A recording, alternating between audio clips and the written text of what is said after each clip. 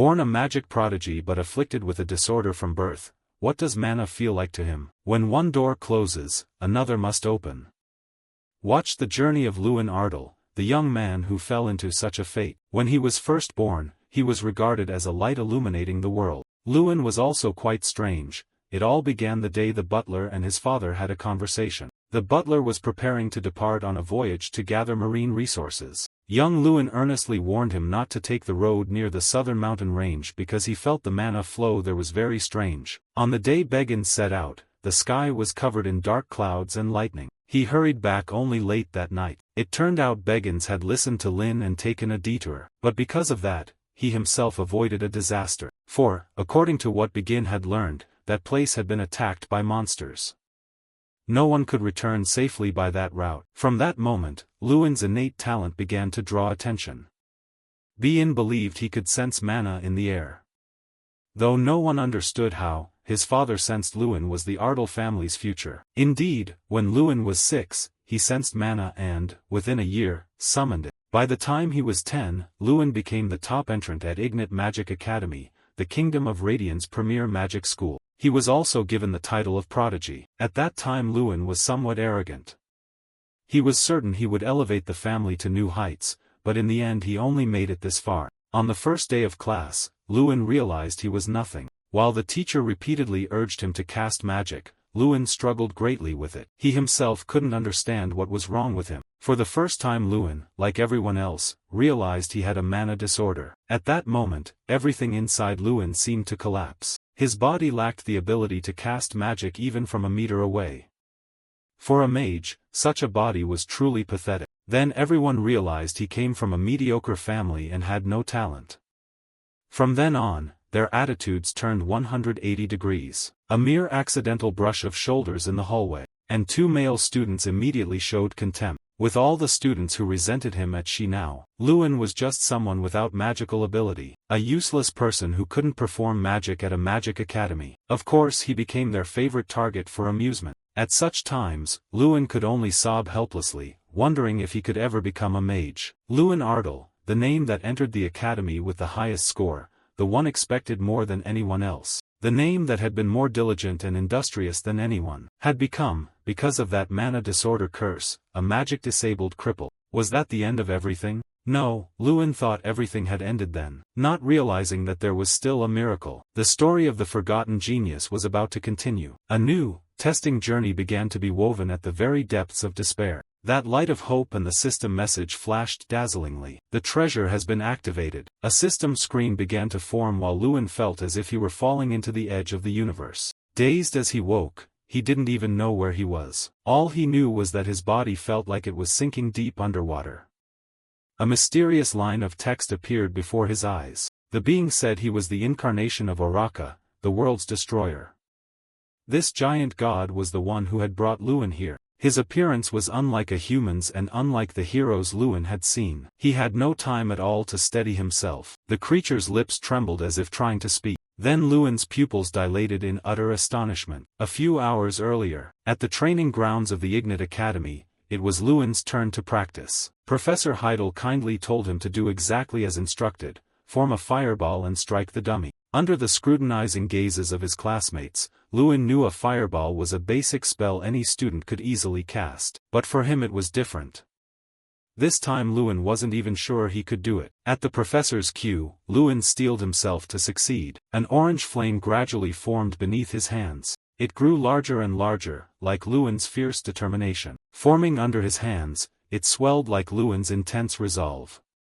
The male students were a little surprised he could muster that much mana. Lewin thought he might finally do it this time. But the familiar thing struck again. His hand began to tremble uncontrollably. Despite his forced, desperate pleas within, the thing called mana disorder defeated Lewin once more. He could no longer bear it and announced his surrender. Yet Windmaster Heidel still wanted him to try to project it. Lewin wanted to, too, but feared it was impossible. According to Heidel, he's now a senior student.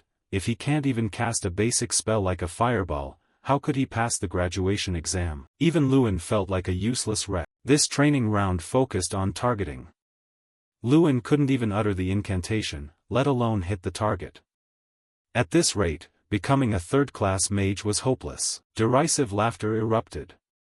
They branded him the Academy's shame. Lewin was so used to this kind of bullying that he paid it little mind. What crushed him was that there had been no hope from the start.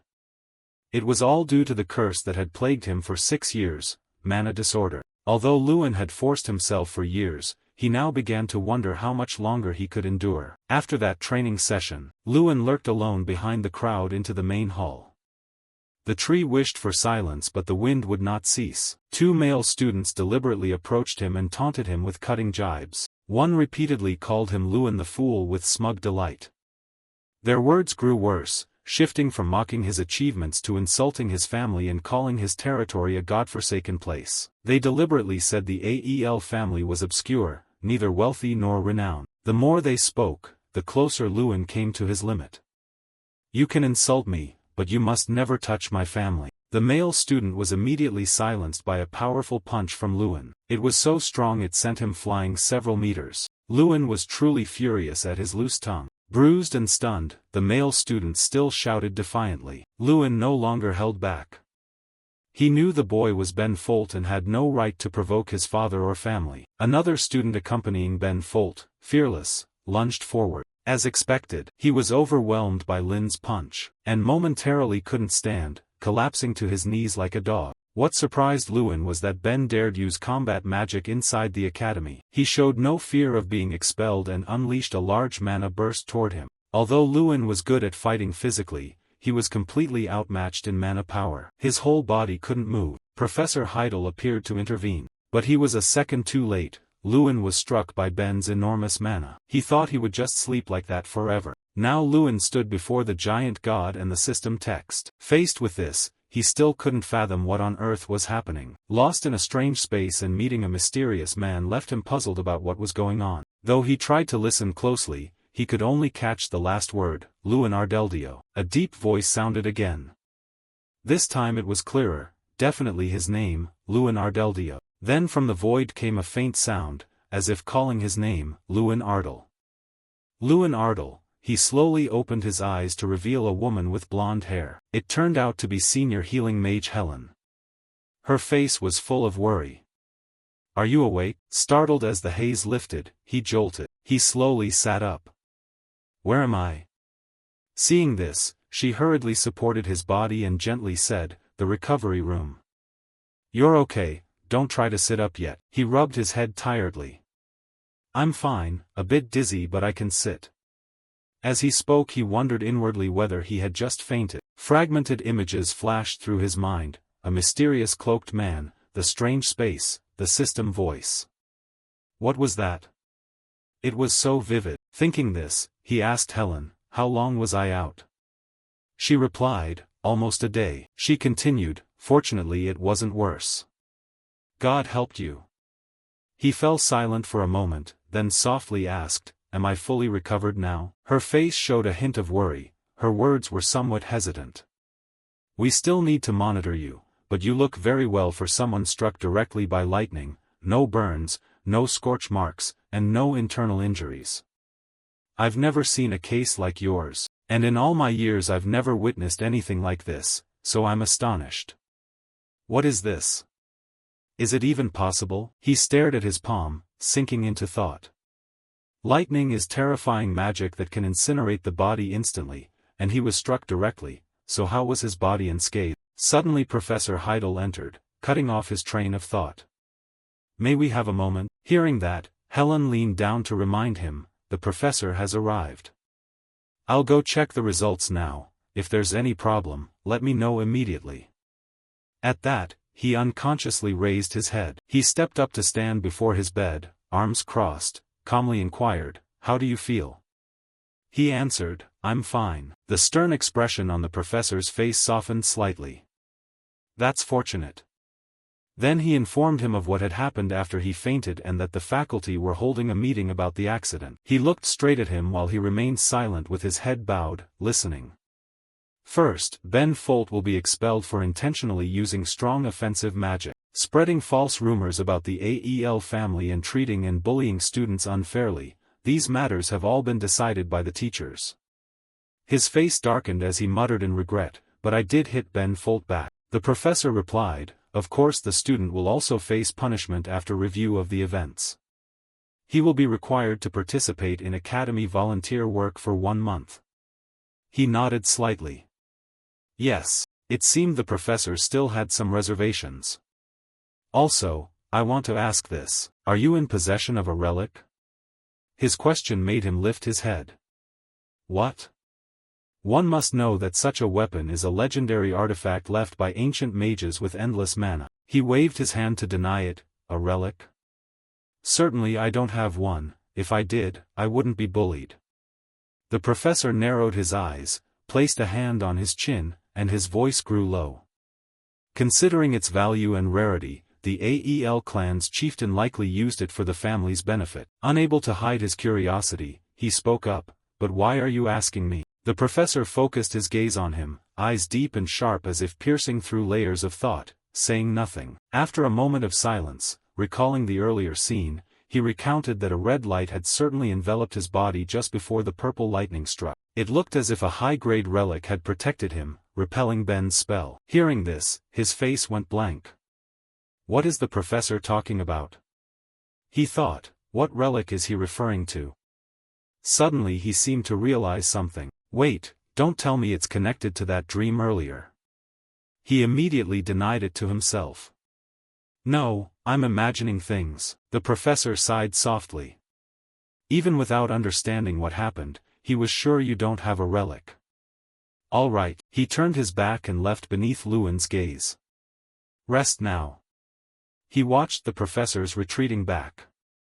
He had told the professor he didn't know what had happened, but the professor said no more. What is the professor thinking? Alone in the room, he sat in deep thought for a long time. What he had experienced felt no different from a dream. And that strange voice. The relic Draka, the world's destroyer, and the player. He kept tapping his forehead with his fingers, muttering, I think there was one more line. What was it? Lewin said suspiciously, status window, and immediately a blue panel appeared in midair, making his eyes widen in astonishment. As if seeing a ghost, he instinctively stepped back and shouted, Ah, what is that? Hearing the noise, Helen ran in. Seeing his stunned face, she asked, Lewin, are you okay? Do you feel unwell? He pointed at the blue panel floating in the air, stammering. No, it's not that. Do you see it, the blue panel in front of me? She looked puzzled. What nonsense are you talking about? There's nothing there, Lewin. Are you sure you're all right? Then an idea suddenly flashed through his mind. Impossible. If she truly can't see it, then this can only be seen by me. On the status window appeared your information, Lewin Ardell, the incarnation of Draka, the world's destroyer, born from the pursuit of infinite power. Mage Draka perished along with his world. For Draka, who was born mana-starved, power was the source of his authority. The relic player of Draka can open a status window and gain limitless power by completing missions. Strength 150, Agility 100, Wisdom 1550. To avoid being mistaken for a madman, he quickly thought of a cover story. It's nothing, I'm a bit out of it. She forced a helpless smile. Don't dwell on it. She held the test results in her hand and happily announced that everything was completely normal. He could return to the dormitory. He smiled, feeling somewhat relieved. Yes, thank you. Lewin reviewed all the strange events. Today he survived being struck by lightning. The red-eyed man he met in another space and the status window could only be seen by him. Then he remembered the first status window he saw in the dream. It said he was the incarnation of Draka. Perhaps the relic of the mage Draka was transferred into me. In the blink of an eye, night had fallen over the training ground. A strange window appeared before his eyes again. He flinched slightly, but curiosity quickly overcame everything and he tapped it. It displayed his first mission. The mission can repeat because you have become a player linked with Draka, the world's destroyer. You must train your body to prepare for power advancement. Perform 100 repetitions of each punching, kicking, and spinning action. Reward, plus 10 strength and unlock a new skill. After reading it, he rolled up his sleeves to begin. His face still showed some doubt and confusion. Punching and kicking relate to strength, but how could that help him become a mage? But this wasn't the time for questions, he had to try. Thinking that, he took a deep breath. He swung his right hand, the punch count rose to 1. Then he swung his left, the punch count rose to 2. He let out a small laugh, a smug grin as if victory were already in hand. Great, it's increasing, at this rate I'll finish quickly. Riding that momentum, he launched the next punch. He shouted in rhythm with the strikes, but the punch count remained stuck at 2. He scrutinized the mission again, frowning. This time it didn't register. He thought it wouldn't count if the motion was wrong. That thought made him much more serious. Okay, how to punch correctly? Stars rose high, perched in the still sky. While everyone at home had fallen into deep sleep, he was panting as if chased by dogs for a full hour. He wearily propped himself on his knees, and finally, there. He smiled in satisfaction. It's finished. The status window appeared, mission completed, awarding +10 strength and unlocking a skill. Wiping the sweat from his face, he glanced up and asked, "What's the reward?" Suddenly he felt a fresh current of energy gradually flowing into his body. He marveled, "What is this feeling? It's flowing gently through my veins, something more fundamental than mana." He clenched his hand, his fingers tightening, his arm trembling slightly with excitement. I've truly gotten stronger. If it's something new, he had to test it immediately. He inhaled deeply, raised his hand, and swung it hard forward. Let's see. With just one punch, the air before him was instantly torn apart. Feeling invincible, he smiled in satisfaction. His strength infused into his magic had truly increased. Speed, air resistance, and impact power had all genuinely improved. While continuously marveling at his new power, he suddenly remembered, what about the skill unlock reward? At his soft call, the status window immediately appeared in midair. The inner power circle is replaced by strength. The mana circle has been replaced by the power circle. From now on, all magic and movements are affected by the player's strength. You wonder about replacing the mana circle with a power circle. Then you place your hand on your chest, feeling the heartbeat. So that means my mana will be replaced by strength. Anyone who senses or studies mana has a circle surrounding their heart. The mana circle plays a major role in releasing and enhancing mana, increasing stats depending on the length and amount of mana a mage can control. You close your eyes and slowly feel a vague movement in your chest. I have 4 mana circles, more than kids my age, but because of my defect they're useless. Suddenly you open your eyes wide as if sensing something. Your mana circle has truly disappeared, so the wildly spinning powerful circle replacing it must be the power circle. Thinking this, you can't help but be startled and lean back in surprise. Done, that shock is quickly replaced by confusion. A power circle replacing the mana circle. You can't be a mage without a mana circle. If this new circle can't do what mana circles do, what will happen to you? A trace of sadness appears on your face. Will your life as a mage end like this? But now pessimism is pointless, so you quickly regain your confidence. No, it's far too early to despair. Try it first. You reach your hand forward, focusing all your will into a familiar incantation, Fireball. Immediately, a surge of power bursts from your palm, and in the blink of an eye a fierce fireball forms. Looking at the flame before you, you exclaim, "So fast, how is this possible?" Staring at the flame, you exclaim, "So fast, how is this possible?" You can't take your eyes off it and feel even more amazed. The moment you see the size of the fireball, you realize. Lewin laughs with delight. This must surely be the power of the artifact. Lewin holds the flame in his hand, thinking inwardly that because magic has a basic activation mechanism, before releasing this power there is usually a 10-second recharge. He calculates silently, but I can completely bypass the 10-second mechanic and create a fireball with the power in my body. Of course the protagonist is always the strongest. He clenches his hand into a fist. This is the power of an artifact. Suddenly something strange appears before Lewin. He's curious. Huh? What is that? It turns out to be a system notification. Huh? You, Draka the Mad Mage, cannot release energy in the usual way and have created this ability. Focus mana into your body and on the enemy. You are not affected by your own magic. When casting spells, an enhancement effect will be added. Magical attacks will deal additional psychological damage. He reads the information the system provides and ponders, focus mana into the body to attack. How does that work? He keeps asking himself. Thinking seriously now, Lewin realizes that Draka fellow also suffered the same mana disorder curse as him, and he focuses mana into his fists and feet. The more he reads, the more he understands, and the less he believes it. Why would he devise such a method? Just then, a quest notification appears. The protagonist regains his spirit and exclaims, "A quest." The quest requires practicing the Mad Mage method, using the power circle and mana to attack targets. For each target hit, the reward points increase by 10. The protagonist seems a bit skeptical. Attack a target? He narrows his eyes, he'd never considered this method. If I could become a mage, if I follow this method. Lewin reaches out and grips the fireball. I have to try it. The fireball in his hand blazes with brilliant sparks as if wanting to burn everything. Finished, Lin's satisfied smile blooms on his face. The system immediately announced, mission completed, plus 10 strength reward. At last Lewin collapsed onto the ground. He looked up at the star-filled sky with satisfaction. Finally, I've completed the mission. Remembering how I'd always failed to release magic before, he couldn't believe he'd now succeeded using a punch. Curiously he wondered how Draka had existed after all. He wanted to investigate, but his body felt leaden. Suddenly strange voices rang out. Oh, what's that? He slept out here?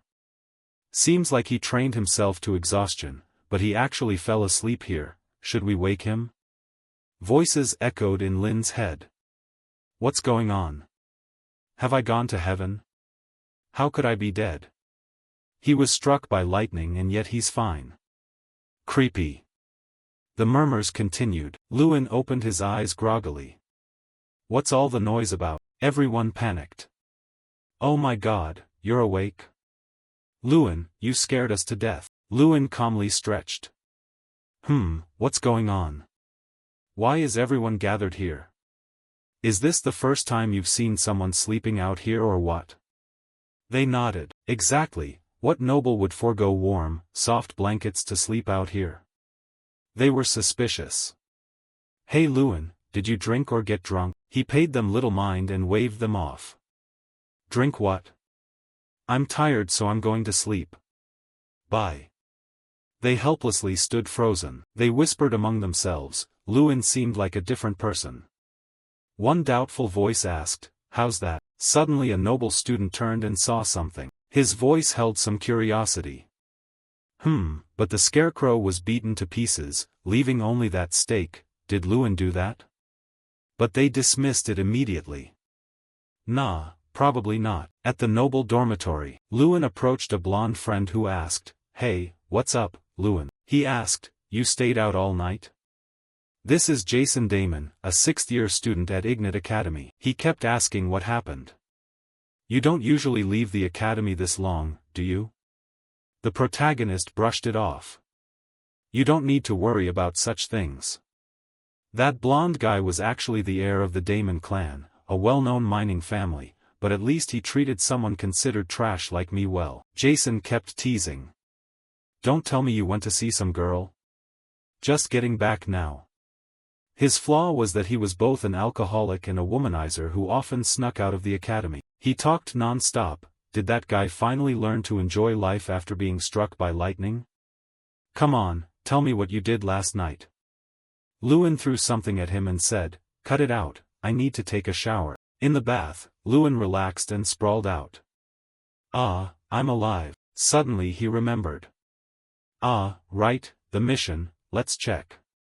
Lewin called out, mission. The notification appeared, repeatable training mission.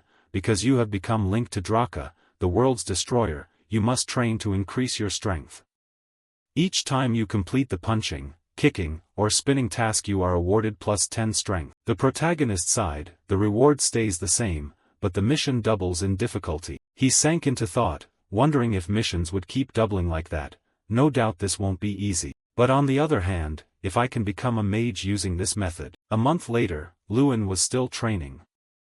The mission can be repeated at most once per day, the reward remains the same while the requirements increase. If I don't complete the mission that day, all progress resets to 0 the next day. What if I never miss a single day's mission? Lewin panted. The mission requirement won't exceed 3,000 times in one day. If he trains any more, he'll probably die from doing too many missions. He twisted his heel lightly. Finally the training mission board updated. All counts like punches, kicks, and spins were completed 3,000 times in total, yet the bonus remained a mere 10 points. That's how the protagonist trained for the whole past month. And he also gained a new passive skill, Body Art, which increases bodily capability, his body becoming more agile through training. In the dormitory, during meals everyone buzzed, Lewin's acting strange these days, did he ever even blink before? Now he's just collapsing and sleeping like that. Someone immediately retorted, do you only see that? Lately he practically eats and sleeps at the training yard and only practices kicks. Someone chimed in, hey, leave him alone, this is the first time he's been odd like this. They murmured that he was probably doing it to cope with his mana disorder. Anyway, it apparently had no effect at first. As for Lewin, a month passed, I'd completed the missions and gained a few clues about Draka, but I couldn't find the name Draka in any record. Everywhere was the same, moreover, things like the World Destroyer player, mission board, system, and status window left no trace. He couldn't stop wondering, Draka, who exactly is he? At that moment the status board also appeared, Lewin Ardal, incarnation of Draka, the world's destroyer. A question constantly lingered in Lewin's mind, who was the one actually granting him power? Suddenly a loud voice called, Lewin, come here. It was Jason. The protagonist was curious. What's up? Jason asked. Know anything yet? He looked puzzled. Jason's face showed some embarrassment. So you don't know something, which is why you can leisurely read like that. Lewin asked back, is it something serious? Jason glanced at the Ardal patriarch present. The protagonist's eyes suddenly brightened. What? Jason repeated, Lewin, your father. Heavy footsteps sounded. Lewin pushed the door open and entered, panting non-stop. Father. Everyone immediately looked back. His father cried out, Lewin, my son, you're here. They chose to sit apart. The protagonist spoke first. It's been 6 years, hasn't it? Since I left and entered this academy, have you been well, father? His father nodded. Yes, I'm fine. He didn't forget to ask after family. What about Luina? The man proudly said, your sister? She's grown up, these days she's even training in swordsmanship. She says she'll protect her weak older brother. Lewin laughed loudly. Ha ha ha, how embarrassing. The man waved it off, she's always been bold, hasn't she? Lewin suddenly changed expression. Father, I assure you I'm doing very well right now. His father looked puzzled. What do you mean? Lewin reiterated, I'm really fine, no physical or mental harm at all. Patriarch Ardal took a sip of tea. His voice was oddly calm. Listen, actually I came to the academy to ask your opinion about leaving the academy. He reassured him, if it's too difficult, you can return to your territory anytime. I know you've faced many hardships you haven't spoken about, right? He understood. I had already guessed why father came.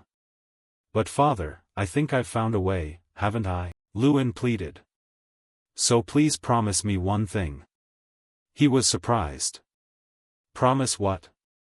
The protagonist firmly declared that he would score well on the upcoming practical exams. In return, if I fail, from now on I will no longer act on my own but will obey you. He knew that after promising to score high on the practical exams, his father saw his determination clearly and returned to the manor after their talk. And then the exam the protagonist had long awaited finally arrived. The proctor called out, all right, attention. Standing on the podium the teacher began to explain the rules. Today is the introductory magic exam. Note that any cheating will result in immediate failure.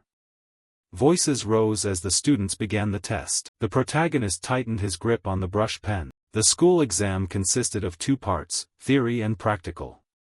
The practical test had 4 sections, target identification, magic measurement, real combat, and one-on-one duels. As someone with mana disorder, our protagonist had scored full marks in theory for the past 6 years.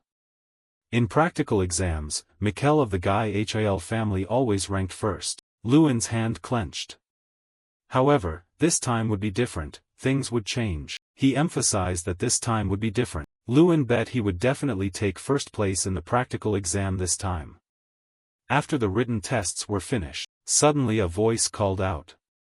Lewin. It was Jason. He stepped over and said, "You've seemed a bit off lately. Do you have a plan for the practical exam today?" Lewin nodded. Yes. I'll do it in a new way. Jason was surprised. Huh? Really?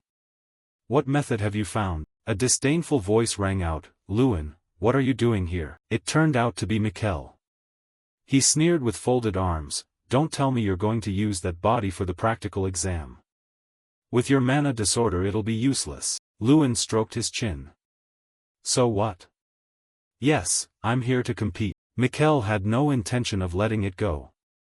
Humph, Lewin, as an exemplary student, if I were to give advice to someone who's failed the practical exam 6 times like you, his tone full of mockery, what should I say, come here to be humiliated? Why don't you just give up right now? Lewin retorted, who knows, I don't think your advice is helpful. Mikkel patted his shoulder. I think you're misunderstanding. You really think someone with mana disorder can pass the test? He was noticeably annoyed and wondered what was wrong with that bastard. Mikkel ground his teeth, he used to be lowly, so why is he suddenly so confident now? How annoying. He challenged, I'll show you in the one-on-one, just wait. Finally the exam began. The first portion was target identification. Its official name was the multi-target shooting test. The format was simple, the test measured how many targets could be shot down in a single cast. However, this year's test differed from last year's because the difficulty had increased. Targets moved continuously, contestants kept competing, and the organizers announced the number of targets hit.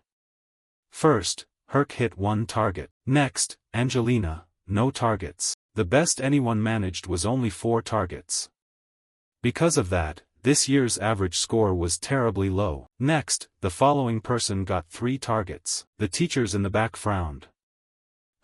Just a slight increase in difficulty and scores have plummeted, this year's student quality is poor. But suddenly a reminder chimed, Professor, it's a bit early to be disappointed now. Professor Elric, head of the Magical Pharmaceutics Department and Mikkel Garyhill's uncle, appeared very proud. Next is Michael's turn, watch this. Professor Elric seemed very eager for his nephew's performance. The boy is up now. He was preparing to strike, an idea still flickering in the arena. Watch closely, Lewin. He's very confident, I don't know what you plan to do. Professor Elric shouted. Mikkel boasted confidently, this is the difference between you and me. Then he launched the attack. A series of scarecrows were struck and fell after that decisive blow. Everyone watching marveled. Wow, that's Elric, 1 cast hits so many targets, he'll probably take first place again. Teacher Elric edged closer, how was it? The boy lives up to the Garyhill lineage, doesn't he? He kept bragging. At this rate Mikkel is truly the pride of our academy. He'll surely be the representative student this year. Suddenly a voice cut in. All right, Professor Elric, we think we don't need to watch the talents of this year's class any further. The speaker was Professor Tyrion Ignat, the academy headmaster and a level 7 grandmaster. Professor Heidel still objected, why don't we stay a bit longer? It's almost Lewin's turn. Professor T asked, Lewin? Is that Lewin Ardell, Professor Hello? That kid is still at the academy? He agreed. Well, for the boys' sake let's stay and watch a bit. It's fine to sit and observe. Lewin rubbed his wrist. All right, this is a good chance to test my strength. The instructor spoke, Lewin, begin. Lewin, holding a fireball ready in his hand, acknowledged, yes, sir. A brilliant flame flared around him, shimmering like scorched gold. Everyone watched in astonishment. What is that? What's happening with the casting speed? The students buzzed. Wow, how many targets? Nobody knew. Impossible. Mikkel ground his teeth in fury. He sneered and reminded them, don't you know Lewin has mana disorder? Even if he casts 1,000 times, who knows if he'll hit any targets. That useless trash can't do anything right. But while no one noticed, a power buff system activated. Time refraction activated, warping time refraction for 30 seconds. Speed increased by 200% power, movement speed became faster. You moved beyond the time warp, cooldown is 5 minutes. Lewin recalled the skill he had obtained recently, time refraction, which lets him move unusually fast to anywhere he wants. In other words, he became virtually instantaneous. The energy radiating from the protagonist was so great it overwhelmed everything around him. The brilliant flames encircled and protected him. The professors watched intently. The students' eyes went wide. Finished. Lewin smiled smugly. It's done. Wooden fragments flew everywhere through the air. Lewin hit 27 targets. The supervising teacher turned pale, sweating profusely. Lewin stood panting, staring at the pile of targets. Whispers began. What was that? Did he cast magic in his hand and then strike the targets with his fist? 27 targets, he set a record for targets hit in this test. How could he move that fast? Did he really use magic to hit the targets by hand? So many surprises. Then everything fell silent. Then a single clap broke the silence. The academy principal Tyrion Ignat. He was the first to stand and give Lewin a round of applause and praise. Lewin was outstanding. Everyone was still stunned by his surpassing pick CRB performance. Even the headmaster acknowledged him. People began to cheer. Yes, amazing, Lewin, congratulations. But amid the cheers there were those who refused to recognize others' abilities. Some were angry, some silent, some puzzled. What could they do? Things remain as they are. Of course there had to be that arrogant one. Judging by his angry face, he clearly couldn't accept it, but could only monologue inwardly, Lewin, that brat, how could this be? He clenched his jaw and brows as if ready to explode but could do nothing. The cheers of congratulations echoed everywhere. He stood silently but was secretly delighted, praised and recognized by others. It was something he hadn't experienced in 6 years, he hadn't once received praise all those years. His chest felt warm. Lewin lifted his head and smiled faintly. Sunlight fell on his youthful face. His eyes showed pride in himself and the feeling of being acknowledged. Yes, this was the feeling he'd always wanted. In the meeting room, Elric spoke irritably, casting magic in your hand and then striking the target. How can you call that magic? I've never heard of any magic like that. Just look at his scrunched-up face, of course he won't accept it. Heidel immediately retorted, but you know, magic has no limits. This is a field where anything can happen. He set his face sternly. If everything only followed rules, it wouldn't be magic but mathematics. Exact. If you stick to the rules forever, how do you advance? Advances by whom and judged by whom? Elric still wanted to argue with Heidel, but before he finished speaking Tyrion signaled for him to shut his mouth. He spoke gently. Today I witnessed a student create a miracle. Joy showed plainly on his face. It was a miracle of magic that felt almost unreal to me. However, it seemed the professors disagreed on the matter. All fell silent, tacitly agreeing with the headmaster. Elric, furious, refused to accept the truth. Damn it, that Lewin's causing chaos, who would have expected this to happen? Jason slapped Lewin on the shoulder and shouted, "Hey, the Supreme Mage is here." You're about to knock the whole place over with Jason's shoulder pat, then whispered, "All right, cut it out." Hearing that, a few people approached them. "Oh, it's Lewin." Everyone greeted him. "Lewin, hi. How did you do it in yesterday's practical test?" He returned greetings but couldn't say anything. Questions from classmates kept piling on. "Lewin, you know my name, right? We've been in the same class for 6 years." He hurriedly escaped the crowd, thinking that until yesterday he had been an anonymous nobody at this school. Lewin turned his back on everyone and hurriedly told Jason, "Jason, I'm heading back now." Even today he still couldn't believe how quickly everything had changed. Overnight everything was different, and he couldn't adapt yet. Honestly, being alone felt more comfortable. Still, he knew one thing clearly, many people still disliked him. He slowly opened his room door. Some blonde-haired guy was standing in his room. Hearing the door, he spoke, "There you are. Oh, you barged into someone's room and talk like that? What are you doing in someone else's dorm room?" Mikhail asked, frowning, his gaze as if ready to set him on a pedestal and admire like a rooster. Mikhail stepped closer, lifting his contemptuous tone, "You're puffed up over that thing that's not even magic. Your arrogance makes me sick, so I'm here to remind you not to be conceited." He spoke words that made one want to scratch a monkey's butt immediately. "But you retorted right away, aren't you embarrassed that your score was lower than the one you've looked down on for 6 years?"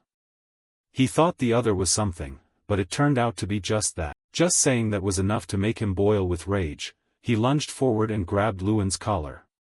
"What did you say? You bastard?" Luan's face remained cold and expressionless in the face of his outburst. He calmly held the hand grabbing his shirt. He loosened it gently with little effort. That calm, gentle motion made the other tremble even more in surprise. Mikhail was somewhat startled, his brows knitting. "What the hell? Is this useless brat this strong?" He could hardly believe his eyes. "Mikhail, we both need to graduate." Luan leaned close, his gaze more intense. "If you really want to bully me, wait until the one-on-one combat test and we can have a fair match." He spoke with a low growl, making Mikhail break into a sweat. Mikhail shoved his hand away. Mikhail glared angrily. "You think you're qualified to fight me? A failure like you." Luan immediately shot back, "Just wait and you'll see whether I'm qualified or not." Qualified by whom, judged by whom? His eyes fixed firmly on Michael's dog-like face. Mikhail walked off, not forgetting to cast a sharp glare at him.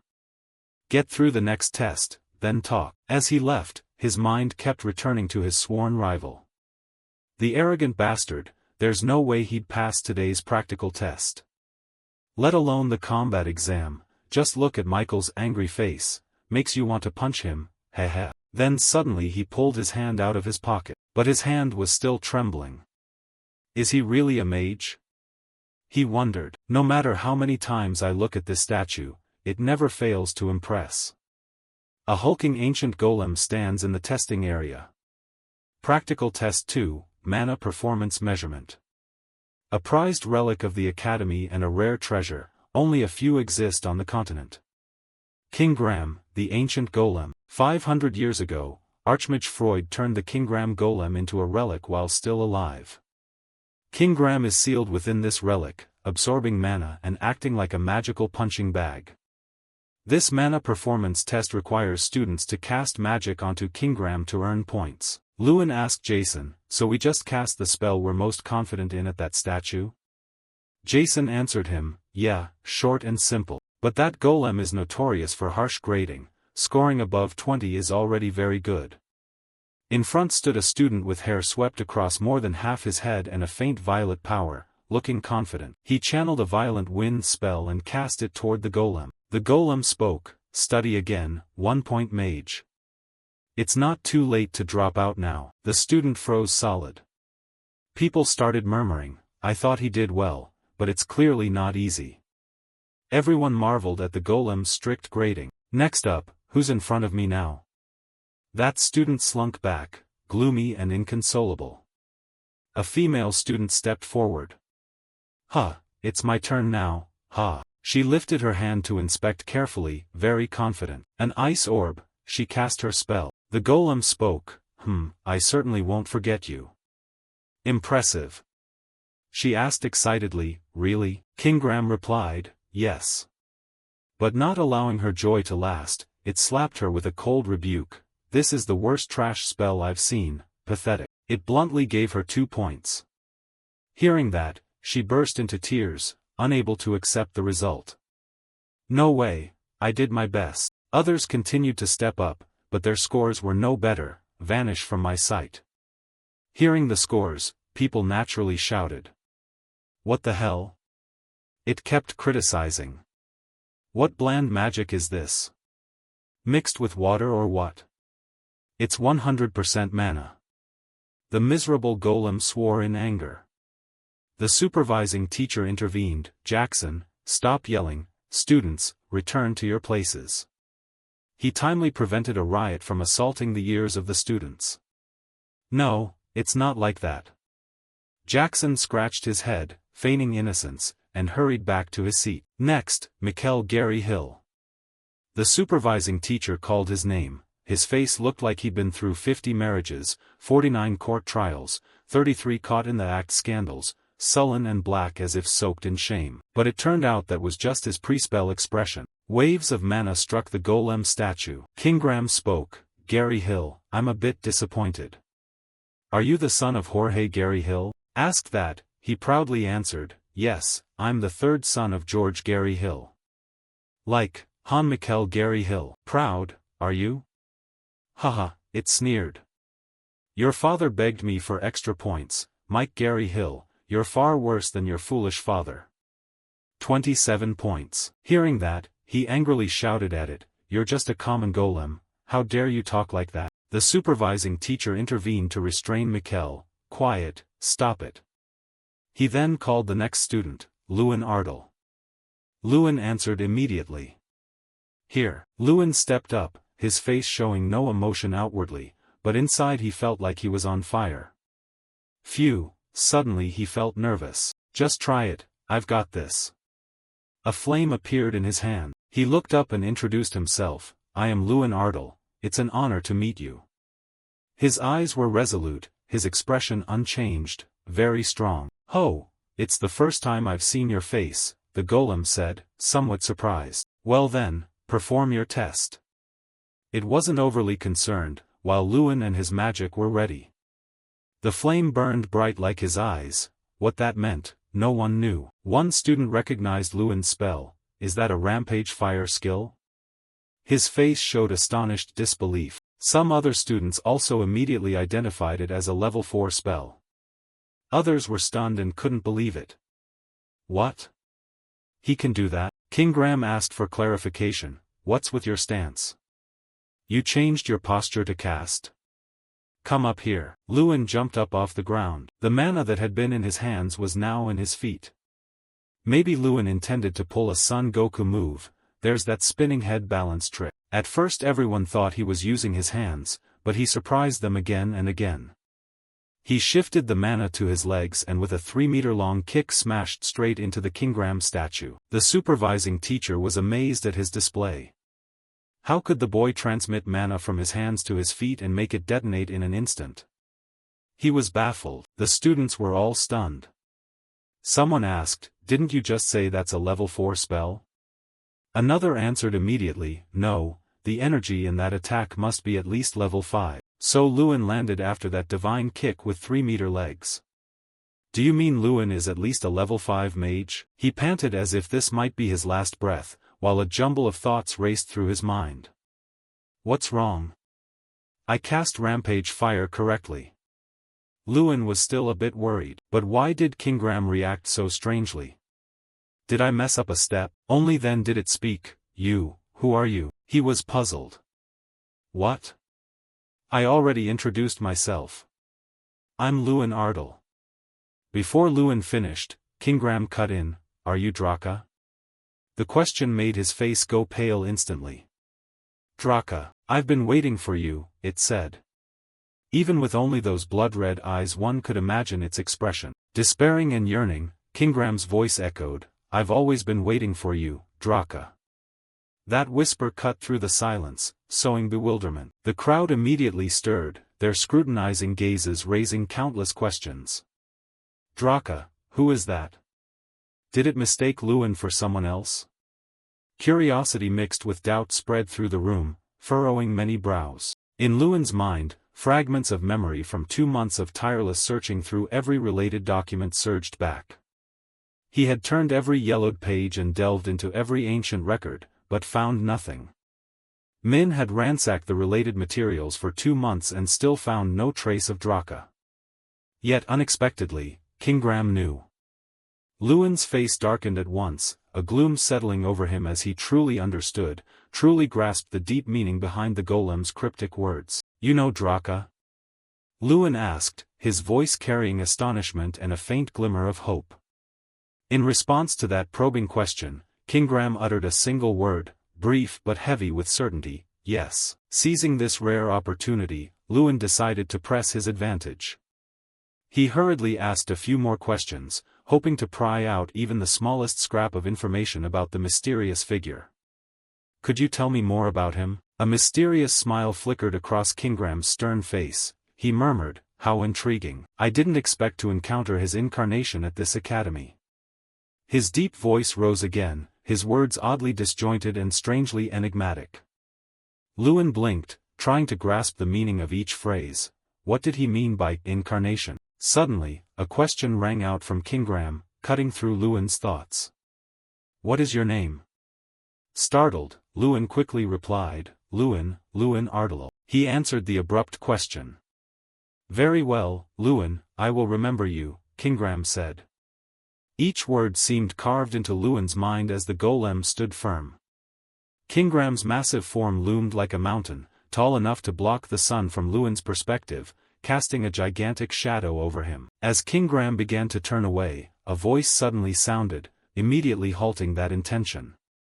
Excuse me, before you go, could you tell me how many points? The question echoed. There are too many people here, I'll tell you later. The evaluation ends here, this magic is not something I can score.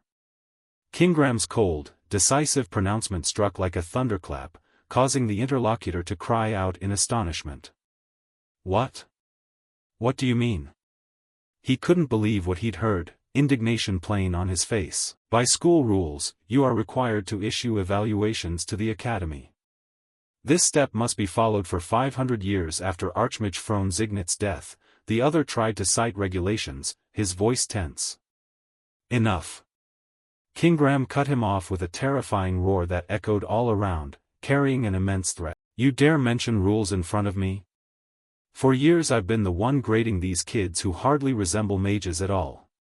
His face tensed to the extreme, his blood-red eyes flared with fury, causing the man to falter and stammer, I am sorry, but I don't care about that useless brat. Kingram growled, contempt clear in every word, though an agreement remained an agreement. I will give you the points. He fell silent, his gaze, sharp as a dagger, made the man gulp and sweat coldly, revealing extreme anxiety. 1 is 0, 2 is 100, what do you want? The small destroyer said in a low voice, directing the question straight at Lewin, prompting an immediate reaction. A radiant smile spread across Lewin's face. Without hesitation or doubt, his eyes firm, he answered, of course, 100 points. The news spread like wildfire, causing a commotion throughout the academy halls. Did you hear? Kingram gave him 100 points on his test. Whispers and discussions followed instantly. Huh? Kingram gave who 100 points? Someone asked, surprise audible in every word. Word as he awarded the legendary low-ranked Lewin Ardalo. People around began to chatter, their faces showing utter astonishment at such shocking news. At that moment, a stern voice rose, cutting through the noisy atmosphere. It was Professor Heidel. He walked over to Lewin, eyes assessing. Causing trouble again, huh? Lewin started, immediately turning toward the voice. Professor Heidel? Why are you here? Lewin asked, a little surprised. Heidel folded his arms sternly and took measured steps closer to Lewin. News of Kingram giving Lewin 100 points had reached the principal. Upon learning this, the principal decided to reward you because this had never happened before. Professor Heidel's words carried a special solemnity, underscoring the significance of the matter. Here, take this first. Saying that, he handed Lewin a scroll he was holding. Lewin read aloud the words on the scroll, his face full of confusion and doubt. Treasure Vault Room, what is this? Without further explanation, Heidel waved toward himself, turned his back and began walking, signaling for him to follow. After a long walk, crossing silent corridors and mysterious doors, Heidel stopped before a room with a tightly shut door. The door looked ancient and imposing, as if it had weathered centuries. When he opened it, a cold gust spilled out. Professor Heidel motioned for Lewin to enter, and they went further inside. Wow, I didn't know a place like this existed, Lewin said as he followed, eyes curious, exploring this unfamiliar place for the first time. Everything here was completely different from what he'd seen in the academy. Of course, Heidel explained, this is the only place in the academy that's forbidden. Hearing that, a vague question formed in Lewin's mind, the one place forbidden in the academy, so why was the teacher bringing me here? Curiosity mixed with a bit of unease began to creep into his thoughts. Finally, they stopped at another door, more securely closed than any other. Heidel halted, turned to Lewin with a stern look. This leads to the treasure vault, I'm only allowed to come this far. He looked at Heidel, anxiety and unease rising. So I have to go in alone? Yes, go in, I'll wait right here for you, Heidel reassured him. At last he stepped forward to open the door before him, still full of unanswered questions. He didn't know what would happen, but the teacher said it was a reward, so he might as well see. With a bit of courage and curiosity, he pushed the door open. He stepped inside. Before Lewin lay an empty yet overwhelmingly vast chamber, its atmosphere grim and eerie. Dim light filtered in from somewhere, barely revealing the room's scale. So this was the treasure vault. He glanced around, though no items were on display, he could feel the presence of countless valuables. Many of the treasures here he had only heard of by name. This must be Archmage Nit's treasure storeroom. While Lewin was engrossed in looking around, overwhelmed by the vast, shadowy vault, a low voice sounded directly behind him, making him start and tense up as he spun around. You look lost. Who was that behind me? Lewin wondered, his eyes scanning warily for the voice's owner. The man continued in a tone of penetrating depth, as if reading Lewin's innermost thoughts. As if you don't recognize your true worth. Only then did Lewin realize the voice was strangely familiar. It was Kingram seated firmly on a chair placed in the center of the room. Kingram, how was he here? What struck Lewin even more and utterly astonished him was that the figure was no longer an inert statue. Instead, Kingram appeared in human form, vivid and imposing. He was no longer a stone statue. As if easily reading Lewin's mind, Kingram explained in a warm yet mysterious voice, surprised I'm not a stone statue anymore? This is the only place I am allowed to use this body. Thanks to the ancient mana that fills this room, I can exist in my original form instead of being a mere relic. Hearing that, Lewin replied softly, I see. He looked up at him, eyes full of skepticism toward Kingram's earlier words. What do you mean I don't know my true worth? Kingram's sharp teeth seemed more pronounced, exuding menace as he spoke. Plainly put, you truly don't know your own value. Even the magical relic you're using resembles Draka's. Kingram's next word struck Lewin like a blade to the heart, leaving him stunned as he realized a shocking truth. He knows about the relic? Lewin thought, overwhelmed with amazement. He looked down at him, eyes piercing as if penetrating every thought. That relic is rare in the world, how did you obtain it? And what is your connection to Draka? Kingram paused, waiting for Lewin's answer. Lewin met him with a serious look, his voice filled with curiosity and a touch of helplessness. I'm wondering that too. Who is Draka? He watched Lewin for a moment in silence before beginning to explain, his tone tinged with nostalgia and reverence. He was an entity that sought to become a god. One day he came to the Celestial Peak clan, where I lived. At that time he was small and short, looking quite unsightly. Yet his power was so extraordinary that no one in the Celestial Peak clan could resist him. Moreover, he grew stronger day by day, so even if we elves attacked him all at once, we could not defeat him. We revered him, he lived among us as if he were one of our own. He taught the language of magic to the future clan chief, me, for nearly 100 years. What? 100 years? How could a human possibly live that long?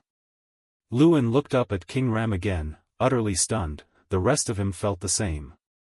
His mind could hardly believe what he had just heard. Kingram let out a fierce laugh, his sharp teeth gleaming in the room's dim light. Perhaps because he is not human. The assertion landed like a heavy blow, revealing an astounding truth about Draka and raising countless new questions in Lewin's mind. His true identity is the Black Dragon Dracagonia, Kingram declared, delivering a severe shock to Lewin. Unbelievable, Lewin blurted, his voice caught by surprise. So dragons really do exist. He quickly absorbed the information before him and asked again, seeking confirmation.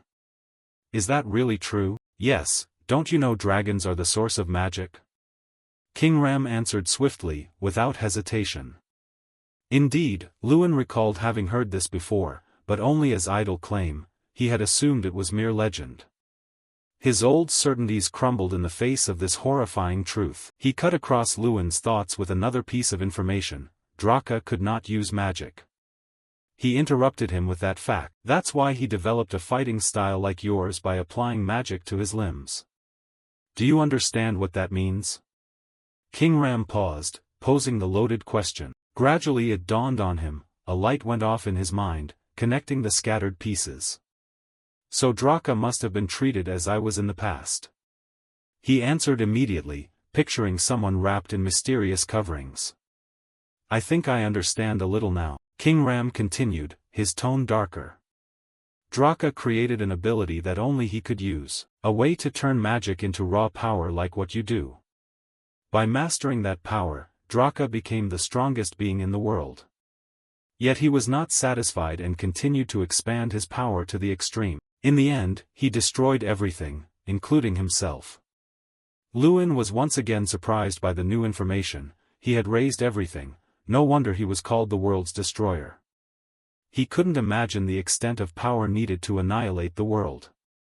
Awe mixed with fear as Lewin envisioned that terrible strength. Suddenly, a familiar system panel appeared before Lewin with fresh content. You have achieved the Trace Draka discovery. Reward, title, Fiend Ally of the Elf skill, Raging Sprite, an avatar of elemental power. Upon receiving the Fiend Ally title, the title's effect increases elves' friendliness percentage. The title's effect helps the holder communicate with elves. Reading each line, he rubbed his chin and thought, suddenly rewarded with communication, well, better than nothing. Although still bewildered, he accepted the unexpected gifts. The system panel reappeared, displaying details of the new skill, Raging Sprite. Actively borrow power from an elf's fury to instantly amplify one's strength. Power reaches 300 for 30 seconds, the effect will gradually increase under the influence of the body's skill. Cooldown, 3 minutes. With a serious look as he finished reading the reward information, Lewin murmured, this seems like a level skill. The moment he reached out, a glossy blue orb instantly appeared, fitting neatly in his palm. But the orb already bore a few cracks, as if it had existed for a long time and endured much damage. Strang, an embodiment of power, what is that? Why is it suddenly in my hand? Lewin wondered, curiosity tinged with worry. King Ram rose from the stone throne, his massive form blocking part of the room's light. It seems you've just received a quest reward. Draka used to stare into space and speak like that too. King Ram's words confirmed what Lewin was experiencing. Still holding the blue orb, he looked up at him with questioning eyes. Do you know what this is? King Ram replied confidently, all right, bring it here for me to see. He leaned in to stare at the glowing orb in Lewin's hand for a moment. He examined it carefully and then stated, it's a strang. Eager for more information, Lewin asked further. King Ram answered in a deep voice, an item? It's not an item, it's an embodiment. He looked at the orb in his hand skeptically, barely able to believe his ears. What? This is an embodiment? King Ram began to persuade him, his tone certain as if he'd seen it all. He had always been beside Draka. Why wouldn't I know? From its current state, I suspect Draka sealed it in this spirit stone before he died. He continued explaining Strang's nature. It is an embodiment of power. Though called a spirit, it is unlike ordinary spirits. Its temperament is hot-headed, it begged Draka daily for boundless power, but if its desire is met, it will grant you limitless strength. King Ram concluded, revealing a potent but risky force. You mean that embodiment will revive from this stone? Lewin frowned, raising the orb higher. The orb now looked slightly more cracked than before, tiny fissures were beginning to appear. Don't worry too much, the old man reassured him. As King Ram finished speaking, something unexpected happened. The orb suddenly sprouted more cracks, the fissures widening. When it was about to burst, Lewin held it and watched it slowly fracture. His heart pounded, it's breaking. He silently cried out in surprise. But contrary to what he'd imagined, an object no larger than his palm emerged as the smoke and shards of the orb dissipated into the air. Lewin stared at it, astonishment clear on his face. This is a bear. It rubbed its eyes and cursed hoarsely, its voice shrill but annoyed. You brat, how dare you call me a bear? This bear could talk. A bear that can speak? His curious, surprised questions kept coming, and the bear bared its teeth in anger. Don't you dare look at me as a bear anymore, you brat.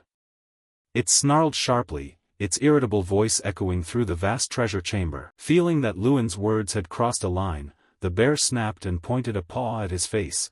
Don't call me a bear anymore, you powerless one, though you are a bear. His face showed shock and confusion, a bead of sweat rolling down his cheek. How could a bear talk? It reddened with anger.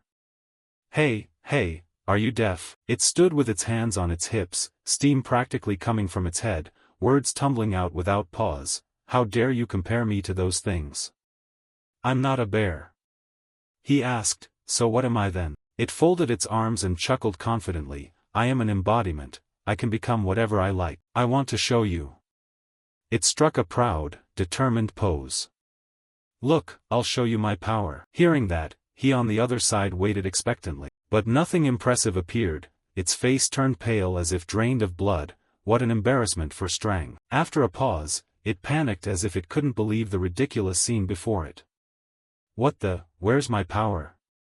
What's wrong with your face? What did you do to me? Suddenly spoke up, probably because I was reborn with an empty stomach. Give me food. You saw and assessed. Why is this bear so rude? You broke the bad news to it. There's no food here, I don't even know what you can eat. Like a thunderclap, it screamed in despair. What? There's no food either? Why is my master so weak this time? You were baffled. Master, me? Bored and annoyed said, it gave up on the world, curled into a ball like cotton candy and fell asleep. Whatever, I'm sleepy now. When it's mealtime, remember to call me. You felt 30% powerless, 70% amused. What do you mean? Call me master, then say I'm weak. You gently hoisted the sleeping Strang onto your shoulder. The naive sight made King Ram chuckle. Heh, John Jason truly is hard to change his nature. Seeing it again stirred a bit of nostalgia in him. Seeing you with Strang reminds me of the old days. He seemed lost in memories of the past, recalling the days facing Strang and Draka in the old place back at the Celestial Peak clan. When the reverie ended, in the vast treasure chamber he sat regally in his seat, his gaze fixed on you. Lewin Ardalil, the little destroyer bearing Draka's will, what do you intend to do? You asked back, about what? He hurriedly replied, the power you hold will make you stronger. It may lead you to greatness, or it may consume you. I ask again, once you grow stronger, what will you do? Hearing that, you fell into deep thought for a long while. The reason you want this power is to protect your loved ones from monsters, to restore the family's name, to prove yourself to those who dared to look down on you. You smiled with satisfaction, that should be enough. You have too much to protect, you can't let this opportunity slip away. After thinking it through, you looked straight ahead with more determination than ever. I will live as I wish for my loved ones, my family, and myself. Seeing the kid before him was promising, he nodded with approval. Not bad, I will look forward to that future of yours. You learned more about Draka from King Ram, and each day still began with quests. The only change was the training ground. Now Lewin was practicing diligently. He wiped the sweat streaming from exhaustion and reminded, Strang, get up, are you skipping a meal? At the mention of food, it immediately woke up, its eyes sparkled and its mouth drooled. Food? As if a single second delay would lose the food, it quickly leapt onto you. While you prepared to cast the spell, it had already opened its small mouth wide. Ope! You glanced at its voracious look and felt helpless. This brat goes crazy for food and eats a lot. It focused on scooping the 3 flames burning on your hands. The streams of red fire rolled into its mouth. After eating, it patted its chest in satisfaction and let out a loud, I feel better now. You thought to yourself, the food I meant is the power gained from quests. Strang will consume my power. Strang, the one-star spirit embodiment, responds to the primal nature of power. Power is proportional to its vessel, the larger the vessel, the greater the power. It once challenged 7 kings and the black dragon Dracagonia and was defeated. After it ate its fill, thanks to its special companion skill your power points increased. You praised, you're useful too. It proudly puffed out its chest. Of course you confirmed, each time you grow stronger, I will receive up to 100 power points. Oh, it explained, if I reach 2 stars it's 200, 3 stars 300. It increases like that. Before being sealed I had over 31 stars. Hearing that made your head tingle. 31 stars, 3,100 power points, I haven't even reached 1,000 points and I'm already strong. It seemed the revelation made you jealous, eager to become as powerful as in those days. How did Draka achieve that? Besides quests, is there any other way to increase power? Sensing your thoughts, it grinned wickedly. Heh, now you see my value, do you?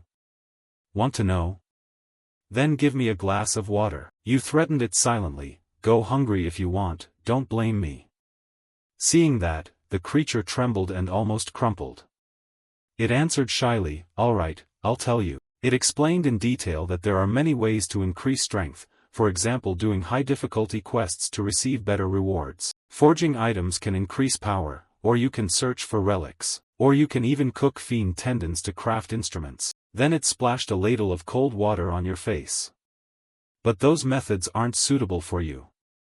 You wondered why there were so many ways. It plopped down on your shoulder, arms folded, sneering.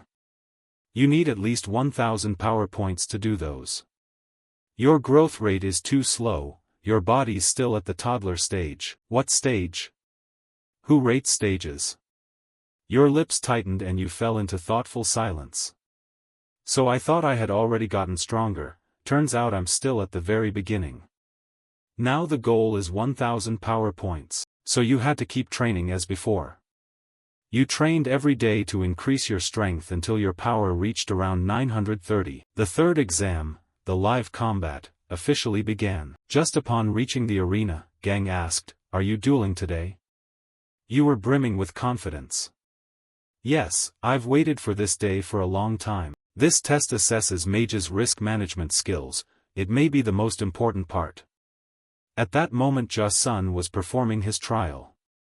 He used all his strength to cast a fireball spell, but, ironically, instead of hitting the monster it flew straight toward the knights and terrified them. Ugh, what are you doing? Don't aim at them. The monster beside them was also bewildered, not understanding what happened. The proctor watching nearby could only shake his head and sigh. Jason Demond, you're eliminated. He left dejected and lifeless, hunched over amid his classmates' jeers. Sir, the foreign knight squad is here to assist the exam to ensure student safety and to evaluate team coordination. The exam lasts 10 days, based on scores, each person will face different monsters. On the final day there are 13 students in the top ranks. Because it was the last day, everyone was very curious about which monster would appear. Suddenly the stands shook violently like an earthquake, and everyone's faces filled with terror. A brown-haired boy called out, "What is that sound?" A gigantic creature appeared, tall and hulking, its fierce face revealing razor teeth with a roar. Its arrival made people scream in fright. Is that a sea monster? Sea monsters live in packs across different continents. They're many times larger than humans and just as intelligent. Their violent nature often leads to conflicts between sea monsters and humans. Students around widened their eyes, sweating nervously. Are you sure this is okay? What if someone gets killed by a sea monster? Professor Heidel calmly explained, you are all mages, so you must remain rational. Treat this as real and do your best. Though fear still gripped them, they responded loudly and clearly, yes, sir. A moment later the official test began. Once released, the creature charged forward, roaring wildly. It lunged with its powerful arm toward the knights, forcing them to hastily raise their shields for protection. While they held the giant sea monster in place, Mko in the back seized the chance to cast his ice magic. Arrows of ice flew out in succession from the direction of his hands, ordinary ice bolts. Unfortunately, those arrows only struck the ground. It executed an ambush from above. By the time everyone reacted, it was already overhead. Someone shouted from above. The professor watching nearby also shouted anxiously, "Mikkel, dodge!" But his whole body froze, trembling uncontrollably. Though he muttered about getting revenge for the other day, fear left him unable to move. Sensing things were wrong, the professor had to step in to help. Stop! Before the monster could attack Mikkel, thousands of vines sprouted from the ground and entangled it, leaving it stunned. Furious at being sabotaged by these people, it screamed and thrashed wildly. Although blinded, it still fought fiercely, reaching toward him and letting out a roar. Seeing that, he panicked and hurriedly backed away. His face went pale, blood drained from him. And the result of his pathetic performance was Heidel's cold voice, "Mikkel Gary Hill, you are eliminated." His uncle, Elric, slammed his hand on the table in anger. He ground his teeth. Damn it, failed again. He intended to meddle in Lin's trial, so he turned to speak with Headmaster Tyrion Ignat. "Headmaster, do you plan to continue the exam?" Hearing that, the headmaster asked in confusion, "What do you mean?" Elric then revealed his purpose. "It's almost Lewin's turn, right?" he replied with a face full of sarcasm. "Lewin is the only one King Ram gave a perfect score to. If we judge other trials the same way as Juin, it would be somewhat unfair, wouldn't it, Professor?" He stroked his beard slowly. "I understand your point, but we have no other monsters left." He revealed his true nature with a sly smile. "No, we do have one. When the foreign knights brought the sea monster over, they also brought a goblin along." The headmaster pondered for a moment. Using a goblin in the exam was extremely risky, but with Professor Heidel and the line of knights at the front, he was truly curious about Lewin's abilities. Along the corridor winding through the magnificent castle, torchlight flickered everywhere. Heidel leaned wearily against the wall with his arms crossed, his gaze on the young man slowly stepping out from behind the long door. He softly called, "Lin." Hearing it, the boy looked up in surprise and replied, "Professor Heidel." He stepped forward, one hand in his pocket, and gently reminded him, "I must tell you this before the exam. Your trial today will be harder than the others." Lewin still didn't understand. "What do you mean, Professor?" Heidel was very concerned for him. The academy had high expectations since King Graham's perfect score. Many said it wouldn't be fair to pit you against the same monster as everyone else, so your trial will be tougher. Lewin frowned. "Tougher means?" The professor answered, "Your target won't be the sea monster, you'll fight a goblin." His words made both the boy and the bear widen their eyes in surprise at the goblin. Strang blinked his round eyes and replied nimbly, "Aha, your first true enemy is a goblin? This will be fun to watch." The scene shifted to a pair of large, muscular hands straining to pull a thick chain. It was a sturdy, hulking goblin-sized figure wrapped in brown-orange skin, roaring terrifyingly. The two guards on duty watched it fearfully. The blonde asked the man beside him, "Elric, is this the sea monster's leader?" The dark-haired one snapped, "You're stupid, that's a goblin." He grimaced in disbelief. "A goblin? No way." He gripped his sword tightly, thinking, indeed I'd hinted at that. It's a bit confusing and dismissive, but there's no way students should be made to fight a goblin in an exam like this. How strong can the students be? Goblins resemble monsters in appearance, but they're many times stronger. They can smash a skull and break a spine with a single twist. Elric ground his teeth and glanced at the person standing behind. He snapped, "Are you sure? Even knights have trouble catching them." Heidel, with a serious face, "I'm certain, this is the headmaster's directive." Elric snorted. "Ah," he changed his tone. "So you've wagered your life on this exam, have you?" From afar, black leather shoes clacked as someone approached them, voice magnetic, "Yes, I stake my life." Elric looked over at the newcomer, surprised. "Hm, you are." The two faced each other. "You stared at him." "I'm Lewin, the candidate." He asked again, "You?" Elric sized the boy up and couldn't help but feel contemptuous. This kid will fight a goblin? How could he possibly take on that goblin? Elric still focused on Lin, thinking he and the professors would protect him. but the boy walked past him coldly. Elric startled. Where is he going? He scolded sternly, you're in the wrong place. What are you doing? Lewin replied matter-of-factly, I'm preparing for the exam. I'm in the wrong position, should be at the back. He snapped in annoyance. You reiterated to Elric, I'll stand here. He frowned in puzzlement. Huh. Lewin's jade-green eyes turned icy as he explained seriously, my incantation is a little different. Elric raised his voice, if you stand in front, we can't shield you. It's not as easy to deal with as a sea monster. You reaffirmed your stance. Yes, I know. But he still acts like that. Why would I gamble my life like this? Lewin shrugged off his cloak, looking no different from a modern CEO. You're lazy, no more explanations. With nothing left to say, he stepped toward the goblin. Elric, seeing his recklessness, couldn't help but worry. You've been frowning so long you look ready to marry the frown. I don't see any fear in him. He must be different somehow. Professor Heidel, watching from behind, finally spoke up. Lewin is ready to go. Then he shouted, your trial officially begins. As he spoke he snapped his fingers. A click sounded. The shackle on the large goblin's hand popped open in an instant and fell to the ground.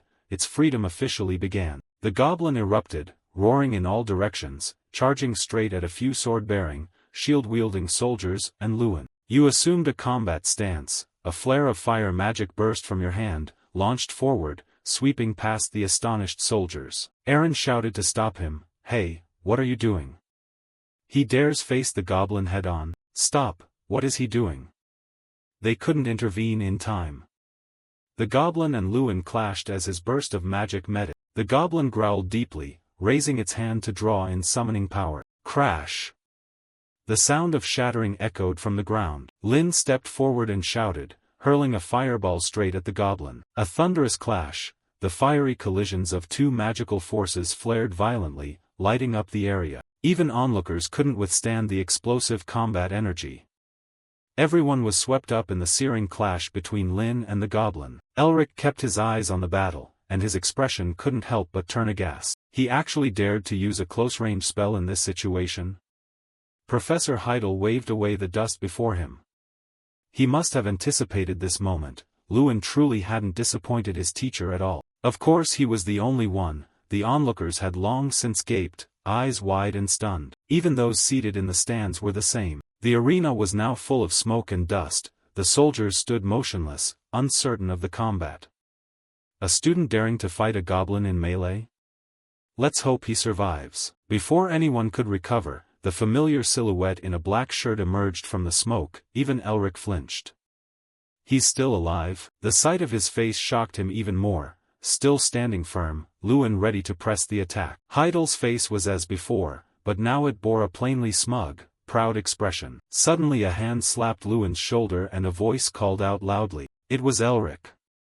His face showed no pleasure as he angrily warned the boy, you almost got yourself killed. Lewin calmly looked up and met his gaze, still composed but polite, replying, I'm sorry, but if I had warned you beforehand, would you have let me rush in? Elric, at a loss how to refute, could only ask, what? He shifted his gaze toward the enraged goblin. We don't have time to talk now, finish this exam quickly. The goblin was now clearly angrier than ever. Elric brushed past Lin, waving his hand to warn, step back. I know you're strong, but this one is very dangerous. Not satisfied, he warned again, his voice much louder than before, stand still and let me handle it. Lewin ignored Elric's words and quickly moved forward, stopping right in front of him. He turned, face stern, this is my exam. Elric, like a deaf man, kept asking, what? Lewin's expression remained resolute. Let me complete my trial. A gigantic, ferocious monster appeared. Its body was enormous, 5 times larger than normal. Lewin studied the beast seriously with iron determination.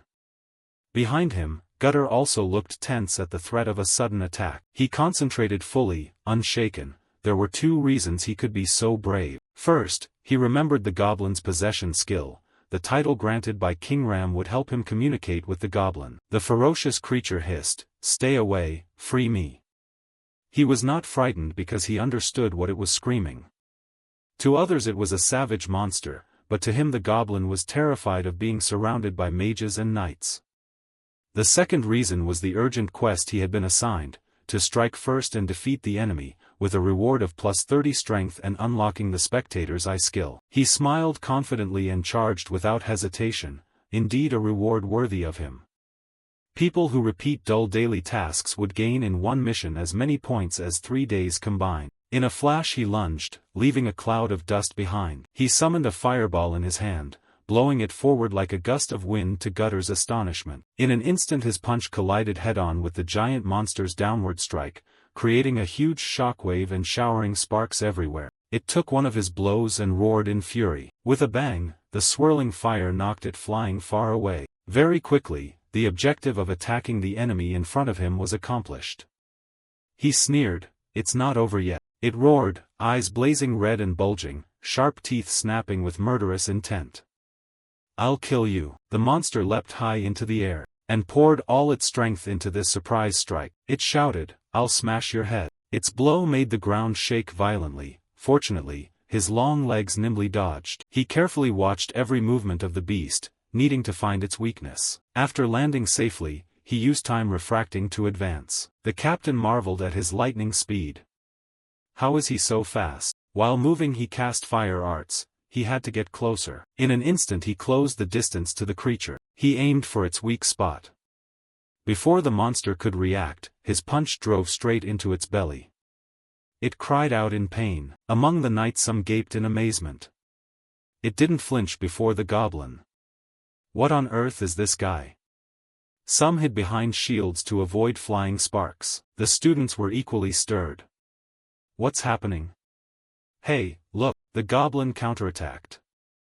It swung a powerful punch at him, but he blocked it with his bare hand. Not giving up, it used its other hand, but he still stopped it. He lifted his leg and delivered a kick to its arm. Suddenly the monster caught his leg, and without mercy hurled him away like a sack of sand. His body spun through the air, like a leaf tossed in a storm. He clung to the wall like Spider-Man. Before he could recover he suddenly widened his eyes. It hurled a blazing fist at him.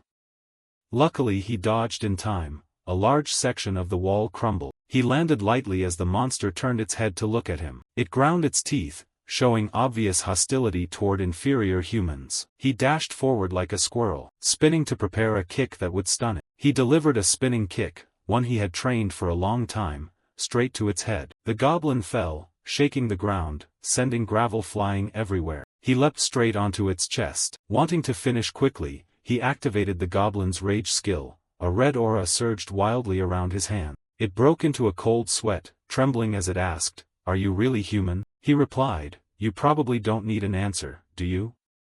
It blinked in astonishment, unable to believe its ears. It wondered, "You understand what I'm saying?" He didn't care much and lazily began casting a move. "You understand me too, right?" Before it could finish speaking, a violent fire strike, fierier than brimstone, slammed into its face. The accumulated effect of the goblin's rage shifted into a berserk state. This made controlling the energy more difficult. His pupils constricted, jaw clenched in apparent pain. As flames shot up, engulfing the giant body of the monster, he stopped. The monster was charred all over and completely defeated. "Are you done being cautious?" Strang watched from afar, marveling in admiration. "Not bad, huh?" Even beyond expectations, he stepped away from the creature. Perhaps exhausted from the fight, he breathed heavily. Everyone around was astonished. He actually defeated the goblin? It seemed so. Everyone cheered excitedly, relentlessly praising him. "Turn it up, Lewin is so cool." Elric showed visible displeasure that he had won. In contrast, Headmaster Tyan Ignatz smiled with satisfaction. The murmurs didn't stop. Some still found it hard to believe what had happened. He really defeated the goblin by himself. How could that be? The guard team quickly moved in to inspect the creature's body. Gutter approached him and asked, "Lewin Ardal, who taught you those spells and combat skills?" He replied, "No one." Doubt lingered on his face. "You learned them by yourself?" He looked every bit the serious young man. "Yes." He turned to the professor standing pensively nearby. "Professor, how did I do on the exam?" The professor fell silent, thinking for a long moment. After a while he spoke, I thought you couldn't handle it, but I didn't even have the chance to stop you. He looked directly at him. You always exceed my expectations. Do you want me to confirm that you passed? Just that line sent the hall into an uproar amid the wreckage and lingering dust. Lewin, handsome and radiant, smiled confidently. A status window popped up confirming mission completion and issued an emergency quest identical to the last one. The reward was the spectator's eye skill and plus 10 strength. He was quite surprised. Spectator's eye. Looking into it, the skill lets you perceive the essence of things, collect and digitize all information, and it unlocks invisibility detection and the ability to see others while they're invisible. Strang perched on Lewin's shoulder, looking excited. Spectator's eye. Now you're a real player. You turned to him. Do you know about this skill? He chuckled slyly. Of course, it's something only players possess. He stood with hands on his hips and explained enthusiastically, you can see enemies using invisibility, they'll have a faint outline around them. Handy, right? Suddenly the status window appeared again, unlocking the minimap. He asked, Mini? It grinned with delight.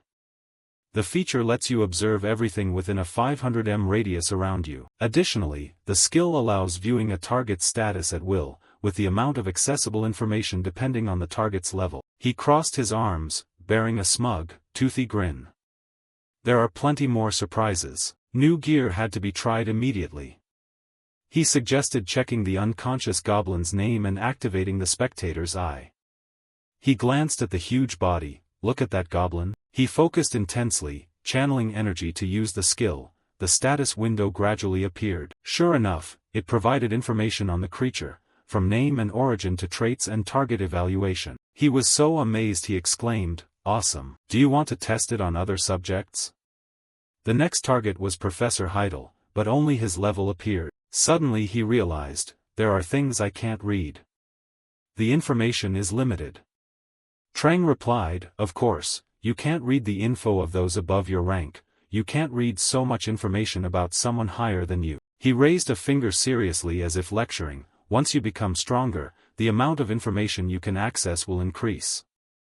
Listen carefully. He smiled faintly, touching his chin with one hand, his lips curling into a half-smile of calculation. I understand. After the combat test ended, rumors that Lewin had defeated the goblin spread throughout the academy. On the campus, he and Jia-sun sat chatting on a stone bench. Jia-sun teased, Lewin, have you seen how people are talking about you?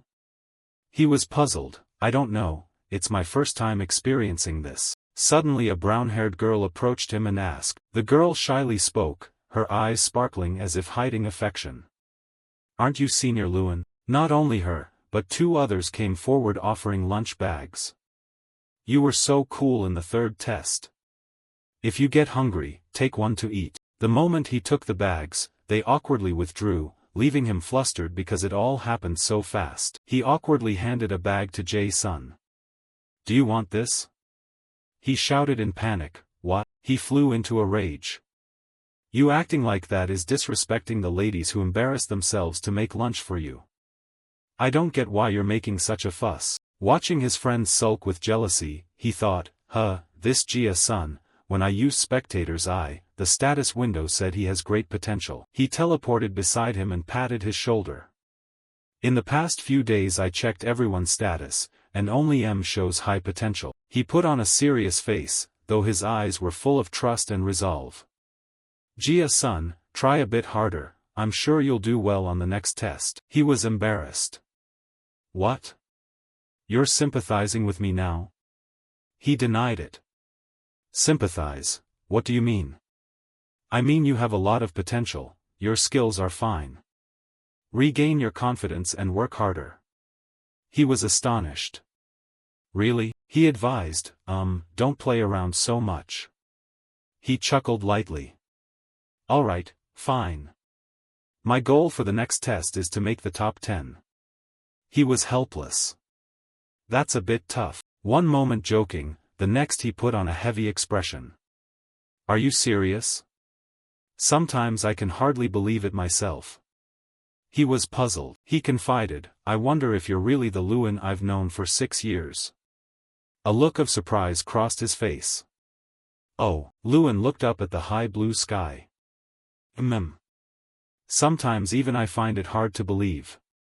So I understand how he feels. He suddenly remembered. Oh right, there are some rumors about you lately. What rumors? He asked. People say you'll surpass Mikkel Garyhill, not only become valedictorian but also the Academy's representative. He paid it no mind, stood up decisively. I don't care about that. Let's go inside. Fearing being left behind, he hurriedly trailed after. What do you mean you don't care? This is the year of the Grand Festival. Every May, representatives from renowned academies gather and a magic festival is held to select the outstanding participant. And every 8 years, all mages attend the Olympiad to choose the strongest. The Grand Festival occurs in years when both events coincide. The Grand Festival is a nationwide competition where the brightest students from academies showcase their abilities. The winner brings home a large sum of money for themselves and their academy and can receive numerous privileges. That's why the number of students participating in the Grand Festival is limited, 1 solo competitor and 30 team members. The top 31 from each academy will enter this major competition.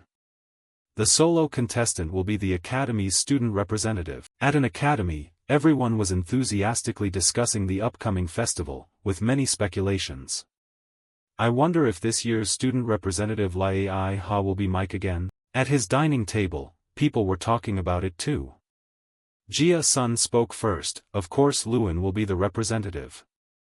The orange-haired boy next to him agreed, right, he's the only one who got 100 points from King Ram. He chewed messily as he recalled.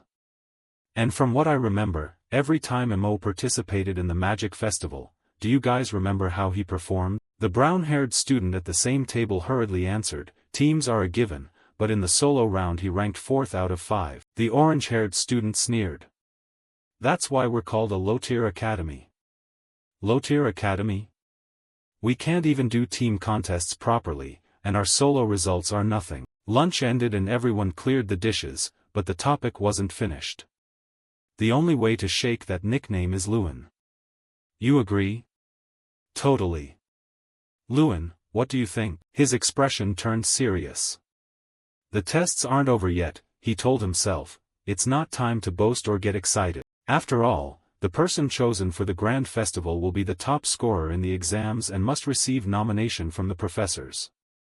And the 4th test, the 11 combat between him and Mo, is coming up. He stared straight ahead with determined eyes. That's why I must focus on the next test, he told himself. At first I only thought about utterly beating him. 4 days later, a live combat test was taking place on the training field. Lewin sprang up and unleashed a spinning kick, sweat-soaked to show he'd been practicing for a long time.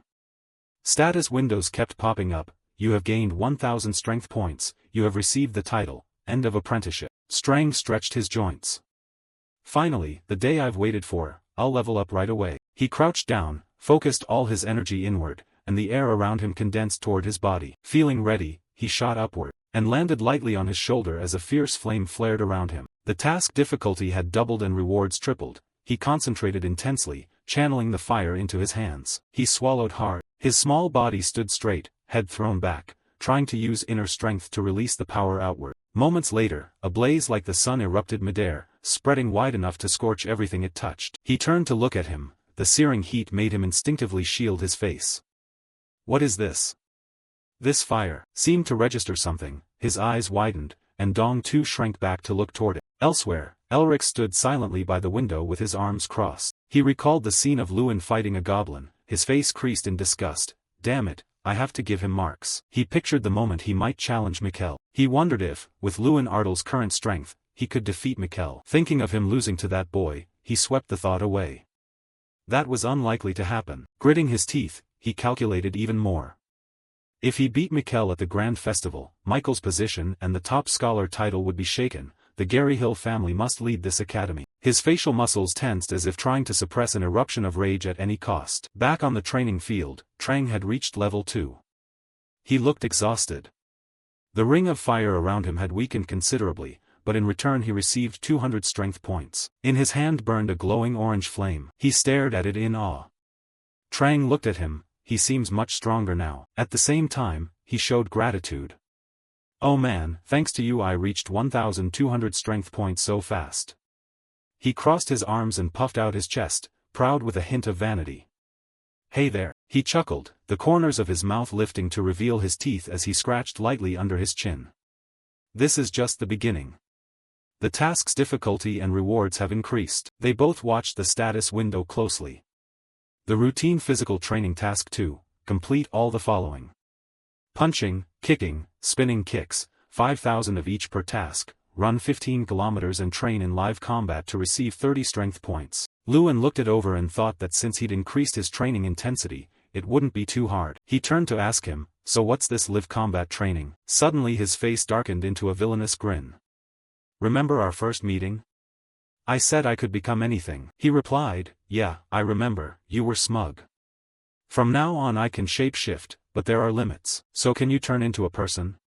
Yes, but only at level 5, turning into a person is difficult now. He asked curiously, then what can you turn into? His face grew sly. Wanna see? A small whirlwind suddenly appeared, swirling around his body. Gradually the whirlwind grew larger. The whirlwind dissipated, and a tattered, mysterious scarecrow appeared, making him burst out laughing. Is this a straw scarecrow? Seeing that he wasn't as surprised as expected, it got angry. What's with that expression? He snorted, nothing, it's not quite what I imagined. It was vain. Don't underestimate this straw scarecrow. When Draka first started sparring, I was his support. He wondered, sparring means I'm the target, right? It confirmed emphatically, exactly. I'm useful for the task. From now on you must train in live combat with me every day. It spun the vortex around itself, looking mysterious. My power is still weak now, only on par with a level 3 mage. Deep within the scarecrow, it grinned slyly. Once I regain my power, I can play with anything. By then, whether dragon or demon, I'll take them all. Feeling amused, he wanted to try immediately. Then show me now, what do you want me to turn into? He boldly suggested, a mage. As if that hit the right spot, it switched to challenge mode.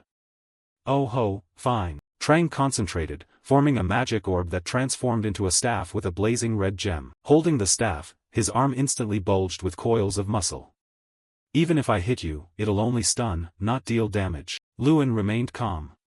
What about you? Hearing that it felt no effect, he raised an eyebrow and said, I see, truly an ideal sparring partner. It didn't waste a moment and cast a fireball. Alright, take this. Saying that, it launched the large spell directly at him, not aiming at Luin at all. He nimbly dodged, springing straight to the side. He was extremely excited, thinking Mikkel must be training now. He couldn't wait to challenge him. Completely contrary to his thoughts, at this moment he was in Elk's room admiring a leaf. That bastard is so irritating, what now? He was furious. My name, and you dare say that in front of me? If you were any stronger then, I wouldn't hear another word, he cut in, brushing his hand. Stop talking. I hear Luin got boosted thanks to you, does that make you uneasy? He didn't hold back his sarcasm. Of course, you're the one who orchestrated that goblin incident. His face looked like he wanted to devour him as he slowly stepped forward. If my house finds out he got perfect marks because of you, I think you won't live long. He couldn't believe his grandson would be so insolent. He was bitter but could do nothing. How dare that brat speak to me like that? He urged impatiently, so stop whining and think of how to fix this. If he becomes the Academy's representative then. A firm answer escaped his mouth, no, that's not acceptable, I have an idea. A small jade green veil sat snugly in his hand, he picked it up. At a glance he recognized it, the Nin Thieu flower, a type of awakening herb. The Nin Thieu flower grows in the northern illusion zone, it's a rare medicinal herb used by some to craft special spirit elixirs. He instructed him to take it and he'd reach an awakened state. Mana casting time would be greatly reduced. He hesitated, noting it dulls pain but also makes it hard to distinguish friend from foe. He fixed his gaze on him. Yes, put another way, you won't see anything, at least you'll pay attention in class. Mikkel completely didn't understand what his uncle was saying. But why does he want you to drink this? Yes. He snapped angrily, are you crazy? Standing before him, he seemed to lose his civic rights. You have no right to speak here, you already lost to that kid, and now you want to bring disgrace on the family? However, he knew Professor Heidel's sharp eyes well, and this was too risky.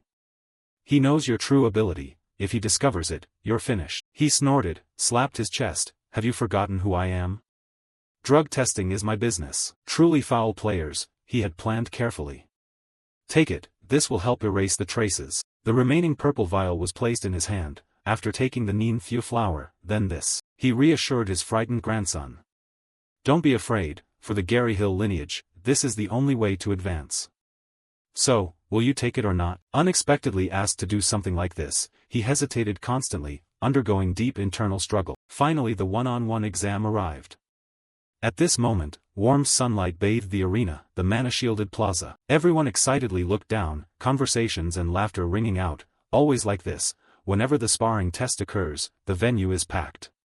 And this was the final match. Lewin and Mikkel stood facing each other, staring intently. The atmosphere grew tense. With a few rustling sounds, footsteps moved quickly forward. Lewin's expression turned serious. This was finally the final test, a direct confrontation with Mikkel. He braced himself as Trang reminded him, the opponent already knows you'll focus on close combat. If he prepares, it'll be tough. Lewin scoffed, but what if I can get close to him? It nodded briefly. Then just one Lewin punch and he's down. The man standing between them spoke. This test simulates real combat as closely as possible. Terrain elements have been prepared and arranged diversely in the arena. He asked, are you ready?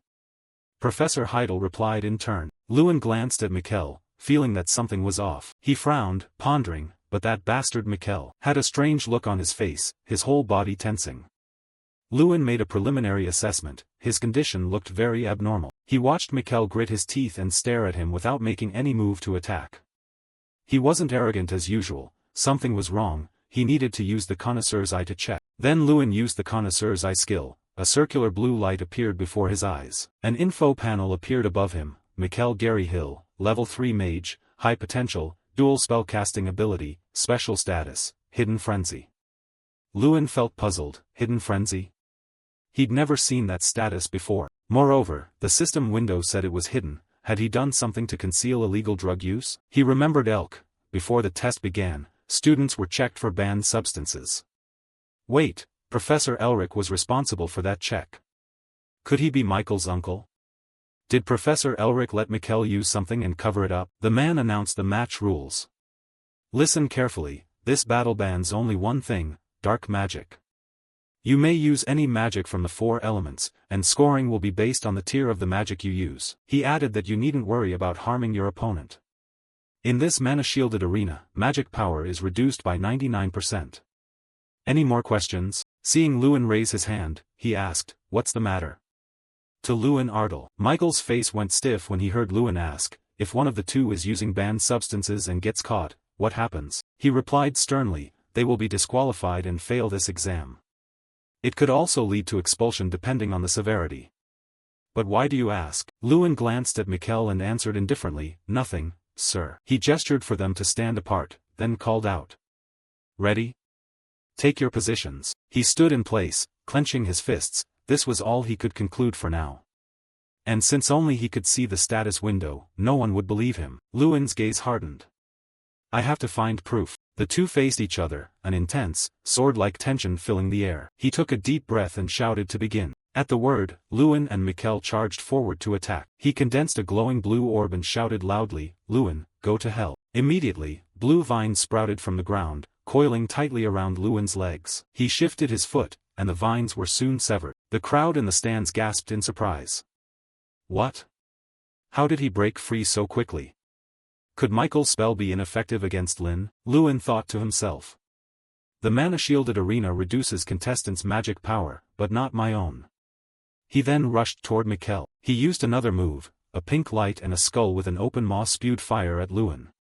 Mikkel growled, you think that's all I have? As his fire attack launched, a blazing red flame shot straight at Lewin. He used blink, nimbly evading the erupting flames. Then Lewin quickly spun and ran, the fire closely chasing behind. The fire seemed possessed, tailing him relentlessly. Lewin leaped to avoid it. He hid behind a boulder, the heat spreading around him. Lewin shifted slightly and looked back, noting reduced cast times and increased mana. That was the effect of the potion Mikkel had taken. Mikkel laughed maniacally, don't hide, come face me, you rabbit. He focused, recalling what he'd learned. It was clear Mikkel was more hyped than usual, definitely that potion was. An image flashed in Lin's mind, the neem thew flower. He listed Michael's symptoms: trembling hands, extreme excitement, dulled pain perception, and impaired friend or foe recognition. Mikkel still laughed provocatively. "Come out, show yourself, face me." Lewin squinted. The only effect not yet shown was pain suppression. He stood and faced Mikkel, speaking pointedly. "So that's why you're so confident? Because of that?" Mikkel startled and blurted out, "What?" Lewin calmly watched Mikkel flustered as he uttered a name, Nin Thieu Hoa. Michael's face went stunned at Lin's words. "Whatever, I don't need that stuff to take you down." He raised his hand, voice dripping with mockery. "I'm coming up." Mikkel. Lewin dashed forward like an arrow while activating time refraction. Mikkel summoned ice and snow while cursing inwardly, "Damn, how is he so fast?" An ice barrier he created materialized in front of Lewin. He didn't flinch and shouted, "Useless." Lewin's foot swept forward, a flash of golden light gleaming to Michael's astonishment. Murmurs rose around the crowd of Tyrian Ignat. "What kind of magic is that? Is that the spell? Is that even magic?" On the field, Mikkel cast a level 3 spell, the fire projectile crying out loudly, took the hit. Lewin countered tightly, his fist launching a blow, earthquake. The punch landed and Michael's fire projectile was knocked away. It staggered back repeatedly, his large body seeming to writhe in pain. The spectators in the stands gasped. He used earth to block the fire. Mikkel was knocked backwards and collapsed to the ground, shrieking in pain. Suddenly his pupils contracted in terror, his face going rigid. Mikkel looked up at Lewin above him, his voice faltering. "Don't come near me." Lewin snapped his fingers with a cold smile. "Don't be so cowardly, take this." Mikkel watched Lewin's thumb and middle finger touch, his voice becoming shaky. As Lewin's hand drew closer, the golden light began to flare. With a boom, the scene inside and outside the mana-shielded plaza returned to normal. When Lewin's fingertips separated, the shaft of golden light expanded and shot toward Mikkel. The crowd in the stands all leapt to their feet. On the arena, dust and smoke billowed, obscuring their view. Michael's eyelids drooped slightly. The sight before him left him somewhat surprised, because at that moment Mikkel Ko was frowning with a deranged smile. "Lewin, how dare you look down on me?" As soon as he finished speaking, Lewin charged and butt-headed him in the ribs. Not giving him a chance to counter, he launched a flurry of continuous punches. With a thud, Mikkel slammed into a rock and lay sprawled on the ground. His body trembled in waves, yet laughter echoed. "So weak and still thinks he can beat me, not a scratch." Lewin thought, after taking that many blows and staying conscious, Mikkel could die from shock. He grabbed Mikkel by the shoulder, intending to pull him up. Continuing would be dangerous. Then Michael's whole body was hoisted up by writhing green trunks called prison trees. Lewin raised his hand and spoke, "Sir, did Mikkel use banned substances?" He approached suspiciously and asked, "What do you mean? Why would M use banned substances? Are you sure? If you speak falsely, you could be disqualified." Lewin replied firmly, "Yes, I'm certain, because it's possible the drug use was concealed." He continued, "Or someone discovered it and turned a blind eye." The man hesitated. "You mean?" Lewin spoke gravely, glancing nearby. "The person capable of using rare ingredients and responsible for pre-match checks." He also looked toward Elric. His voice rang out again, "Only one person in this academy could do that." Lewin hesitated, remembering, Professor Elric was apparently Michael's uncle. Wait, could Professor Elric have? Elric rushed over in panic. "Lewin, do you know what you're saying?" He snapped angrily, "You're saying Mikkel used banned substances and I turned a blind eye?" Yet Lewin showed no fear and replied calmly, "Yes, I have evidence." Elric started and exclaimed, "What?" He laughed, "Very well, then check again." Lewin stepped aside. "No need, Professor, after all, you used a special elixir to hide his symptoms." Elric grew flustered. "So what do you want now?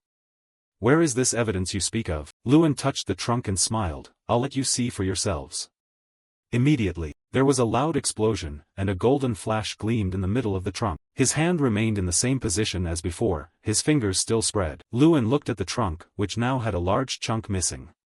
"This was my earlier snap." He argued that even if Michael's magic had improved through training, there was no way he could take so many consecutive hits and still be lucid and mocking. At this point, I think his skull was rattling violently and at least one of Tyrian Ignat's ribs was broken. Bloodshot eyes, he paid no mind and kept laughing. Lewin said, and yet he laughed as if he felt no pain at all. Elric's expression went rigid when he heard Lewin ask, "Do you still have any denials left?" "Professor Elia." Above, Tyrian Ignat sprang to his feet and called out loudly, "Professor Elric." Seeing the guilty look on his face, he formed his own conclusion. Tyrion Ignat angrily shouted, "How dare you do such a thing in this sacred place? Professor Elric, come to my office immediately." Hearing his indignant tone, Elric hesitated and looked toward his nephew. He only saw that the boy didn't realize how serious the situation was, and Michael's careless laughter. Then Tyrion's NITS exam quickly concluded. The decline of the Gary Hill line was halted.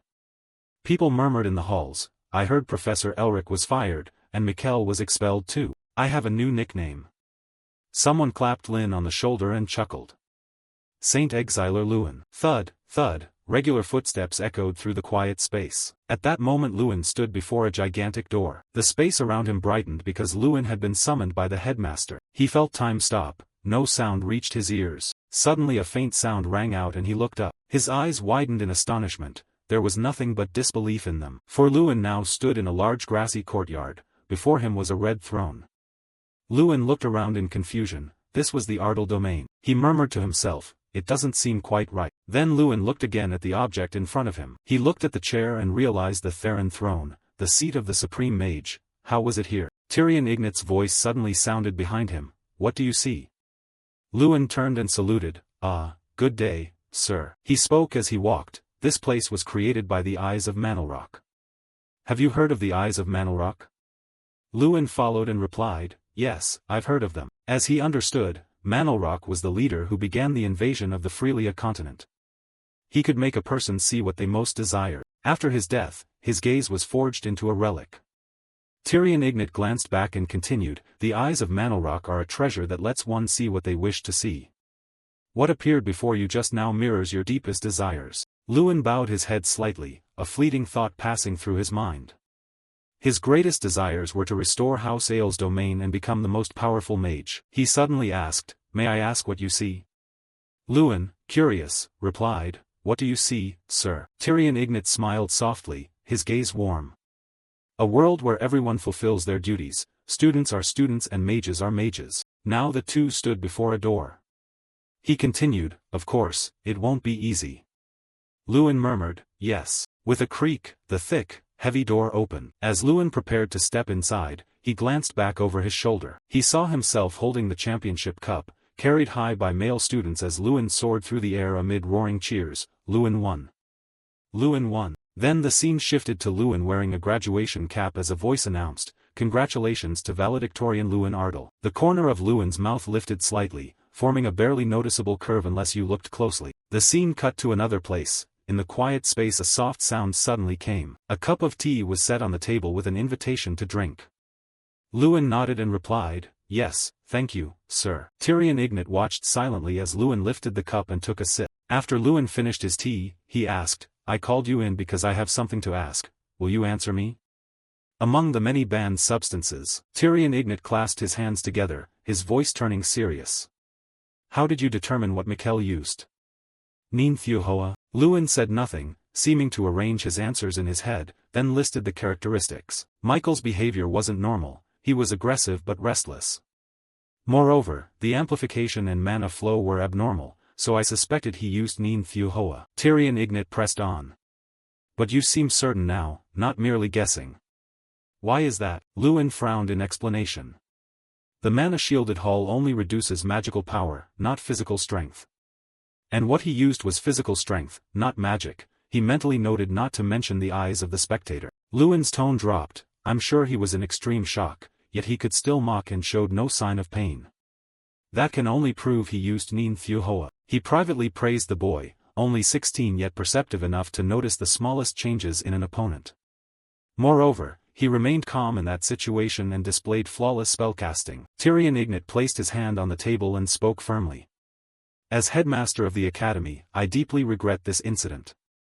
My sincere apologies to you, Lewin. I will ensure the Gary Hill family cannot harm you." He stroked his long white beard and said, "One more thing, I have a proposal." Lewin was stunned when Tyrion Ignat said, "Do you want to participate in the grand festival this July as the academy's representative?" Although mentally prepared, he couldn't hide his surprise. Representative of the academy, a coveted position he had vaguely hoped for when he came here. He squeezed his eyes shut, trying to steady himself, seemingly weighing a very serious matter. Tyrion Ignat listened intently for his answer. "Thank you, sir, I am honored by this offer." But Lewin's voice grew hesitant, you know I still lack experience. I have never fought in an actual combat during my years here. He bowed his head slightly and his voice dropped. During that time I achieved nothing because of my mana disorder. The Grand Festival gathers the best, I'm not sure I have the strength to compete with them. Tyrion Ignat's voice made Lewin look up. That's not a problem, you will serve as a judge at the Grand Festival. He raised his index finger and said confidently, I think you deserve the title undefeated candidate. He hesitated and asked, Sir, why? Undefeated candidate? Tyrion Ignat stroked his long beard and said, I assert you are a very promising contestant, and what's even more frightening is, Lewin's face flushed with a hint of embarrassment at his words. You will be a secret weapon nobody expects. Tyrion exhaled a satisfied breath. To them, you are an enigma. They have no information about you, don't know what techniques or fighting style you'll use, and of course can't find a way to counter you. Hearing that, he was secretly pleased, so that's it? Since I'm always last, they won't be on guard, they don't have much intel on me like Miko does. It looks like this time I can pull off a surprise. Lewin clenched the hem of his trousers with both hands when asked whether he would participate or not. After putting on a thoughtful expression, he answered, I'll do my best not to let you down, sir. Suddenly there was a knock at the door outside. Tyrion Ignat said, perfect timing, please come in. He looked at the newcomer, then said to Lewin, Lewin, I think physical skills classes will benefit you more than magic classes. I've invited this professor to help you develop those skills. At the greeting, how have you been? The boy was at a loss. Lewin was momentarily stunned. Oh, this is, the visitor, Gutter Paranti. He grinned teasingly, what's with that face? Aren't you happy to see me? Lewin recognized him, he was the captain of the cavalry in the foreign domain, one of the few elite-level knights in the kingdom of Jodi. He recalled that this was also the man he had met during the third exam. Seeing Gutter seated before him, Lewin couldn't help but exclaim, he hadn't expected to take physical skills lessons with him. Gutter then said, first I must confirm a few things. Gutter asked, I heard Professor Heidel say you're a special mage because you can only fight in close combat, is that true? He nodded slightly and replied, yes, that's right. He commented on Lewin, from what I see, your movement is quite good, quick, efficient, no wasted motion. He froze when Gutter spoke, but honestly, at a glance it's clear you have never formally trained in martial arts. He spoke gravely, your moves might work on that goblin earlier, but against us you'll be completely read. No matter how strong you are, opponents with good physical skills can predict your attacks from your shoulder and hip movements. With his empty hands resting on his knees, Lewin thought, he's right, my techniques are just repetitive motions from tasks, so they're not very useful in real combat. Suddenly Gutter stood up, but don't worry, if you learn from me, your movements will change from the very basics. He looked straight into Lewin's eyes. Shall we start now? They then moved their training to another location. Gutter's voice rang out, for a knight, the most important thing is the feet. Stable feet give stronger sword swings. Moreover, the feet help you anticipate an enemy's next move, so your first lesson will be proper footwork. He sat on the platform and said, only when you learn to walk correctly can you use physical skills properly. Lewin extended his hand, his expression serious as he followed Gutter's instruction. Tien Vo is a martial art commonly used to train knights. He threw a continuous series of punches, the swishing sounds filled the space. Gutter slowly rose, watching Lewin strike the air, and said, this discipline comprises a total of 36 forms, not including sword techniques. He continued to train tirelessly, his hands clenched into fists, Lewin poised to charge forward. One blow after another smashed into the air, each slicing through the wind with a sharp sound. Nearby, Gutter crossed his arms over his chest, silently observing each of Lewin's actions. His expression grew serious. He recalled Lewin's earlier remark, wondering about it. At that time Lewin had asked why the teacher would bother teaching him martial arts, and why he had to come to the academy every day. So why, sir? Gutter had replied then, think of it as an investment. Hearing that, Lewin asked doubtfully, an investment? He stroked his chin thoughtfully. I've met someone who could become a talented mage in the future. If I can help support that person. Lewin fell silent as Gutter continued, so it's worth the investment, isn't it? Then he bowed deeply. I will rely on you, sir. Professor Gutter. Suddenly Gutter cleared his throat awkwardly and said, calling me Professor sounds pompous. Just call me Hyung. I'm not even 30. Hearing that, Lewin was startled in surprise. Huh? No way. Back in the present, he continued to train diligently. Lewin switched from striking on one side to throwing punches on the other. Gutter watched nearby at ease. He was somewhat pleased. The kid's decent. He's got guts. Gutter remembered earlier, while checking the goblin's wound, he had heard whispers. Was the goblin's jaw really broken? Seeing Lewin kick high again, he inwardly admired, a close combat mage stronger than a goblin. What an interesting kid. And so, 3 weeks passed. Lewin saw a system notice. Body arts skill leveled up, body arts reached level 10.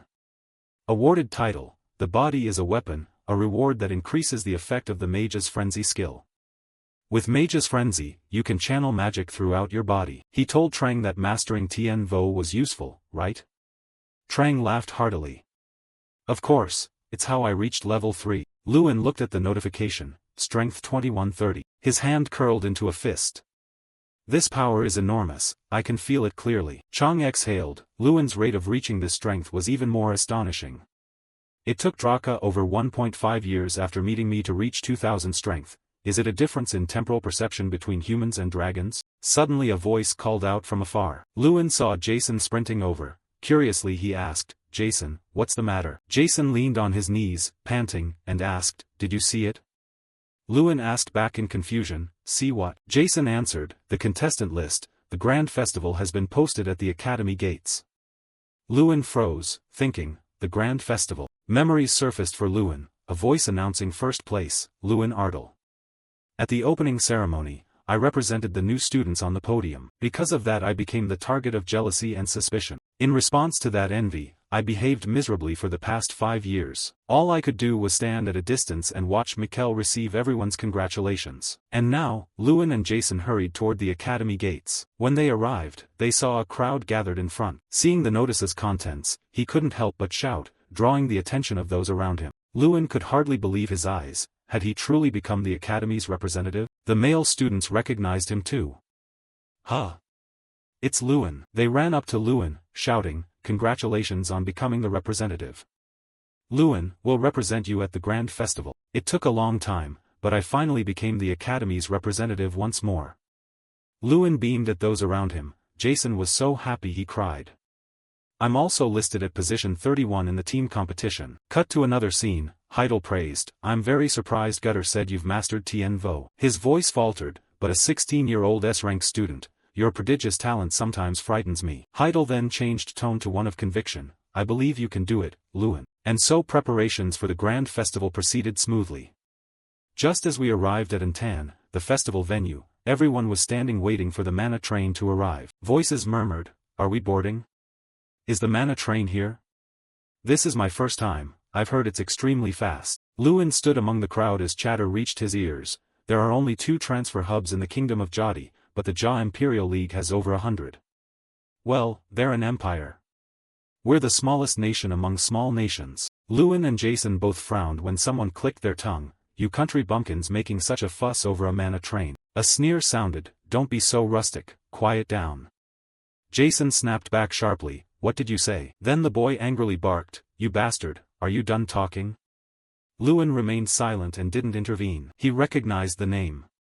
That bastard was Henkes, Michael's henchman, the one who'd attended last year's magic festival with him. Henkes, unconcerned, continued, if you think Lewin will pull off some miracle at the grand festival, give it up. He's so arrogant just because he scored high in the first term. The male student beside Henkes chimed in, right, representatives from other academies are like ghosts. We'd have a better chance if Miko, who fought them before, were chosen as our representative. Jason trembled with anger at that declaration. In any case, I won't accept Lewin as the Academy's representative, mind your own business, he shouted. What? Lewin fell silent. Many scoundrels try to profit in small ways by clinging to the Gary Hill family, but I must perform well in this competition. Even if I have to be on the same team as those bastards, Trang perched on his shoulder and smiled. Lewin, you're in a difficult spot, aren't you? Henkes glanced toward the source of the sound. He'll be pleased, no doubt. Lewin offered an icy smile.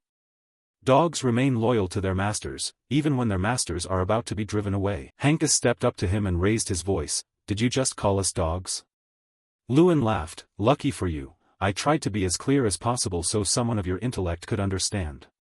So you get what I meant? He continued, just because you're the Academy representative. Before Henkes could finish, Lewin cut him off. Lewin's tone grew serious. This grand festival will be on a different level from the magic contests you've entered before. If you achieve good results, you'll gain opportunities the Gary Hill family cannot offer you. Hankus laughed derisively. Of course, if we do well, everything will be fine. But is that realistic? The competitors are monsters. In the end we'll be stuck in the kingdom of Jodi, working under the Gary Hills. Stop dreaming. His voice remained calm. We can do it. Lewin turned and walked away. The Grand Festival is an event where unity matters most. It's best to remove elements that undermine team spirit. Hankus called after him, so you mean you'll compete without us? Lewin gave him a cryptic reply, on the way there, think again about who your current representative is. Hankus ground his teeth hearing Lewin. And there's no Gary Hill here to reward your loyalty. He screamed in rage. You're ruining your first solo match. I won't follow any of your orders at the Grand Festival. With a steady chug, the train sped through the forest. Inside the carriage, everyone looked out and gasped. It's really fast. Trang, perched on his shoulder, laughed loudly. What's going on here? The world has become a better place. In my day, the fastest transport was. His face showed obvious embarrassment. Suddenly footsteps sounded near the door. Then a voice spoke into Lewin and Jason's ears. Ah, I think I can smell a loser somewhere. 3 male students stood there, the one in the middle sneering. Well, who do we have here? The country bumpkins from that dumb academy? Lai looked at the emblem on the boy's chest. That emblem, it's the National Magic Academy of Iota. From what he knew, the National Magic Academy of Iota, the only academy in Iota of the Sand Kingdom, is built on the desert. Renowned for its ancient history, they're especially known for honing swordsmanship and bodies to the extreme. Lewin looked there in puzzlement. What were people from Iota's National Magic Academy doing here? Sita called out loudly, Hey, you dumb academy lot, where's Mikkel Gary Hill? He didn't run away because of some hardship, did he? I was planning to have him take care of us this year. He said this while laughing loudly, as if speaking of being served like a slave. Theta waved to his companions. You're also responsible for the last place this year, right? Let's get along. Trang covered his mouth, chuckling. Oh my, aren't you patient?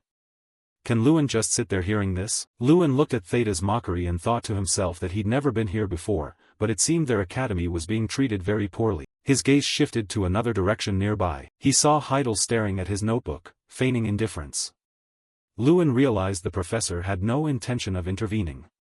The Grand Festival is a competition among students, and now the teacher's role was simply an advisor. He bowed his head slightly, furrowing his brows. The authority and responsibility of the whole team now rested on him, the academy's representative. Theta walked over to Hankus, draped an arm over the seat back and called, Hey Hankus, where's your Gary Hill representative? At least he's an interesting one. But Hankus remained silent. Suddenly a sound made Theta turn his head. Mikkel was probably bedridden, praying his broken ribs would heal right now. He saw Lewin standing tall, full of confidence, staring straight into Theta's eyes. Hankus spoke hesitantly, That's our academy's representative. Sita said in disbelief, The representative is that kid? It's my first time seeing him. Then he turned and walked toward Lewin. The footsteps sounded like drums pounding on everyone's hearts. No one dared breathe loudly. Sita stood before Lewin and introduced himself. I am Iota's representative, Sita Mankiri. What's your name? Unfazed, he replied calmly. Lewin Ardal. His voice grew low. I think a simple greeting is enough for a first meeting. If you're done causing trouble, leave our carriage. Theta snapped. What? He curled a corner of his mouth, and of course you'll apologize for calling us a dumb academy before you leave. Do it politely, that's what I mean. Lewin repeated, Before you go, you should apologize for calling us a dumb academy. Yes, apologize sincerely. A vein throbbed on Theta's forehead, his voice cold as ice. What did you say? He stepped up close to Lewin. You told me to apologize, did you? Then Theta spun around angrily and shouted, Hey Hankus, didn't you tell him who he is? Hankus's whole body trembled. Hearing that, Theta grew even more furious. Something this simple and you couldn't handle it? I'll give me a lesson he'll never forget. Seeing him like that, Lewin realized what was going on. He looked at the fearful expressions on everyone's faces. This was why participants in the Grand Festival were terrified when they saw the Iota Academy crowd. Lewin fixed his determined gaze because Theta had been bullying him. He felt an atmosphere of fear sweep through the carriage. They were doing it deliberately to demoralize people before the match. Lewin clenched his fist in anger. So the Grand Festival had started from this very moment. Suddenly he curled his lip provocatively. Want to test yourself? Theta must think this is a joke. Huh? Has this bastard lost his mind? With that, he prepared to throw a punch, still threatening, you think I'm scared? If you get punched, don't complain. Before the blow could land, someone shouted, Theta, stop. Sita withdrew his strike and his voice faltered, Professor. The man spoke sternly, can't you just sit still? What are you doing before the match? Already trying to make enemies? He looked sincerely at Heidel and apologized, my student was rude. On their behalf, I sincerely apologize, teacher. Heidel nodded slightly in acknowledgement. Then he shoved Theta forcefully and ordered him back to his seat. Theta still looked resentful, but said, yes, Professor. Theta turned and cast a hostile glare at him, just you wait. Lewin watched the man walk away and fell into thought. Just as he'd suspected, it hadn't been easy from the start. In another carriage an angry voice rang out, Professor, why did you stop us? Sita fumed, unable to understand. You're the one who set this up. So why? The man bowed his head and sighed, asking back, didn't you notice? Sita blinked and replied, no, sir. What do you mean? Theta flinched and answered, yes, sir, when he heard the professor's question. Didn't you see him smile? The professor recalled what he'd seen earlier. Professor Heidel of the XN Academy had been smiling as he watched, as if waiting for someone to act. Theta cautiously voiced his thought. He just seemed confident. The professor exhaled, unsure himself. He wasn't entirely certain. He remembered the aura around Lewin. I think that kid Lewin has something we don't know about. He's not like the Mikhail Garyhill who fought you before. Sita heard that tone and realized the matter was more complicated than he'd thought. The train continued on. After the Iota group left, the cabin's atmosphere changed strangely. Everyone gathered around Lewin to discuss. Hey, what's the first match? The first round is a team match without representatives, so does that mean you won't be there? Lewin, I don't know if we can do this. Hankus spoke loudly and determinedly, of course we can, we must not lose. Others shouted in agreement, full of spirit, we won't let those bastards win. Lewin looked at everyone with satisfaction. Just now they were full of pride and jealousy, but now they'd united like this. People worriedly asked him, are you okay? Lewin, why are you so tense? Those guys have been fighting since they were born. Yeah, he's right. If it comes to real fighting. Lewin's words made the group fall silent. Don't you feel uncomfortable? He emphasized each word. They look down on you, they openly belittle our school's representative. As the representative, what would happen if I just sat still? Inside the carriage, Lewin's voice rang out again. They'll only become more amused and look down on us. Moreover, one person hesitated, that's true, but you cut him off. If you do nothing, we'll really be the stupid academy they say we are. Do you want that? The group hung their heads at Lewin's question. Do you want to be despised forever? Suddenly he raised his voice. It's precisely because you given that they've looked down on us throughout Elric these past years. Lewin continued, so what do you want to do now? This isn't the time to let pride break our unity. Someone shoved Hankus forward. Yeah. We're thinking of making Hankus the goalkeeper for the shuttle match. What do you think? He scratched his head awkwardly, me as goalkeeper? Lewin was somewhat pleased. It seemed M's tail would join in too. So by the time the tournament ended, a chime sounded on the train, followed by someone urging, we're here, everyone take your luggage down. And Tanuchi is a state within the Royal Federation of Danak. It's also the only state recognized as the Empire's neutral territory. So when you step foot here, even centuries-old enemies must put aside their grudges. If bloodshed occurs within Tanuchi's borders, the Empire, as continental overlord, will step in to adjudicate the matter. For that reason, major international competitions are held in Tanuchi, such as the Grand Festival of Mages and the Great Sword Tournament of the Sword Guild. The boys stared at the crowd ahead and murmured. So this isn't the Danak Empire? Someone scoffed, no, it's not the Empire. It's just the Royal Federation under the Empire's administration. Another sneered, as if it made no difference. Jason looked around, this place felt like another world. Lewin, our Daemon district seemed impressive, but this place. Lewin's eyes drooped slightly.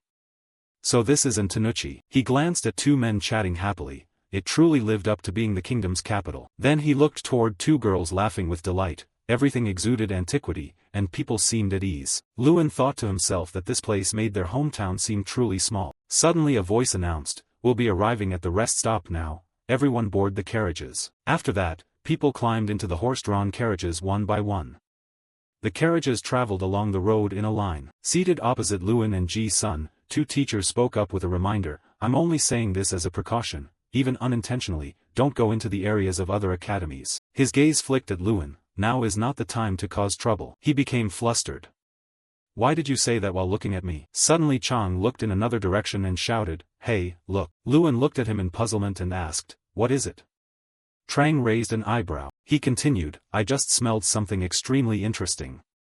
Lewin's eyes widened in astonishment, what smell? Suddenly something jumped down from above. It landed on Lewin's foot and spoke. Apparently Trang sensed it and said the ruins of Draka are here. Scene transition to the next day at the XN Academy's inn. Jae-sun watched Lewin briskly pull on his coat, still half asleep, and asked, hey Lewin, going on a date? He didn't answer and darted off like a gust of wind. The system screen lit up before Lewin. While running he asked Trang, are you sure? He nodded, I'm sure. You'll see it appear on the minimap in a moment. Even I can see it. When they arrived, a sign for a crafting workshop hung there. Memory stirred and Trang exclaimed, we're here. Lewin slowly opened the door and stepped inside. He looked at the interior and remarked, I thought Black Dragon stuff would be kept somewhere special. This place looks too ordinary. Lewin touched his chin thoughtfully. It should have been in black markets or wealthy people's basements.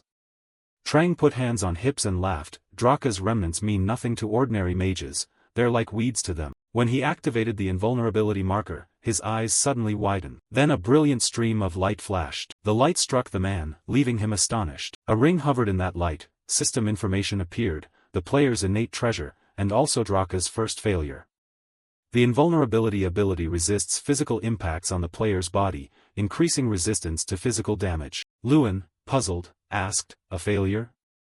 Trang chuckled and explained, it's a bit unusual. She clarified that it not only negates attacks but also blocks normal touches, even a lover's embrace wouldn't work. Trang forced a smile, it's useless when you need it and present when you don't, that's why it's called a failure. But you still need this, you can't refuse it, you can only nod. Reading the system message that equipping it grants plus 200 strength, Lewin nodded. Plus 200 strength, just that alone makes you want to wear it. He then tried the ring on his middle finger. Lewin admired his hand with great satisfaction. Perfect, fits as if made for him. He asked the seller, how much for this ring? The man laughed out loud and gestured, take it, it's been here a long time, I don't even know how to preserve it. Having no choice, Lewin offered, then let me buy another one. The man smiled again, be my guest. He walked down the aisle, glancing left and right. A connoisseur's eye, really convenient. Seeing the rarity levels of the books displayed, Lewin thought silently, they even assess an item's value. Suddenly his gaze stopped and fixed on a direction. A dazzling golden light radiated from a book with info, high rarity, quantum mechanics of magic and swordsmanship. Lewin flinched, this. As he reached to touch the book, someone suddenly appeared and blocked his hand. He was stunned to see the white-haired girl before him. This was the info floating above the girl, Irene Prowse, S-rank mage with very high potential. Lai recognized her as Irene Prowse from Seiki Women's University. The king of mages, the supreme mage Theron Artemis, is one of the 11 successor mages personally chosen by him. Lewin's expression grew solemn. Rumor said she was a genius on the verge of S-rank. He looked at Irene and recalled the earlier info. In truth she was already S-rank. It seemed the rumors had been understating her power. She hissed, let go. Lewin refused to back down, I got here first. Irene's hand still pressed on his. Judging by his uniform, you're from Znit Academy, she said. I'm Irene Prowse of C Women's University. You found what you needed and are just looking for more, right? I came here only to buy this book. She suggested, if it's not a big deal, would he yield it to her? Lewin frowned, thinking she'd heard his earlier remark. Was she buying the book for the grand festival? He asked, why do you need this book? Usually few people buy volumes like this. Irene's voice grew hesitant. She withdrew her hand, her face flushing slightly as she looked away. It's just for an assignment, I can't explain it. You know that. Lewin guessed it probably wasn't a school assignment but something related to the Infection King. He suddenly said, then take it, it's important to you. Take it, no need for words, and Irene, flustered, replied, oh, thanks. Lewin resumed his search. So, what should I buy now? Irene watched his retreating figure, a look of mild puzzlement crossing her face. Back at the lodgings, after Lewin recounted everything, questions came pouring in. You met Irene Prowse, what did you say to each other? Is she as beautiful as they say? Jason Sun and Henke's eyes lit up with excitement. Where did you meet her? How did you meet her? Lewin was at a loss. Can each of you ask just one question? Jason looked up sadly, truly jealous. His dream was to touch Irene's hand just once. Henkes took the chance to brag. So ordinary. I also met I at the Grand Festival. I even sat next to her for a bit. Jason cut in angrily. That doesn't count as talking to her. Lewin endured the two of them screaming like children. What?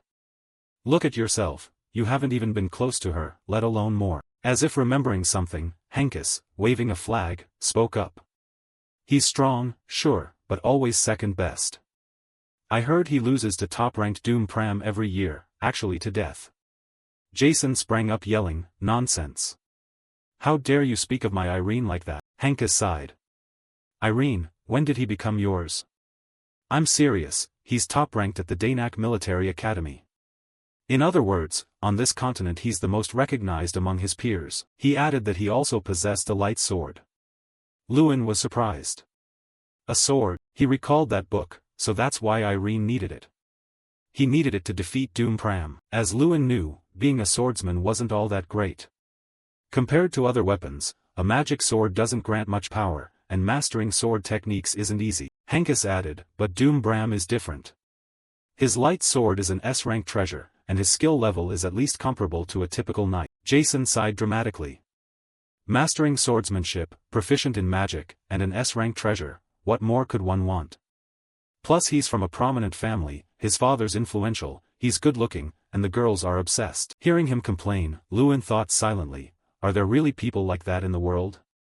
He stayed quiet. He remembered Irene, an S-rank mage at only 16, and a swordsman who always took first place. Lewin frowned, pensive. Could he possibly win when facing such prodigies? He recalled his encounter with Theta. Surely no one would pay attention to someone like him. But Lewin closed his eyes and remembered Tyrion's Knit's words. You are a title contender, not an exaggeration, he told himself. He wanted to try and see. Suddenly someone from outside burst in, breathless. Your debut lineup for the opening ceremony has been posted. Hearing that, a determined glint flashed in Lin's eyes.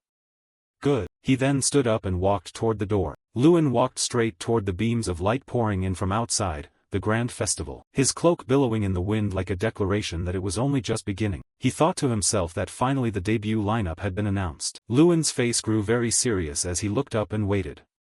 Our opponent is. Staring at the bracket for a moment, he was quite surprised. Damn it, a match against those stupid academies? Suddenly a voice rose from behind, then that's too easy. It turned out to be that Theta. He arrogantly stepped forward and taunted, fighting you lot just gives me more time to play. Immediately he turned and thought of the Iota students. Lin's face showed no fear, but inwardly he thought facing them would be the trickiest. He scanned the whole group and considered them. They were notorious for dirty tactics. Not to mention, those behind the others looked frightened and whispered. Damn, why did it have to be them? Yeah, they do look scary. Hearing that, he thought many at school had been psychologically traumatized by them. Theta sneered arrogantly and mocked them, you're so weak you can't even excite us. Boring. Boring as a fried snack. His subordinates laughed heartily at that. Ha ha ha. Watching the crowd whispering, he arrogantly and challengingly said it was lucky to face those stupid academies, like hitting the jackpot. Aren't you worried they'll hear you? So what?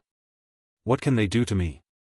They can't do shit. Lewin's mouth curved into a malicious smile as he thought, fine, I'll use this chance to show you. He clenched his fist, pride on his face, thinking, we're not what we used to be. Then he spoke boldly, I've been waiting for you. He immediately approached them and provoked, are there a lot of people participating in the Grand Festival here?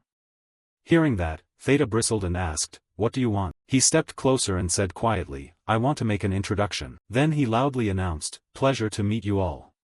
I'm Lewin Ardell, the representative of the so-called stupid academy group you're talking about. Lewin continued, I won't say much, just one small request. His face turned menacing and he added, never call us the stupid academy again, it sounds awful. Theta, furious, ground his teeth and snorted, humph. He bared his teeth threateningly.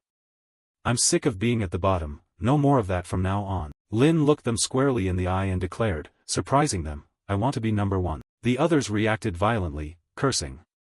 If not, stupid academy, then what should we call you? Cut the act. Theta, annoyed, retorted, do you think this is some backyard contest? Number one, what a sore ear that is. who do you think you are? Hearing that, he thought of the old silver-haired man and muttered to himself, ah, he is. Luan's face was confident as he spoke clearly, keeping his trump card hidden. He resolved inwardly never to flinch again. Cut to the white building, where the others were buzzing excitedly. Who is that? Luan Ardal, the group complained in confusion. I've looked into him, heard he used to be at the bottom of the class. Bottom of the class and still the student representative? One of them, annoyed, replied, I'm not sure, but I heard at the start of the term he suddenly changed 180 degrees, his grades shot up. Theta, puzzled, asked back about the 180-degree change. The other continued, yeah, maybe that's why he's so confident. In his head he recalled the old man's words, that kid, there's something about him we don't know. He then sighed and said, maybe I'm overthinking it. He immediately stood up, stretched his limbs, and declared, those arrogant brats, I'll teach them a lesson. His face was full of confidence and pride as he said, by following our school's tradition. Cut to the lodging area of Znit Academy. Here, Luan's group had gathered to discuss their plan. Tomorrow is the mana grenade throw. The format is a team match, and apart from the student representative, all team members may participate. He then analyzed tactics for his teammates. The challenge requires participants to throw mana grenades at a Midran golem. The team that defeats it faster wins.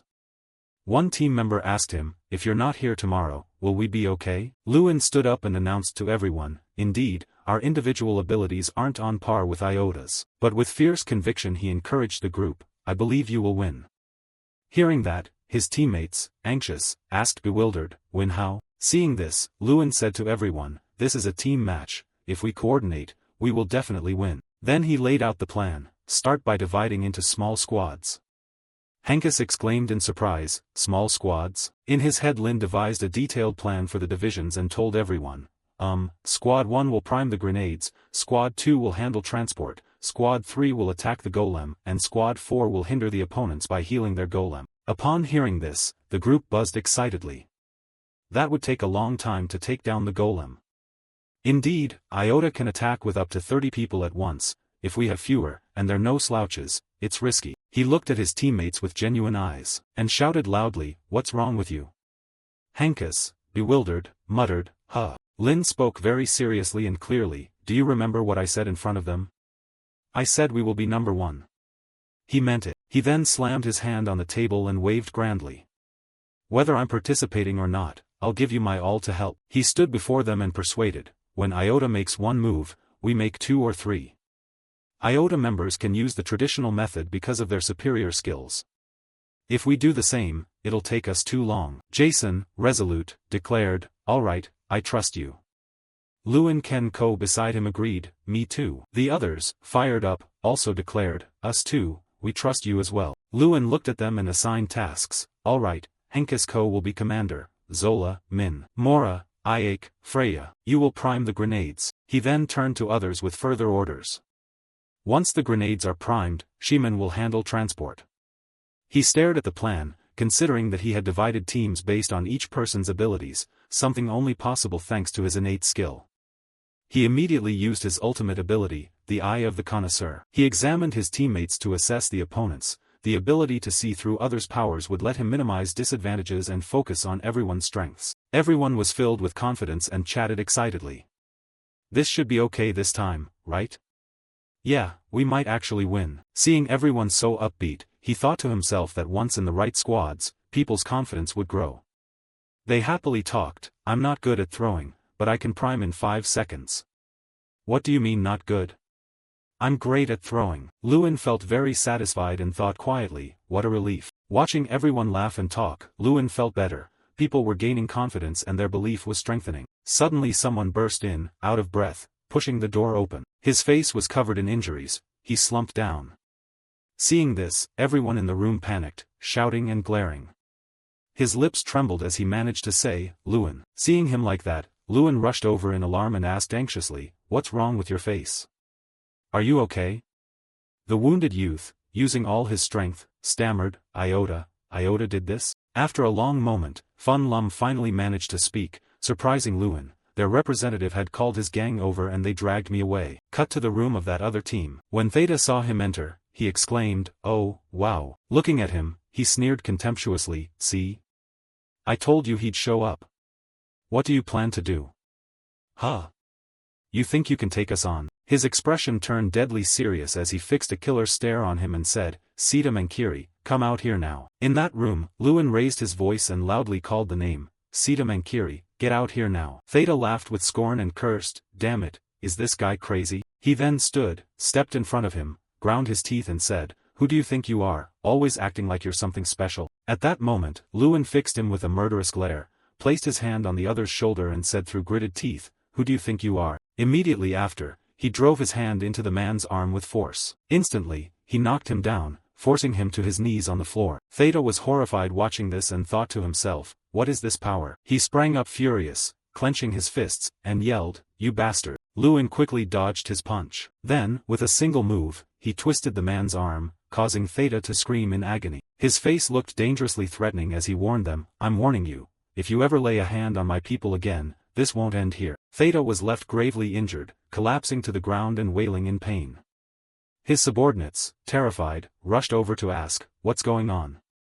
Theta, are you okay? He was writhing in pain, clutching his shoulder and crying out miserably. Lewin stood over him and said threateningly, you want to bet on a match with me? Back at their turf, Lewin told his brothers what happened. They were shocked and shouted, no way. The whole group, stunned and delighted, exclaimed, if we beat Iota's students, Sita Mankiri gets humiliated by you. Don't tell me it's the same humiliation Mikkel got. At that moment he announced another piece of good news, they would also have to apologize to them publicly. Hearing this, everyone cheered and cried out, wow, we have to win this time, what motivation. Haha, our job now is to win. Just then someone ran in to announce it was time to head to the arena, everyone prepare to leave. Soon after, the whole team arrived at the grand festival, the festival of mages and the entire continent. And among the mages present in history, everyone here looked confident, each becoming a pivotal factor in changing the fate of the continent. The audience cheered passionately, go, small academies, go. Lewin felt confident and satisfied, thinking to himself that he never expected to be part of this place, a place that forges legends in history. Immediately after, the stage manager shouted to announce to everyone that the opening ceremony had ended and requested everyone return to their seats. At once the whole group returned to their seats. Suddenly he ran into someone. It turned out to be Theta.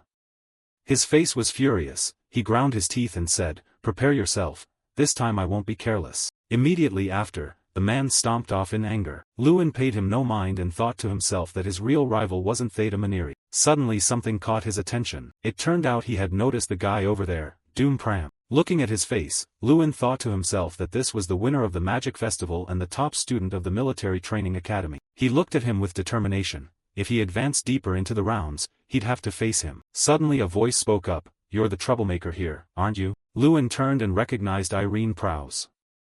She stepped forward and said to him, you were causing a ruckus everywhere yesterday. She went on to ask, leaving Lewin surprised and dumbfounded, you even went to Iota Academy to make trouble? He was shocked and asked back, how did you know? She walked on and replied, this place is small, I'm sure everyone here already knows. Hearing that, he felt embarrassed and answered, oh, really? I wasn't causing trouble, just venting a little. She turned back to him and said, anyway, you lent me a book last time, so here's a bit of advice, don't make yourself too conspicuous. He replied, surprising her, like you? You're hiding your talent too, aren't you? Swift as the wind, Lewin ran off and waved goodbye, well then, I have to go. We're participating in the first event. She was left astonished and surprised. She stood there dazed. Soon after, the competition began. In a few minutes the mana grenade throw would start. The first two teams were Znit Academy and Iota Academy. He rallied the team and asked, ready? Everyone encouraged and boosted each other's morale. Show them our strength, prove we're not a bunch of useless academy students anymore. Immediately the whole team strode in with confidence. The first event, the mana grenade throw, officially began. Everyone was puzzled, even the audience turned to each other and wondered, what's going on? What are they doing? Seeing his team's formation left everyone confused.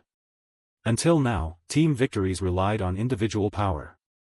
Arranging a formation like knights was strange to everyone. Even the outer mage teams were surprised. They split into two groups, primers and throwers. Oh well, whatever, Iota will take the win anyway. He remained completely calm, ignoring the whispers, those people were just posers, stupid academies, no wonder they're at the bottom. They probably don't know how many things lie beyond human comprehension. Even Irene's group held their breath in anticipation. She herself was no different, exclaiming in surprise, "How is this possible?" Then his team managed to break off one arm of that stone man, to everyone's astonishment. "Look at Znit's golem, its arm fell off." Seeing that, he immediately ordered the group to charge in. Everyone continued to press the attack. Immediately he shouted orders to everyone. "Kenko, speed up the warming. Mora Iake, you two handle transport. Jason, aim for the right arm." The members promptly received the orders and carried them out.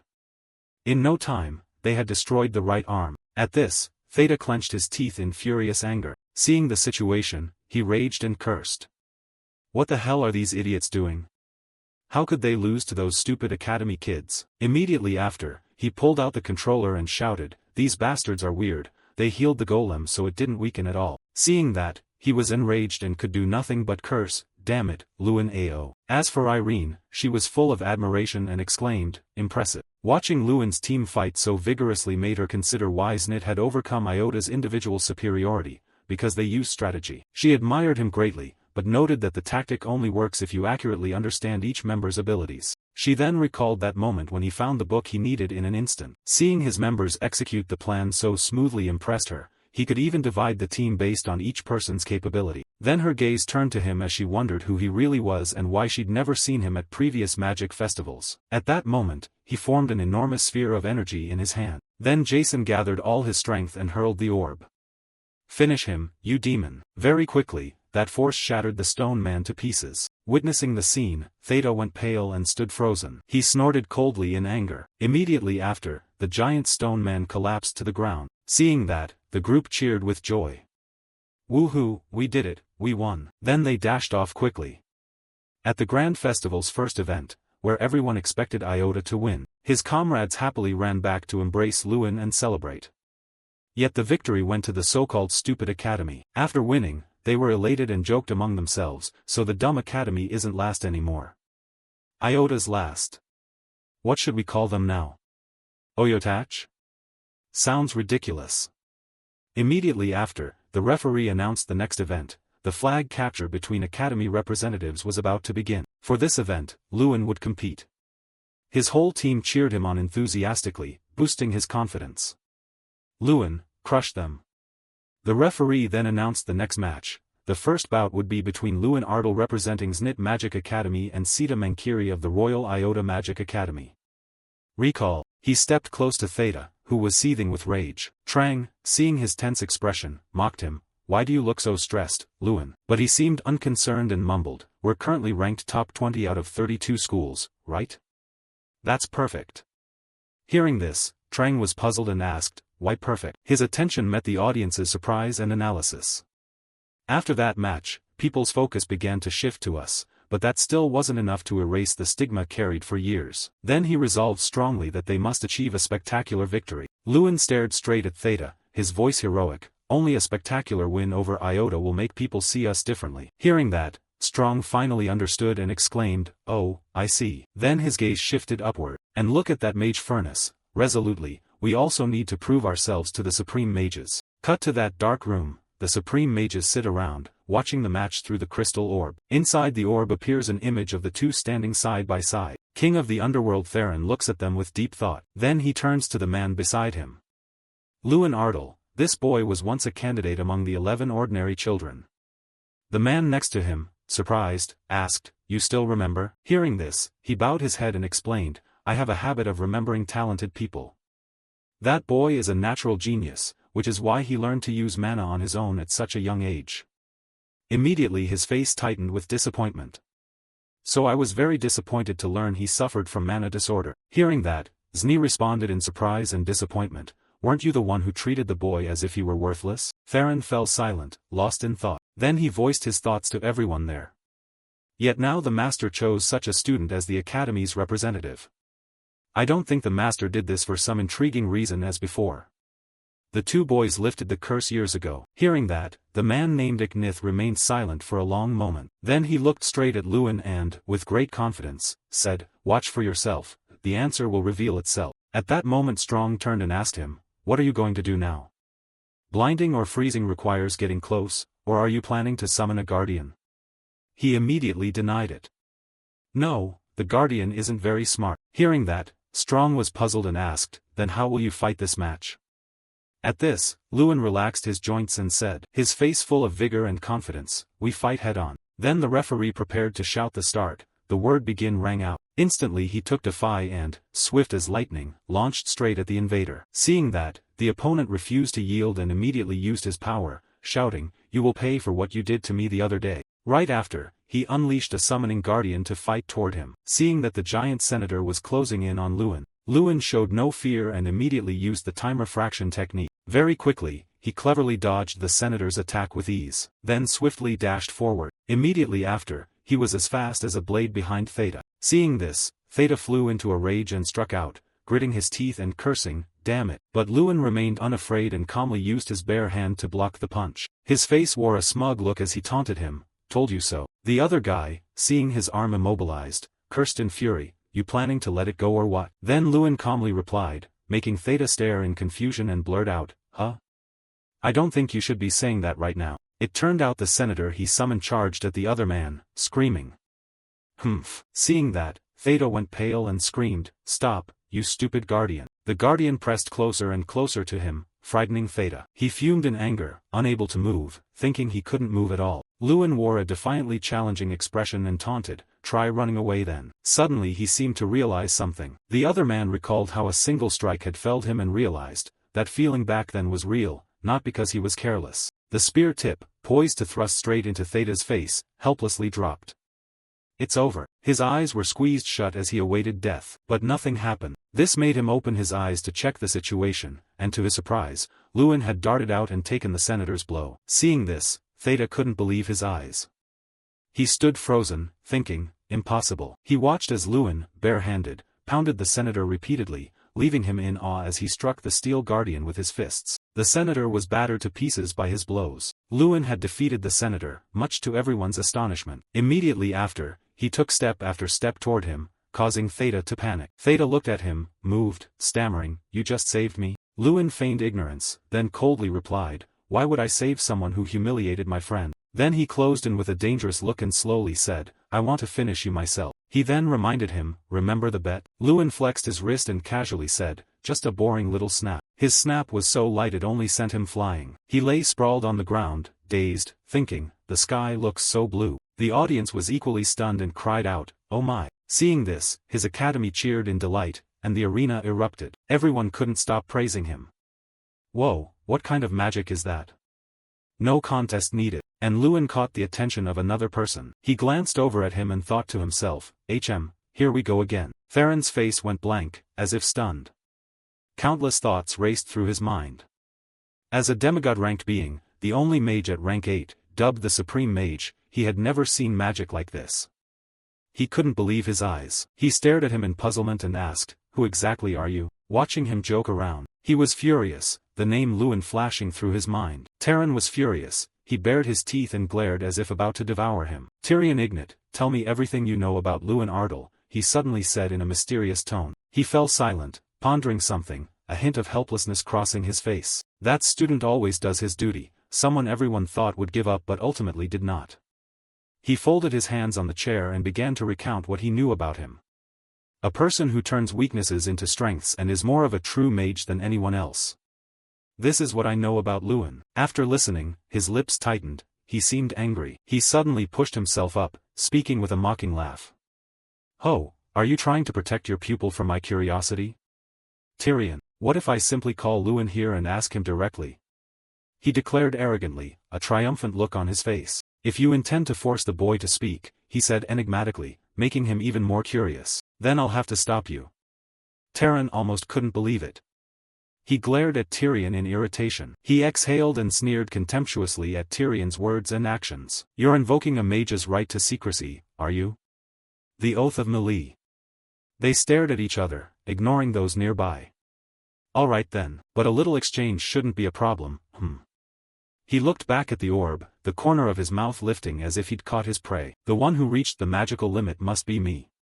Theron stared at the orb without blinking. I must find out what that kind of magic is. Lewin Ardell, somewhere in the dead of night, we only won one round. He placed his hand on his head, complaining, now he should rest. If you keep partying like this, other schools will come too, so why get so worked up? A group of students drank loudly, laughing and joking. Opposite them, Lewin was utterly helpless. I always thought if I ever came to Altian I had to visit this place. Come on, Lewin, celebrate your victory. After all, it's a festival. Jia-sun stepped behind him. Lewin was 3 parts helpless, 7 parts resigned, sighing in exasperation. They have Altian coconut juice here. There's also Dragon Kiss. 2 fancy drinks were laid out before them. Lewin was surprised when he heard the name Dragon Kiss. Haha. You know I always love my homeland, he said as he thrust the bottle toward him. So this is your specialty? Of course, but I didn't order it because of that. From somewhere footsteps approached. Just a sip and you'll taste like you're kissing a dragon. It's top tier. Jason used every flattering word to market the bottle. Come on, Lewin, don't make that face. Try it. 1 glass and you'll be there. No, 1 glass and you'll taste perfection.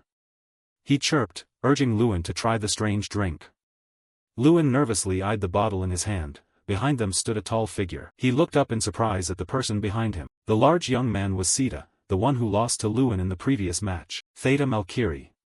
The group exclaimed his name in surprise. I know your pride was hurt losing to Lewin, but you should leave, don't spoil the fun.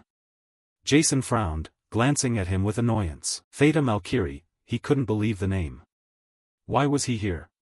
Looking for trouble? I've come to apologize, to put my ego aside. He squinted, forcing out the apology. Their faces turned into question marks. They were extremely surprised to hear him speak. I'm sorry for looking down on you guys all this time. He bowed his head slightly, trying to sound as sincere as possible. After being beaten by Lewin in the arena, I realized it. He frowned and growled, I shouldn't underestimate others just because they're weaker than me. Words he never expected to say came out. There are many people in the world stronger than me, so to someone else I may be the weaker one. The group was still stunned by what he was saying. I truly feel what I've done to you all has been wrong. Wait, why all of a sudden? Jason asked, puzzled, sweat beading on his face. I know that even saying these things won't make you forgive me easily, but I'm saying them so you know. I sincerely apologize. He bowed to show his earnestness. Lewin looked at him, his expression softened a little, but he still said nothing. Awkward silence. The other guys shifted uncomfortably and scratched their heads. Yeah, that's right. Sorry for ruining the mood. I'm going now.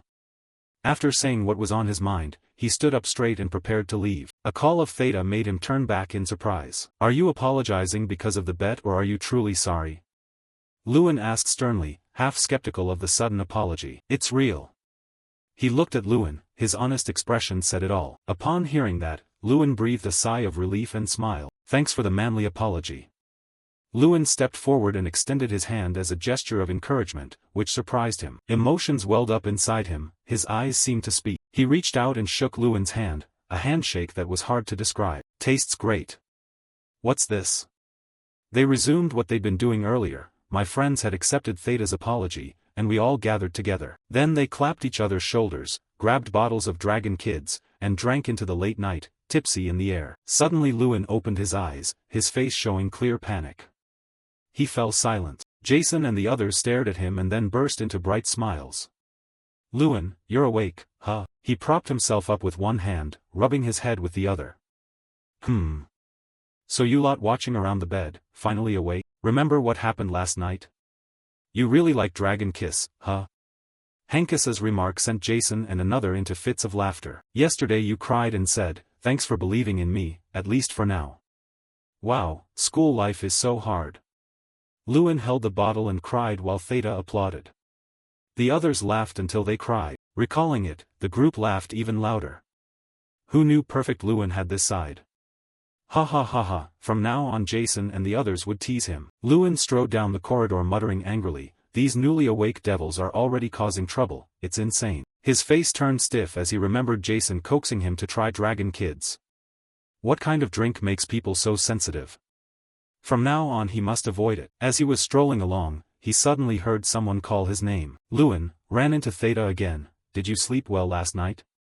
Theta ran up, smiling as he spoke. Last night you two even apologized for beating each other up, promising to be brothers from now on. They hugged and cried loudly.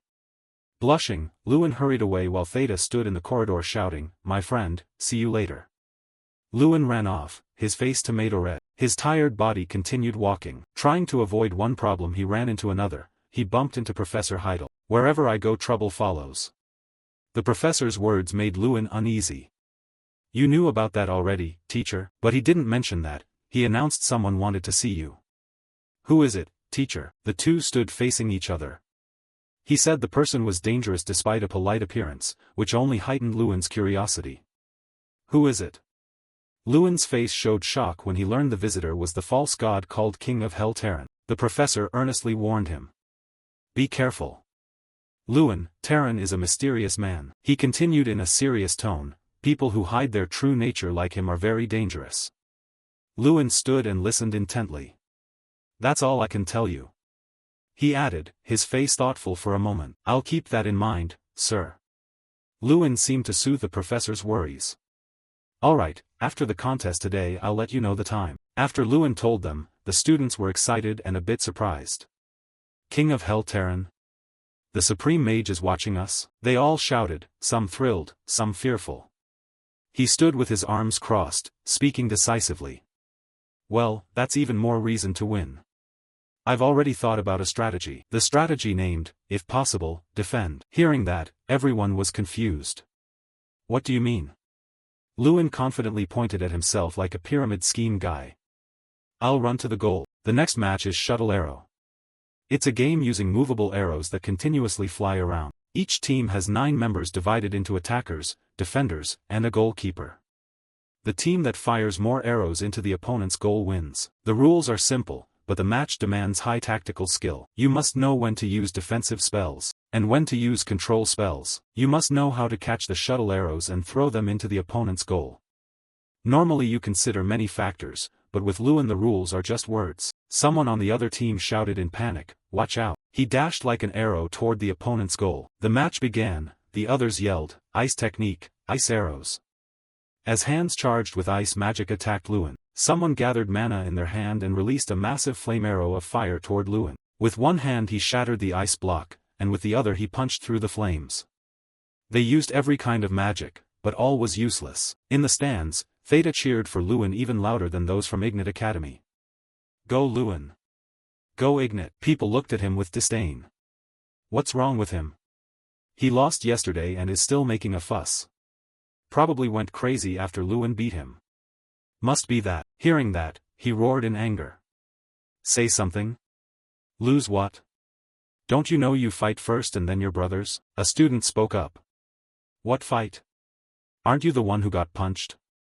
Those cutting words reached his ears. "What did you say, you jerk?" His friend replied fearfully, "Nothing." Then no one dared speak in front of Theta anymore and instead whispered behind his back. What's up with these representatives?" The tall, dark, sweaty guy folded his hands in his pockets and thought. "Lewin Ardal, after fighting you, I'm certain of one thing. You will be the next generation mage." The image of him looked impressively grand in his eyes. Irene Prowse from the Women's University. Then Dalian Malken from Freelia School of Sacred Arts. And finally Doom Pram from Jank Military Training School. Theta had faced the best at the Grand Festival, yet Lewin was stronger than all of them. Not only strong, Lewin also has leadership skills and patience. His image replayed in his mind. Thinking that, he couldn't believe Lewin still accepted being friends after everything. "Captain, we're up next, aren't we having a strategy meeting?" "Yeah, let's go." With that, Theta could no longer keep cheering for Lewin. One guy shouted at full force, "Block Lewin Ardal." They were desperately trying to stop Lewin with everything, ice, fire, earth, wood, whatever worked they pulled out. The whole group shouted in unison that they were giving it their all. Lewin, using his body, nimbly dodged all of the opponent's attacks. He grinned triumphantly. "Done, right? Now it's my turn." They hurriedly raised thick ice barriers out of fear. With a word from him, he punched and shattered the ice into shards. Ice shards. They scrambled to flee and fell flat on the ground. "Watch out, have you forgotten about us now that Lewin's here?" While Lewin was disrupting the enemy formation, Jason had already caught the shuttle arrow. He caught the shuttle arrow. Stop him. But even if they wanted to stop it now, the defense line was already in tatters. They also ran into Jason, a master at throwing. Take this. He shouted. He raised the score to 2-0. From outside came the uproar, nice, another point. After that, all attention focused on Lewin. Jason and his teammates exploited the weakened defense to attack that gap. He lunged with wind-tearing speed. Lewin Ardle couldn't be stopped. Their defensive line collapsed. The whole stadium couldn't believe their eyes. It was unreal. On the field everyone was panting from exhaustion. He's a monster. We can't beat him, it's over. A normal shuttle arrow match has 3 to 4 goals, but Ignite Academy scored 11 goals, setting a record and not allowing the opponent a single goal. A surrender signal was raised.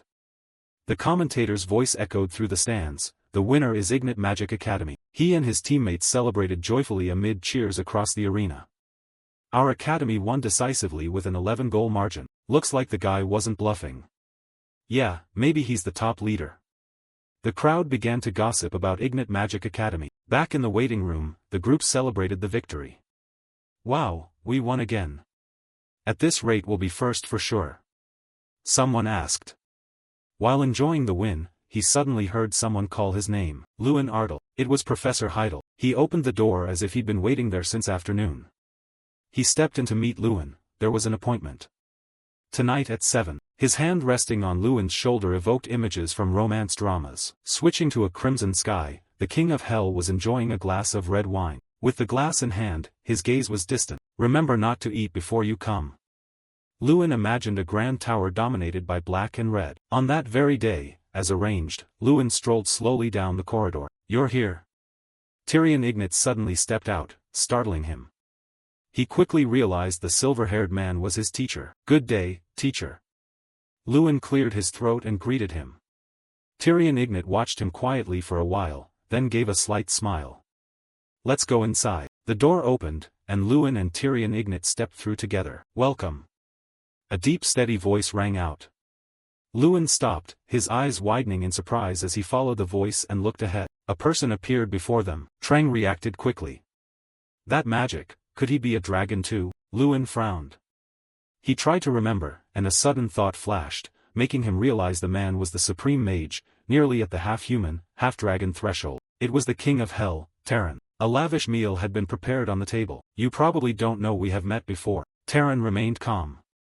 I saw you from afar back then, he said, and Lewin grew curious as he heard it. Terran spoke between bites.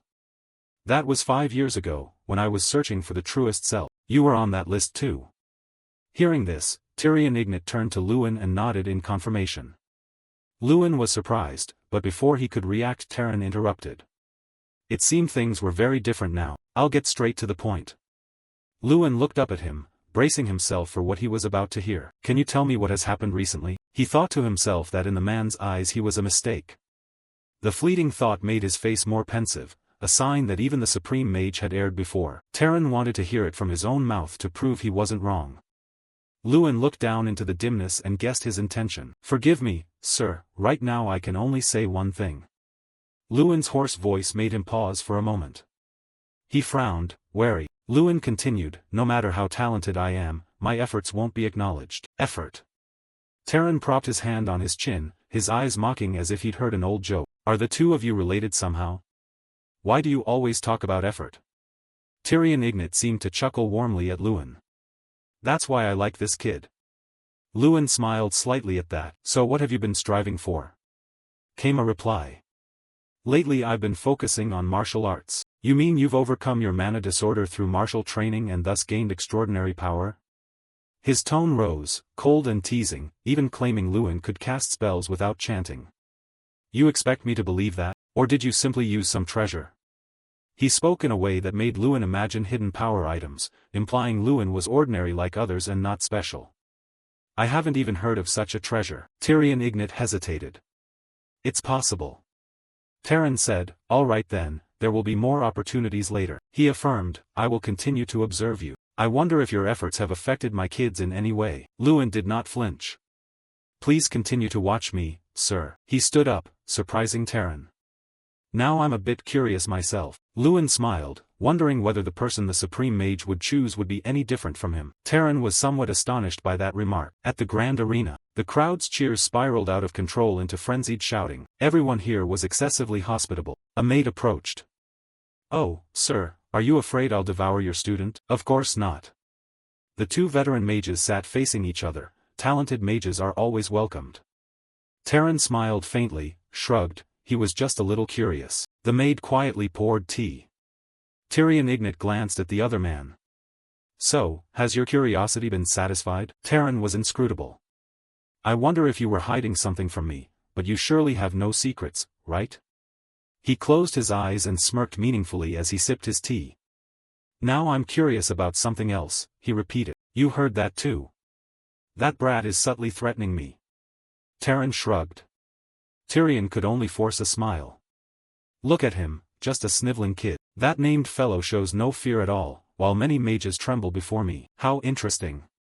He chuckled softly, a hint of expectation in his tone. In the silent space, Terran wore an impassive expression, hoping the named brat he had his eye on would do something noteworthy. Outside, the cheering continued. The door swung open, the clatter of other mages' footsteps filled the corridor as Doom Prime strode forward like an alpha beast. He scowled in anger. What good is all that cheering? To me it's just... Bang! The door flew open and someone rushed in, nearly tripping. He whispered into Doom Prime's ear. Doom Prime asked if it's certain. I'm sure, I saw it with my own eyes. The representative for Lewin Ardle had arrived at the tower. Doom Bram's wrath flared up inside him. The King of Hell tests others instead of me? He trembled with anger. He began rifling through memories of matches he'd watched. He'd seen his matches several times. At this grand festival he'd caused quite a stir. Rumor said he was a tough opponent because his magic was unusual, but he didn't care. No matter how high he climbed or how he writhed, he wasn't a match for him. Doom Prime fell into thought. In his eyes the other was simply a freak, nothing more. Reaching a peak, he seemed to lose control to his jealousy and anger. Others noticed his odd behavior and hurriedly watched him. What's wrong with you, Doom? What's the matter? Voices echoed with concern and some caution. I will never forgive you, Lewin Ardle. The only one he should have acknowledged was me. On the other side, a mysterious gate slowly creaked open. Behind the gate stood Lewin, the young man everyone was talking about. He stepped through the doorway and stood there, staring at the hem of the black cloak before him. It was him. It was Doom Prime. He glared at him with a slightly annoyed expression. What did you say to the King of Hell? He glared, baring his teeth in a fierce challenge. You waited for me just to ask that? Didn't you think there are more important things than nitpicking like that? In the great hall the man's shouting echoed, his eyes flashed with fury. Answer me. Opposite his anger, Lewin replied indifferently. Humph, you do not flinch before his rage. A calm voice rang out. Why should I answer? Though soft, the words slapped him like 10 buckets of cold water. Doom Prime frowned and, without hesitation, drew his sword as a threat, for no particular reason. The hall's air seemed to thicken. His sword emitted a cold light. But I want to hear, his voice rang out, yet Lewin remained composed and unshaken in the face of his fury. This guy wants a fight. Lewin's face hardened, his gaze like a bullet flicking toward him. You challenge me? This isn't an arena.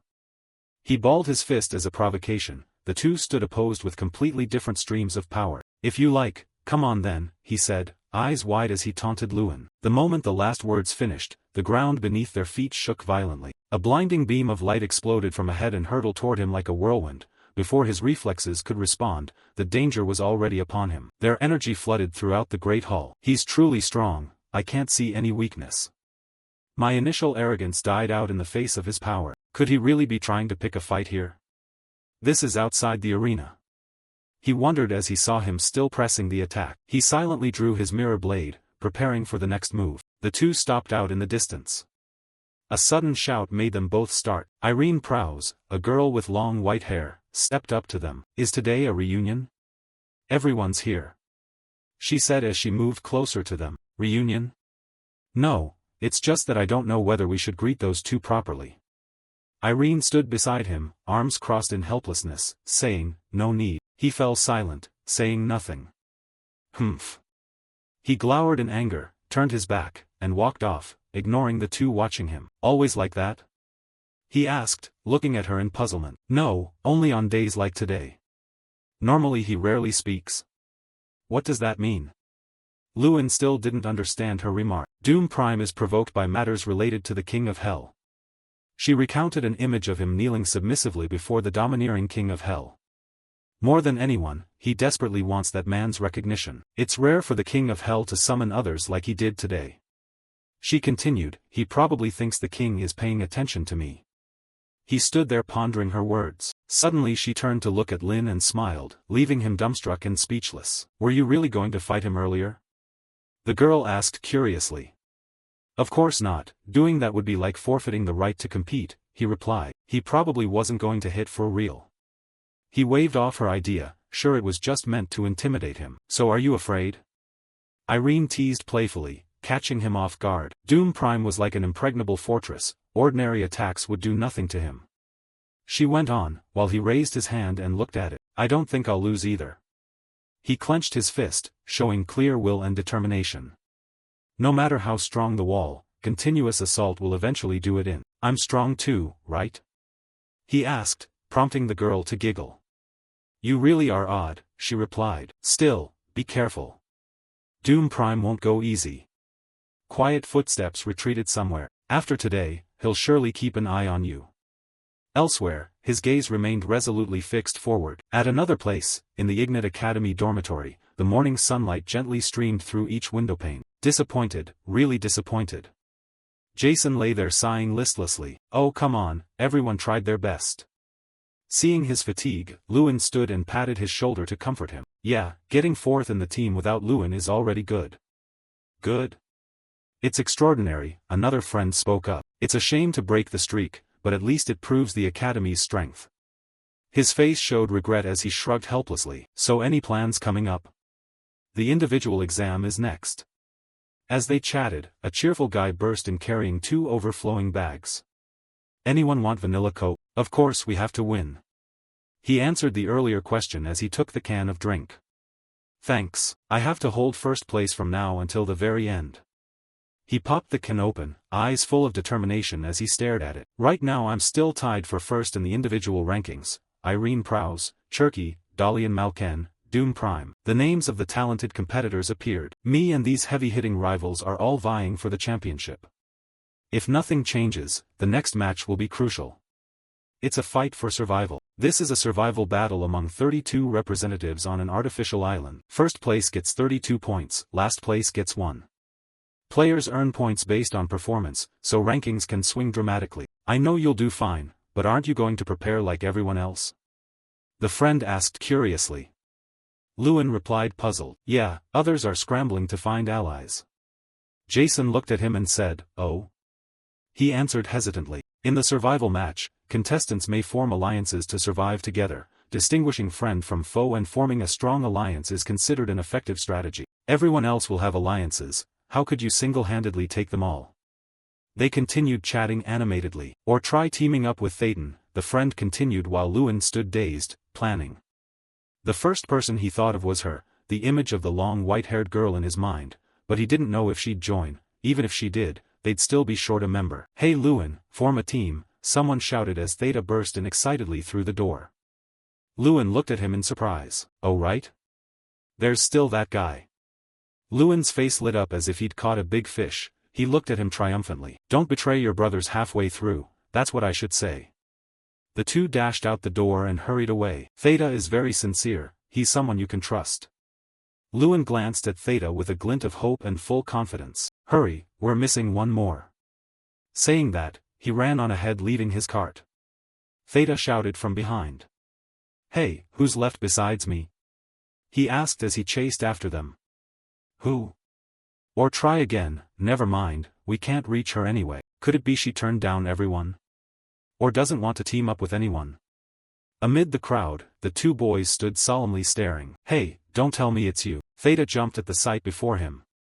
A bright red scarf with a 5-petaled flower in the center fluttered. You want to team up with Irene Prowse, but she's a title contender. Are you close with her? He still couldn't believe it. After a moment, Lewin answered his abrupt question. Oh wow, how close are you two? Nice. So I'll be on a team with Irene Prowse? He probed excitedly. Cut it out.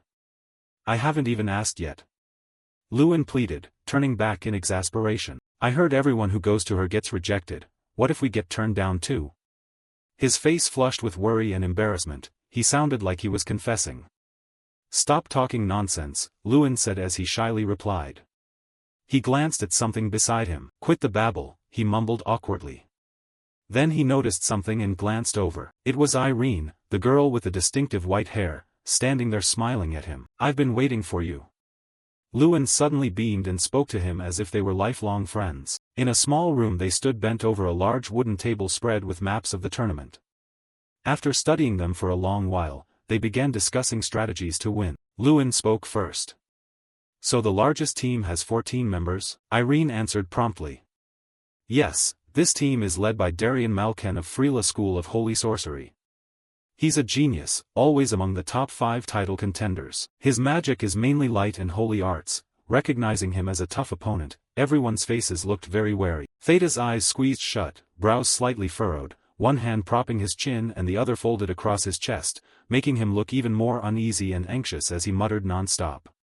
Numbers aren't the issue, and of course his team is the most formidable. Feeling that what he said wasn't entirely accurate, he spoke up to cut off that line of reasoning, causing the two to turn back in surprise. There's someone even more formidable. Just the name Doom Prime was enough to silence the room. It seemed this was a dangerous opponent everyone should be wary of. Yet for some reason the two had forgotten that. He remained unmoved, keeping that serious expression. The content of the contest will change depending on each person's abilities. In the blink of an eye the day of the competition arrived. It was a clear, sunny day. Sunbeams hit the ship, making it glitter brilliantly. Whether that was an omen of a good start or fragile hope before a storm was unclear. The supervising teacher checked if everyone had put their armor on. Then, before the contestants who listened attentively, the teacher went over the rules once more. Note: when your armor's durability reaches its limit, you will be eliminated and automatically teleported out of the contest area. Note: when your armor's durability reaches its limit, you will be eliminated and automatically teleported out of the contest area. Everyone boarded the ship in order through the opened gangway. Some wore tense expressions, worry evident in each heavy step. Others looked confident, ready to face whatever challenges awaited on the mysterious island ahead. Just after stepping down, Theta couldn't help but hug his trembling body. I'm already shaking. Lewin, meanwhile, didn't blink and stared intently forward. He raised a hand to shield his eyes and observed the island, intermittently visible and covered by a layer of barrier. He asked, we just need to stay there for 72 hours, right? With a calm posture and cold gaze, he nodded slightly in confirmation. Everyone around paid attention to Doom Prime, beads of sweat forming on their brows. On guard against his overwhelming strength, the atmosphere on the island felt more oppressive than ever. As expected, Doom Prime really entered alone. Although this had been in Lewin's calculations, their eyes still showed caution. Irene tilted her head slightly, voice light but decisive. That's true, but don't underestimate him. Everyone realized that being alone didn't mean weakness. Sometimes it signaled a beast waiting for the right moment to strike. No more delays. He suggested, let's go, we must take a boat from here to the main island. The others agreed. Let's go. Their boat moved slowly over the green-blue water. Gradually it passed through a barrier. She reached out and touched it. This is our safe zone, he replied. Yes, it will shrink over time. Upon arrival, the three sprinted like chased spirits. Hurry, we need to secure a good spot quickly. On the island the trees grew thick, sunlight filtered through leaves, shining down on the dense canopy, creating a faint halo like an aura amid the silent nature. Suddenly, a rumbling from someone's stomach shattered that tranquility. It turned out to be Theta. After the three settled in the tree like monkeys, his stomach protested loudly. He wondered, Lewin, I'm not complaining, but why didn't we grab food at the entrance earlier? Lewin's eyes showed bored sorrow, part resignation, part helplessness, as he gave a forced smile. She stood beside him and, seeing this, couldn't help but toss out a few teasing remarks. Weren't you the one who insisted on ambushing first? Huh? Lord Theta Malkiri? He blushed, sweat prickling at his temples. All right, fine, we're both of one heart after all. How long do you intend to keep drawing a line between us? Suddenly a loud noise from behind cut off their conversation. Everyone turned their heads to look. Far off there was a massive explosion in the forest. A blinding flash forced everyone to instinctively shield their eyes, and the shockwave was strong enough to shake the whole area. He was flustered. Already a fight? You stood with your arms crossed looking down like a wild animal that had found prey, your face clearly pleased. It's our turn, Theta. He didn't understand your meaning and hurriedly asked, huh? You reassure me, I've said there's no need to worry about food. Now you'll be eating your fill. Our prey has arrived, you said calmly. Below, a group of 5 people were sneaking around, probing cautiously like weak prey that could be attacked at any moment. One person in the group couldn't stand it any longer and spoke up. Why not wait a bit and get food later? I'm exhausted. The leader looked fatigued but didn't give up, urging everyone to cheer up. Those spots are easier to find food and water. Suddenly an arrow sliced through the air from nowhere and shot straight forward. It struck one unlucky member directly. He toppled backward, crying out in pain, ugh. Meanwhile, the others around remained dazed, not understanding what had happened. Only then did they realize the seriousness of the situation. They braced into defensive stances, shouting, ambush. Ambush. Hello there, I've been standing here since afternoon. He stood with a cold smile, conjuring a magic orb in his hand. The kids had waited a long time for him to appear. Iron Spear. He unleashed a surge of power, shafts of ice flew toward them like a storm. Beside him, Irene also clasped her hands. Her expression didn't change. Above her head a massive blue power shone brilliantly, many times larger than Theta's iron spear, emitting blinding, spiraling streams of energy. Seeing that sight left you astonished. It was a level 5 ice magic, violent blizzard storm. A colossal energy burst forth with fierce force and overwhelming scale, erupting like a vortex of light. The energy beams shot out as long, razor-sharp streaks, as if tearing the fabric of space, and the booming sound underscored its tremendous destructive power. The force it unleashed left him gaping in awe. Indeed, Irene Prowse cast high-level magic without a flicker of expression. While continuing her spell, he stared in amazement, because he sensed a large energy mass behind him. The group didn't bow to the stronger foe but counterattacked energetically. The commander shouted, 3 in total, including Irene Prowse, attack and defend at once, the more the better. The relentless attacks painted the area in a pale blue hue. The aftershocks kept radiating, forcing those nearby to raise hands to shield their chests. The scene didn't surprise you much, it still wasn't spectacular enough. You never underestimated opponents, you thought inwardly that they were formidable magic users too, after all representatives of the academy. Sensing it was time to act, you sprang down from the tree. With keen ears, a brown-haired young man sensed something amiss and became alert. He muttered, as if he'd heard a sound. He looked at the bush before him and was certain there was someone else behind it. Wanting to live on as a legend, he immediately launched an attack straight at Lewin. There. The strike pierced through the foliage right beside you, but you remained unfazed and faced it head-on. Quickly, you activated time refraction. You rushed past each person in turn without trouble, and in no time reached the last young man. Your speed left everyone wide-eyed in astonishment. Your body leaned forward decisively, preparing to deliver an earth-shattering kick. A direct kick hit him, and he seemed to lose the ability to fight instantly. The others, unprepared for such an outcome, stared in shock with their mouths agape. To avenge a teammate, someone used the prison vine skill. Countless vines sprang from the ground and lunged at you. Having faced this move before, you just had to jump up once.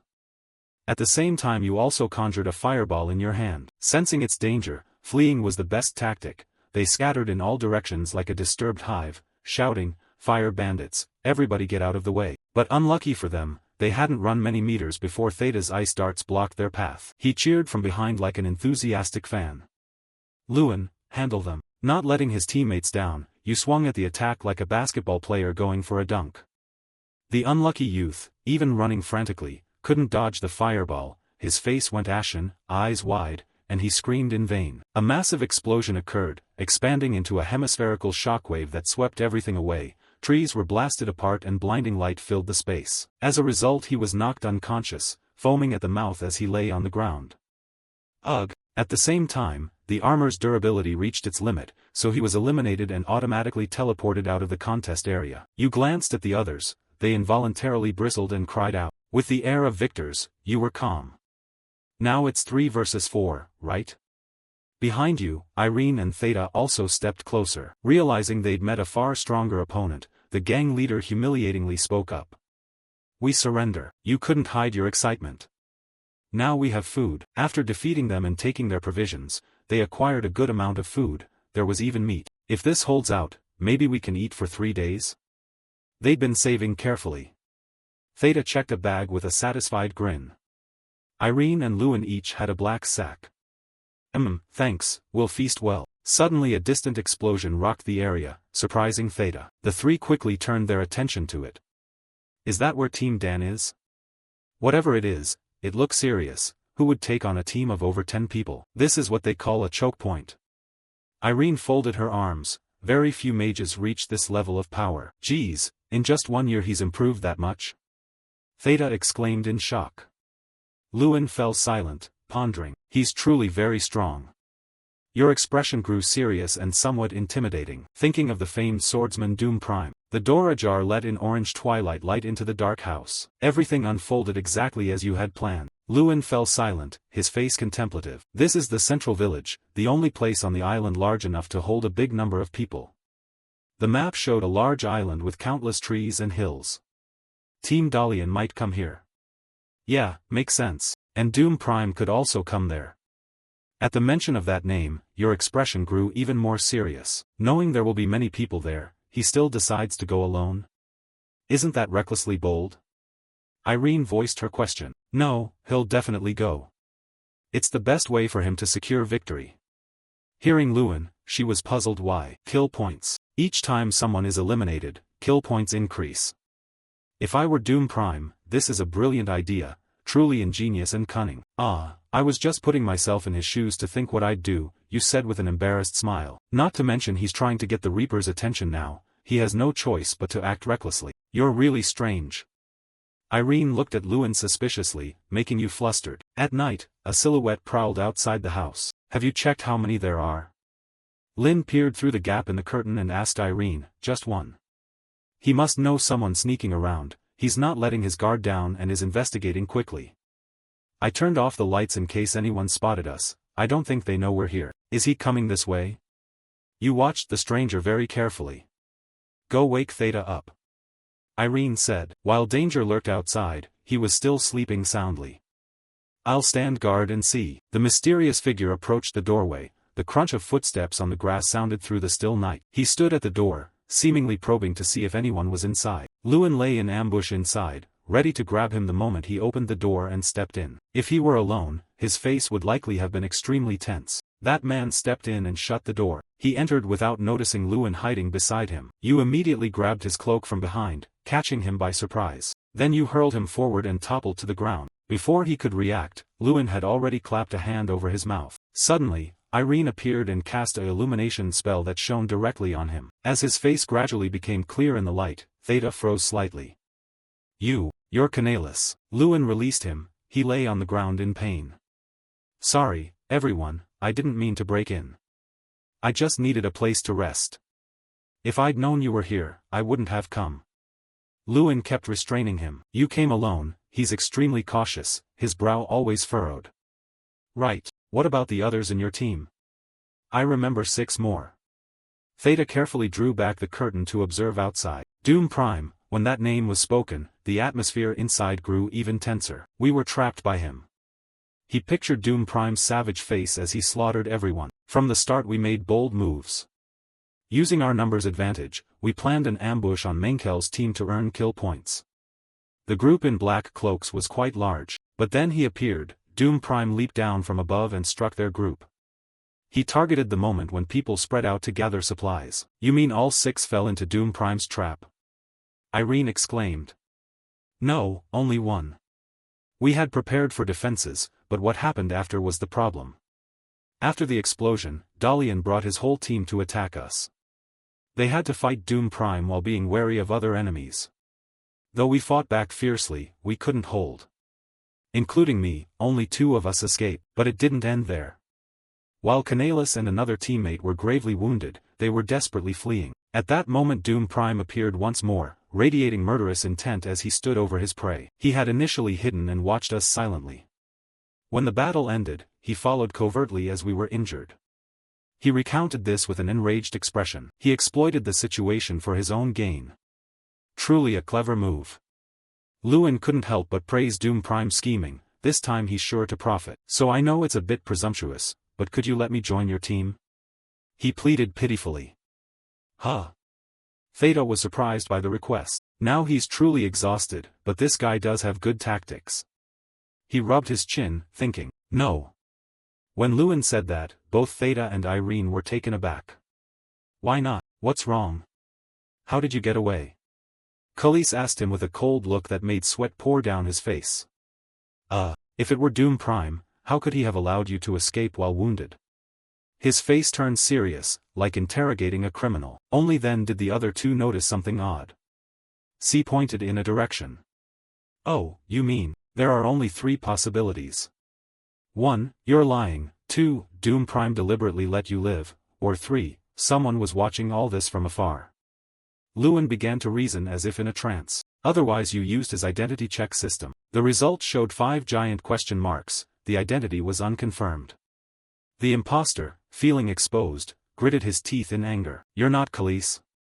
Lewin balled his fist, his face terrifying. A loud noise echoed through the silent night, startling even the owls into flight. The floor had been blown into a large, burning hole, only the cloak remained, the person had vanished without a trace.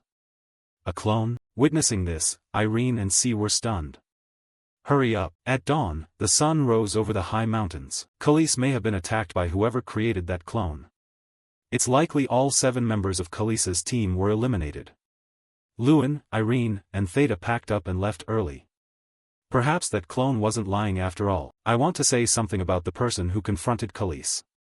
The others' attention turned to Irene. Her expression grew serious. There's a saying in the Maze Rose Sea, to fight pirates, one must use pirates. Lewin calmly slung his backpack on. Let's go catch the enemy. You smiled with determination in your eyes. At a rather large house deep in the forest, have you located their position? They're hiding out on the west shore. Haha.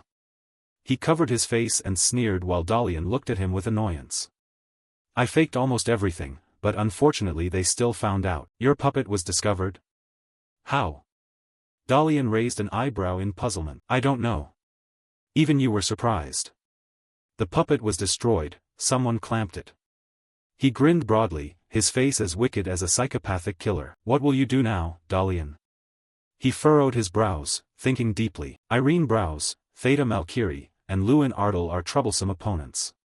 It seems he knows their profiles well and will likely devise a countermeasure soon. Behind them, an ambush, a blinding light suddenly flared from the rear, startling the 3. The holy spear suddenly charged out, weapon in hand. It wasn't Lewin Ardal, he thought he was the ambusher, but instead he was the one ambushed. A burst of light exploded, shaking the entire forest. It was Dion's holy spell, everything was going according to plan.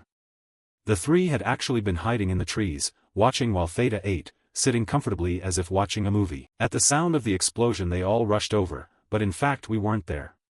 He grinned triumphantly with an apple in hand as Irene watched the staged performance intently. So what do we do now? Come on, let's get the kill points. Lewin stood up, smiling because the ruse had worked. The other 2 readied themselves seriously for battle. The scene cut and then blood spattered everywhere. Diane looked in that direction in shock. The 3 who had been mistaken for the earlier group were huddled, faces drained of blood. Lewin, Irene, and Theta arrived in time to render aid. Is this what you call a temporary ally? Worth a try. Theta seems pretty interested.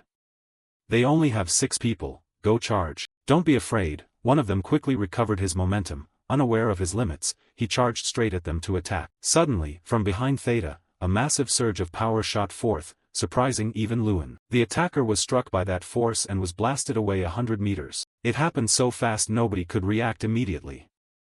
Dalian's group was stunned to see a comrade sent flying with a single blow. Our 3 protagonists were equally astonished by this power. Everyone turned to look. It was Doom Prime. Lewin's pupils contracted. He streaked through them with terrifying speed, a blue aura enveloping him. With a single sword stroke, Doom Prime felled 3 men before their eyes. Whoa, you want to join us? Doom Prime, Theta hesitated, Irene frowned. It seemed we had another temporary ally. Agreed. Lewin, though still wary, recognized the advantage. After taking out Dalian's team first, you began to calculate everything, watching sharply. The survivors were all here. Perhaps the fight was nearing its end. Why are only we being attacked? Doom Prime said. Everyone retreat to base. Dalian's men fled. Cherky and Dalian still tried to fight back. Don't withdraw, join forces and fight. Lewin slammed his fist into the ground, creating a quake to strike those charging him. Pained screams echoed across the sky. Oh! The voice drew Luin's attention. He looked up and saw. Doom leaped over an unconscious man to land in front of him. He stared at him with a stern expression. Luin Ardal brushed past his shoulder. His low, fearsome voice made Luin's eyes widen. I will end you with my own hands. He looked at him with murderous resolve, a definite declaration. With that he dashed off, sword flashing as he charged forward, leaving Luin standing silently. Yu sighed and watched his figure fade into the distance. Some time later, in the observation room, inside a small solitary house deep in the forest, a young man was training tirelessly. We had stopped at base B near the island center. Luin punched madly forward, sweat pouring. After that battle, the largest alliance was reduced to only Dalian Malken and Cherki. The temporary allies vanished along with Doom Prime. Routine tasks: punch 5,000/5,000 times, kick 5,000/5,000 times, run 15 kilometers laps 1/1, practice one real combat session. You stopped, glanced at the notice board, and panted. Good, finally done. It's been a long time since you did quests. The door opened gently. You turned to look. You're awake? Irene smiled as she stepped out. Training. She walked down the hall toward you.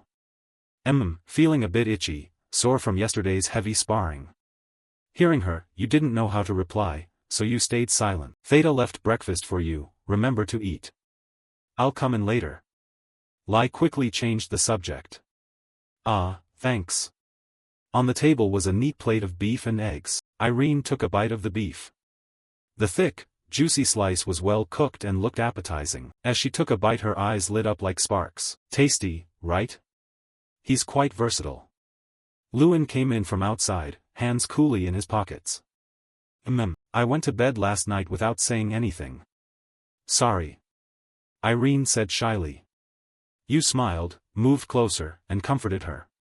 It's okay, you were tired after your shift. Luin sat at the table and poured himself a cup of hot tea. Hey Luin, about that?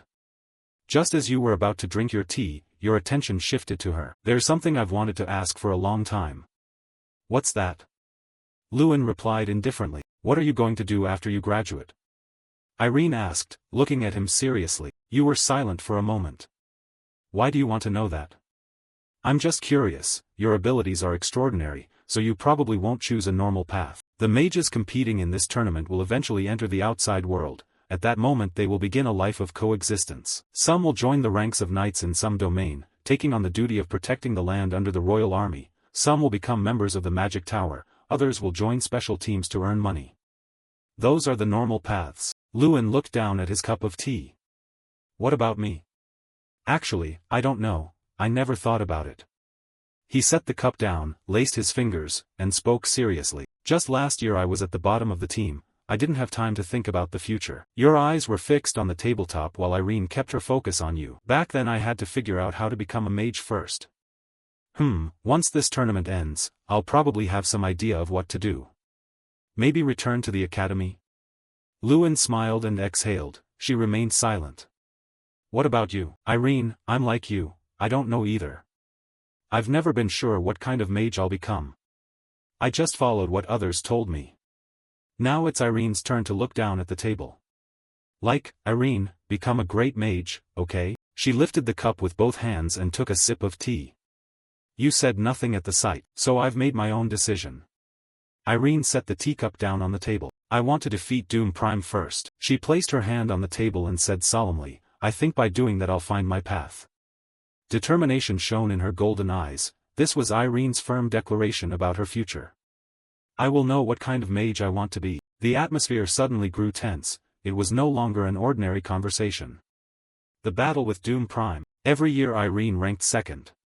Doom Prime was the mountain she had to climb, the lesson she had to complete. All right, let's do it together. Luin understood her feelings and smiled, respecting her ambition. Everyone has their own issues to resolve. Hearing you say that, Irene beamed. Thank you. That night the full moon shone brightly in the starry sky. The safe zone was shrinking faster and faster. We should leave in about an hour. The three of them looked out through the window. So tonight the safe spots left are just the central village and the base? Theta used magic to illuminate the map on Luin's hand. If both Dalian and Cherki are in the central village, taking that spot might be a good idea. But we can't rule out the possibility that Doom Prime is ambushing us. When you said that, the other two were immediately stunned. And if we sit and wait for them to attack first, Theta said tensely, looking out the window. Irene grew worried. If so, we'll have trouble with the safe zone. Any ideas? He laced his fingers behind his head. Why not just attack then? Irene was speechless at this musclehead. Now isn't the time to draw attention, we must be very careful. That's true. Lewin crossed his arms, his eyebrows finally moving after staying silent. Wait, I have an idea. Irene and C stopped their discussion and simultaneously turned their gaze to you. There are only a few people left, gaining 1 rank now would net a lot of points. As Irene said, everyone will act very cautiously. Lewin began to outline the strategy. Not to mention we just caused a commotion with that brawl this morning, it's very likely no one will react to our actions. So? Now's our chance to catch Doom Prime. The other two couldn't help but be shocked by Lewin's bold move. Dalian and Cheki have just lost all their members, the remaining survivors are weak and will surely hide. But Doom Prime will reveal himself, confident in his skills. Besides, we can't ignore him, or we'll be in danger too. Lewin frowned, his expression very serious. But where do we find Doom Prime now? Irene's question was practical. How can we catch him if we don't know where he is? Before Lewin could answer, an explosion outside smashed the house door. From the dust and smoke, a tall figure stepped in. Doom Prime appeared with an angry face, veins visible in his eyes. He glared at Lewin with murderous intent. Did you sleep well? You didn't flinch, remaining calm facing Doom Prime. We need to get to a safer place. Outside, the night was silent, the air was tense and oppressive. Lewin, did Doom Prime capture you? Theta stepped forward cautiously, worried. Lewin raised a hand to reassure him. Captured how? I brought him here. Brought him where? You should have acted subtly and set an ambush. Theta shouted impatiently. But I never intended an ambush from the start, Lewin said, embarrassed. Doom Prime had remained silent until then. Doom Prime. You turned to look at him. Your opponent isn't me but Irene Prowse. You smiled and looked at Irene, who was clutching her skirt, extremely tense. Theta was surprised by Lewin's decision. Doom Prime exhaled a long breath. Lewin crossed his arms helplessly, closed his eyes, and sighed deeply, his head heavy with worry. Irene, she was truly strong but always came second. She said she was extremely anxious because she always lost to Doom Prime. You thought of the girl who always turned away, embarrassed and pitiable. Well, that's about her family, so it's hard to give details. She doesn't like answering many questions. You pondered Irene's serious, determined face. You thought this was how she handled things, trusting in the kind of mage she wanted to become. Circling through those unconscious thoughts, Lewin involuntarily raised his eyes to assess the small girl struggling against that enormous power, the blue light about to explode before him. Contrary to the calm figure across from him, Irene was writhing, sweating profusely as she fought. She cast a spell, forming a blue orb of seething power, then summoned all her strength to thrust the magical mass forward, shouting, "Storm Ice," as a cold block of ice flashed and shot forth. It raced toward the man holding the sword in defensive stance. Suddenly the power erupted with earth-shaking force, an explosion louder than a bomb convoy, reverberating through the forest and shaking the ground, plants, and creatures. Irene frowned, startled. The blue light vanished completely, replaced by a blazing red power that swept everything away. It was a shield spell. The red sphere formed, surrounding and protecting the ground where Doom Prime stood. Moments later the sphere cracked and light seeped out into the black sky. Then it exploded, and he emerged in the center looking cool like a protagonist holding a sword. The ground around the circle where he stood had caved into a large hole, dust and fragments flew everywhere. As the dust cleared, the cold, sharp face of the man appeared plainly, veins bulging, teeth clenched, eyes blazing like a dark king. Irene was exhausted, drenched in sweat, grinding her teeth in helpless strain. As for the two men over there, the one with his arms crossed watched Theta as if she was about to break. Lewin, is it okay to leave her like that? He looked calm but his face was tightly furrowed in thought. Long couldn't hold back anymore and wanted to step in to help the girl. The fight raged intensely and one side was exhausted. Doom Prime's face was cold as a demon, preparing to strike. He swung his sword, sending a blaze of red magical fire toward Irene, who had long been drained of strength. She panicked, helplessly watching the stream of power draw ever closer, unable to dodge it. A man's body stepped in front of the girl, blocking the killer blow. The two of them moved like riding waves, gliding through the surge of magic. Lewin. She stared in surprise at him up front protecting her. Luin, you stepped forward to fight Doom Prime, aren't you afraid? She asked. He casually turned to answer her, I said I'd let you attack first, not let him finish you off. Hearing that, she relaxed and collapsed onto the ground. He glanced with a half-smile, looking very composed and almost boss-like. I can't lose a useful teammate like you, even if it's just for the sake of victory. Irene was speechless, likely moved to tears of sweat. Luin turned to the man, stomped through flames and wind, and shouted provocatively, Doom Prime, let's make a mess. He scoffed, looking down on the group with disdain. Humph, you intend to face me alone? Won't your whole team come out instead of leaving that musclehead over there? That musclehead isn't deaf, you know, his face might even look more executive than the protagonist's. Annoyed, he kicked back at that dog. Luin stepped closer to him. Of course I'll do it alone. Aren't 2 people already too many for you? He was somewhat pleased that he'd learned how to face swordsmen from Sir Ja. He recalled his observation that the most important thing about a knight is their feet. Not only do they channel power into the sword, they also let you predict an enemy's moves. So if I watch Doom Prime's feet, he said as he acted. At the same moment the man leapt up. The drawn sword charged straight forward, ready for a fierce clash. At the moment of action, he was within prediction. Indeed now Luin strained his eyes in satisfaction, the result was within his grasp. So when Doom Prime swung his sword, he nimbly leapt and twisted, narrowly evading the fierce slash. Luin gave a half-smile, the same crooked smirk, satisfying, but appearances were deceiving.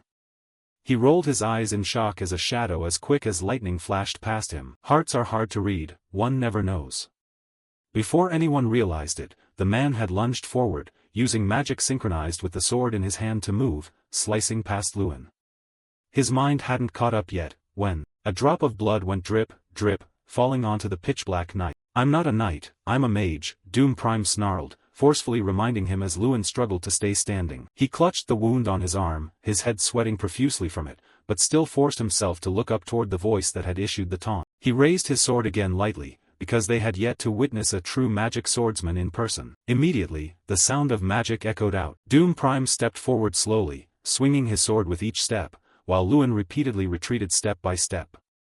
The man angrily pressed the attack on Luin. He clicked his tongue, looking distressed and unable to accept that he'd never faced someone like this before. He racked his brain back to previous encounters with mages. His method was to use time refraction to close in, then create an opening to exploit the opponent's weakness. Reflecting on the man he was facing, he concluded so. But Doom Prime had overcome that by using a sword. Luin stopped. There was no more room to retreat. He had halted, but he gaped down at the slash tearing through the fabric of his pant leg above his thigh. Not only was it bleeding, the surrounding area was bruised and the blood had darkened. He didn't wait for a question and quickly continued. This is called a radiation effect. He advanced as he spoke. This wound will continue to absorb your movement, and you'll become completely trapped like Irene. Doom Prime's expression shifted for a moment, his voice turning terrifying. Alright, it's over. He stabbed the tip of his sword into the ground. It emitted a surging light, no longer blazing red. The power transformed into a brilliant, pitch-purple glow. That power enveloped Doom Prime. Boom! A pair of midnight purple wings flashed open, feathers fluttering around him, blending into the night. The 2 onlookers at the edge, seeing the change, felt something was wrong and worried for him. Luin. He widened his eyes. The situation was hanging by a thread, a 5th-tier magic moment. Doom Prime summoned and shouted. The demonic wings magic flared violently, casting a beautiful jade-green light. But looking at the dark black wings in each feather, they clearly were anything but beautiful or bright. Whoosh, whoosh, the wind surged from him, sweeping away everything around. Terrifyingly, it could even blow a person's body away. It was the 2 standing outside. They nearly got blown off and clung to a nearby rock to avoid being swept away, both screaming in fear. Oh my! Doom Prime stood amid the battlefield, earth, rock, even the road had been shattered into pieces by the power from his palms. Where was Luin?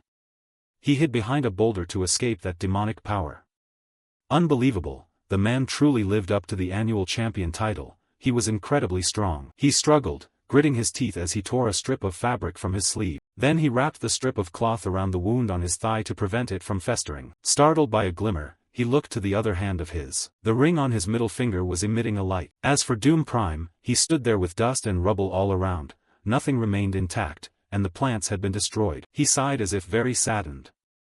Luin, I had expectations for you, but it seems I must be disappointed. He poked his head out from behind the boulder like a little mouse and looked at him. Yes, I admit it. After saying that, he stepped fully forward to face the towering, imposing man. Doom Prime, you're truly powerful. There were moments I thought you were an impenetrable wall. He glanced at him and sneered. Have you given up? Not that easy. Luin's expression changed, his eyes sharpening with a gaze that seemed to pierce him. Those eyes were like a blade of power.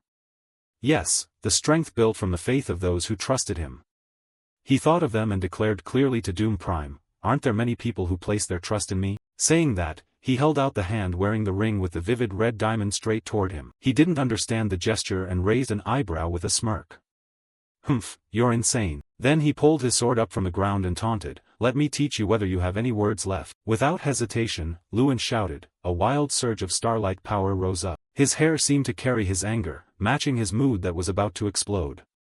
Doom Prime, watch your words. The clash officially resumed, both sides equally determined not to yield. Doom Prime leapt high and came down swinging. If you can't dodge this, you're dead for sure. Luin was ready too, swinging out the hand wearing the red ring. Two sources of power collided, a sword and a ring. The tension was like a drawn bowstring, not a single slip for a moment. The huge sword pressed down on the ring as if it could cleave it in two. Sometimes an invulnerability threshold activates to block physical damage. Then the ring flared, and the sword split in two. Countless shards of the blade flew into Doom Prime's body, sending blood spraying everywhere. Luin leaned and darted past, leaving him stunned. Doom Prime looked at his wounds, his voice trembling. How? You took the chance to kick his knee, causing Doom Prime to collapse. Losing his balance completely, he fell with a thud to the ground. Then a boot stepped onto Doom Prime's chest. Luin slowly spoke, Doom Prime, listen. He looked down from above and said, you're not worthy of me. The only thing you have is arrogance, thinking yourself superior. Wake up. Luin's arm rose, his fist clenched tight. Doom Prime's pupils contracted in fear, his whole body went numb. Luin's punches fell like heavenly blows, his cloak billowing with each movement. The three of them watched the light flash from Doom Prime's body. Theta clutched her chest and panted, shaken to the core. If you lose, I'm next to get hit. Luin chuckled, just luck, almost lost there. Suddenly his gaze fell to Irene, who stood nearby looking sad. Her eyelids drooped slightly, she didn't seem very comfortable. Luin stepped closer and said, sorry for interfering in your fight earlier. Irene put away her sorrow and smiled, why apologize? I'm the one who should say that. She bowed her head, her voice full of self-reproach. I put the whole team in danger because of my selfishness. I'm truly sorry, everyone. You hesitated, but because of me you couldn't complete your objective in this contest. Irene turned and walked away as if unconcerned. Don't worry, that goal's gone now. Luin still couldn't understand, huffed once. Irene smiled softly, my goal is no longer to defeat Doom Prime. Then she pointed at him. My goal now is that you. Luin frowned and smiled in reply, this goal won't be easy to play with. Irene grinned mischievously. I know that already, prepare yourself, one day I'll definitely surpass you. The situation grew tenser, 5 people remained in total, including us, Dalian, Malken, and Cheki, all fighting fiercely. Those two and Irene also fought hard, but they were no match for our team. A sudden loud boom and a flash of light erupted from within the forest. Dust and smoke swirled amid a greenish light. Dalian and Malken Vachurki lay motionless on the ground, bathed in the green light. Dalian's entire body lay there without moving. Seeing the two gradually vanish, Theta cried out. Luin said, so there are only the 3 of us left. Irene beamed, that's right, while Theta couldn't hide her joy. I never thought I'd make it this far. You suddenly propose, you want to fight the final match? Irene's voice rang out. Wait, Luin. Irene said, I raise my hand to withdraw. I'm not in good condition right now. Sorry, I'll try harder next time. Luin cheerfully agreed. Alright, let's rematch another time. He thought to himself that Irene must be very tired. Theta winked and smiled. Oh, is it my turn? Luin? Even if you're the team leader, I won't go easy. You haven't seen my true skills yet, have you? Luin took a fighting stance. Then come at me. Theta cried out in panic, wait, hold on. He shot up into the air.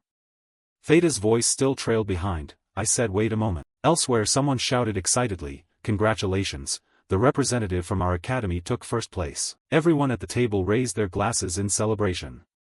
Congratulations Luin, Luin number 1. Suddenly a voice called out, making him look over. When everyone said you weren't in the dorm, I knew you'd be here. The two standing by the main door were Theta and Irene. Irene spoke first. We've fought side by side for so long, how could I miss the chance to congratulate you? And Mr. Theta insisted on coming with me. Lewin listened as Theta explained. What is this? I thought the contest was over. Why is there more? She smirked.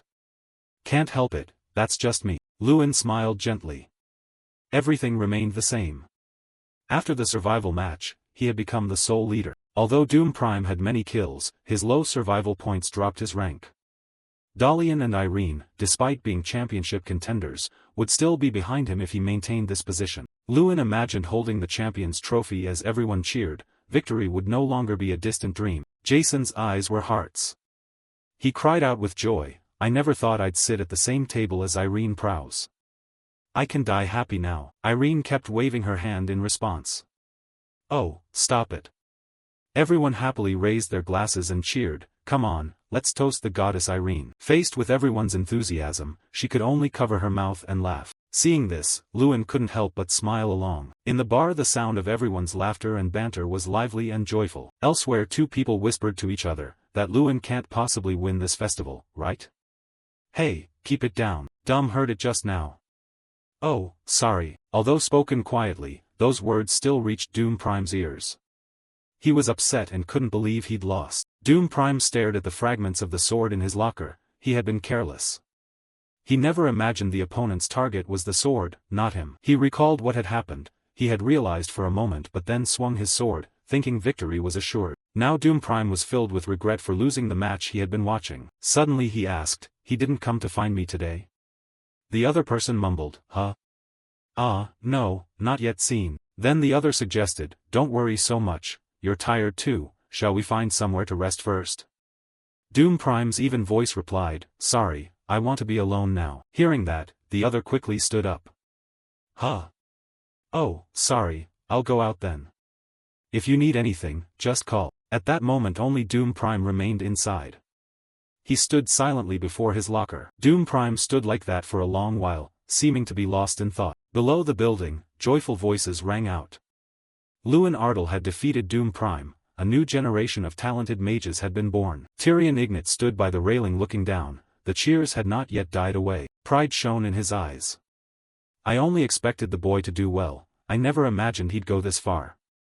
I never thought he could defeat Doom Prime. Terran stepped forward from behind. Since Lewin won, the master's expression looks good. I sense wounded pride, it's hard to see Dan's face at the arena. Tyrion Ignat hesitated and asked, so the arena is settled then? He smiled and nodded slightly, yes. The two of them looked down together at the scene below. The grand festival was about to conclude. The steady sound of footsteps echoed, what remained were the individual trials. Specifically, the trial was an obstacle course format. This round was held within the city. Competitors would be judged on 3 athletic criteria, combat, and swimming. Since it was a contest among mages, contestants could summon mounts or use teleportation to traverse time and space. Theta turned and asked the person beside him, see anything? Lewin. His gaze rested on the excited crowd in the stands. They're chanting your name. What's it feel like to be a star? Lewin turned to look as well. That I don't know. Actually, his brows rose slightly and his eyes darkened. I want to savor this thrilling moment, but now is not the time. Nearby, Doom Prime's eyes were still fixed on Lewin. Celebrating isn't late if the victor has been confirmed. It was a sunny day, the warm sunlight combined with the clear blue sky felt pleasant. Theta crossed his arms and cleared his throat, today's the individual trial, no one can withdraw, so don't put yourself in danger. Lewin laughed aloud, yeah, I know, I'll do my best. A man fired his gun into the air and shouted a loud signal to prepare. The 3, Irene, Dalian Malken, and Cherky, all took up ready stances for battle. With a bang, the sound from the gun echoed loudly. Dust billowed afterward. The pounding of running footsteps rang out intensely. Each moved in different ways, but all had destinations. Suddenly the group halted, for a band of goblins stood before them with weapons raised.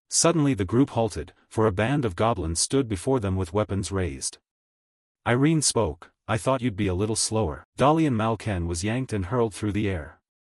Dalian Malken proposed a temporary alliance of the 3 of us, what do you think?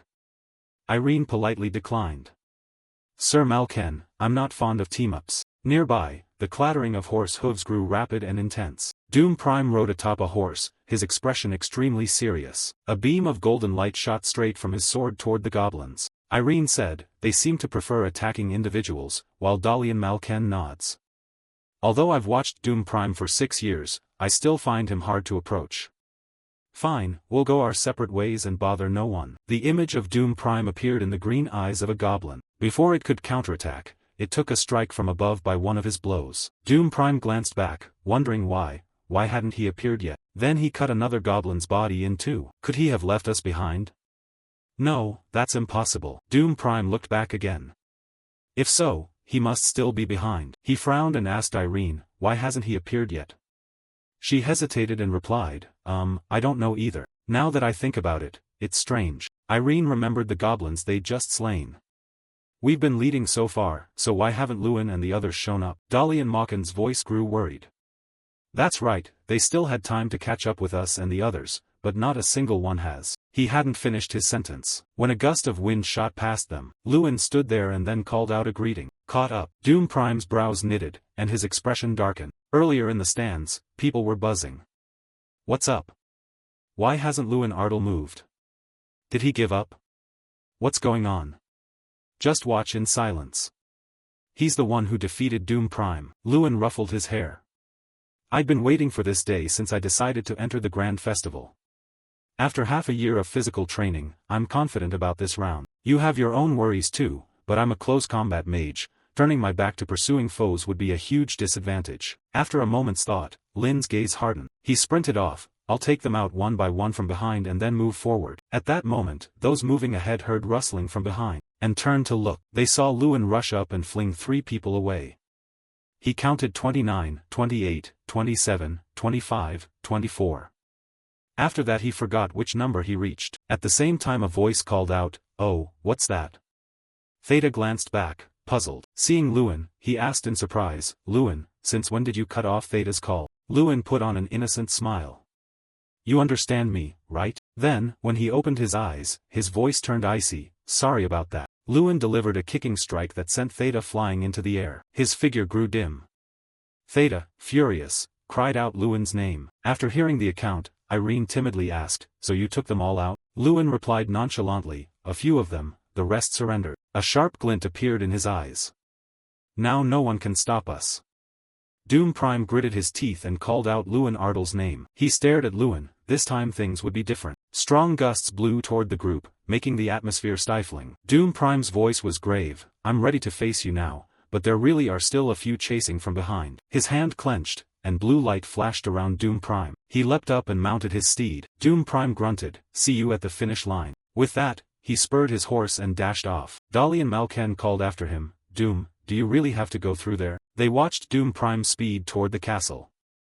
Everyone knew that area was a trap. Lewin remained silent, looking into the distance, his face deeply contemplative. The trap zone.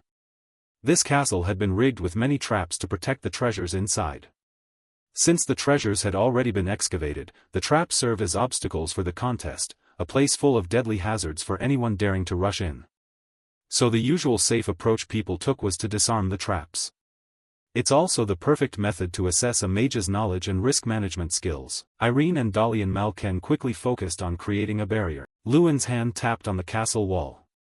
But dismantling traps takes a great deal of time. Chang looked up at the high wall following Lewin and asked, "So you want to bring this wall down?" If it were Draka, he'd probably do that. He hesitated somewhat. "Yes, but toppling this massive wall is still impossible." Lewin said, "I know." Chang grew more puzzled and asked, "Then how?" He turned back and answered, "This place is the ruins of an abandoned castle. It's a bit worn." "Aha, you mean aim for the parts that are no longer solid, right?" Lewin gently nodded, "Exactly." The whole Great Wall, with information about its hardness, appeared in his mind's eye. Lewin continued, "That's why I'm using the expert's eye to observe the wall." His gaze dropped downward and then suddenly stopped. Seeing a red square with corroded old data, Lewin softly exclaimed, "There it is." His whole body lunged forward, Chang clinging tightly to Lewin's sleeve. Blow after blow, he struck repeatedly at the spot on the wall. Dalian Malken watched Lewin's strange actions suspiciously and wondered, what the hell is he doing? trying to break the wall. Is he joking? Irene inwardly thought, truly worthy of Lewin. He shot her an annoyed look and asked, Irene, I know you're close to Lin, but don't you think this is a bit much? Who punches a wall with their bare hands? Suddenly Irene pointed forward and cried out, look. They saw cracks on the wall slowly beginning to spread. Both looked at Lewin standing before a large hole at the castle's base. Dalian Malken scratched his head and forced a smile at him. Hey, can I come through this way with you? Lewin turned his head and gave a curt reply, no. Seeing Lewin about to act, Dalian Malken hurriedly shouted, wait, Lewin. A large rock fell from above, sealing the hole. He angrily yelled, that bastard is mean. Lewin ran off in haste. Chang couldn't help but praise, impressive. He broke through an entire wall using only 2,400 strength points. Not bad, must have used his brain. He ran while gasping. So now it's just me and Doom Prime in the lead. As Lewin rounded a bend he spotted Doom Prime. Chang was somewhat annoyed, that guy is already ahead too. Seeing an arrow lodged through his shoulder, Chang spoke up, though he was surely in a hurry because his shoulder was injured. Lewin chased closely behind, thinking, you want to beat me, do you? Doom Prime. Doom Prime drew the sword in his hand and let out a low growl. A sword stroke came down and Lin quickly leaned aside to dodge. Suddenly a hand grabbed Doom Prime by the collar. He held him tightly and, falling from above, said to Doom Prime, let's get through the final round together. Then the two fell freely through the air. With a splash, both hit the water, sending white spray flying everywhere. Lewin surfaced from the water, gasping as he drew in a big breath of air. He swam while thinking, good, if that guy uses magic to scale the cliff, I'll be at a disadvantage. I have to swim out of here fast. Suddenly the water's temperature grew colder. Lewin turned to look and saw the water behind him freezing and steadily spreading closer. Seeing the opponent concentrating on casting magic, he shouted, Doom Prime. The angrier Lewin got, the louder he yelled, hey, you bastard, do you see someone swimming or are you just freezing the water? At that moment the water around him had frozen, locking Lewin in place. Doom Prime sat on his horse standing on the ice and looked down at Lewin, replying, is this worth bothering with right now? Then he sneered. I'll go ahead, Lewin Ardle. Watching Doom Prime's figure grow more distant, Lewin couldn't help cursing, damn it. He struggled, heat waves of yellow energy spreading beneath him. He had to break free quickly. The ice surface began to melt from the heat, cracks slowly radiating outward. With popping sounds, the ice finally gave way. Doom Prime, riding his horse, heard a familiar sound behind him. Seeing Lewin close on his heels, he was startled in surprise. How could this be? How did he catch up so quickly? He ran, steeling himself. From now on there would be no more obstacles in his path. The only thing to do was run. Lewin planted his foot, launched himself, and leaped high. From above he dove down shouting, Doom Prime, rematch? Doom Prime was so anxious he broke into a cold sweat. No, given his current condition. Before he could finish thinking, a loud boom rang out, followed by a cloud of dust. People stared at the screen and began debating loudly, who won? I don't know either. Suddenly a man pointed forward and shouted, look, someone's coming. When the door opened, a horse slowly stepped through the swirling dust. The horse lifted its head and let out a long neigh. Everyone's faces showed puzzlement. What's with the horse? Where are the mages? A man pointed elsewhere and shouted, hey, it looks like someone appeared on the screen. On the screen, Lewin stood looking at Doom Prime sprawled on the ground. Someone exclaimed in surprise, Lewin Ardle is standing there. Lewin looked at him and commented that he seemed exhausted after making it through the trap zone. Your moves were a bit sluggish. Doom Prime squeezed his eyes shut, groaning in pain. He turned and walked away. I'll go first, Doom Prime. 3 flags corresponding to the top 3 ranks were raised on the field. Lewin stood on the podium for first place in the survival battle and triathlon combined. He also took first in the individual round and had the highest overall middle stage score. The grand festival had finally come to an end. He recalled the past. Those voices seemed directed at someone who had endured everything for 6 years like me, someone imprisoned in the dark cell of solitude. Lewin's silhouette gave people the impression of a lonely self. He clenched his fist and pressed it to his chest as the crowd's joyous shouts rang in his ears. You've worked hard these past times. A gladness shone on Lewin's face. Those cheers felt like a reward for all my efforts over the years. He raised both hands high in response to them. Thank you everyone. I don't want to lose these words of praise. Outside the door, carriages moved in a line and voices could be heard. Wow, so many carriages. Jason propped his chin on his hand and looked out the window, but they're all selected nobles, right? Lewin nodded, yes, I heard not every noble family was invited. He hesitated, so those people responded to Jason with a single sound, right, coming from Lewin. Lewin sat alone at the banquet table. They had all come to see him. He sighed wearily. I'm bored, I want to go back to the academy so badly. Suddenly a sound made Lewin start. That's a bit odd, isn't it? Seeing the newcomer grinning from ear to ear, he suspiciously called her name, Irene. Irene pulled out a chair and sat down, then asked, what do you mean by odd? I don't see anyone here coming over to talk to you. Lewin replied calmly, maybe they think I'm arrogant. I can even attend a banquet dressed half-heartedly like this. Irene looked him over from head to toe and nodded. Yeah, could be. Then she added, but from what I know, there's another reason. Irene glanced at the half-interested looks directed their way. Clearly most of the nobles here wanted to befriend him, so no matter how arrogant he appeared, there should at least be someone approaching him. Her eyes lit up as if she discovered something. It seemed someone had been spreading rumors about him. Irene's words surprised Lewin somewhat. That person must be someone of authority, enough to make any noble hesitate to approach him. He blankly asked who she meant.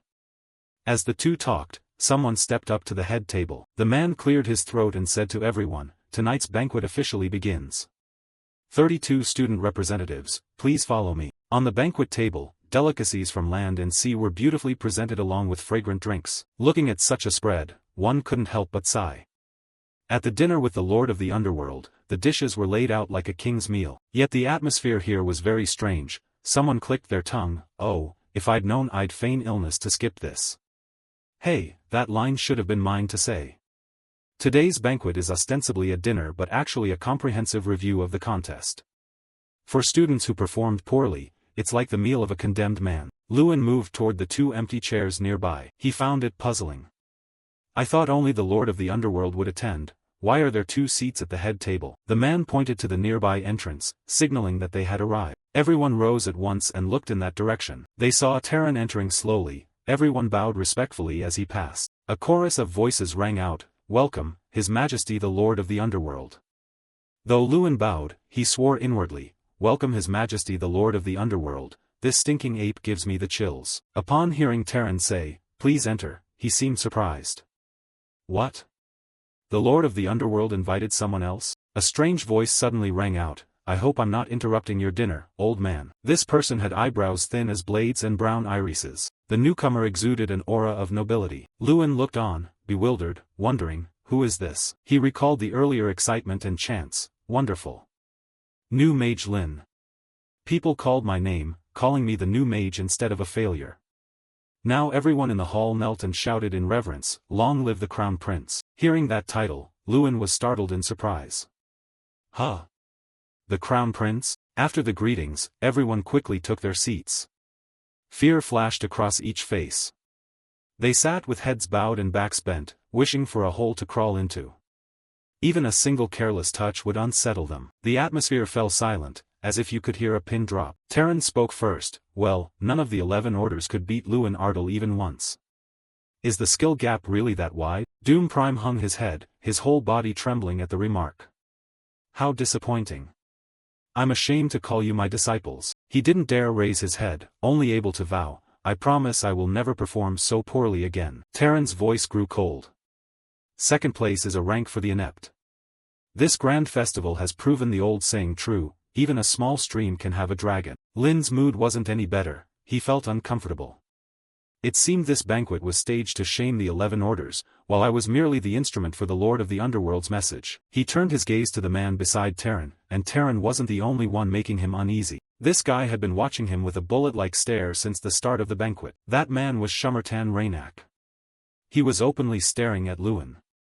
He recalled what he knew. Despite being at a disadvantage as the third prince, using his brilliant strategic mind he had successfully driven his brothers out of the court and become the sole crown prince. A cold sweat broke out over Lewin. A man trained both in letters and arms like him was nearly perfect in every way.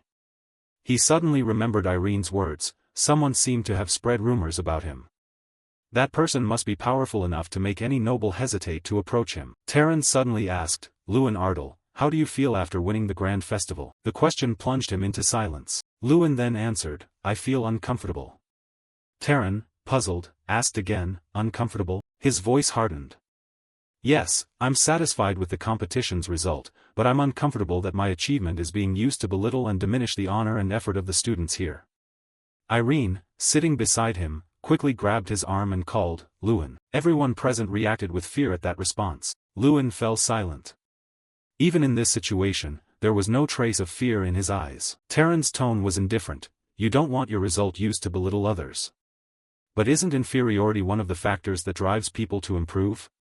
You understand that, don't you? Luin bluntly stated his view. To me, it seems you are inciting others to be hostile toward me. Pointing out weaknesses and encouraging them to try harder are one thing, stirring up hostility by dwelling on their shortcomings is another. Then he looked into Terran's eyes. Aren't those two completely different matters? Luin's voice turned ice-cold.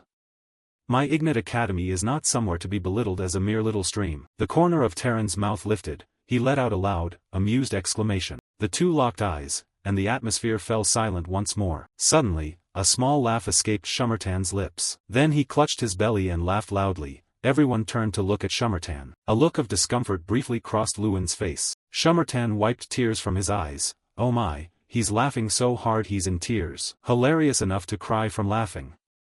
Where did this guy come from? Irene clutched her chest and let out a relieved breath. Thank goodness. She angrily said to him, Luin, you're not planning another stunt, are you? Luin forced a smile and replied, no. But inwardly he added, maybe. Terran interlaced his fingers and spoke. But it will be somewhat different, a bit fresher compared to Tyrion. I'm looking forward to what's coming. Shumartan suddenly looked toward Luin and called out abruptly, wait. He stood and offered, Luin Ardal, would you like to have tea with me? Then Shumartan smiled coldly, I don't want to hear your answer. No. After that the two moved to another place. Now Luin and Shumartan sat facing each other. He slowly spoke, addressing him, Ardal Luin. Shumartan put on a commanding air. From now on work for me, this time I will not accept refusal. No, he said as if it were obvious, you have a position to fill, I'll transfer you to the cavalry training grounds and arrange lodging for you. Shumartan, as if remembering something, added, and about nationality, how could the crown prince's right hand be a foreigner, right? Luin grew increasingly confused. What? Nationality? He asked him puzzled, but why? The Empire already has countless talented mages, like Doom Prime, for example. Shumartan answered slowly, that one. He bowed his head and sighed, in the end, he'd still lose to you anyway. Shumartan's tone turned cold.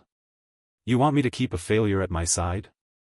Luin fell silent and lowered his head without answering. He went on, one more thing, from now on when you speak to me, remember one thing. A flash lit Shumartan's brown eyes. He said in a low voice, I prefer hearing command, yes, more than questions. Hearing Shumartan's tone, Luin lifted his head and looked up with anger tinting his eyes. Shumartan urged him, come on, answer me. He said, the first reason is that my father recommended you. For years I've been asking him to consider talented mages for me, but he never mentioned anyone. Shumartan added another reason, also because I like your guts. He pointed at Luin, it's the kind of person who dares to dress shabbily in front of a group of power-hungry leaders. In Shumartan's voice there was a measure of praise. And it's the kind of person who dares to voice disagreement with my father. Finally he half-laughed, the kind who keeps questioning me despite warnings. Shumartan spread his hands casually. Politics sometimes needs a man who can crack a joke. After Shumartan's long spiel, Luin summed up and asked, so my job is just to give advice, right?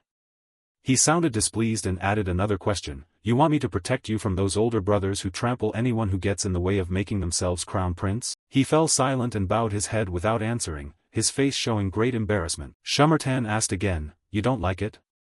Luin nodded, yes, that's right. He ground his teeth, I knew you'd say that, so I warned you, I don't want to hear refusal. No way. Luin sank back into thought once more. Luin thought of Shumartan sitting before him. This opportunity might come only once in a lifetime, becoming the right hand of the Empire's most powerful crown prince. His thoughts became chaotic. After all, most mages choose to align with power. Even the Tower of Magic, devoted to arcane research, was no different. If he missed this chance today, he might regret it for a long time. After a brief hesitation, Luin answered, I still want to do many things. He told himself he didn't want to be anyone's mage. Shumartan's voice turned cold. I thought I was too rational, but the truth is you're overly sentimental. He asked again, this is a once-in-a-lifetime opportunity, won't you regret it? Luin replied decisively, I won't. Then he stood up. Shumartan didn't try to stop him, only smiling, fine, let's pretend this conversation never happened today. As Luin left, he suddenly called out, Luin Ardal, they say you're the brightest gem of this grand festival. Shummertan made no effort to hide his intent. My hobby is collecting gems, and so far there's never been a gem I couldn't obtain.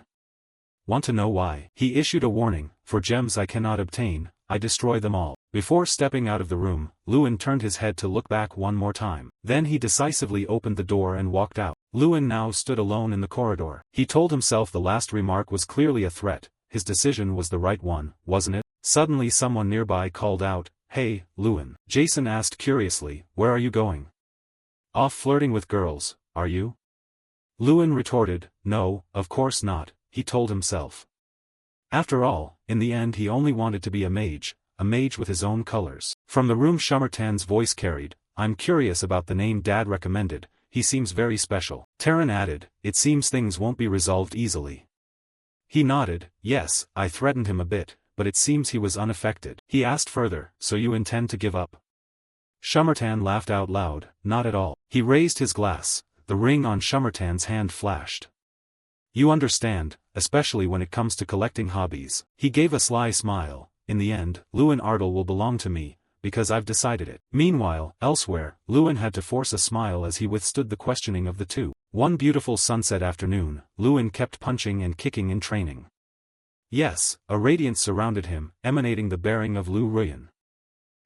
No, white moonlight was more accurate. The system appeared and said, punches 5000/5000, kicks 5000/5000, spinning kicks 5000/5000, long run 15 km 1/1, one-on-one combat training 1-to-1. After reading the system board, Lewin gasped. "Alright, that's all for today." Lewin collapsed onto the ground and sighed. Where did Trang come from to stand beside him? "Wow, I can feel your body getting better," she said. Hearing that, he turned to look at the tiny bear about the size of a hand. "I don't want to hear that from a man." It immediately protested, "What are you saying? I'm a girl." Lewin sprang up, incredulous. "What? How can you be a girl?" It replied at once, "Why? Because I was born that way." He still couldn't believe it and asked loudly, "A demigod with a gender?" Trang angrily shoved him and snapped, "Who said you couldn't? You just didn't ask." "But we bathed together." He recalled the times they had bathed together. Trang snorted coldly, "There's nothing to see," a remark that seemed to admit everything. Lewin's face darkened as he paced out each word to her, "So you saw everything?" Asked like that, she trembled like a frightened animal and spun away to hide her embarrassment, knowing she couldn't conceal it. But unlike Trang's embarrassment, he only gave a small, light smile. He slowly stood up, no longer threatening it. "That's enough, can I go now?" It turned back, staring at him with a blank face. It ran after him shouting, "Come on, let's go together." But he strode ahead a good distance. She chased after him while still calling. "Then don't joke around." She stammered, trying to insist she was telling the truth. "No, I'm not joking, really." Yet he still didn't believe her and laughed to tease her. "You think I'd believe that?" Hearing that, she fell silent, unable to say anything more. Scene cut to a train station, blue sky, white clouds, golden sunlight, perfect weather. But a dramatic voice shattered the peaceful atmosphere. Jason was hugging Lewin with tears streaming down like waterfalls. "I'm leaving first, Lewin. Take care of your health, okay? Remember?" He fussed over him like a mother seeing her child off. Lewin blushed and awkwardly patted his friend. "I'm not dead yet." Their surrounding friends witnessed the scene and laughed until they couldn't see the sun. The train's horn blared loudly. Jason and the others had already boarded the train. Lewin watched the train recede. The Wildcat's voice called out, "Alright, I should be getting off too." He turned to look at him. "After my friends left, I headed to Leverdine to complete the itinerary as the champion of the major tournament. You and that Wildcat sat together on another train, but both remained silent, no one spoke a word. You recalled the first time you met him, he asked only to be called Wildcat. The witch named Wildcat was the guide sent from the Tower of Witchcraft. The system popped up again to identify that witch. Name? Age? Special notes? He sat quietly reading the paper in his hands. The system couldn't fetch any information, only 3 huge question marks. You were a bit shocked. The players I couldn't even determine his name, indicating he was highly skilled. Lewin thought to himself that meant they were on par with or even above the professors at the magic school. The only thing he could say about them was they looked to be in their late 20s. He turned to look at the wildcat carefully. His eyebrows seemed poised to kiss the spellbook. Then the man finally spoke. Now I'll give you a brief rundown of your schedule. First you'll go to the royal palace to receive congratulations. He then guided Lewin step by step, while Lewin sat silently listening, his face a little anxious. You cut him off. Excuse me, could you speak normally? Your request surprised him slightly. You continued, I'm only 16. He answered, that's more comfortable for me. His face didn't change at all, cold as paper. He went back to reviewing the schedule again. You could only force a smile, thinking they're very thorough and very procedural. You learned something new. He announced the next item on your schedule. You'll go to the Tower of Magic to be chosen by an item. You listened stunned, as if your hat had flown off. Chosen. He announced the next item on your schedule. You'll go to the Tower of Magic to be chosen by an item. You listened stunned, as if your hat had flown off.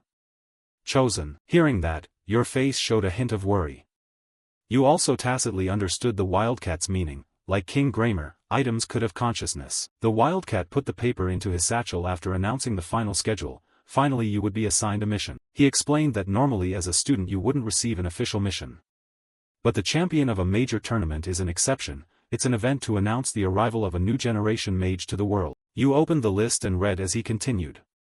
So it's like a beginning, he replied. Exactly. He went on, then choose a mission from the provided list. You pondered the list before you. The missions included search, subjugation, assassination, and excavation of knowledge. Just as you read that, Trang popped out from somewhere and whispered in your ear, making you a little startled. You and Trang stared at the list in your hands, both of your expressions identical, father and son couldn't compare. Then you made your final decision. I choose this one. Your voice rang out decisively amid the roaring trains outside. Cut to Moran Palace. The two of them stood in the hall. This was Moran Palace, the prince's secondary palace. Come in, everyone is waiting for you, he urged. Then he bowed respectfully. I will take my leave. Startled, you turned back and shouted, wait, hold on, aren't you coming in with me? While you were still embarrassed and wondering why the wildcat wouldn't enter with you, the door in front of you opened. Shummertan stood imposingly in the wide-open doorway, while you were still searching for the wildcat's figure. He put his hands on his hips, a hint of amusement in his tone. Welcome to my empire, Lewin Ardal. Lewin looked up at him and remained silent. Entering, you knelt before him. First, I accept 10,000 gold from the crown prince. The amount exceeded the Ardal envoy's annual budget. Somatin sat on the throne and smiled at Lewin. If you need money, come here anytime. If you change your mind, Moran Palace's doors are always open to you. You could only laugh awkwardly. It seemed you'd never earn that sum in a lifetime. You hugged the gold and walked away, thinking the prince hadn't given up on you, but you hurried on to the next item on your schedule. Now the wildcat strode beside you through the vast palace. People here must have great endurance. Walking around this vast place all day is a feat, you joked to break the silence. But the wildcat didn't seem to like jokes. He turned back with a cold face. Stop the chatter. Lord Terran is waiting for you. You stood awkwardly. Ah, yes. You forced a smile. Is there really no one here who knows how to joke? Maybe they should be sent to live by the sea to gain some saltiness. He asked again, so are you sure about that mission? You were a little surprised but answered firmly, yes. Receiving your curt answer, he asked no more. I see. You chose the most difficult one. You replied cheerfully, haha, it looks like it will be very interesting. He added, I wonder what Lord Terran will say. Their conversation ended. The door to the room opened, and a cold gloom filled the air. Lewin entered. Terran was already seated inside the room. He called to you, come in quickly. A conversation took place over steaming cups of tea. Terran began by asking, do you want to choose that great mission? You answered at once, yes. Hearing that, he lifted his cup and slowly said, the safest mission is subjugation. You could be escorted by the royal guard to eliminate a few bandits near Siciliano, and you could be received like a hero, he explained, while you sat silently listening. Then he wondered aloud, but why would you go there? It's just a barren wasteland. You remained silent, though your gaze changed. An answer had already formed in your mind. No, it's more like Mount Tien. Rewinding to when you were choosing missions and Trang appeared, she pointed at one entry on the list. What is that? You asked her. Your first mission, choose that one. But you still didn't fully understand what it was. She explained, it's the homeland of King Ram. You were stunned. She continued, and it's where Draka stayed for about 100 years. An image of a huge dragon appeared on an endless green meadow, inhaling the open air. Tien's sun lies at the far north of the kingdom of Ridden. A towering peak rose up behind a thick mist. It was said to be the home of ancient giants, but there are no giants there anymore. The large, robust giants now exist only in the past. Except for the King Ram artifact at the academy, they all perished in the Great War. All the giants lay prostrate at the feet of the enemy leader. Where the giants vanished is now a ruined wasteland. A giant skull was carried by the cold wind to the heart. There is a reason why a search mission there is considered extremely difficult, because of the barrier, an invisible shield surrounding the mountain. A barrier that cannot be broken by any magic. To this day, countless scholars and mages have failed to find a way to dispel it. Everyone throws up their hands in defeat. That search mission is to discover the identity of that barrier. Determination shone in your eyes as you recalled what Trang had told you. Terran remained quite curious. I'm curious why you want to undertake a search mission in that wasteland. He continued, don't you find the origin story, like a child's tale, suggestive that the gods of the giants grew wrathful and turned that place into a sacred site? You simply turned to look at him, silent. You pondered, thinking others would have no reason to care about that place. However, that world-ruined place was where Dracogonia dwelt for 100 years. That reason alone was enough for you. No further explanation was needed. You explained briefly, it is the toughest mission. He tilted his head at your explanation. Just for that reason? Well, if it's just for glory, you'd better choose another. Terran advised you, for he couldn't believe a 16-year-old would pick such a task. He still tried to dissuade you, there's no need to suffer so much for an achievement, it's only difficult because it's a mystery no one has solved. Lewin smiled defiantly. If a 16-year-old mage solved such a mystery, wouldn't that be a remarkable achievement? He kept prodding, saying you'd only end up as another failed mission in the tournament's history. You shot back that failure can also be a way to make a notable achievement. Your remark made him slightly uneasy, his brows knitted and his smile lost some ease. Terran changed the subject. Do you know why I introduced you to the prince? The question left you a bit puzzled. Seeing your reaction, he explained, to keep you in Ravardine, I wanted to observe you further. Everything was calculated from the start. You fell silent, tension evident on your youthful face. Terran added, because of your unique power, I wondered whether it related to your choice of this mission. The atmosphere grew tense. In any case, I'll be watching you, he said, which made you somewhat anxious. Back in your room, you flopped onto the bed but couldn't stop thinking about the commitment you had made. Could you really do it well? You wondered, still a bit worried. Trang, standing beside you, asked, why worry? Are you afraid you won't find anything? You answered her a little, after all, that world has been disconnected for centuries. I wonder if anything can be found. She countered, humans haven't found anything so far, but you can. You immediately replied, I'm that human. She answered, you surpass normal human capability. You asked in surprise, me? Well, she said, surpassing human limits like Lewin is a whole process. What level, and judged by whom? As you two talked, there was a knock and a polite request at the door. Lord Lewin, may we come in? You jumped up and called back, come in. Two people entered. You greeted them, hello, wild boar, wildcat. Trang, perched on your shoulder, was puzzled when you called them that. Wild boar? Wildcat? What are you talking about? You sighed and explained, it's His Highness's habit.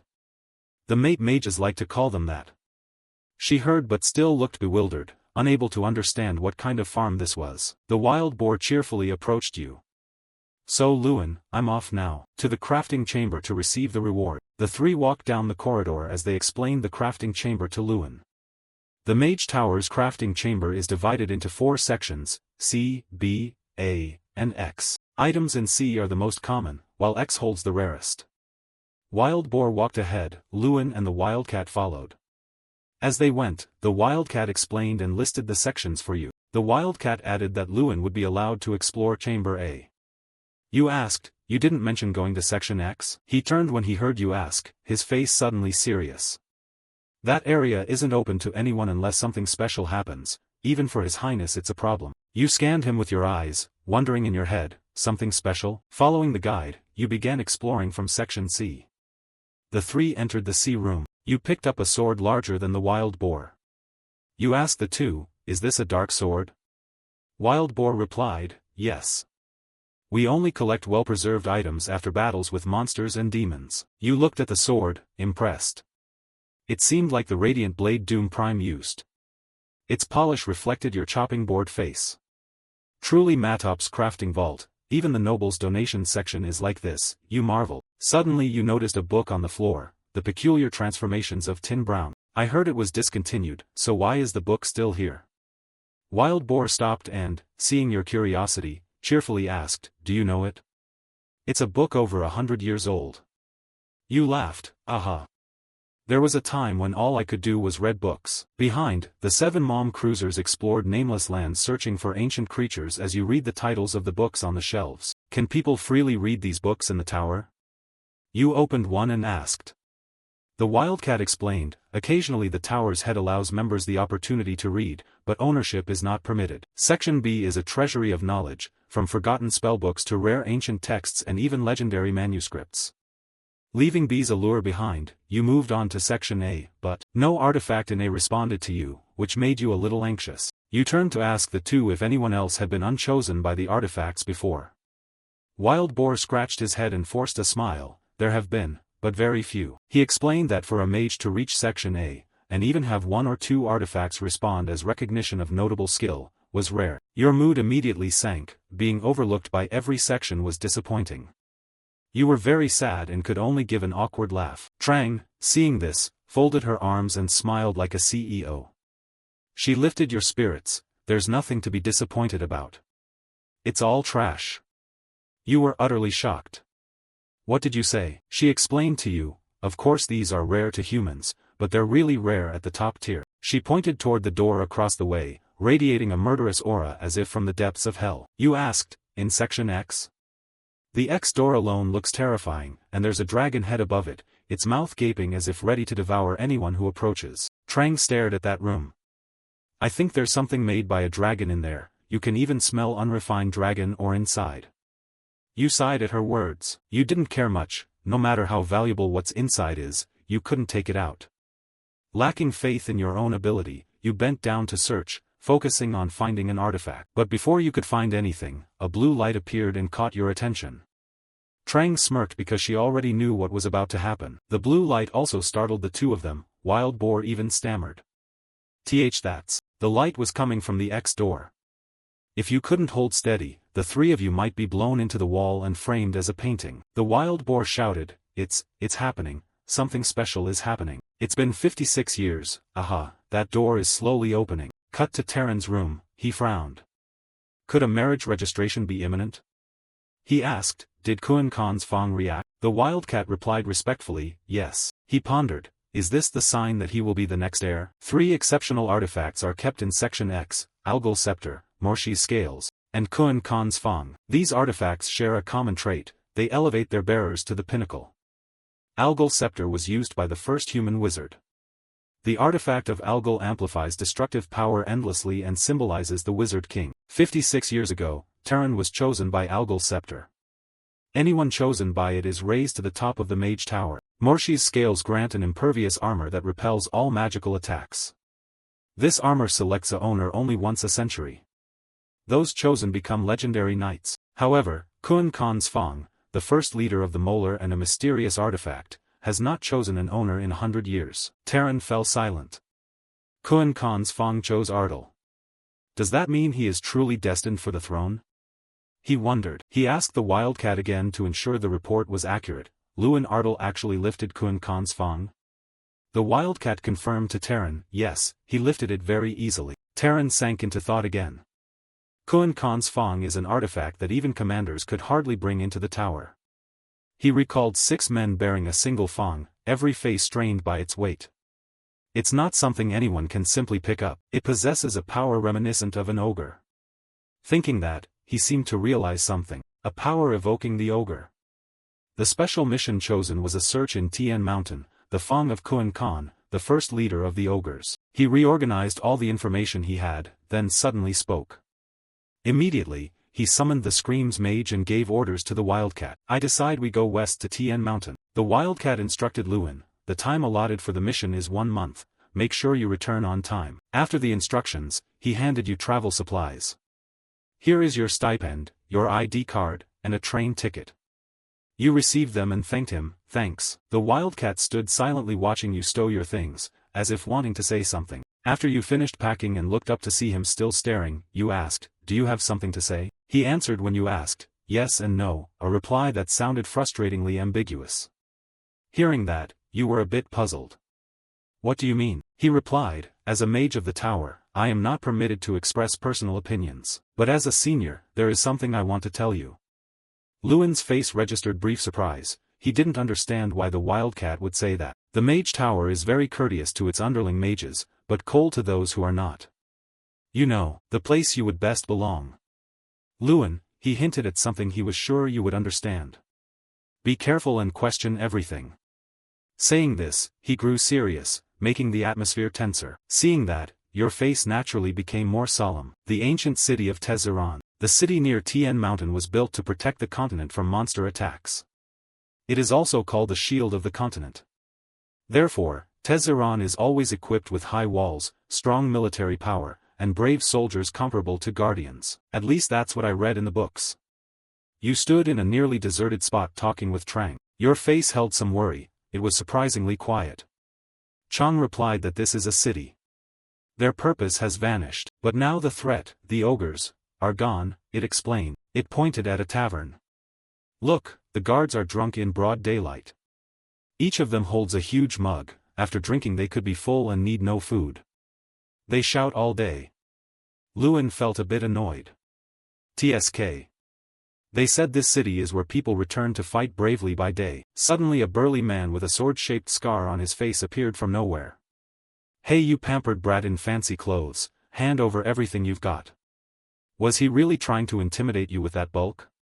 Does Luin's face look scared at all? You simply placed a hand gently on the burly man's shoulder. Afterward you walked away. The world was very different from what the books described. The other man was left lying on his back, staring at the sky. A thunderous snore rolled through the quiet air. Someone was drooling in their sleep, blowing bubbles from their nose. Luin and Chang looked at him helplessly as he slept, not knowing what to say. You decided to break the man's drunken sleep. Excuse me. Hearing you call, he stirred groggily awake. He sprang up when he saw you standing there. I'm sorry, I slept too deeply and didn't notice you, Mage. You weren't too bothered. It's fine. Can I borrow a horse? You asked. The stablemaster's face looked a bit embarrassed. Well, actually, we don't have any horses at the moment. The stables were empty, only piles of dry straw remained. You asked again, no horses at all? The stablemaster answered, yes. You asked further, are there no other stables nearby? The stablemaster just scratched his head guiltily.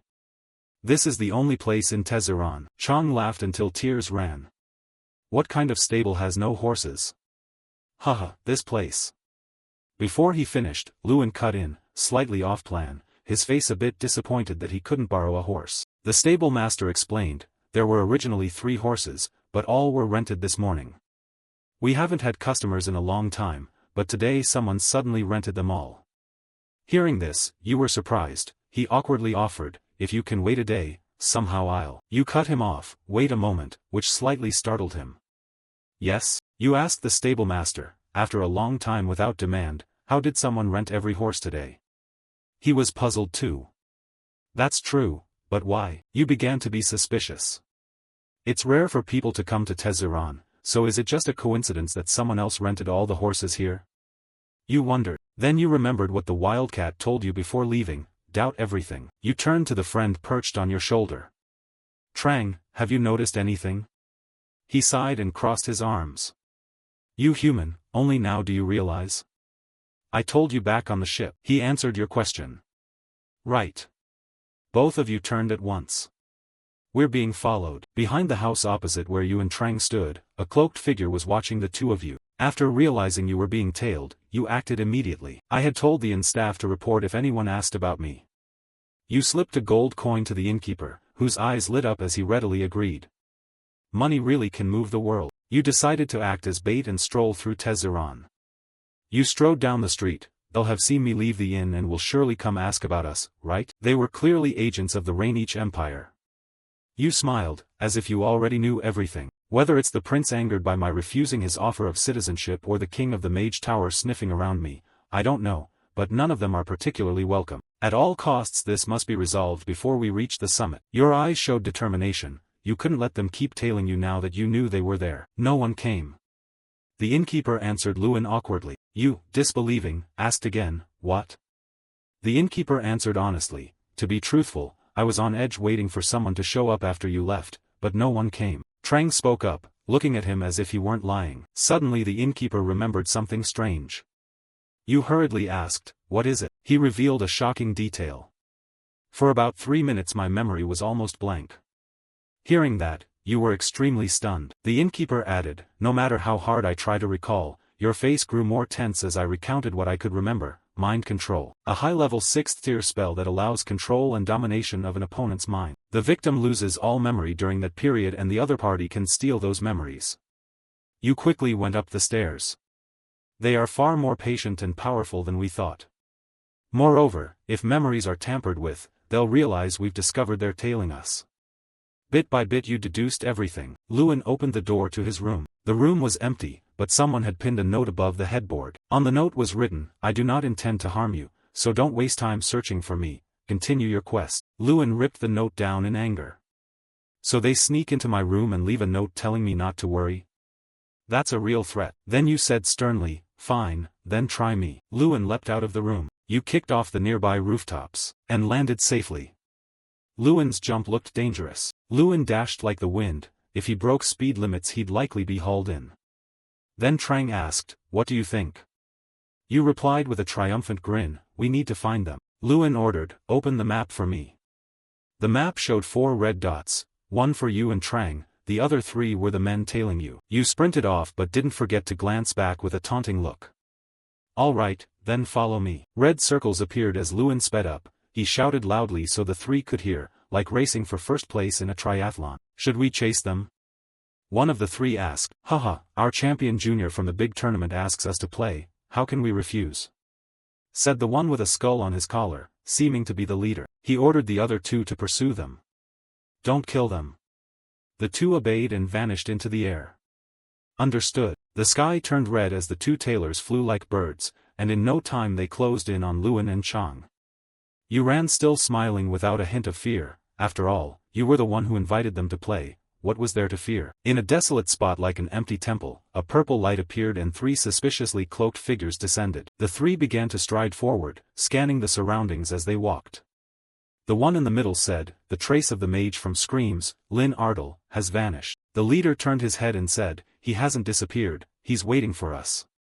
What? They spoke without paying the slightest attention to the pile of wooden crates nearby. Lewin suddenly burst out from there, catching the 3 cloaked figures off guard. They yelled in panic. Lewin Ardle. Before he could finish the second sentence, one of them was punched by Lewin until his face was distorted. He quickly turned back toward the second man, leaving him so shocked his mouth dropped open. Lewin lunged with a fist, but that man swiftly conjured a protective wall in front of him, as if that could stop him. The magical wall shattered under Lewin's punch, and the man swallowed a blow that sent blood spurting from his mouth. Before long, 2 of the 3 were down, sprawled out on the ground. Lewin fixed his gaze on the last one. He suddenly laughed out loud. Ha ha ha, I was curious what kind of person he was, turns out he's a real monster, huh? Lewin glared at him with murderous intent and said in a low voice, who are you? The black-cloaked man with the mustache smiled calmly at Lewin's vigilance and said, did you know? The head of the Mage Tower sent us here. We were instructed to protect our younger generation. Lewin replied, sounds more like spying. The mustached man's expression grew more enigmatic. He tore the paper in his hand and said, it's the same either way, besides, watching you was entertaining. Then the old man vanished, leaving the 2 subordinates unconscious on the ground, a swirl of grey smoke, and the parting words that they'd meet again. Lewin looked at the skull tattoo on the subordinate's neck and said, that skull tattoo, dark mages, dark mages. Lewin crossed his arms, staring at the 2 unconscious men, then told Chang, yes, it's a secret order, a group of mages from the tower who handle dirty work. With that skull wrapped in mysterious blue flame and those enigmatic black-robed figures, you could tell this organization was no benevolent one. Lewin called them the Dark Mage Cult. All that's known about them is their name and that tattoo. It's unclear exactly what they do, the individual members' levels, or even the Academy's true identity. Chang listened eagerly and asked Luin, "So what's your impression after meeting them?" Luin looked at Trang as if he'd thought of something and smiled. "It's plausible. They don't seem on par with the representatives from the recent grand tournament." Trang, a bit confused, said, "But we still haven't verified that one's strength." Luin nonchalantly replied, "All right." He covered his mouth with his hand, recalling how those cruel mages attacked innocents, and said, "They used 6th-tier magic. Clearly they're not ordinary opponents, and they can also track us from afar." Trang studied your pensive expression and asked, "What do you intend to do?" Luin remained thoughtful. "Hm." He looked up as if he'd devised a plan and said, "First, I'll make them reveal themselves." After a while, the sound of horses' hooves grew rapid. The next day, we set off immediately toward Tian Mountain. Luin galloped quickly toward the mountain range ahead. The journey to Tian Mountain was exhausting. We had to cross barren deserts, but I could feel we were certainly reaching our destination. Luin placed a hand over his chest. Luin dismounted, with his hand still on his chest. His face was anxious and his chest trembled. Light shone on the sweaty youth's face. He gave a faint smile and said directly, "So this is Tian Mountain." "Yes, you're not mistaken. The mountain wrapped in that gloomy black veil is Tian Mountain." Luin stood dazed for a while and said, "This is exactly the feeling of satisfaction." The dark barrier trembled slightly as if something had touched it. Luin said, "You once said this is where you lived with Draka, right?" Chang replied, "Yes, that's right." Luin sat down wearily, leaned against the barrier, and said, It won't budge at all. How am I supposed to get in?" Luin's expression changed, a hint of worry appearing. He looked up at Trang and said, "What kind of inhumane idea is this? You want me to destroy this barrier?" Trang climbed onto his head and answered, "Yes." Luin sighed. Trang climbed to the top of his head. Luin looked down and said confidently, "If they were humans, they'd definitely try to break the barrier, right?" Luin looked up at Trang and added, "Yes, that's the first thought." Chang continued, "But they can't break it using normal human methods." Chang went on, "What if there's an OGRE here?" Chang's word surprised Luin a little. He hadn't expected that. Luin sat cross-legged, propped his chin with his hand, and thought seriously, wouldn't it be better to summon an OGRE from inside and ask them to open the door like a friend? While Luin was still pondering, Trang shot down to the ground. He crossed his arms, looked at Luin, and said, "Yes, now my thoughts are very clear." Luin was even more shocked on hearing that. His pupils contracted as he looked down at Chang and said, "But you said all the ogres here were dead, didn't you?" Trang, with a very confident expression, looked Luin straight in the eye and replied that that was merely human thinking. Luin began to feel tense. He turned his head to look at the barrier behind him. Trang's face darkened. He said, "Remember, Luin, your strength isn't bound by preconceptions. Break it." No sooner had he spoken than a voice came from within the gloomy, black barrier, "I am breaking it," which surprised Luin standing outside. Luin placed his hand on the barrier and said. Then he began to put both hands on the barrier, a bit hesitant, and said, "Can you hear me? I know you'll pretend not to hear, but I have your leader's Fong with me. Kuan Khan." Luin kept both hands on the barrier and continued, "If you can hear me, open the door." The atmosphere then fell suddenly silent, leaving both Luin and Trang somewhat anxious. After a moment, a powerful purplish-blue light emanated from Luin's hands. A huge explosion jolted between Luin and the barrier, putting Luin in a difficult position. But with firm resolve, Luin held his ground. He endured the force before him. Luin's pupils suddenly contracted as if he saw something terribly dreadful approaching. The black barrier then gradually vanished. Luin exclaimed, "How did it open?" A mysterious old man in a black robe suddenly appeared from who knows where and ran forward in a panic, shouting, "How could a rookie like him do what no one has done before?" To his bad luck, when he arrived the barrier reappeared and blocked him from entering. Helpless, he could only stand outside, repeatedly pounding the barrier and screaming. "What's happening? It's closed again. What is going on?" Before he could make sense of what was happening, a punch everyone recognized came flying at him. Luin lunged forward and punched him squarely in the face, knocking him backward. Luin's face flamed with rage as he shouted, "Seize the chance. You won't run like you did the other day." Not giving him a chance to counter, Luin unleashed another move, an earthquake strike. He slammed his hand into the ground, causing a shock that cracked the earth beneath their feet. The old man was already reeling from the consecutive blows and cried out in pain. Not finished, Luin shouted and summoned vines. Long tendrils shot forward to seize the designated prey, the mage. The old man was soon tightly bound by Luin's vines, sprawling on the ground before him. Unable to speak or move, he could only let out helpless sounds. "Ugh ugh." Luin said, did you think this time you could get close to me? Lewin calmly looked at the man now restrained before him and said, what level are you? End this game quickly. Oh my, already being stared at by the elder, he's probably the big one who'll charge out with a wooden club. The giant suddenly swung his club and lunged straight toward where Lewin stood, leaving him stunned and bewildered. A horrifying sight appeared. In an instant the green giant's wooden club was dripping bright red fluid, leaving no doubt what that liquid was. Lewin was utterly shocked by the gruesome scene. His eyes widened and his body went rigid. The giant turned to look at Lewin with a grim, elephantine stare that gave him chills. His dark, deep-set eyes fixed on Lewin. He said, answer me, human, who are you? On the outside Lewin tried to appear calm, but inside he was extremely anxious. Trang, perched on his shoulder, leaned in and whispered, Lewin, remember this, they're made with the mindset of monsters. Fortunately, I managed to get inside the Tian mountain fence. The moment I stepped in, it felt like another world. Lewin murmured as he followed the green giant deeper inside. There he was surrounded by countless other terrifying green giants. They looked at him with curiosity. One of them said, a human? What is a human doing here? But he smelled not much like a human. He smelled just like us. Sniff sniff. Lewin walked on with a face tense as a drawn bowstring. Trang beside him said, Master, be careful. They don't have human morals. Lewin, nervous, replied, I know. Lewin recalled his first encounter with that green giant and thought aloud, now I suppose he didn't harm me because of Kun Khan's Fang, but I still don't know when they might kill me. He cautiously trailed behind the green giant, observing him. They reached a towering peak. The green giant said, we're here, this is the summit of Tian Mountain. The two stopped beside another green giant. Lewin looked at the club-wielding giant and asked, a summit? There's still another peak above this, right? Bang! A shockwave rang out, causing Lewin to flinch. Before him stood another giant, larger than the rest, with white hair and beard. Lewin thought this wasn't merely a summit, there was an aura of authority. The white-haired giant looked down at Lewin and began to introduce himself. I am the leader Hak Khan, human, I've heard you possess Kun Khan's sacred relic. Needless to say, Lewin was still in shock at the enormous size, dozens of times larger than the other goblins. He gaped upward, thinking the leader was far bigger than those goblins. Hak Khan continued, human, we welcome you as a guest. I've decided not to tear you apart and feed your body to the eagles. Who are you? Lewin tried to stay calm and replied, I thought I said this at the gate, I am the one chosen by Kun Khan's Fang. Hak Khan sat down and said, nonsense, that's not an item any human can handle. Lewin answered, but it's true. Lewin took out an object wrapped in a white cloth. He said, may I show you?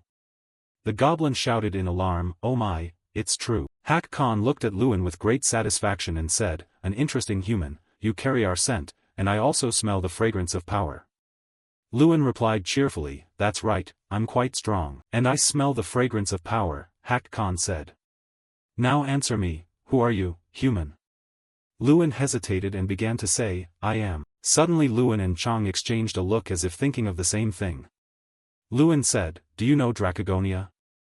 That's the name of a dragon living on this Tian mountain. Hak Khan also gaped in surprise at what he had just heard. Hak Khan hurriedly looked down at Lewin and asked, how do you know that name? Lewin put his hands on his hips and smiled, I heard it from King Ram. Leader Hak Khan was even more shocked when he heard King Ram's name. He shouted, King Ram, he's still alive? Lewin recalled his first encounter with King Ram and said, he's alive as an exhibit at my academy. Should I say he's regarded as one of the professors? Lewin looked at Leader Hak Khan and said confidently, you're curious who I am, aren't you? The Green Goblin guide who had led them earlier stood quietly listening as Lewin said, I'm a friend of King Ram, who once led the summit of Tian Mountain. Lewin continued, I'm also the one chosen by Kun Khan's Fang and the inheritor of Draka's world-destroying power. At that, Leader Han was taken aback. Facing the two huge goblins, Lewin announced clearly, I am Lewin Ardal. Lewin faced Leader Hak Khan and said, with all that said, you still intended to crush me and feed my corpse to the eagles? Leader Hak Khan pondered for a long moment, then said, no, we will gladly welcome you. A human, eh? Lewin's face then went rigid, as if he had no words. He was brought to the center of a plaza with a simple stone table, while the goblins around kept shouting. Trang sat on Lewin's shoulder, arms crossed, and said, the goblins have a ritual even for welcoming newcomers. If you want their welcome, you must show your worth. Draka did the same when he first came here. Chang looked at Lewin seriously and said, and the format is. Arm wrestling. A large green goblin stepped forward in front of him. He proudly flexed his muscles and said, I am Amarat, son of Marukan Khan. You're the human we've welcomed, are you? Already Luin's face tightened like a wrinkled blanket. He thought to himself, you expect this giant to be my opponent? Something's wrong here. In a flash, Luin and Amarat took their positions to arm wrestle. The whole plaza roared, come on, crush that human, Amarat. Luin leaned on the stone table and asked Chang, if I lose the arm wrestle, they still won't throw me to the eagles, right? Trang replied helplessly, I'm not sure. Facing the giant Amarat, the tension was palpable. Luin looked very small compared to him. They gripped each other's hands tightly. Luin thought the giant was meant to intimidate him, but that didn't mean he should rush in blindly. Luin's face was extremely tense. He thought a match between a goblin and a human sounded ridiculous, but he also possessed special power granted by the relic. The white Fang hovered amid the magic. Luin said that since obtaining Kuan Khan's Fang, his power had increased by 1,000. Luin frowned, showing seriousness, and thought that his power now reached 3,520. This was possible. Amarat looked extremely confident. He said, I don't think you're an ordinary human, but your arm feels different. I'm Amarat, son of Amr Khan. Even if my opponent is a human, I won't go easy on you. Luin refused to back down. He grinned and shouted, all right, try to beat me once and then be gone forever. The referee stepped into the center to prepare. Both competitors' faces were deadly serious. Begin. The goblin referee yelled. Almost immediately Luin clenched his arms so hard that the sleeve's fabric tore in a strip. Amarat was somewhat surprised at his opponent's strength. The match continued with no clear winner yet. Amarat shouted loudly, oh. Looking at Luin, one could see his condition worsening. Sweat dripped as if he could only hold on a little longer. He wondered, is it over? But Luin summoned the last of his strength and shouted. This is my last chance. You goblin brutes. However, not as he hoped, Amarat pinned Luin's hand with incredible ease, even producing a popping sound. Luin strained so hard his shirt tore, but losing so horribly left him stupefied and dazed. The goblin referee then stood up, raised both arms, and shouted, Amarat has won. Luin lay exhausted on the stone table and sighed, ah, I lost, even though I tried my best. Luin's hand trembled, bruised and wounded all around.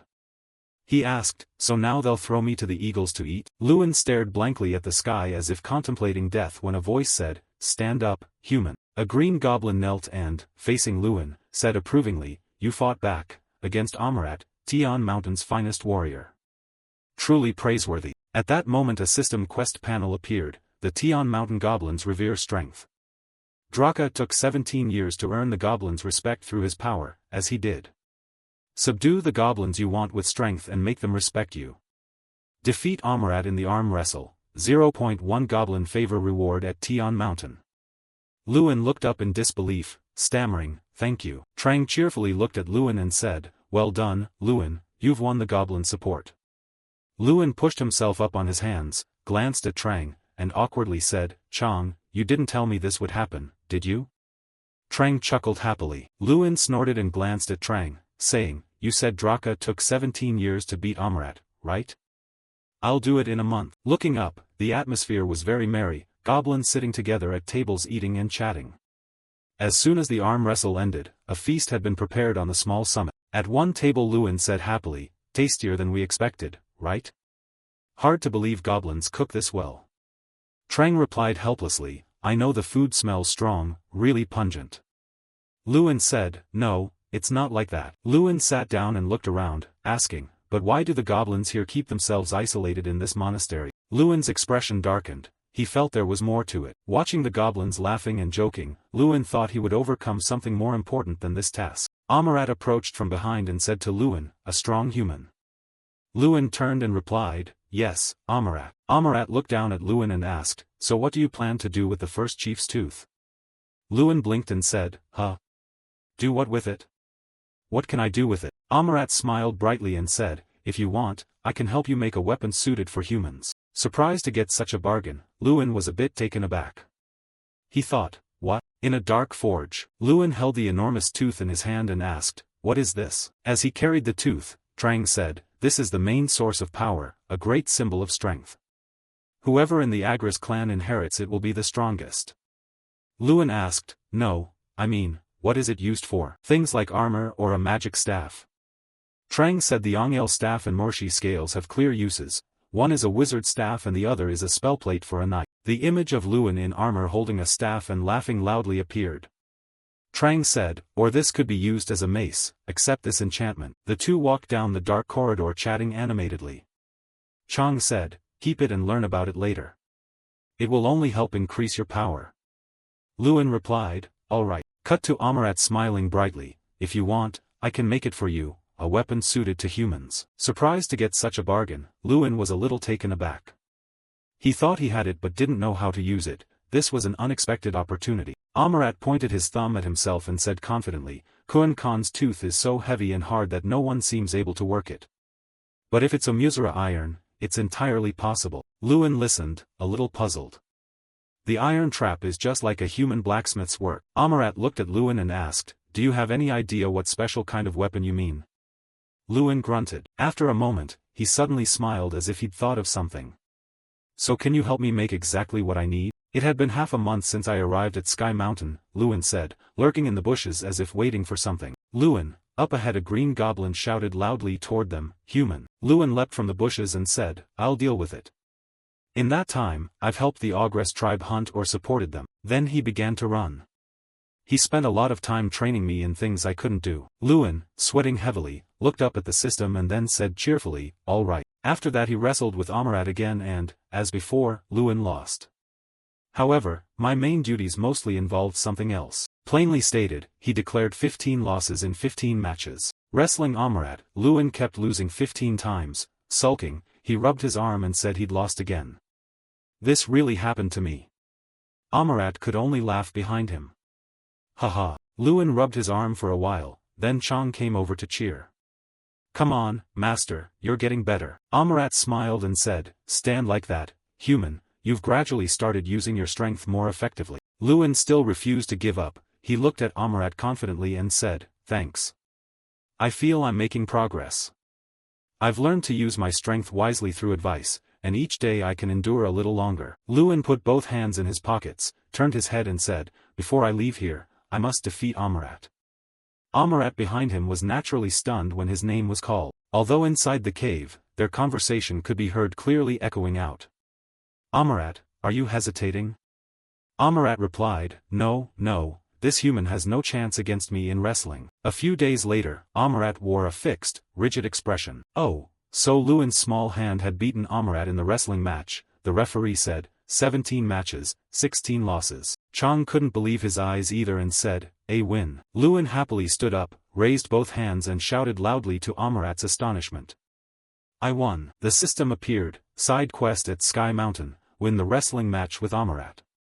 Complete one to receive the Sky Mountain OGRE tribe's reward. You will earn the respect of all ogres. Amarat wasn't angry about losing. On the contrary, he kept praising Lewin, saying the boy kept surprising him. I lost. Young Master Ardal. Lewin rubbed his wrist and looked at Amarat happily. This is the first time, right? Amarat called my name like that. Amarat turned his back and walked away, saying, it seems you're ready. Lewin watched Amarat's figure recede and asked, ready for what? Amarat turned his face back and said, come here. Amarat said, actually it's been finished for a long time. I've been waiting for this moment to give it to you.Elyuan quickly stepped up to Amarat and asked, why didn't you give it to me even though the weapon was finished? Amarat rummaged for the item and said, I waited until you could beat me. If you hadn't won, I might not have given it to you. The Fong of Kuan Khan is very important to us. Lewin's expression froze a little after hearing that, a bit embarrassed. He thought, doesn't this feel like being robbed right in front of me? After a moment, Amarat held out the object toward Lewin and said, here you go, it's yours. Lewin looked at the item before him, surprised, and said, that is. It was a pair of black metal gauntlets, the paw made from Kuan Khan's Fong, crafted by Amarat, a gauntlet inlaid with the Fong of the first OGRE chieftain of Sky Mountain. The Fong pieces would not shatter under any impact and would destroy anything. Instantly grants plus 2000 strength, unlocks a unique skill, leadership, with growing potential. Lewin slid the gauntlets on, clenched his hand, and resolutely thought that a paw gauntlet fitted with Kuan Khan's Fong inside would surely suit him best as a melee mage. Seeing he hadn't spoken, Chang asked, how is it? Amarat also asked, what do you think of my finished product? I made it using the most perfect mold for you. Luin looked tense, but he was actually lost in thought. Amazing, not just plus 2000 strength, it might be even stronger. Luin said, Amarat, can you gather all the Sky Mountain warriors? Very quickly, all the green goblins assembled. They were gossiping that a powerful human wants to challenge all of us to wrestling. Yes, he says he'll defeat every one of us. The goblins immediately buzzed with talk. Although he had beaten Amarat, he still wounded our pride. Facing such a challenger, an event like this, the more they spoke, the more excited and thrilled they became. Welcome. Luin stood in the square facing a huge goblin. From the ogre perspective, this seemed an arrogant challenge. But the atmosphere was very jovial. The ogres worship strength and love contests. They seemed to appreciate my competitive spirit. Not only the large goblins but also smaller ones came to watch and cheer. A child shouted, "Come on, father." Chang folded his arms and smiled. Ah, remember before, Draka did something like this once too. Luin leaned on the stone table and looked down at Chang. Although he's faced 17 opponents in a row over 30 years, your case is different. Humans don't live as long as dragons, so we must hurry. Chang lost his smug look and replaced it with helplessness. Luin placed a hand on the stone table, eyed his opponent seriously, and thought that just yesterday he had said this was impossible. But looking at his own gleaming black gauntlets, Luin felt confident that with Kuan Khan's Fang gauntlet on his hand, he couldn't lose. The goblin referee standing aside began to shout, preparing to start. The two tried to pin the other's arm, but Luin's side initially looked a bit disadvantaged. Oh, but with trained strength combined with the gauntlet's might, Luin was able to easily pin his opponent. On the plains, the goblins gathered to send Luin off. One goblin said, "Will you return, young master?" Luin replied, "Yes, now we must go to Leverdin." The goblin said regretfully, "You gave us an unforgettable experience." "Thank you, young master." Luin looked at them cheerfully but said nothing. Luin reached out his hand. Amarat saw it and said, "Do you want another wrestling match?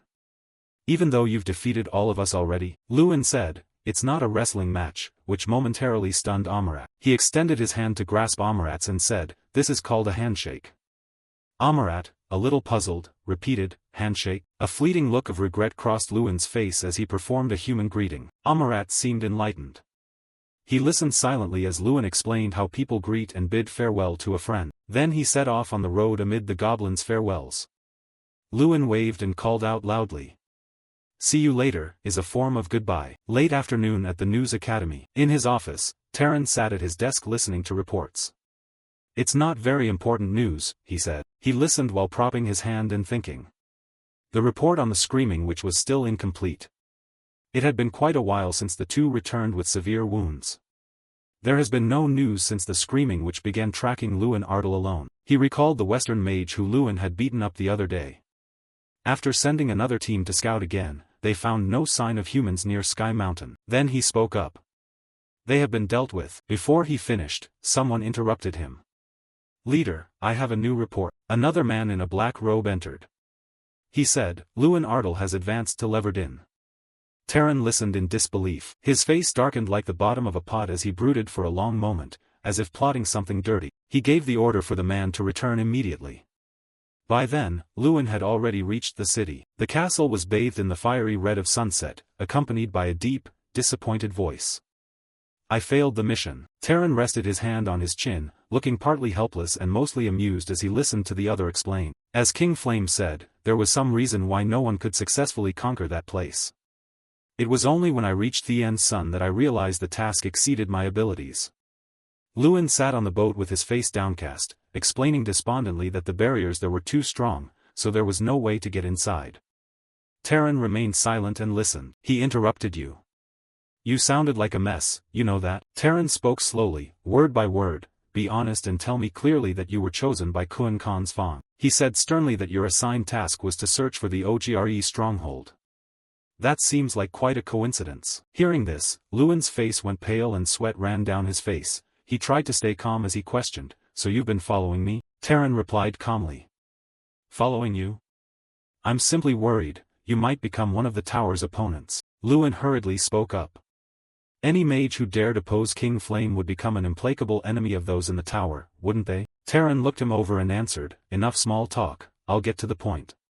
Tell me honestly, what did you see inside Thien's Sun?" His face suddenly grew fierce as he growled, "Are the original OGRE people still alive?" Lewin tensed at Terran's question, his expression strained as he struggled to find the right words. He slowly left the castle. Lewin breathed a sigh of relief. Phew, that was close. Recalling when Terran had threatened, "Don't lie to me, I know everything. I could rummage through your past right here if I wanted." He cut in and asked, "But you wouldn't actually do that, would you?" Which briefly surprised Terran. "What?" Lewin sneered provocatively. "A great frontier wizard like you wouldn't stoop to such measures, would you? Especially not against a student like me." Terran heard this, his brows knitting as he shouted angrily, "You dare bet against me?" That student sounded a bit too modest, didn't he? Terran said helplessly, "Well, fine." He softened his tone and advised him that since his official first mission had failed, he should return to the academy. Lewin's face darkened as he pondered. "I just wagered on King Flame's pride, luckily it worked." Though he wouldn't use such extreme methods, there were plenty of other ways. He frowned, thinking anxiously. But if King Flame grows more unreasonable, I could be trapped. Just the thought is terrifying. Lewin reassured himself that it was surely over now. He thought of Terran and had a premonition that choosing him in District X meant everyone knew he was the heir to the throne. Though unstated, King Flame would certainly watch him closely. Lewin rubbed his aching shoulder and hurried off, grumbling, "I don't know, I just want to get away from here as fast as possible." The steam train thundered forward, smoke billowing, colorful banners bearing Lewin's image and cheers.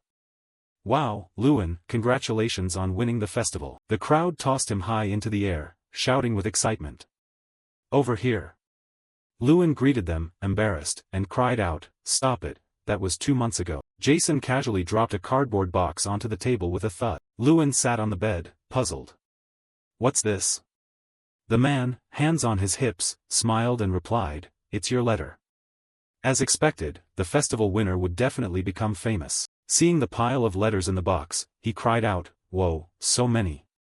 Jason interrupted, "These are just the recent ones." At his question, Jason turned to the white cabinet and continued, "And these are some from long ago that were kept." Lewin's eyes widened and his mouth dropped open as he stared at the mound of letters like a small mountain, speechless. He was in shock and didn't know what to say. Jason propped himself up and watched Lewin sit cross-legged on the bed, murmuring as he read the letter in his hands, "What's this? Letters from princes too? From the imperial genius of law and the true patriot of the kingdom, addressed to Lewin Ardell." The letters kept spilling out of the cabinet as he read in his steady voice, "I was very glad to hear you refuse the imperial prince's invitation. You truly are a patriot, even though I've never met you." Jason sighed and replied, "Dear, isn't for those you're already close to, it's for those you want to be close to. Do you know that?" He stretched out on the bed and watched Lewin read the letters intently, asking, "But Lewin, what's your plan here?" Lewin's mouth twitched into a slight, sly, mysterious smile. He broke into a bright smile and said, "I'm thinking this year will be very different." Lewin rode slowly under the tree canopy, passing through a sunlit forest. As he rode, he felt excited, thinking it had been a long time since he last returned home last year. He just stayed in the dormitory, not going anywhere. Remembering that time, Lewin couldn't help but feel ashamed that he had no face to show his fellow townspeople. He lacked the confidence to smile and answer their questions. "How's life at the academy?" Lewin's eyes grew confident as he said, "But now I can face them with pride." From atop his horse, he looked down and saw European-style villages spread across the open land. The villagers, stunned and rubbing their eyes in disbelief, called out in unison, "Young master." Lewin scratched his head and answered shyly, "How is everyone?" The villagers cheered loudly. "Is it really you, young master?" someone exclaimed in surprise. "What, young master?" People crowded around him, making him scratch his head and awkwardly explain, "Sorry everyone, I've been away too long, haven't I?" A villager laughed loudly, "Ha ha ha. How's the schooling? Is it like the rumors?" Another interrupted. "But our young master is the best, right?" Luina came running from somewhere and threw her arms around him, shouting, "Big brother." The little girl, hands on her hips, pouted loudly, "Humph, not a single letter came home that whole time and now you appear." Their father stood behind, smiling kindly though somewhat helpless. Lewin called out, "Father." Lewin put his hand on his head teasingly, "Luina, you've grown so much, I almost didn't recognize you." Making the girl angry, she shouted, "What?" He gave a very bright smile, adding inwardly, "And you're still as adorable as ever." Lewin gently instructed his father, "Father, call all the family members. It's been a long time since I've had a chance to talk with anyone." The bright moon shone in the night sky, which was partly covered by clouds. In the parlor, everyone gathered around to listen to Lewin. I told the family and close ones about what happened over the past 6 years. Of course, I left out the details about the players. Luina wiped away her tears. Big brother, you've really been through so much. The housemaid exclaimed, but you overcame all those hardships. We're so proud of you, young master. Beggin spoke up, so that means you won a big contest and even had a private conversation with the imperial prince? He replied gently, yes. He thought to himself that although it had been 2 months, it was still fresh news to people in his rural hometown. His father held a letter in his hand, pride in his voice. Is that why the royal family is sending letters? He laughed loudly and showed off that countless letters from noble families had also been sent here, making him smile helplessly.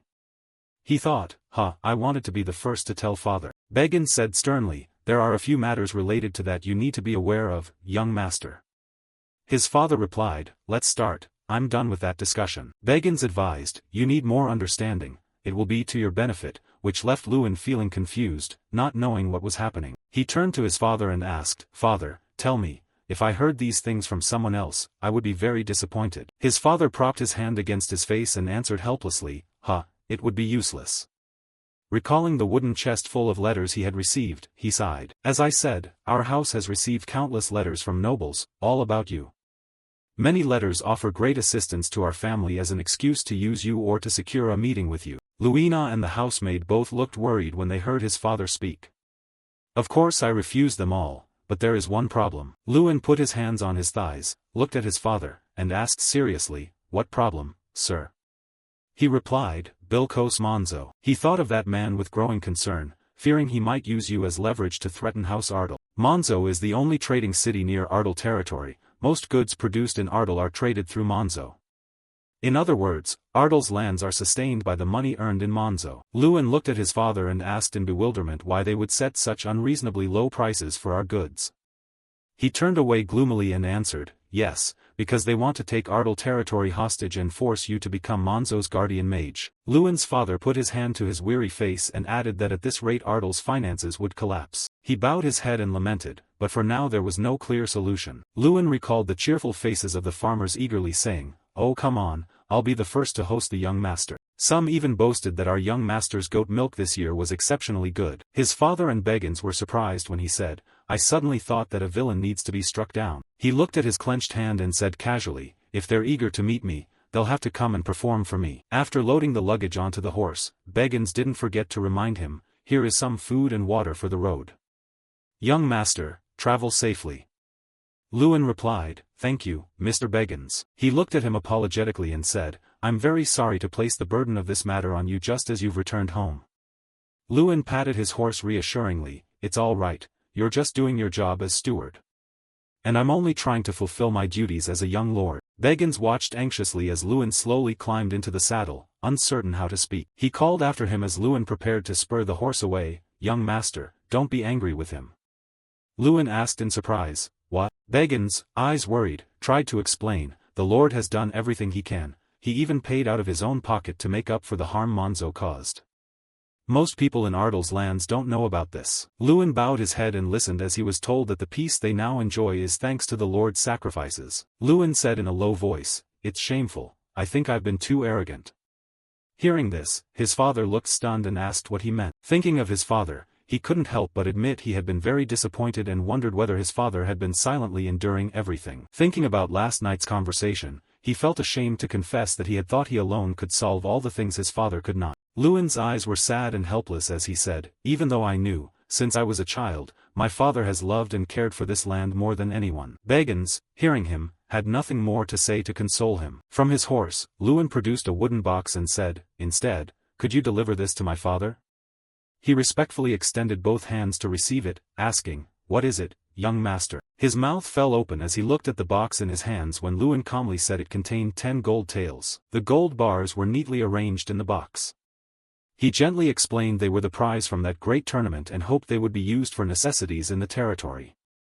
Beggins asked what for. Cradling the box carefully, Lewin replied that in his personal opinion it would be most effective. He said that by using it to buy more land, he believed House Ardal could become self-sufficient in supplies and not rely on Monzo in the future. Beggins frowned in thought and replied, it could come true, but our territory is currently in trouble. Right now no one wants to sell land to us. He was startled when Lewin said, "What if we take it?" Lewin said confidently, "And then we'll clean it up." He explained they would reclaim the long-troubled Wolf Hill within the territory and the marsh plains occupied by the Mud People.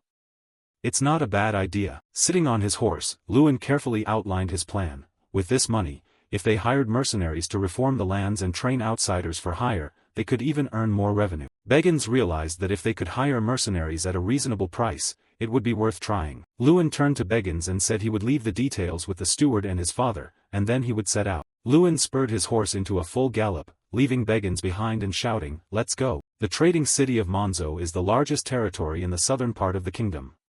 All nearby supplies are concentrated there. Lord Bilkos Monzo has many bad rumors about him, such as buying office with money through loan sharks or being a former leader of the Walpa gang. As he rode, Lewin thought to himself that, in other words, they needed a heart of steel. He stopped before the gates of an imposing white castle guarded strictly by sentries. From his horse, Lewin bowed politely and told a guard, "I am the second son of House Ardle.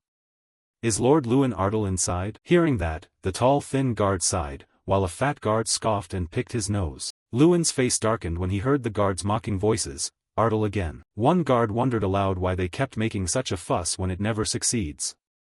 The tall guard replied, "Yeah. Exactly."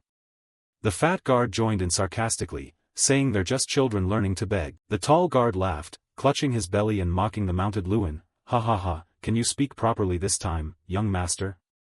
The fat guard scratched his head and chuckled along, "Heh heh." Lewin squeezed his eyes shut, thinking to himself, has he always been treated like this? How many times has my father come here? A guard sneered at him to dismount. "Come in and inquire of the Lord, if it's Ardle, they'll throw him out." The thin guard, seeing his companion's bored yawns, deliberately called out, "But this time it's different, right? Hurry up." Lewin silently calculated that he was not here as a cadet but as the second son of House Ardle. If he accepted rudeness as normal, it would make Ardle's reputation look foolish. The fat guard, surprised to see Lewin take a stance, shouted, "What do you intend to do now?" The thin guard squinted when you reminded him, "You boys should go home and practice more." To the guard's surprise, he hurled the thin guard hard, sending him flying backward. Bilkos Monzo and another guard returned from somewhere, smiling warmly as he called out, "Oh my, look who's here." Lewin glanced at the old man with a sardonic smile. "The hero who won this year's great tournament, the mage of a new era, aren't you Lewin Ardle?" He frowned and asked, "Are you Lord Bilkos Monzo?" The old man bowed deeply, feigning respect. "Yes, I am Bilkos Monzo. It is humiliating that someone of your stature would visit this humble place. I cannot hold my head high." He was taken aback when Lewin arrogantly replied, "Then don't hold your head high." Lewin glared at him fiercely and ground his teeth, "If you're ashamed that I came here, you'd better bow your head." Bilkos Monzo frowned at that and was left speechless. He curled his lip into a smile. Bilkos Monzo straightened, adjusted himself, and replied with a smile, "As rumored, you're quite forthright. Then, despite the shame, I shall lift my head." Lewin said casually, "Fine, but you need to train your guards better." The old man sycophantically asked, "Have my boys committed some offense?" Bilkos Monzo glared at Lewin's disdainful glance. "They treated my family like goblins, so I issue a mild warning." He looked back at the guards Lewin had thoroughly beaten, piled up and speechless. Bilkos Monzo was provoked to fury, grinding his teeth and rolling his eyes. Lewin, seeing his expression, taunted, "Is that acceptable, my lord?" He turned and smirked in reply, "Heh heh, feel free to treat them like your inferiors." But inwardly he seethed, "How dare that brat lay a hand on my men?" Lewin rubbed his hands and smiled, "Ah, then we will." To Bilkos Monzo's astonishment, he delivered a kick that sent the remaining guard flying backward with great force. The struck guard fell and rolled on the ground. He clapped and laughed casually, "That's enough, this one needs etiquette training too," leaving the old man speechless. Lewin added with a smile, "You might have been planning to make me wait here longer." The old man was maddened by the taunts, grinding his teeth and glaring fiercely when he heard the cutting sarcasm. "Show me in, my lord." As he stepped inside, he saw something hanging on the wall that looked like a wolf's head with its mouth open and sharp teeth. The man gave a not at all insincere smile and told Lewin, "I have a hobby of collecting such artworks." "Heh heh." He looked seriously and thought, it doesn't look pleasant at all." The old man continued, "I understand, everyone has different tastes." "Heh heh." He fell silent to ponder for a moment, inwardly judging, collecting these things and calling them beautiful, this fellow's tastes are corrupt. The items he displayed were all bizarre, frightening shapes that ordinary people would never buy. The more he thought, the more he grew worried about the old man. Clearly those pieces were meant to create fear and unease. Was he trying to intimidate him? The man then poured tea for Lewin and introduced the brew, a rather rare southern tea called param. Try a little. He folded his arms and declined the offer. No thanks. Oh, you don't like tea? I'll change it to a soft drink for you. With his blunt manner, he shot back, are you pretending not to know? Do you really not understand why I refuse to drink your tea? He said, pouring the cup on the table as he stared at the man with a taut expression. They locked eyes, though neither spoke, they seemed to grasp each other's intent. The atmosphere grew tense. Lewin's tea spilled, mingling with that ominous silence. The corner of the man's mouth curved into a mysterious smile. He calmly lifted the hot cup. You think I poisoned your tea? But I don't intend to be your enemy. There's of course no poison. I only want to be your good friend. He emphasized the words good friend. Whether there was poison in the cup or not was unclear, but with that friends first attitude he seemed dubious. Lewin asked him, friends who threaten each other? What a ridiculous threat. It was simply a well-meaning proposal, he said with a chuckle. Lewin, furious, ground his teeth and shot back immediately. You call it a proposal? Is it that petty scheme meant to weaken House Ardle? Having said that, he flatly and decisively refused the man's offer. They stared at each other again. He lowered his face and spoke in a mysterious tone, unfortunately, since you rejected our friendship, the prices of goods from Ardle will remain as they are, practically giveaways, he said sarcastically, with the look of a bully. The protagonist's face darkened with murderous intent as he threatened back that it would be best if he restored the goods' prices to their original levels. A silent gap opened between them, both were as tense as a tight string. No sooner had he spoken than he was called rustic and ignorant. The old man clenched his fist in anger. You think only you can refuse a deal? You should be the one begging, you're the weak one now, not me. He was about to lose his temper. Are academy apprentices not supposed to use magic during their holidays? I'll teach you some humility. No sooner had the brat finished speaking than Bilkoz's soldiers appeared, surrounding Lewin. He remained unafraid and dealt with them calmly. Weren't you planning to stop me from leaving? At his command, Bilkoz's troops charged to attack. Kill him. We'll turn that bastard's body into an exhibit in the display room. He could still fight and talk under life or death pressure. You want to make me a trophy? You're crazier than I thought. The little bear on his shoulder also thought the man had truly lost it. Although he had anticipated the outcome and didn't expect much from the conversation, he still could not foresee the old man's brazen behavior. He regarded him as a fat pig stuck in his own southern well. Men like him first lunged at Lewin, thinking he would immediately enter combat with one soldier. When the two were within close range of Lewin, he suddenly stopped. He raised a finger, freezing the soldier for 5 seconds. Snap. As he finished speaking, a burst of force from his snap sent the soldier flying. What followed was a spectacular fight. Golden light radiated from his power as he swept away the swarm of soldiers like bees to honey. With a confident look, he turned to the man and said, "Let me tell you something. A special skill manifested, the chieftains will, until completely exhausted, would be backed by the first leaders of Mount Harkan and Kuankan." He immediately panicked. Where did this smoke come from all of a sudden? What are you doing? Then a great flame appeared from nowhere, forming the face of something neither human nor beast. Lewin proudly made it clear that even on leave, he would use magic if his life were threatened. Now terrified, the man watched as the fire being he had just created lunged fiercely at his soldiers. The soldiers trembled in fear at the sight before them. If we stay here, we're dead for sure. Immediately they scattered and fled, no one wanting to die there. He clenched his fist and the fire being mirrored him, both wearing confident, proud expressions. Lewin smirked, running won't save you either. He and the god within his skill surged forward together, and energy erupted, a massive blast shattered the castle. Onlookers were thrown into panic. As the flames grew larger and more dangerous, everyone urged each other to flee for their lives. Meanwhile, the fat silver-haired man still mourned his bizarre collectibles worth 2,000 gold. He stepped up behind the man. You still have time to worry about your trophies? In the next instant he glared threateningly. Now it's time for you to worry about your life. The fire raged wildly, leaving the space devastated by the blaze. He wasn't finished and spoke triumphantly. You will restore House Ardle's goods to their original prices and compensate my house 10 times what you took. That's my demand. What do you say? Can you do it? The old man trembled and fell to his knees. Compensate? How large a sum is that? He grabbed the man's collar. Pay now.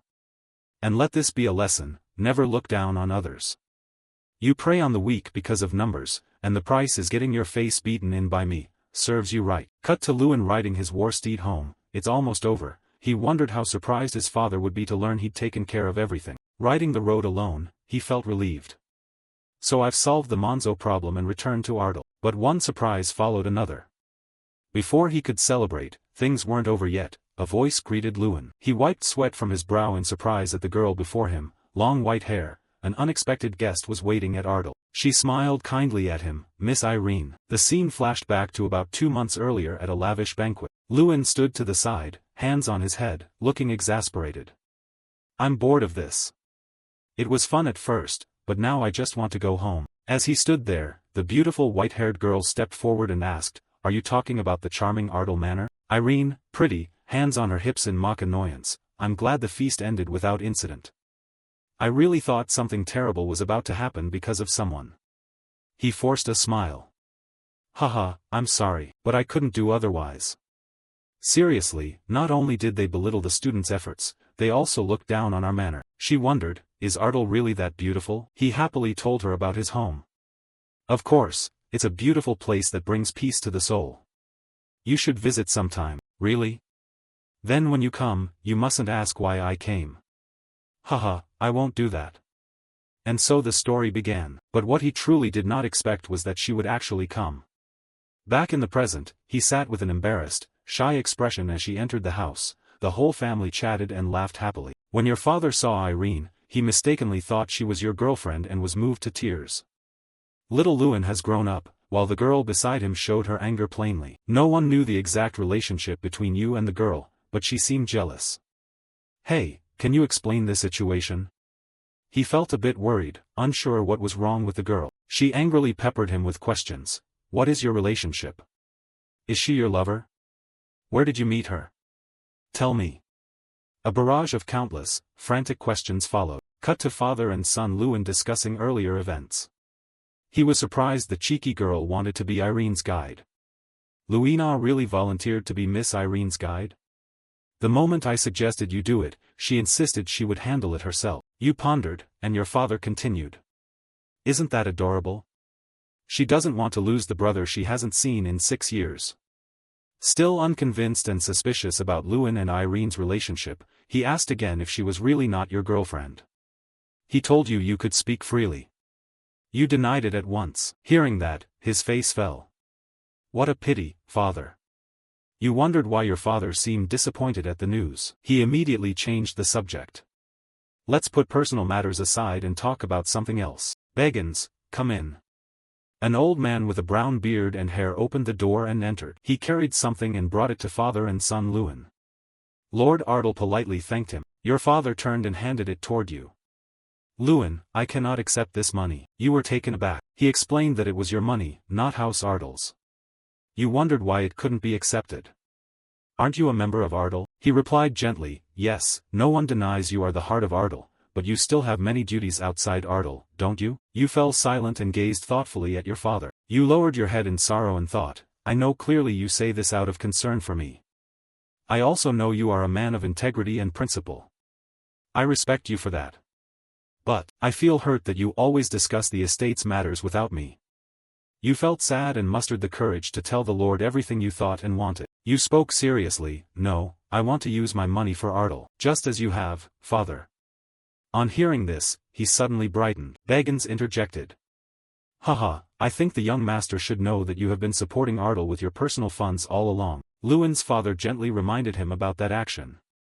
In the future, I would appreciate it if you discussed with me before making any hasty decisions.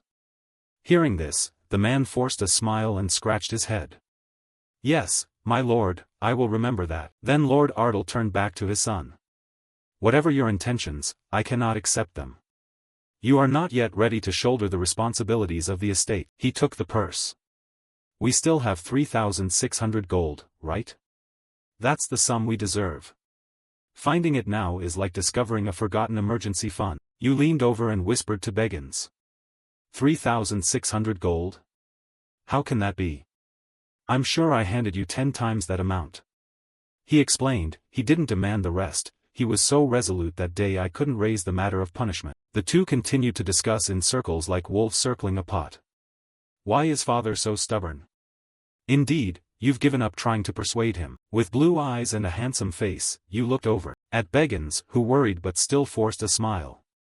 Our Lord has always been like that, hasn't he? He gave a benevolent smile. At that, your mood softened and a faint smile appeared on your lips. Looking at your father, you could only say, yes. Lewin stepped outside. He looked into the courtyard and saw the beautiful girl taking a stroll, with little Luina beside her. Lewin, Miss Irene. He approached and asked Miss Irene if she enjoyed her tour of Ardal. At that moment Luina excused herself to give the two some privacy, putting Irene in an awkward position. The girl smiled brightly, waved goodbye, and reminded him, be friendly with her, big brother. She seems like a good person. Lewin flew into a rage. Luina, what are you saying? It was surprising how the girl's attitude had shifted 180 degrees. No longer sulky and stubborn as when she first met Irene, her words now left Irene puzzled. Why is she saying such strange things? Blushing and embarrassed, he shyly invited her for a walk. Would you like to walk for a bit? While they walked, Irene spoke about Luina. Luina is truly adorable. I wish I had a sister like her. He was happy to see them get along so well. She asked him with concern, by the way, Lewin, is something bothering you? You seem lost in thought.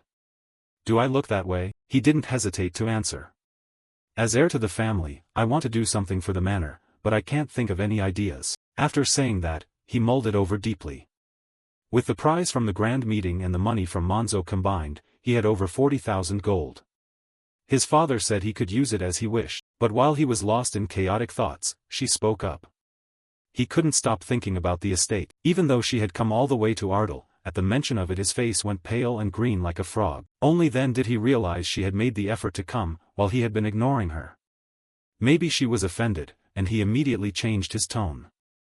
Haha, Lady Irene, how did you get to Ardal?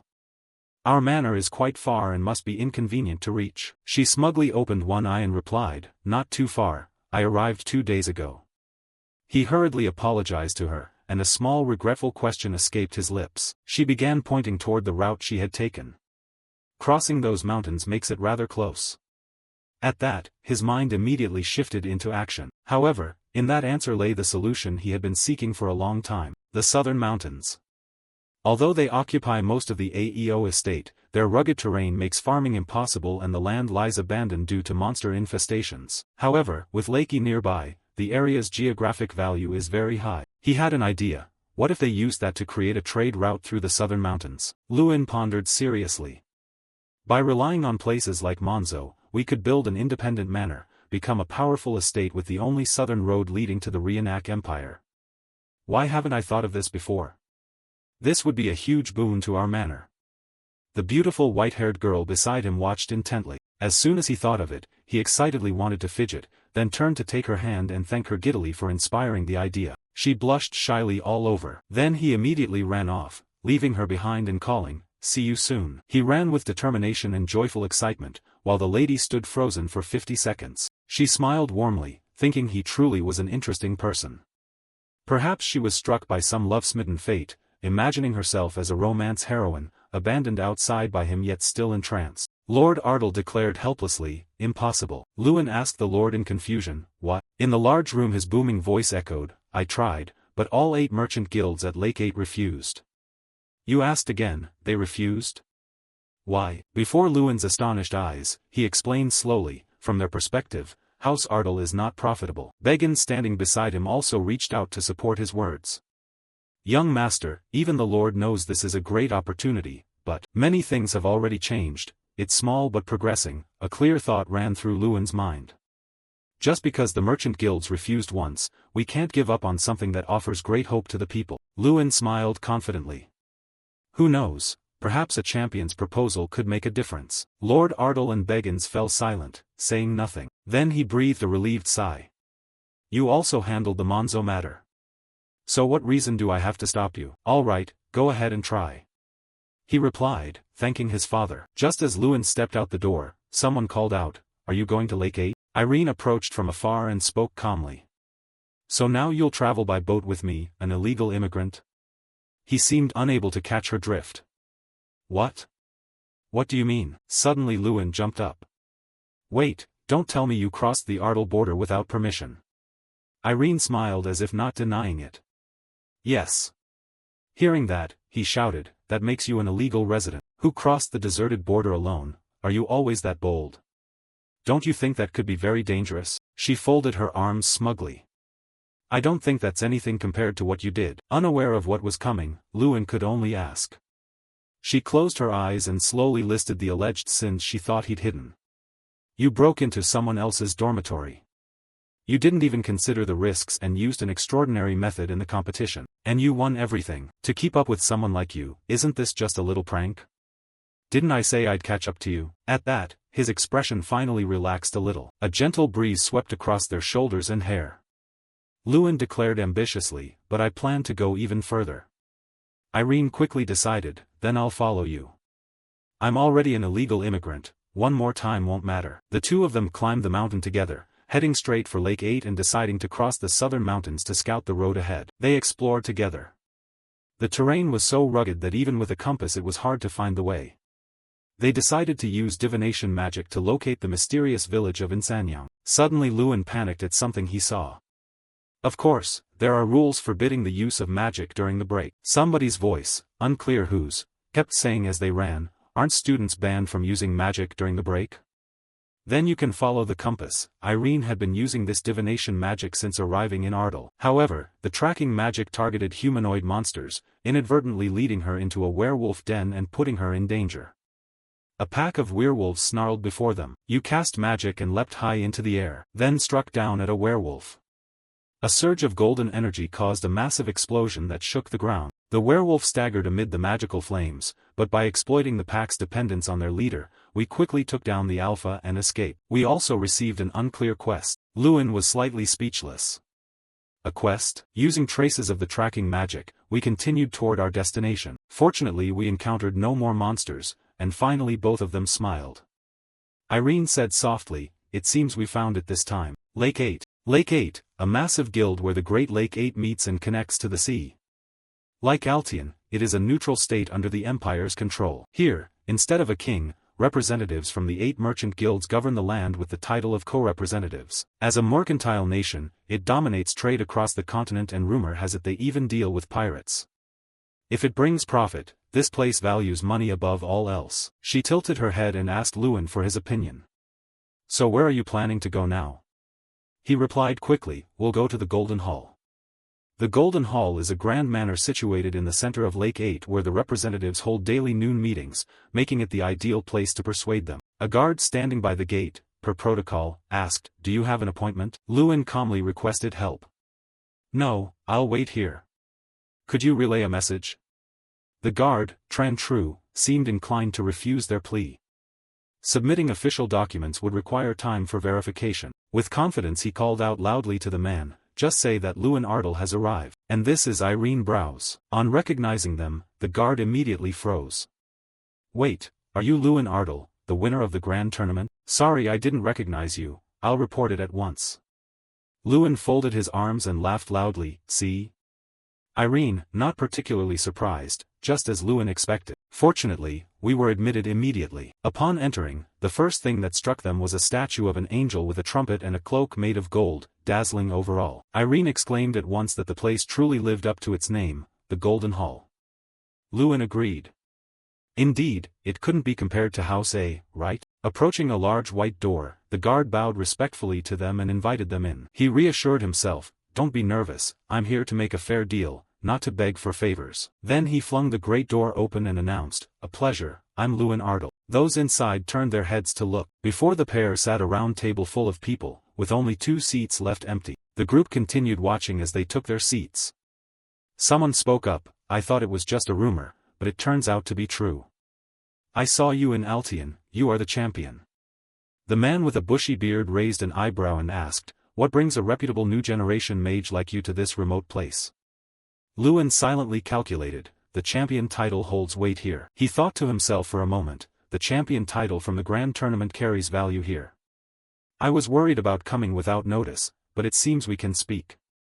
The others laughed and whispered, yes, it would be wonderful if this benefits our guild.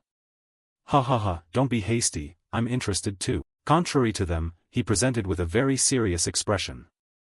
I've come to negotiate trade between Ardal and Lake 8. Those opposite fell into thought. And in another corner, people were at a loss for words. The man at Lewin's shoulder leaned in and whispered in his ear, "Lewin, it seems you've cooled the situation down." Murmurs of discussion began to rise. One man turned to his neighbor and asked, "Ardal, I think I've heard of it. Do you know where it is?" The other, with some knowledge, replied, "It's south of the small nation of Radiant." The woman behind, propping her chin, joined the conversation. "Ah yes, that countryside once tried to sell keystone fish and sweet potatoes. I think the Lord visited there." "What happened then?" The man gestured and recounted, "We refused, 8 votes against, none in favor, a unanimous decision." The woman grew curious. "Why?" The other explained, "Because it's not profitable, they only wanted to sell unilaterally." Lewin fell into a quiet reverie. The man presiding opposite smirked and declared, "In that case, I think there's little left to discuss." Now you began to feel tense. They are merchants. After all, the moment they hear anything against their interests, their attitudes change immediately. I'm both a new generation mage and a son of Ardal, but they only see me as the son of Ardal, a poor country bumpkin trying to snatch their money. Their cold, blunt stance was frighteningly clear.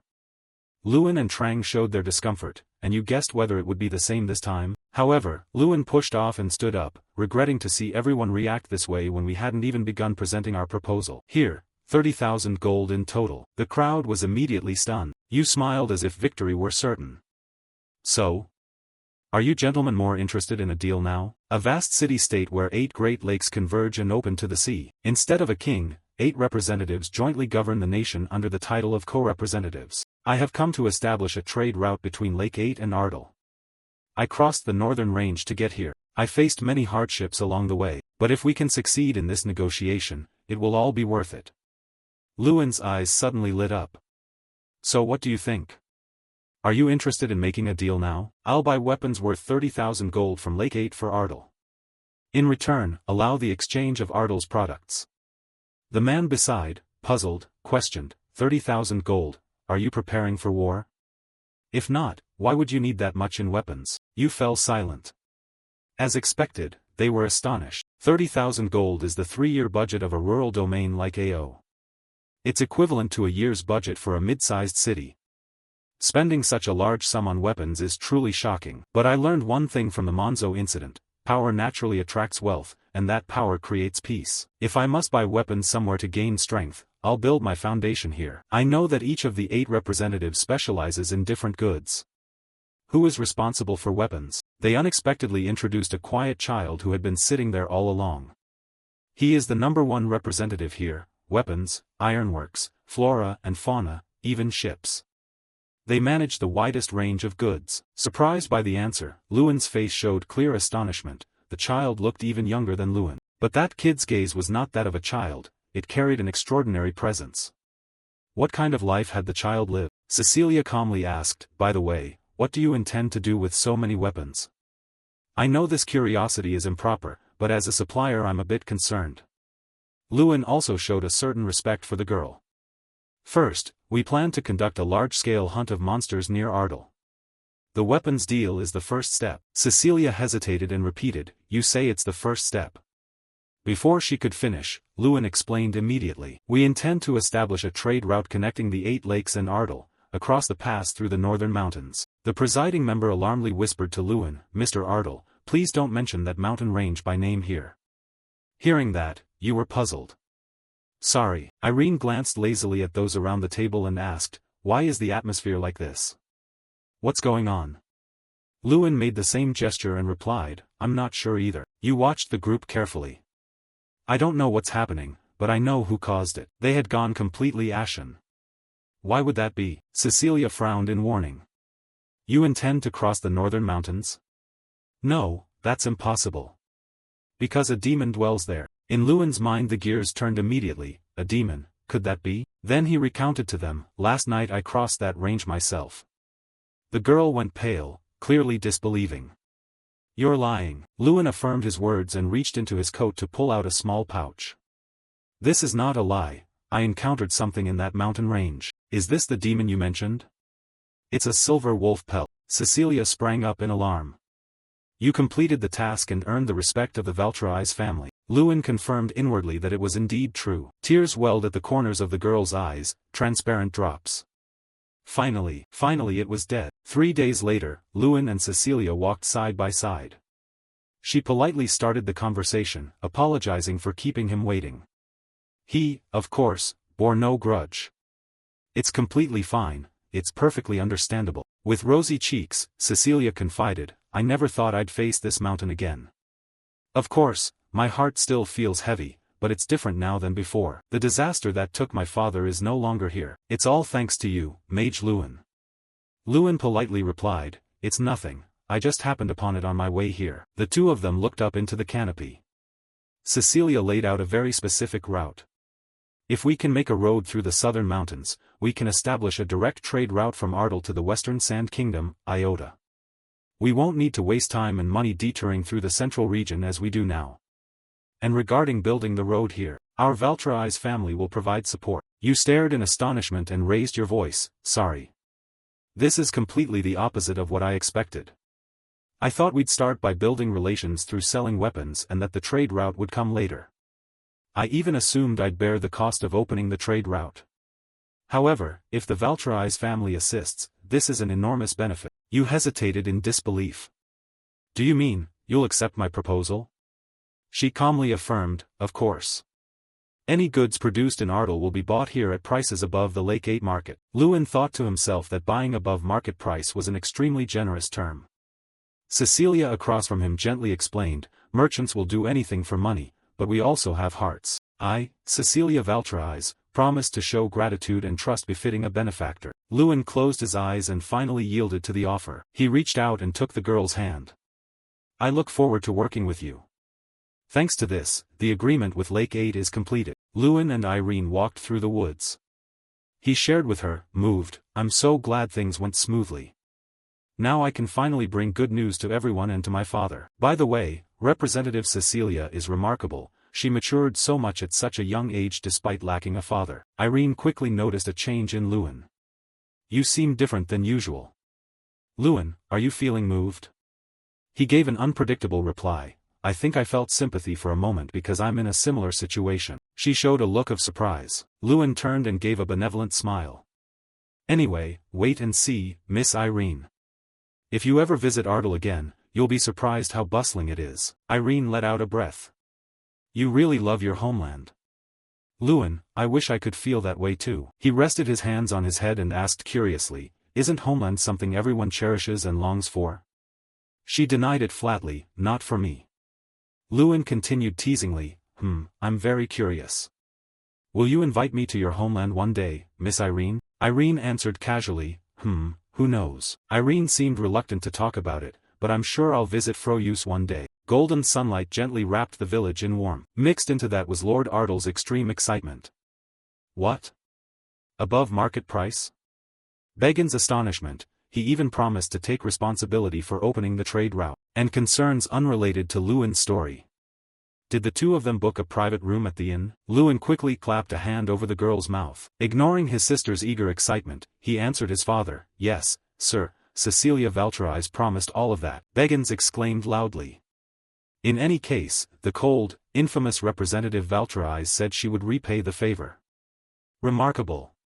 Lewin explained calmly, yes, but we'll need time to prepare that quantity, and they said it will take 3 months for those weapons. Construction of the road through the southern mountains will begin this month.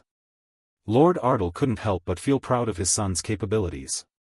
A direct trade route to the Empire, Ardal will finally prosper. You've grown up, Lewin, to achieve something so difficult. Thank you for growing into such a fine man. Taking the opportunity, Lewin made one final request. Then father, do you trust me and allow me to do one more thing? He asked softly. What is it? He clenched his hands on the table and resolutely spoke his desire, the lifeblood of Ardal, the dream of Ardal's people, and vengeance for my mother. It was the hunt of the Red Plains. Everything gradually sank into memory.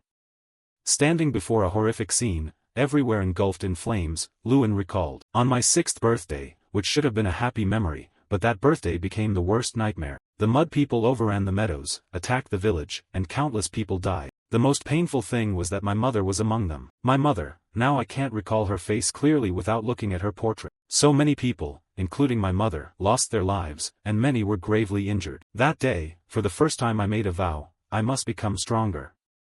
As Lord of Ardell, I will not let Ardell remain weak. Back in the present, on a fine morning, Lewin was walking with Irene, watching villagers training diligently before them. Shouts rang out, decisive movements filled everyone with spirit. After the order to exterminate was given, the villagers began spear training every day. Their motions were precise, repeated again and again without tiring. Irene watched them enthusiastically, the villagers looked transformed. Lewin praised them too, it was something to be grateful for, they were working very hard. She noticed something special, a bit surprised and mildly impressed. By the way, their spear technique seemed quite unique. Irene wondered who taught them the technique. Hearing this, he looked toward an old man standing with his hands clasped behind his back, who replied solemnly, "Ah, it's taught by our knight commander." The man with a kindly face, wrinkles worn by time, once nicknamed the Lightning and fought on the kingdom's front lines, Bolvar Petten, Ardell's greatest knight. Lewin remembered the image of him standing strong against monsters, with gratitude. If not for Bolvar when the mud people attacked, the losses would have been much worse. I still vividly remember how he felled 5 mud people in a single strike. You were still lost in thought. Even now he preferred a fishing rod to a spear. Suddenly someone behind called out a name, Lord Bolvar. The voice pulled Lewin back to reality. He hurriedly turned and replied, "Yes. Is something the matter?" Bolvar stepped forward and called out loudly as if to confirm, "Ah, are you young Master Lewin?" He saw him approaching from afar and quickly greeted him, "Ah, long time no see, Lord Bolvar. I meant to greet you after training." The man replied politely, "Training just finished, it's fine." He replied courteously, "Training just finished, it's fine." Then Bolvar grabbed Lewin's hand, laughing excitedly, "I heard you made quite a mark this time, you won the big prize and now lead an extermination campaign. You're shy, putting on a brave face, huh?" "Yes, that's right." After a warm exchange, Bolvar looked at the girl opposite him with curiosity. "By the way, the person beside you is..." She placed a hand over her chest and politely introduced herself, "Pleased to meet you, I'm Irene Browse." She closed her eyes in admiration, "Meeting the Lightning Knight Bolvar here is an honor." A name was spoken that made his eyes widen in disbelief. Those beside Lewin also heard it and were surprised, glancing to ask what she meant. After a few seconds of surprise, Bolvar regained his composure. He asked, "Miss Irene, what are you referring to? I heard about you in the night lecture, the 11 children." Irene clenched her hands and respectfully explained, "I became certain after seeing the villager's spear technique." Her hair fluttered lightly in the breeze, facing the middle-aged man, her voice remained gentle and patient. "The kingdom Rid's only spear knight.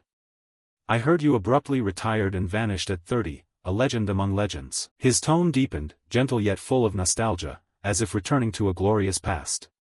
"Haha, I didn't expect anyone to remember those little stories." She gently tucked her hair aside, eyes calm, speaking in a mild voice as if recounting an obvious truth. "Of course, it's so impressive I read about it in detail." Facing Bolvar, Irene seemed to envision the armored man wielding a mighty spear, standing proudly behind. She continued the story of how he cut down more than 10 senior mages of the rival nation and became a legend. He closed his eyes, calm as if unconcerned with the past. "I'm honored the young lady finds it memorable, though now I'm just an old man." Lewin stepped closer to Bolvar, voice a little sad. "Lord Bolvar? Why did you hide that?" He turned to face him and replied nonchalantly, I never hid it, you just never asked." He lowered his eyes, a little bitter as he explained, yet feeling somewhat out of place. "I had to hear from others that you were the Lightning Knight, though I was right beside you, I didn't know." Suddenly, one of his remarks made Lewin start and open his eyes wide. "If anything, don't you know more about me?" The young master disagreed and began to speak of what he knew of Bolvar. "That's only part of what I know." Images came back to him. He liked to fish and lived in the house beneath this hill. Memories of warm sunset afternoons when Bolvar would take walks with him surfaced unexpectedly. "He often walked me when I was little," he continued, "but seeing you grown as you are now is also truly joyful." Bolvar folded his hands behind his back and spoke sternly, "Isn't Bolvar Petten enough as he is?" Those few words from him seemed to wake Lewin. He stepped forward to face him, eyes resolute. "I hadn't thought it through. I understand you better than anyone." Bolvar bowed happily in response. "Thank you for understanding, young master." Bolvar didn't let him ponder long and made an offer. "Ah, By the way, I promised to help the young lady with sword training today. Would you like to join? Lewin was delighted and agreed immediately. Observe? I'd be glad to. Suddenly his face remained gentle but his voice grew serious. Interrupting, no. Bolvar clarified his intention. Not to observe, I mean a sparring session. Hearing that, he was so surprised he was speechless, his face frozen as he asked, as if afraid he misheard, what? In a dense, overgrown forest somewhere. Below, Bolvar was dueling Luina. The two swords clashed, producing bright, ringing clangs. Irene watched intently, exclaiming, she's extraordinary, having skills like this at 12 is amazing. Lewin didn't reply, his face serious. But inwardly he agreed, honestly, even I am surprised. He observed the girl gripping the sword with both hands, fierce and energetic, marveling inwardly. Her blade was perfectly balanced and her footwork consistent, proof of a very solid foundation. Then he glanced at his opponent. He had held back much of his fighting strength to reduce damage to Luina. Lewin felt some admiration. And Lord Bolvar was only using his left hand against someone like Lewin, wielding not his usual spear but merely a wooden sword. Bolvar's closing words rang out, that's enough training for today, young lady. He slung his sword over his shoulder, looked at the girl with hands on her hips, and proudly praised her to Lewin, see? Her skill has progressed to this level. At this rate, even you won't match her swordsmanship. Lewin smiled proudly, it seemed true. My sister is truly excellent, he silently praised. You've worked very hard, Luina. Not letting him savor the feeling long, Bolvar suggested, now it's your turn, isn't it? Lewin had to take the wooden sword, a bit nostalgic. Yes, around 9 years old I trained with Lord Bolvar using wooden swords, because even a mage needs to understand swordsmanship to face knights. He made his decision, I've trained in martial arts up to now. Now it's my turn to demonstrate. His face grew serious, eyes sharp as he spoke, please instruct me, Lord Bolvar. The match ended with Lewin sprawled on the ground, his face battered, eyes dazed as if unable to believe it. Amid the laughter of the two girls nearby, Bolvar encouraged him, your movements have improved since 7 years ago. The old man felt very pleased, while Lewin lay helpless with no consolation at all. Lewin sat up and asked curiously, by the way, how did your skill as a knight compare to today's standards? Hearing the question, he was unsure of his answer. I'm not certain. It's been a long time since I retired, I don't know how the younger generation measures up. He looked down, thoughtful. Is there any good point of comparison? Then, as if he had found a solution, he exclaimed, ah! An image of a man came to Lewin's mind. He suggested, I know a knight, Lord Gunter Paranti, the only 6-star knight in Eastern Radian. I recall with gratitude he helped train me before the big tournament. He was very strong. Bolvar's face showed a trace of reverie when he heard that. Recalling, he said, 6 stars, 20 years before I left the Knights, I was a 7-star knight. Hearing that introduction, Lewin was amazed, eyes wide, what? He thought inwardly, he was a 7-star knight 20 years ago, that's almost the strongest in the kingdom. Lewin looked at the system panel that appeared before him and wondered to himself why someone like that had come to Ardal. An order was issued to fight the knights with wooden swords. A surprise mission? Fight Lord Bolvar? He looked at the countdown clock, the remaining time was 3 days. Sweat beaded on his face, he felt a bit anxious. Can I do it? With my current swordsmanship, I'm far from ready. Suddenly Irene spoke, pulling Lewin out of his thoughts about being trained by a 7-star knight. Young Master Lewin, you're really having a rare experience, aren't you? He blinked in surprise and asked back, what? She excitedly explained her words. Lord Bolvar is the only person in the Radiant Kingdom to reach the legendary knight level. This is an experience money can't buy. Lewin smiled as if enlightened. Indeed, this is a wonderful opportunity. I can't believe I hesitated just because I feared failure. Bolvar still kept one hand hidden behind his back. He caught the moment and marveled, oh, young master, I love the expression on your face right now. Meanwhile, Lewin recovered his spirit, stood up and lifted his sword. Yes, now I am determined. The time to complete the task was 3 days remaining, once more. He seriously gripped the sword and held it forward, his face hardening with some confidence. I have to rely on you again, Lord Bolvar. Lewin burned with resolve, with that amount of time, I'll succeed, it's fine. Lewin was startled by a notification from the system. During the sparring with Lord Bolvar, a new task appeared.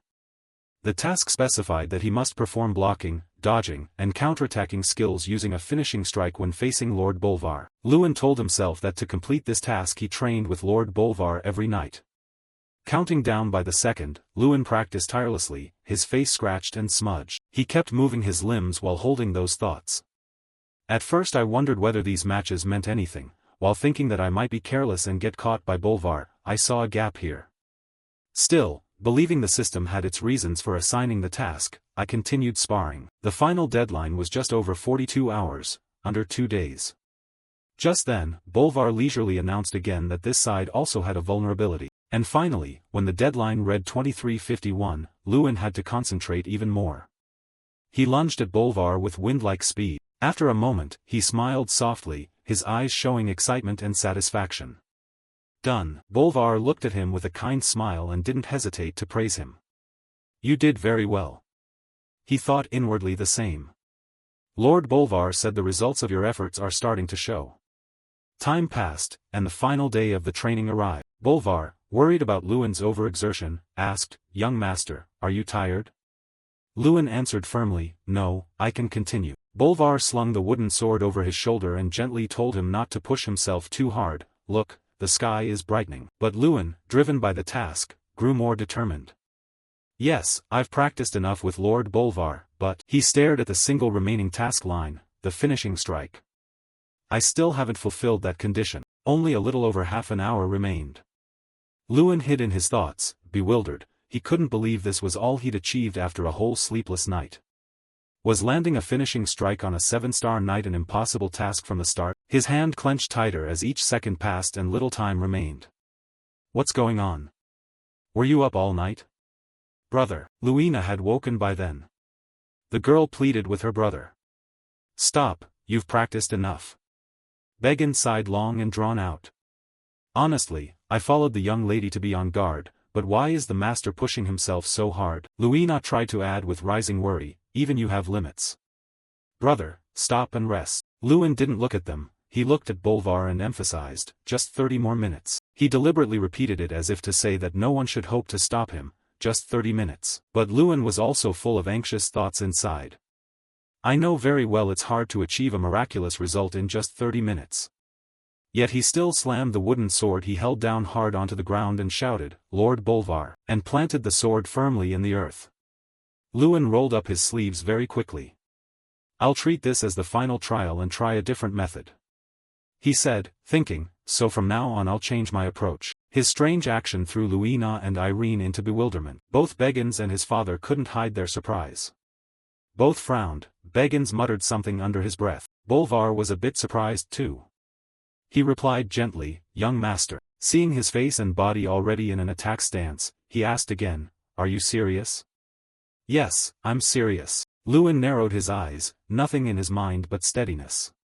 Through these days of wooden sword training, I've learned to anticipate a knight's movements. Now that goal is met.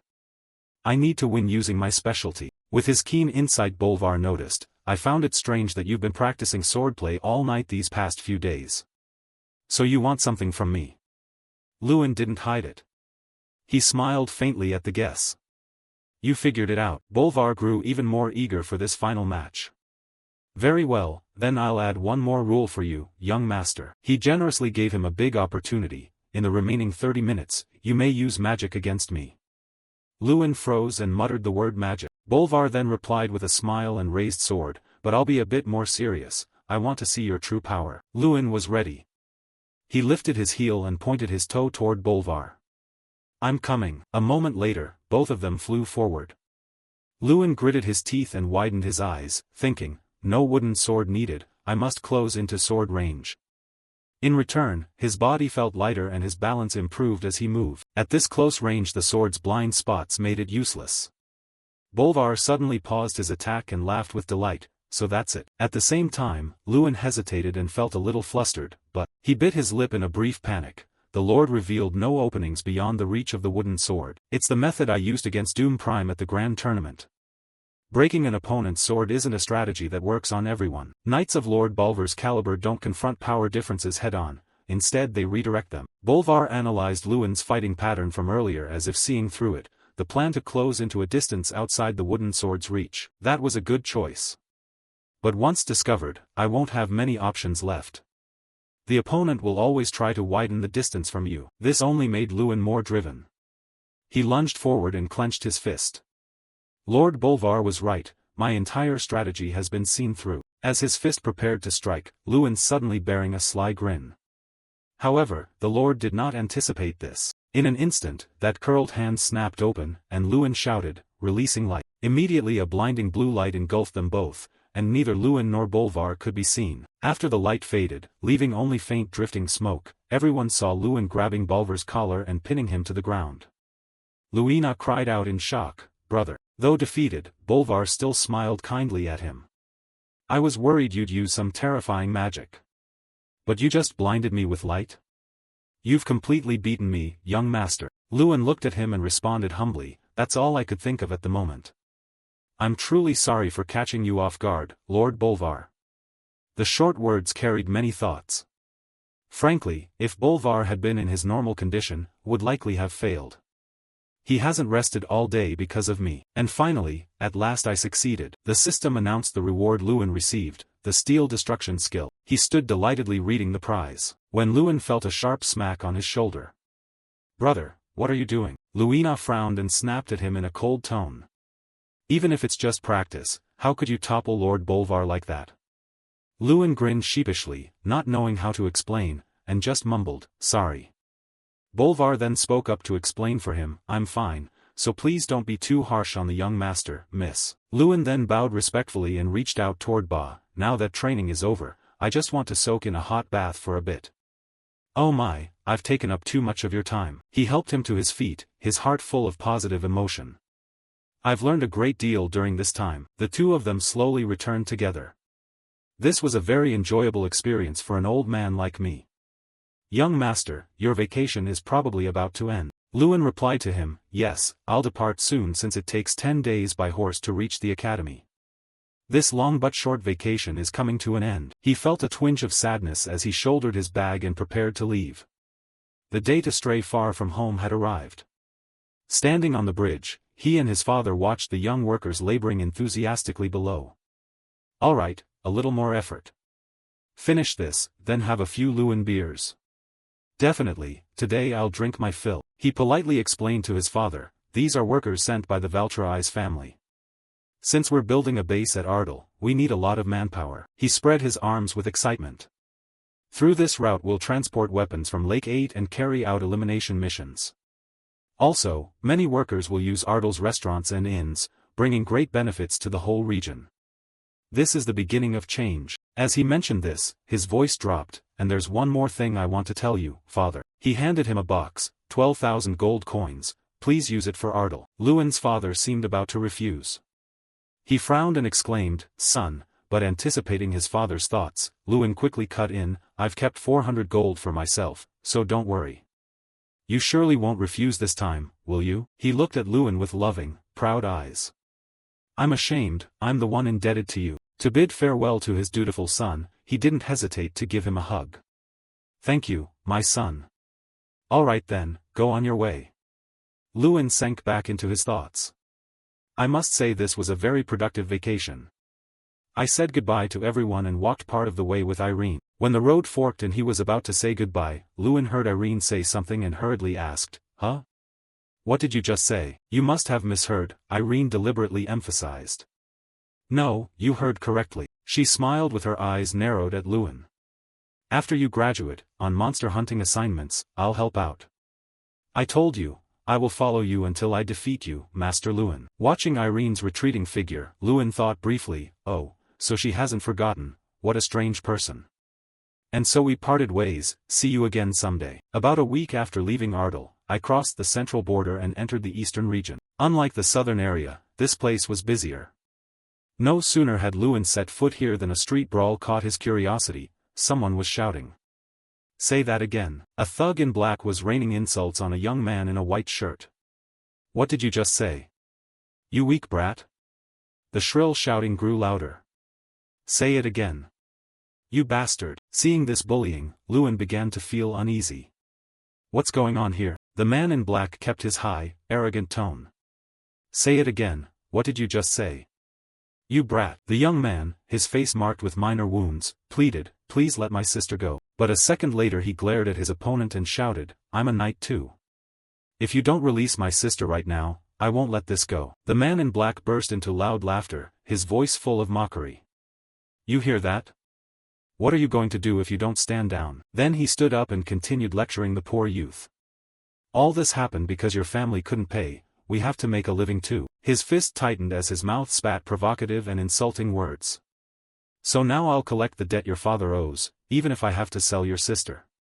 Haha. The young man frowned, his eyes filled with indignation. What? Hearing him touch his family, he didn't hesitate and rushed forward wildly. You think I'll let that happen? For the first time in the conversation, he dared to sneer at him, how ridiculous. But before he could strike, he took a punch from the man, accompanied by his savage cursing.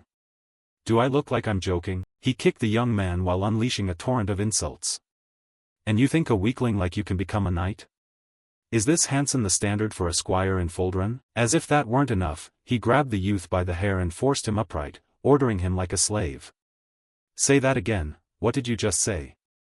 The brave young man emphasized each word. Try selling my sister. He fixed the other with a burning gaze, his voice cold and emotionless. I'll kill you. Lewin watched, his brows knitting in indignation.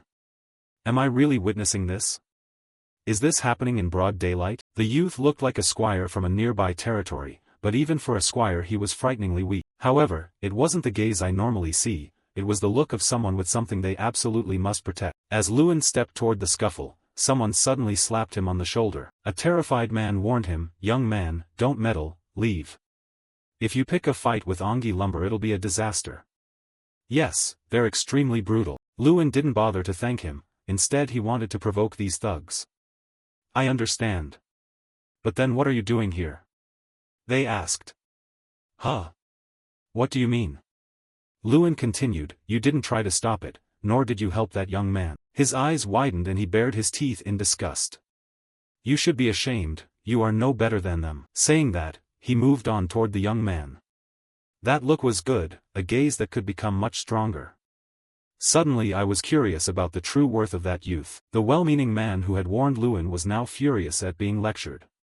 What?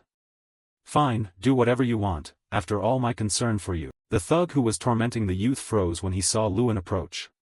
He shot Lewin a sharp glance, then, in a gruff, lecturing tone, asked, who are you, here to get beaten? He seemed unaware of whom he was facing and was loudmouthed, daring Lewin to leave before he did.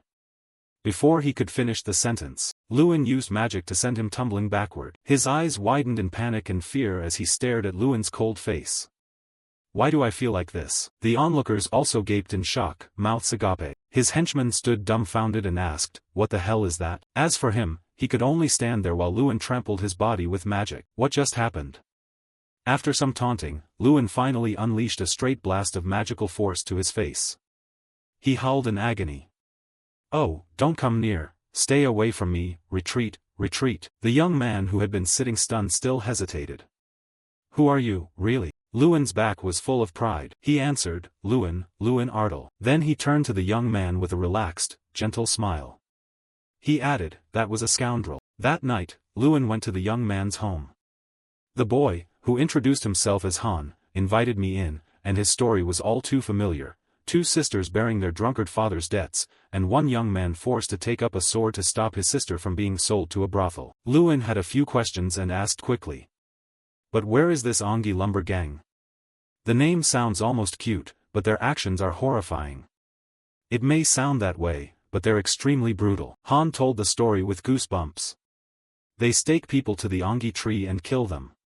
Their leader has killed 4 people, so no one dares to confront them. Lewin still had questions and hurriedly asked, does the Foldren territory just let people like that run rampant? Han explained that their area of operation isn't in Foldren. They operate in our village and a few other small villages, all too small to have a garrison to help. Lewin slightly lowered his face to hide his thoughtful look. They're worse than I thought. I want to deal with them myself, but I don't have time to handle them one by one. Han bowed his head and spoke gratefully to Lewin. Thank you for your help, and I have heard of your name. He asked gently, they say you're the champion of that tournament, right? Lewin answered immediately, surprising Han a little. Yes, that's right. Did you hear it from Sir Gunter Paranti? He straightened and looked at Lewin. How did you know that? Lewin smiled and explained, I heard that thug say you were a squire from the Foldren territory, and if it's Sir Gunter, I guessed he'd mention me. Han leapt up, words full of excitement. Yes, our captain spoke a lot about you. He said there's a very strong mage at the academy, though not stronger than our captain.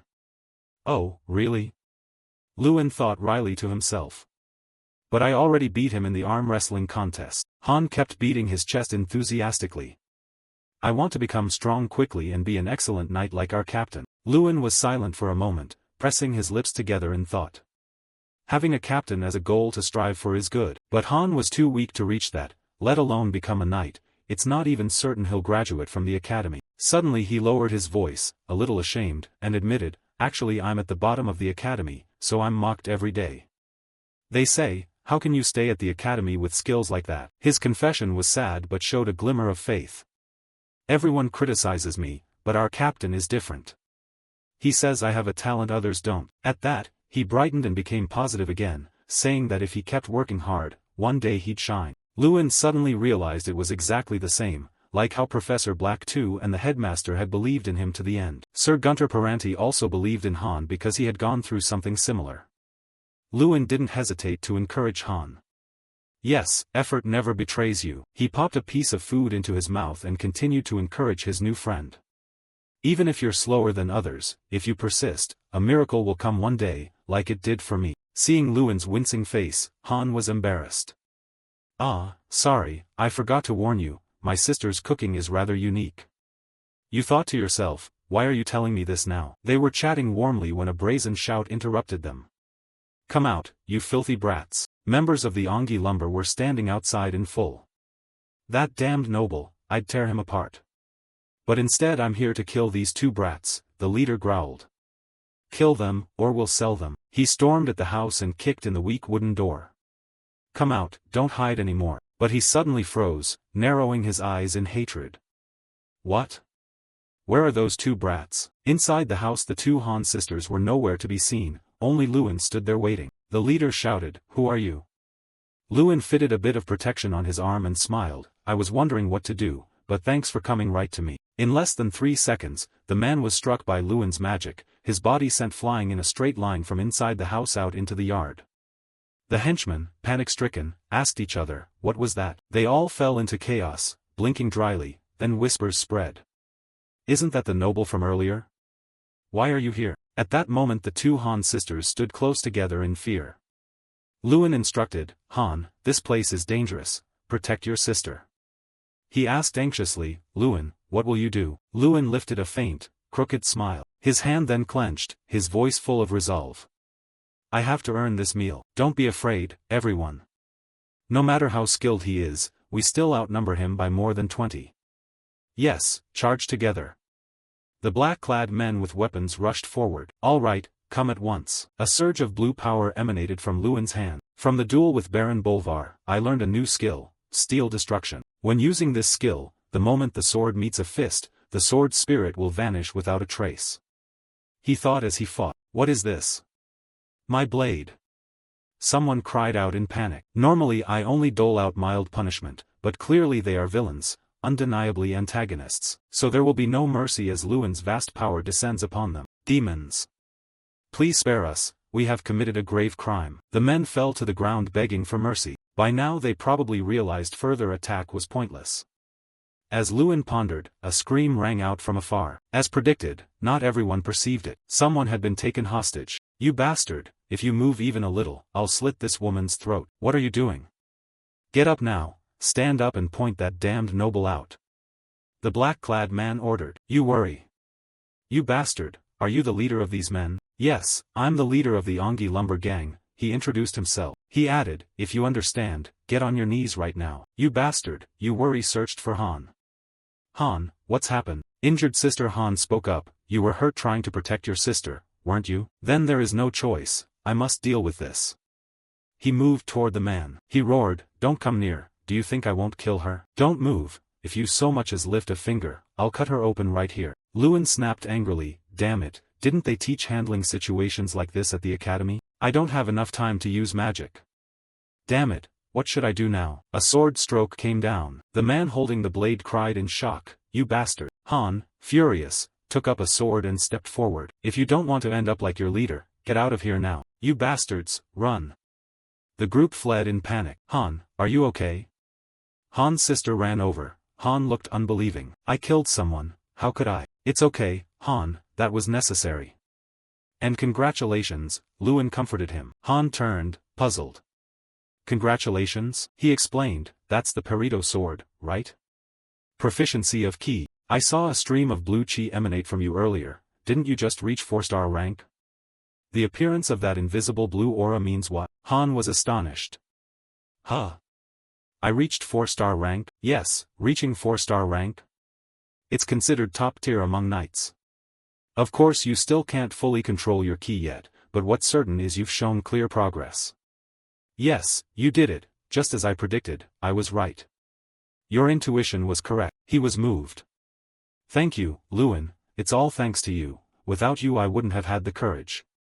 Really, stop with the flattering words, Lewin replied. At least now no one will bother Han's sister anymore. Thus, Han's incident was resolved smoothly. As soon as dawn came, I went straight to the academy, and now I'm back. Before leaving Ardal, I hoped the vacation wouldn't end. But now returning to the academy, I realize one thing, I really missed this place. Lewin, what did you do during the break? Me? He and Jason were chatting. What should I say? A lot happened, but there's nothing worth telling here. He hesitated. I trained. He was surprised. You, someone as strong as you trained too? Swordsmanship? Oh come on, Lewin, the break is for resting. Besides, swordsmanship is part of the knight-related classes in the second semester, right? Why train early? Studying ahead during the break is called preparation. While they were talking, a professor called for Lewin. Professor Heidel, so you're here. What brings you? Look outside, there's a visitor. Many knights and banners bearing the golden sunbird. Lewin seemed to recognize who the guest was. I'll go out right away. We've exchanged letters, but I didn't expect to meet him so soon. The champion of the martial tournament had arrived. They opened the carriage door. The princes had arrived. 2 princes stepped down from the carriage in turn. Don't you dare come between me and Lewin, Prince Krosteradian, the elder prince said. Don't get your hopes up, brother. No matter how hard you try, young Master Lewin will choose me, the other replied. While the two argued, Lewin stepped forward and introduced himself. It's an honor to meet you, your highnesses. I'm Lewin Ardal. Ah, young master, sorry for the sudden arrival. I've prepared a gift and hope to speak with you privately. No, my gift is far more valuable. Forget my brother and talk to me first. Their intentions were obvious. If you win the martial tournament and back one side, it would be a major step toward becoming king. I have a proposal, he spoke. A proposal? All right, we'll do as you wish, young Master Lewin. The two of them were asked to discuss the matter together. The kingdom of Ladian, to which both I and the academy belong, is currently known as the weakest nation on the continent. Even so, the kingdom cannot unite internally. The monarchist faction of the crown prince clashing with the reformist faction of the second prince is the cause of the prolonged conflict. Most of the mages are the same, they are merely tools in their power struggle. In retrospect, the reason they sought me out was plainly because of that. This brat, I'll sit here. No, the seat opposite Lord Lewin is yours. Both princes are arguing about who will sit opposite Lewin. You're also exasperated with these two. Well, how troublesome. Don't make a mess. Isn't it because of you that things got messy, older brother? Because of childish people like these, the country is in such a state.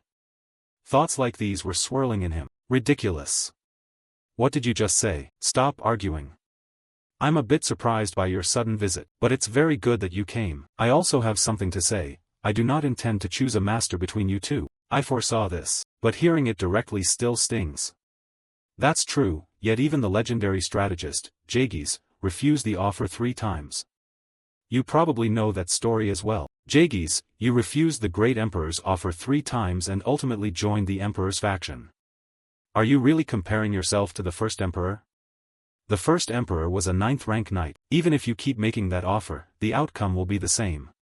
As Lewin Ardal, there are things I must do, things you must do. I intend to return to my homeland, the territory of Ardal. Ardal means you will not leave the kingdom even after graduation. Of course, then I could become a force for the kingdom. Oh, it's good to hear that. But the situation in Ardal is not easy. I trust you understand why I do not want to abandon my homeland. Both princes were surprised when they heard that. The future strength of the kingdom should not be burdened by unnecessary worries. I, Prince Kroster-Ladian, will fully support you regardless of the matter. Don't ask me first, don't ask my brother. Money, food, I'll give you everything. Hey, can't you see I'm talking to this young master? Don't butt in. The two resumed arguing. No matter what happens, I will not choose either of you. Definitely not. Why? Because it's more beneficial for me if the two of you keep fighting. Lewin was still having his own calculations. I'll send a wonderful gift for your graduation. No, I'll send a gift even more splendid than my brother's. That's fine. However, I hope you will handle what I mentioned. Haha, don't worry about it, just focus on graduating. Fortunately, the princes were satisfied with my not taking either side and left. In addition, I had made my loyalty clear by confirming I would not leave the kingdom. However, I made a few requests. First, I asked for approval of the plans that Ardal is currently pursuing, and I requested military support to coincide with the timing of the campaign. Everything is progressing smoothly. Is this the power of authority? Is this the power of authority? Ah, and the train of thought was interrupted. Everyone, listen carefully. Duke Lewin Ardal is the future and treasure of the kingdom. Therefore I appoint Duke Lewin as the royal protector. Show him the respect he deserves. This was not part of the plan, but things turned out that way. As the closest guardian of the royal family in the kingdom, no one would dare disrespect him. Though not official yet, since the princes have acknowledged it, it is effectively official. I felt relieved that everything was resolved smoothly. Now let's get going. The two princes bade farewell and left. Truly impressive, being appointed protector of the kingdom is remarkable. Exclamations rang out. Make way, you're blocking our way to class. Jason shouted as he walked, telling people to move aside. Now that the princes were gone, the classmates finally gathered. Looks like things are about to get noisy again, huh? The protector's position has long been monopolized by the Gary Hill family. Hey, quiet down. Mikkel is coming over there. At that, all the chatter fell silent. What are they saying? Are they talking about me? He just arrived and is already tall, how ridiculous. Seriously, who is saying what about whom? It seemed those words truly angered him. Did you forget? I'm of Gary Hill. No matter how much you make a fuss, after graduation you'll all be under my command. Gary Hill. Michel Gary Hill, who was nearly expelled after using a banned substance on the midterm of the first semester, avoided expulsion thanks to the severe penalty of a 30-day suspension. All thanks to the reputation of the Gary Hill family. The magic world of the academy, indeed, even the magic world of the royal palace, is now almost under Gary Hill's control. Really? But it seems that's not what the princes want. Long time no see. Mikkel, damn. He spat each word. You think you've won, right? What? Just wait and see who will be laughing at the end. He turned his back but showed displeasure on his face. Jason comforted him, saying he's just jealous, don't pay him too much attention. When you win the big tournament, Michael's expression will be notable. This situation with the princes probably affected him more, right? Jealousy? Those things aren't worth considering. Michael's tarnished reputation in this matter directly concerns his family's honor. He might be planning something. This class is a special lecture by alumni, right? Yes, let's attend. After all, my opponent is ruthless Gary Hill. Alumni are coming to the academy to give lectures. I wonder who will come. Hopefully someone kind, Jason silently wished. And somehow, that uneasy feeling is never wrong. It seemed the person behind the door did not disappoint his expectations. The whole class turned surprised eyes toward the two of them. He was astonished. What's going on? The person who had been on the podium spoke up. What's the matter? Why is the atmosphere so strange? Could that person be Lewin Ardal? Pleased to meet you, Lewin Ardal. That person was Jekyll Gary Hill. The second semester of the graduating class focuses more on practice than theory as mentioned earlier. There will be classes related to knights, and alumni will come to the academy to share stories about current mages. A kind of lecture. It's a well-intentioned session, but somehow that uneasy feeling was never wrong. Lewin and Jason sat on alert in their seats. Both silently looked ahead, especially since the invited alum giving the lecture was Jekyll Gary Hill's brother. He held a book and chalk to introduce the lesson. Today I'll tell you about the relationship between the Gary Hill family mages and the court mages. He sneered arrogantly. Everyone knows, right? Of the 14 court mages selected last year, 11 came from the Gary Hill family. He smiled, but his gaze was chillingly cold. As a senior from the academy, I'll share a truth you need to know to succeed: there's nothing in this world I can possess on my own. Up here, Lewin listened carefully to every word. Therefore the weaker ones must unite even more. From now on you'll focus more on practicality than ideals. Just because you praise the student representative Lewin Ardle doesn't mean your lives will unfold like his. He suddenly named Lewin directly, causing the hall to fall silent. He emphasized each syllable. Lewin Ardle, what do you think? Jason slammed his hand on the table and stood up in anger. Whenever he saw his friend about to do something foolish, he rushed to cut in. Well, I can say this. In front of everyone, he spoke his mind without restraint. Even if 10 shards of insight combine with determination, a masterpiece will never be born. At best it's just a massive pile of shards. Feeling mocked, he paused slightly. Are you talking about me? You denied it immediately. Not at all. Do you really think that's about me? The tense atmosphere between them made the surrounding students buzz with speculation. Seemingly at a loss for words, he changed the subject. Well, I've heard a lot about you from my brother. Mikkel, you're really an unlucky one, aren't you? You replied calmly. I suppose you haven't heard the other stories, about how that unlucky one utterly defeated him. He could no longer maintain his confident half-smile, his face darkened, a truly arrogant brat. At that moment both understood that the feud between Lewin Ardle and Gary Hill would be a confrontation not easily resolved. Since Jekyll's arrival, the atmosphere at the academy began to change rapidly. By saying anyone could join Gary Hill if they wanted, Jekyll dazzled lower-performing students.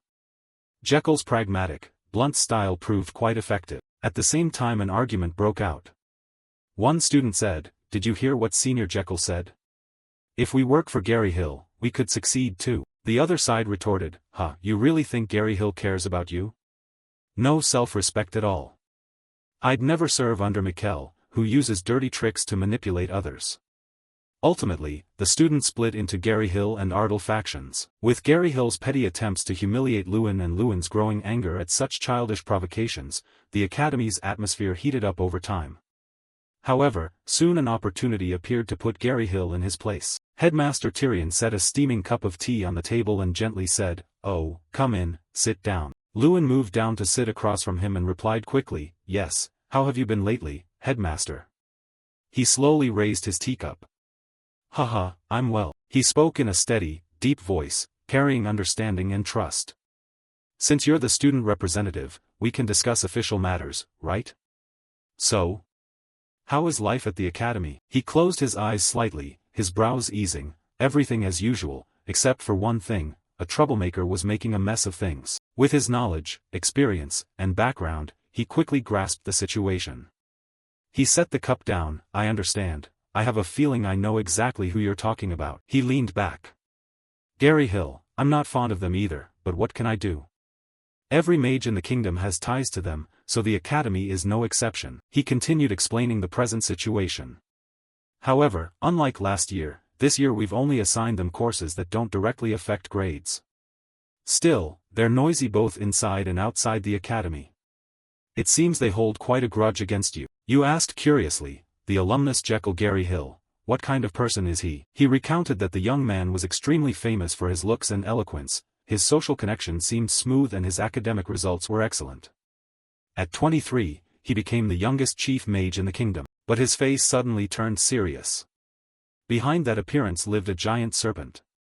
He had thirst, power, and deep ambition.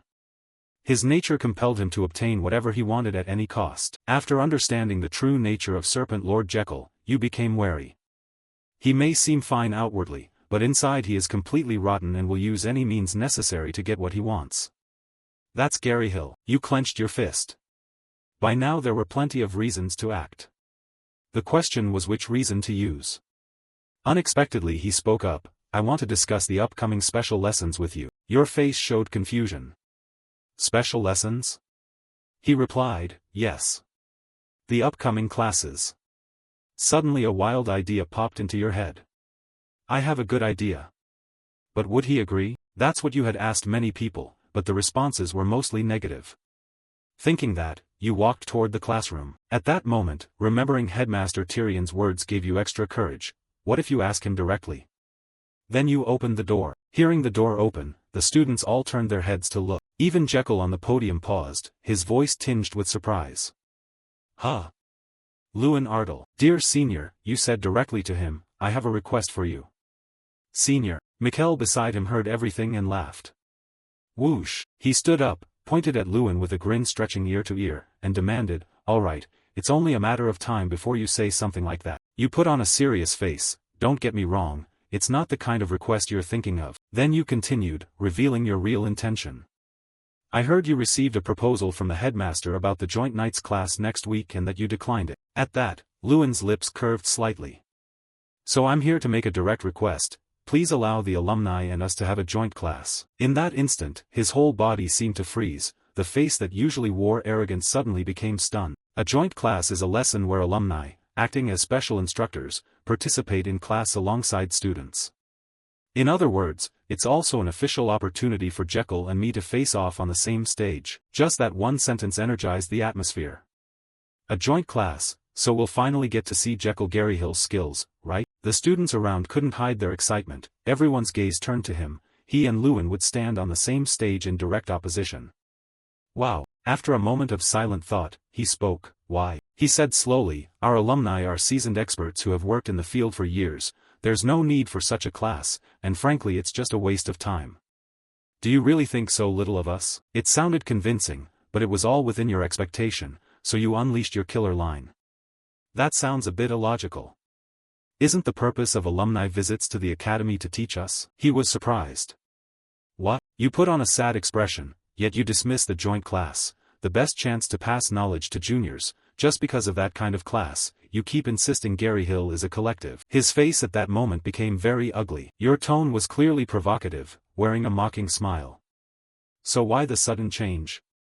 Or is there another reason? For example, are you afraid? He wore the villain's ecstatic smile. Even though he had won the major tournament, you were still just a student with limited experience. He quickly regained a calm expression as if nothing had happened. Facing a real blade, you can do nothing but cling to your useless stubborn ego. Why would we need such an inconvenient class? Before he finished, the students shouted in, we want to see your skills too. He paused slightly, embarrassment flickering across his eyes. Then a student called out, and others followed in turn. Yes, skills honed in real battle, we really want to see them. At the same time, Mikkel slapped the table excitedly. Come on, brother, what are you waiting for? This is the perfect chance to crush that guy in front of everyone. Accept it, Lewin Ardle, you'll regret proposing this for a long time. My brother is a powerful mage. His reaction was exactly what you hoped for. You grinned with satisfaction. Yes, Mikkel, you're right, that's how it should be, so our esteemed senior won't be able to refuse. Jekyll sighed in exasperation. Alright, if it's a joint class, the Squire Knights from Foldren will participate, right? However, he defended himself. I declined this proposal because I didn't want to steal the spotlight from you, the student representative in class, but if you now want to forgo that. Lewin did not hesitate, he walked straight up to him step by step. No, please, go ahead, I'm asking you. You held out your hand. As a junior at the academy, I also want to see your skills. He had no choice but to shake your hand. Well then, if that's the case, I have no other option. Let's do our best. Suddenly he felt a sharp pain travel through him. A pain so intense he gritted his teeth. He ground his teeth. This brat, you leaned close to his ear and whispered like a stone. Then I'll leave it to you, senior. Your eyes lit up, full of excitement and challenge. Be ready to be amazed. 3 days later, the Squire Knights from Foldren arrived at the academy. Before the meeting, Lewin had a brief meeting with Headmaster Tyrion. You spoke up, a special lesson. Really? He propped his hand calmly and recounted evenly, that day I considered pairing alumni with students to form teams for the lesson, but most refused. He smiled, however, if you ask directly as a senior, he won't be able to refuse. As the student representative, what do you think? Recalling that suggestion made him just chuckle, a smile mixed with helplessness and surprise. The headmaster is sly indeed. To devise a plan the senior couldn't refuse. Suddenly the atmosphere flared unexpectedly. Someone, unable to contain their excitement, pointed straight ahead, voice full of enthusiasm. They're here. It was the Squire Knights of Foldren. Cheers rose like a wave across the yard. Seeing Lewin in the crowd, Mr. Gutter immediately broke into a broad smile, his eyes showing delight. Oh, look who's here, the stubborn brat, how have you been? You replied, of course I'm fine, and you? Gutter shrugged, his lazy expression unchanged. Same as always. I hear news of you from time to time. You won the grand festival, didn't you? You tilted your head slightly, humility showing on your face. Yes, thanks to your guidance, Gutter. Hearing that, he burst into hearty laughter. As he turned to leave he waved goodbye. Haha, I'm off to see the headmaster now, so please show the kids around. You immediately took the task, understood. You placed your hand on your chest and introduced yourself formally. Pleasure to meet you. I am Lewin Ardell, the Academy's representative. Could you tell me who is the Squire representative? The lead Squire glanced away awkwardly. Ah, our representative is currently busy. Following that look, you couldn't help but stare in astonishment. Before them was a typical scene of bullying. The one boy laughed with enjoyment. Haha, come on, Maltiv, you're scaring the kid. The other replied, no one will care about this brat even if he dies. So what of it? You froze for a moment, your gaze falling on the slightly battered but familiar face. Hans, the bullied boy, lifted his head. Lewin, you stepped forward. What are you doing here? At that, a brown-haired guy in the crowd laughed.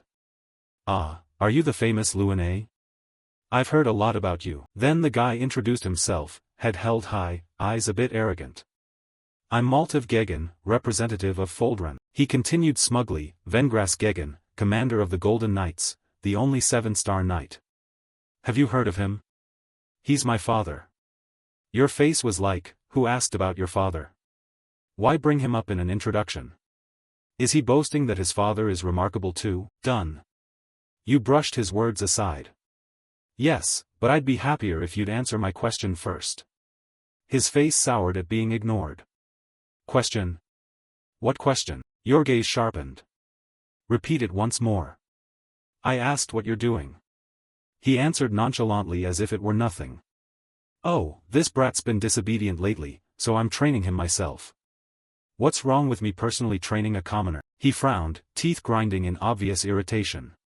And you're rude, caring about a commoner while greeting us. Do you know him? Your hand clenched. He's my friend.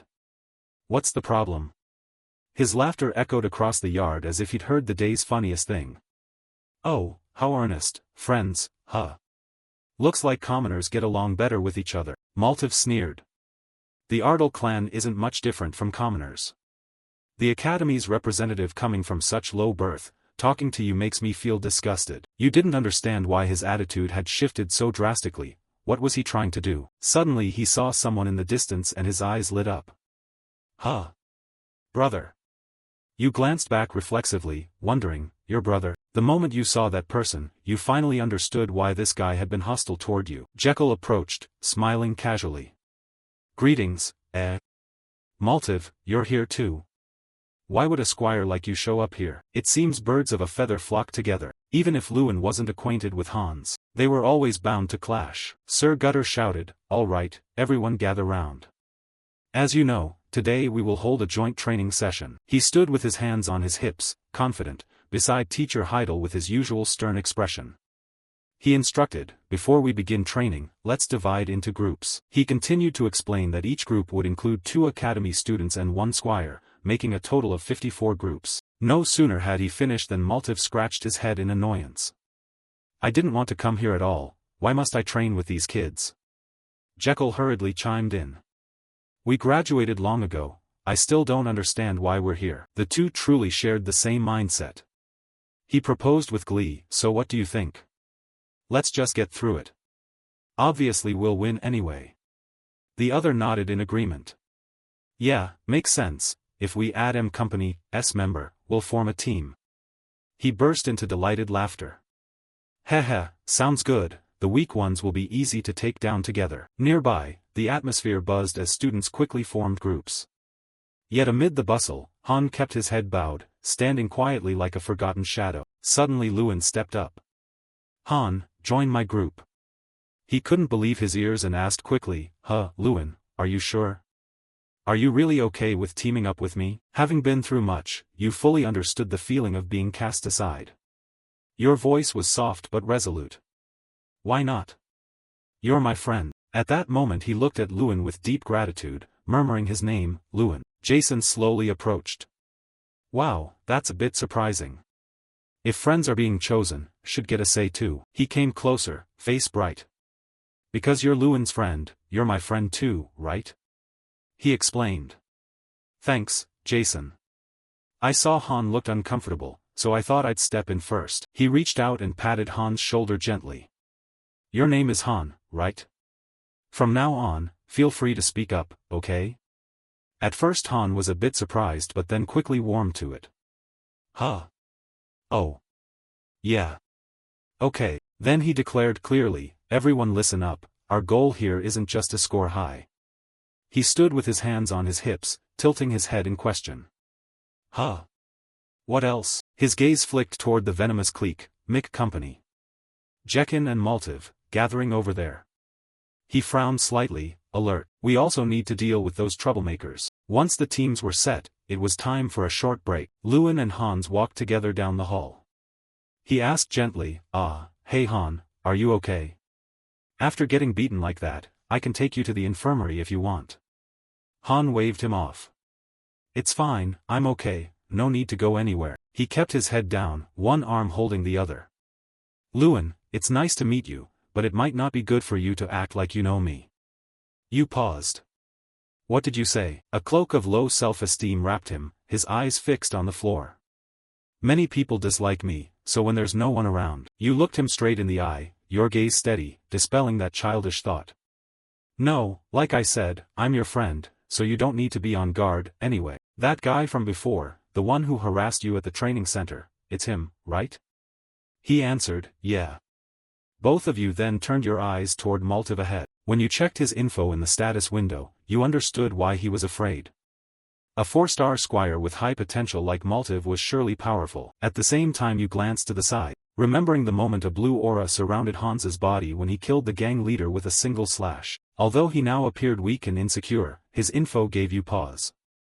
Though his current rank was 3 stars, he'd met 4-star requirements, and with such high potential there was plenty of room to grow. Thinking that, you suddenly said, I'm planning to deal with that Maltiv soon.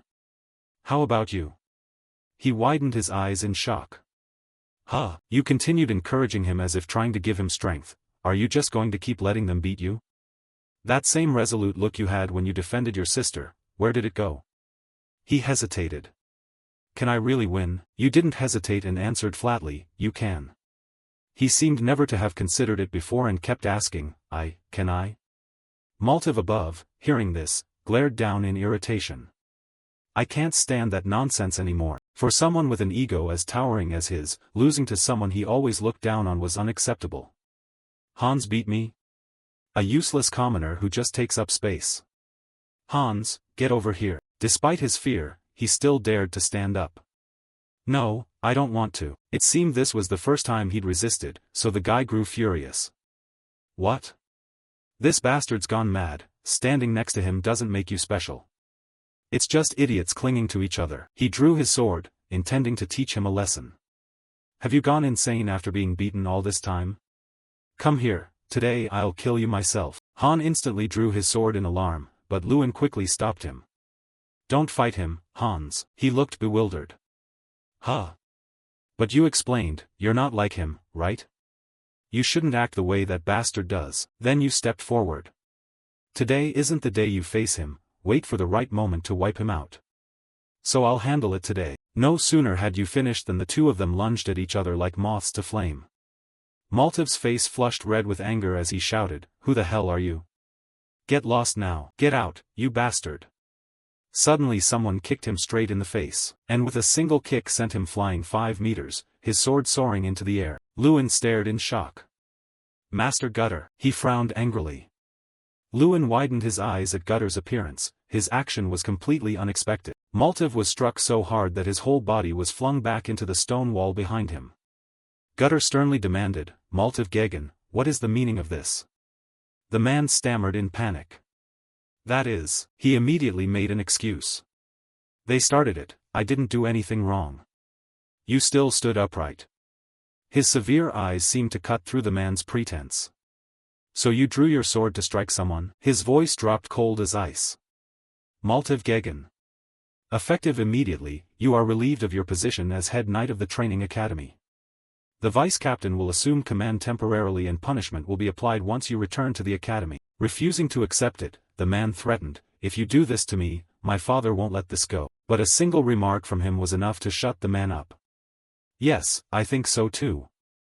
But if he learns his only son drew a sword in the academy and intended to strike someone, Wenger as Gegen would probably faint." Hearing that, the man relented. "I'm sorry."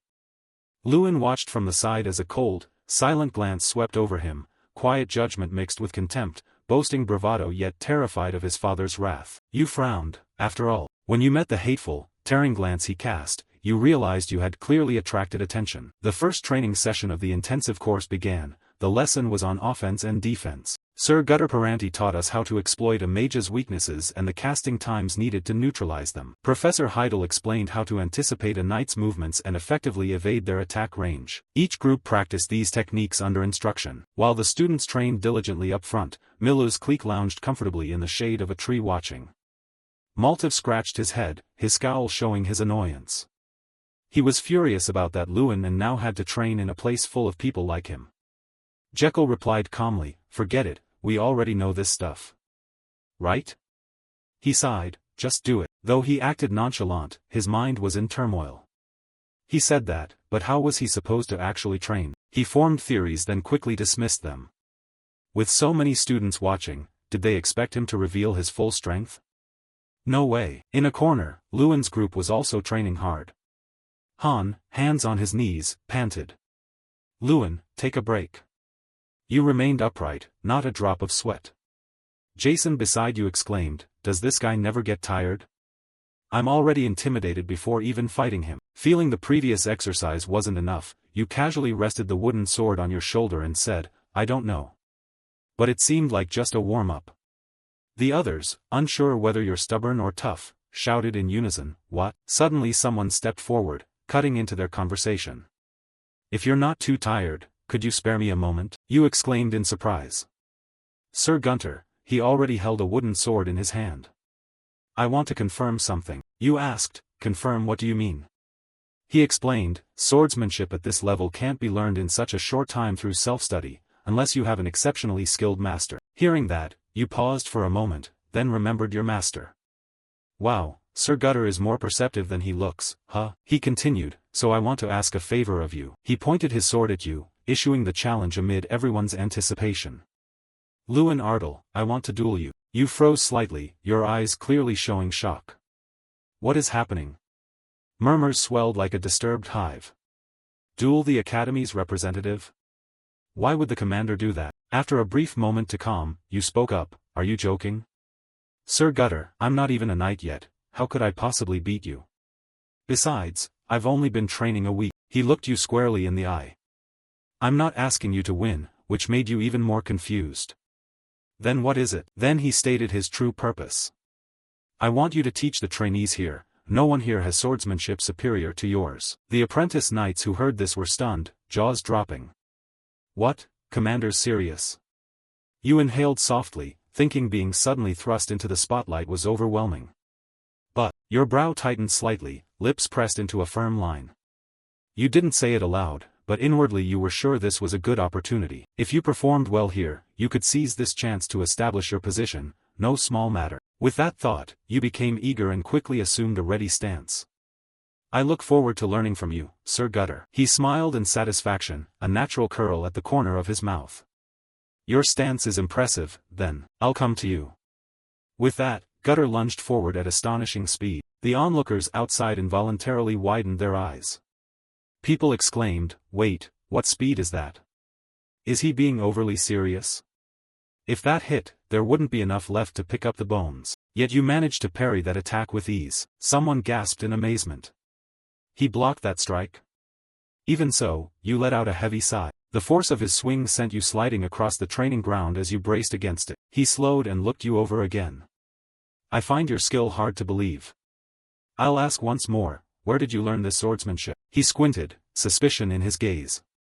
"Could it be a name you couldn't reveal?" You fell into thought, hesitating whether to say, "It's not like that person was deliberately hidden, so it should be fine." After hesitating for a while, you uttered a name, Sir Bolvar. It was an unexpected name, so everyone present gaped in shock. including Sir Gutter. One surprise followed another, leaving people stunned. Bolvar Payton, the legendary warlord? Impossible, I heard he was dead. Quickly, Gutter regained his composure. Oh? Is that so? He asked, can you elaborate? How do you know him? You explained, Sir Bolvar retired and has been living in Ardal since then. He's the one I've been with since I was a child. Before you finished, Maltiv hastily cut you off. Don't lie. He angrily stepped forward, eyes blazing as if to burn you. Don't lie to me, you strange one. Lie? He pointed at your face as if he'd caught a fraud. Yes, nonsense. The town said Bolvar Payton is dead, and you can't prove otherwise. Right? You showed obvious displeasure. Why would you need to prove that? And don't call someone who is still alive, dead. He ground his teeth slightly. His face still wore a mocking smile, but his eyes revealed bitter resentment. Even if what you say is true, it doesn't matter. After all, the strongest knight in the kingdom is still my father. Hearing that, you realized this was his real concern. The officially recognized strongest knight in the kingdom was none other than Maltiv's father, Vangiras Gegan, commander of the Golden Knights. But if the legendary knight Bolvar Payton were still alive, the official hierarchy could be overturned. You lazily replied, fine, believe whatever you want. What's he so stunned about? Your gaze was cold, your tone unwavering as you stated your view. Believe those strongest in the kingdom titles if you like, whatever. Sir Bolvar doesn't care about such petty rankings. Hearing that, he clenched his teeth in fury. Petty, did you just call it petty? He immediately drew his sharp sword. How dare you insult my father? Now he was like a madman ready to cut down anyone he saw. Lewin Ardal, I challenge you, bring a real sword right now. While he screamed like a maniac, come here, fight me now, he took a sharp blow from Gutter, his eyes rolling to the sides like a stunned child. Gutter struck him to prevent him from doing something foolish while out of control. What the hell, challenging? So you really want to fight Lewin? He crouched like a puppy, clutching his head. Finally he announced it. The first match of tomorrow's group sparring will be Lewin's team versus Maltiv's team. Any objections? Heidel's voice rose. No. In the blink of an eye it was the next day. His commanding voice echoed across the field. Alright, is everyone ready? As announced yesterday, the first duel will be Lewin's team versus Maltiv's team. The two teams faced each other under curious gazes. Suddenly Jekyll stepped forward and called your name, Lewin. His face showed no worry. He seemed relaxed. Have you all prepared properly? Lewin switched to alert. What is this? Why are you asking suddenly? He gave a sly smile. Ah, never mind, just do your best in this match. Hearing that, Gutter signaled. Alright, then prepare to begin. As if waiting for that cue, he lunged forward at astonishing speed, leaving you disoriented. Fortunately you reacted in time. If you'd been a moment slower you'd have been caught. You wondered what kind of speed that was. What was happening? No one could be that fast. Then you noticed the status window above him, and contempt flashed across your eyes. How ridiculous. How desperate was he to win? Was he carrying 6 artifacts on him? The night before at the manor, polite greetings were exchanged. Well, who is this? Sir Vangiras. Ha ha ha, long time no see. Commissioner Josh Garyhill. Commander of the Golden Knight Cavalry Vengras Gegan interjected, I've heard about Jekyll. He was invited to give a special lecture at the Academy as a representative of alumni, right? Josh Garyhill, a senior commissioner of the Ladian Tower of Magic Council, replied modestly, surprisingly, Principal Tyrion Ignat personally invited the boy. Is Maltiv doing all right? He looked helpless, his face showing clear annoyance.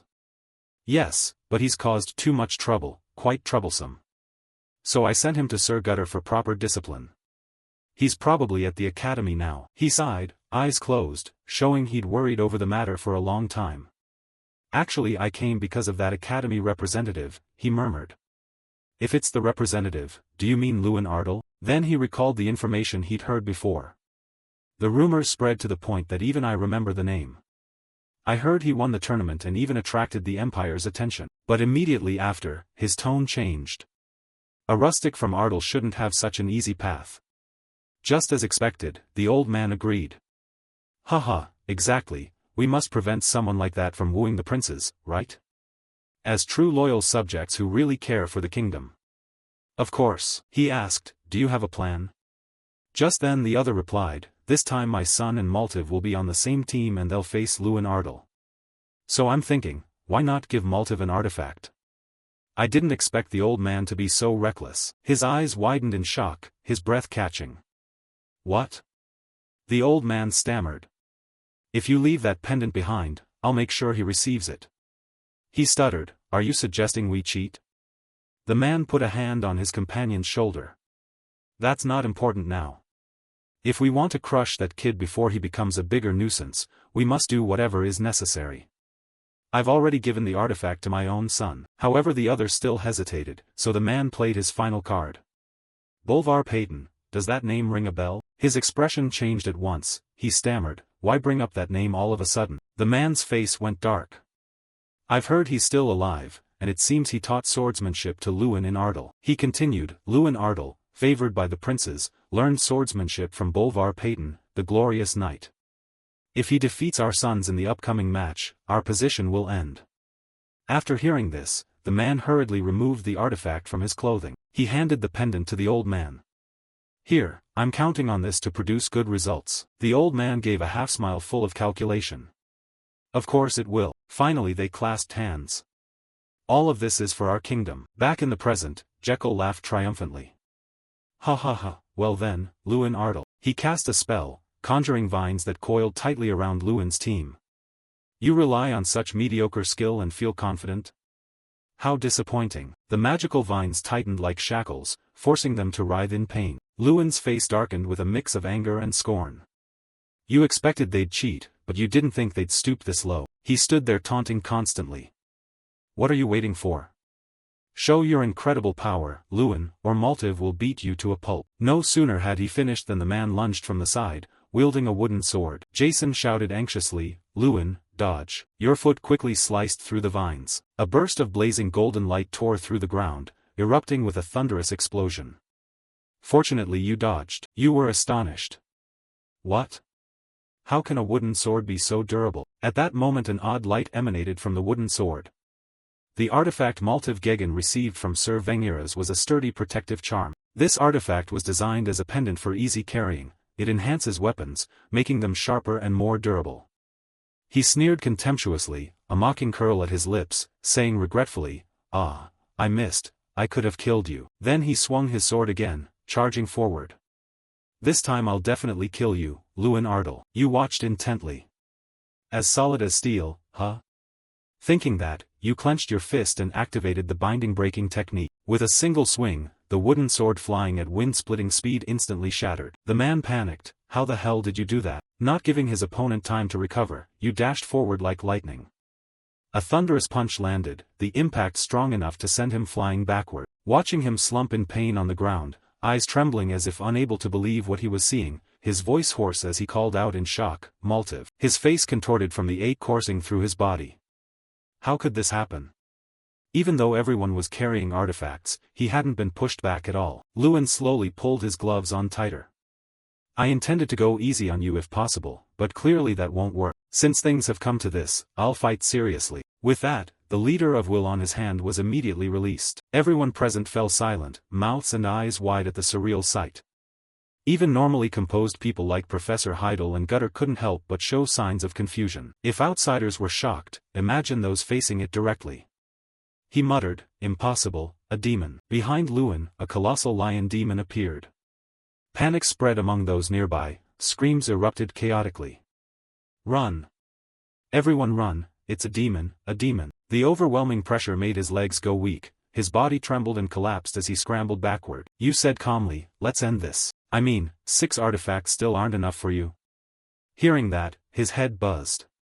What? You didn't bother to explain. Your hand reached out gently, and the giant spirit behind you solemnly reached out as well. Its enormous finger slowly slipped into his necklace. The treasured necklace snapped into many pieces and fell. The atmosphere instantly seethed, whispers erupted everywhere.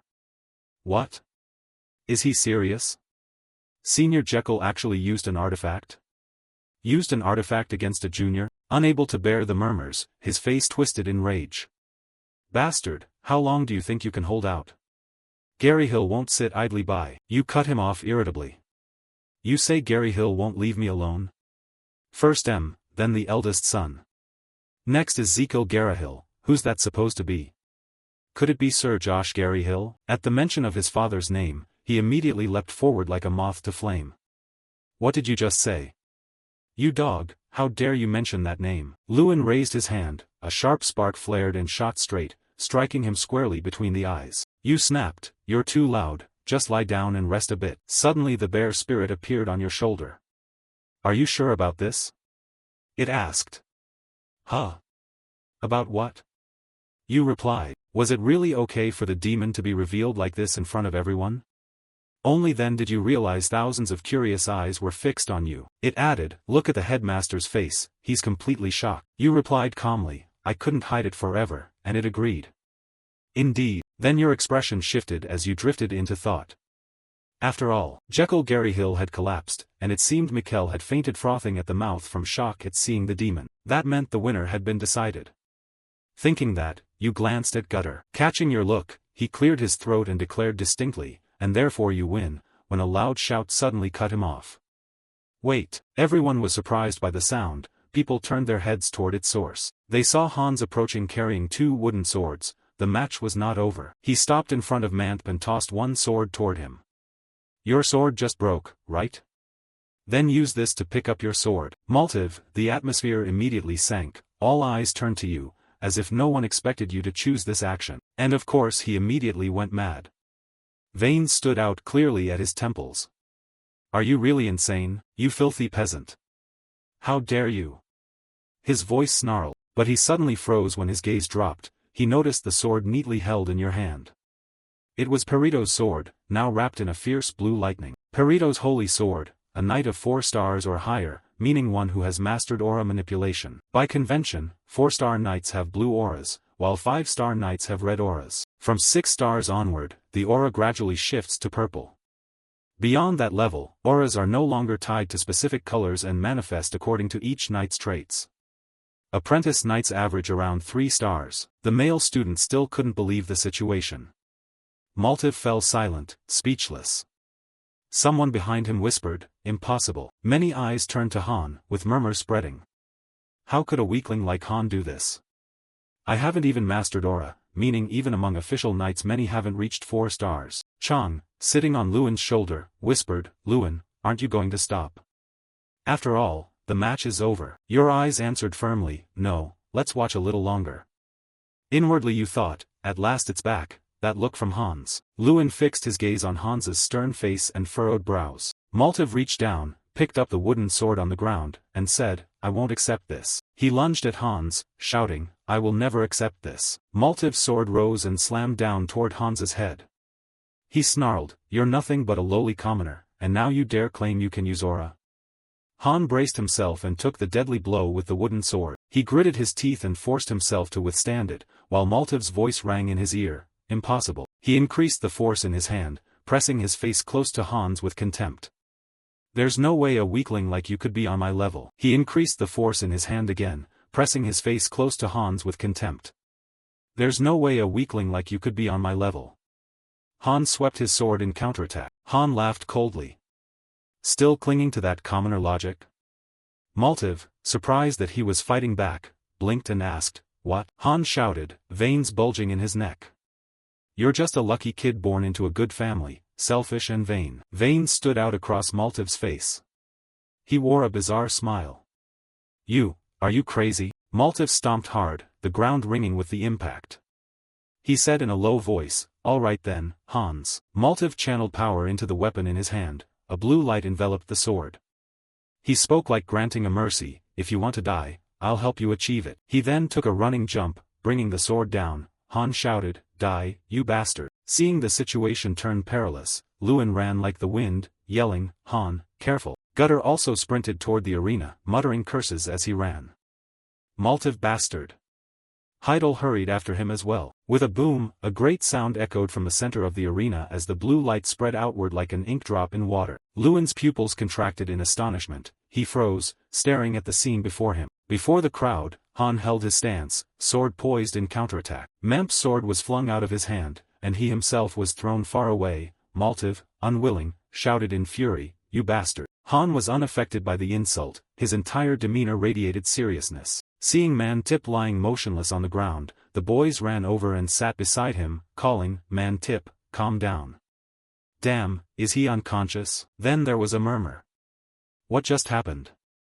So fast, Han beat Maltiv? And Han is still standing there like a statue. Before Lewin had even reached him, he hurriedly asked, "Han, are you okay?" Han turned and looked at him, then called to Lewin. Lewin froze, stunned, staring at him before letting out an "Oh." You pointed at Han's hand and said, "Han, look at your wooden sword." He looked down at his hand and asked in puzzlement, "My sword?" At that moment, a brilliant golden light radiated from the sword. Han murmured, "An aura, it's red." Cut to another location, a voice echoed through the castle as expected. "You're amazing, Lewin." Tyrion Ignat and Lewin walked and talked. He exclaimed, "I had a hunch about Lewin, but I didn't expect you to defeat an advanced senior graduate." You clenched your fist and asked, "So you only had a hunch?" Lewin turned and said confidently, "Professor, the headmaster was the one who summoned Jekyll Garyhill from the start. Didn't you foresee this outcome all along?" Tyrion Ignat laughed. "Oh my, so I've been found out." He glanced toward the portraits on the wall and said, "I wanted to use this opportunity to teach Garyhill a lesson in humility, but instead it seems I've only deepened his hatred." Lewin asked suspiciously, "Hatred?" Tyrion Ignat explained, "Rumors of this duel have spread all the way to the capital. Because you defeated the eldest son of the Garyhill family, the nobility is speculating that this could spell the downfall of that house." He warned Lewin that Josh Garyhill will certainly do everything to restore his family's honor. "That means you could soon be in danger." Tyrion Ignat's voice grew grave. "As headmaster, I cannot allow my student to be endangered. That's why we've come here." The two stood at the top of a staircase looking down. He indicated that the stairs led to the academy's basement. Then Tyrion Ignat recounted that a few days earlier King Ram had awakened from his long sleep. The first thing he said upon waking was, Lewin's grip tightened as he listened to Tyrion relay King Ram's words, "I smell the presence of my kind." Tyrion Ignat adopted a mysterious air. "Now we just need to go down, King Ram is waiting with a treat." Seeing no reaction from Lewin, he asked, "Why don't you ask about it?" You asked suspiciously in reply, "Ask about what?" Lewin half-jokingly, "I suddenly appeared with a demon on my back. There's no magic like that in this world, aren't you even a little curious?" Tyrion Ignat looked at you with trust. "Whether you appeared with a demon on your back or carrying a goblin's head, the Lewin Ardal I know is someone I can trust, that's all I need." Lewin replied sincerely, "Thank you, sir." Tyrion Ignat gestured. "Now go down. King Ram has been awaiting you for some time. You are now standing before a large door." Lewin slowly opened the heavy door, which echoed loudly as it moved. After stepping inside, he walked deeper into the room. Moments later, a low voice rumbled, "Long time no see, little destroyer." Lewin smiled softly in response. "Yes, it's been a while." Before him sat King Ram, enthroned on a large chair. Lewin bowed and greeted, "King Ram." King Ram's voice rumbled. "Little destroyer, I still can't believe it. I can smell my clan from Thien's son on you, I can even sense my father." After a moment of thought, he asked, "If you can, could you tell me what happened?" Lewin did not hesitate and nodded, "All right, I'll tell you everything." Then the two stood facing each other and talked. I recounted to King Ram what happened at Thien's son and how I forged a relic from Kuan Kan's jaw. After hearing the whole story, King Ram laughed with delight. "You wrestled with hundreds of goblins. You are truly reckless." Lewin added, "Not only that, I won every fight." He nodded, "That's your style. My tribe must have had a very good time." King Ram covered his face, his voice thick with emotion. "I thought I would be trapped in this relic forever and then vanish, but I never expected to hear news of my homeland again." Then he looked at Lewin gratefully.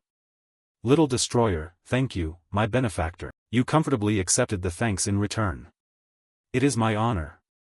The system screen suddenly lit up before Lewin with a notification unlocking a relic.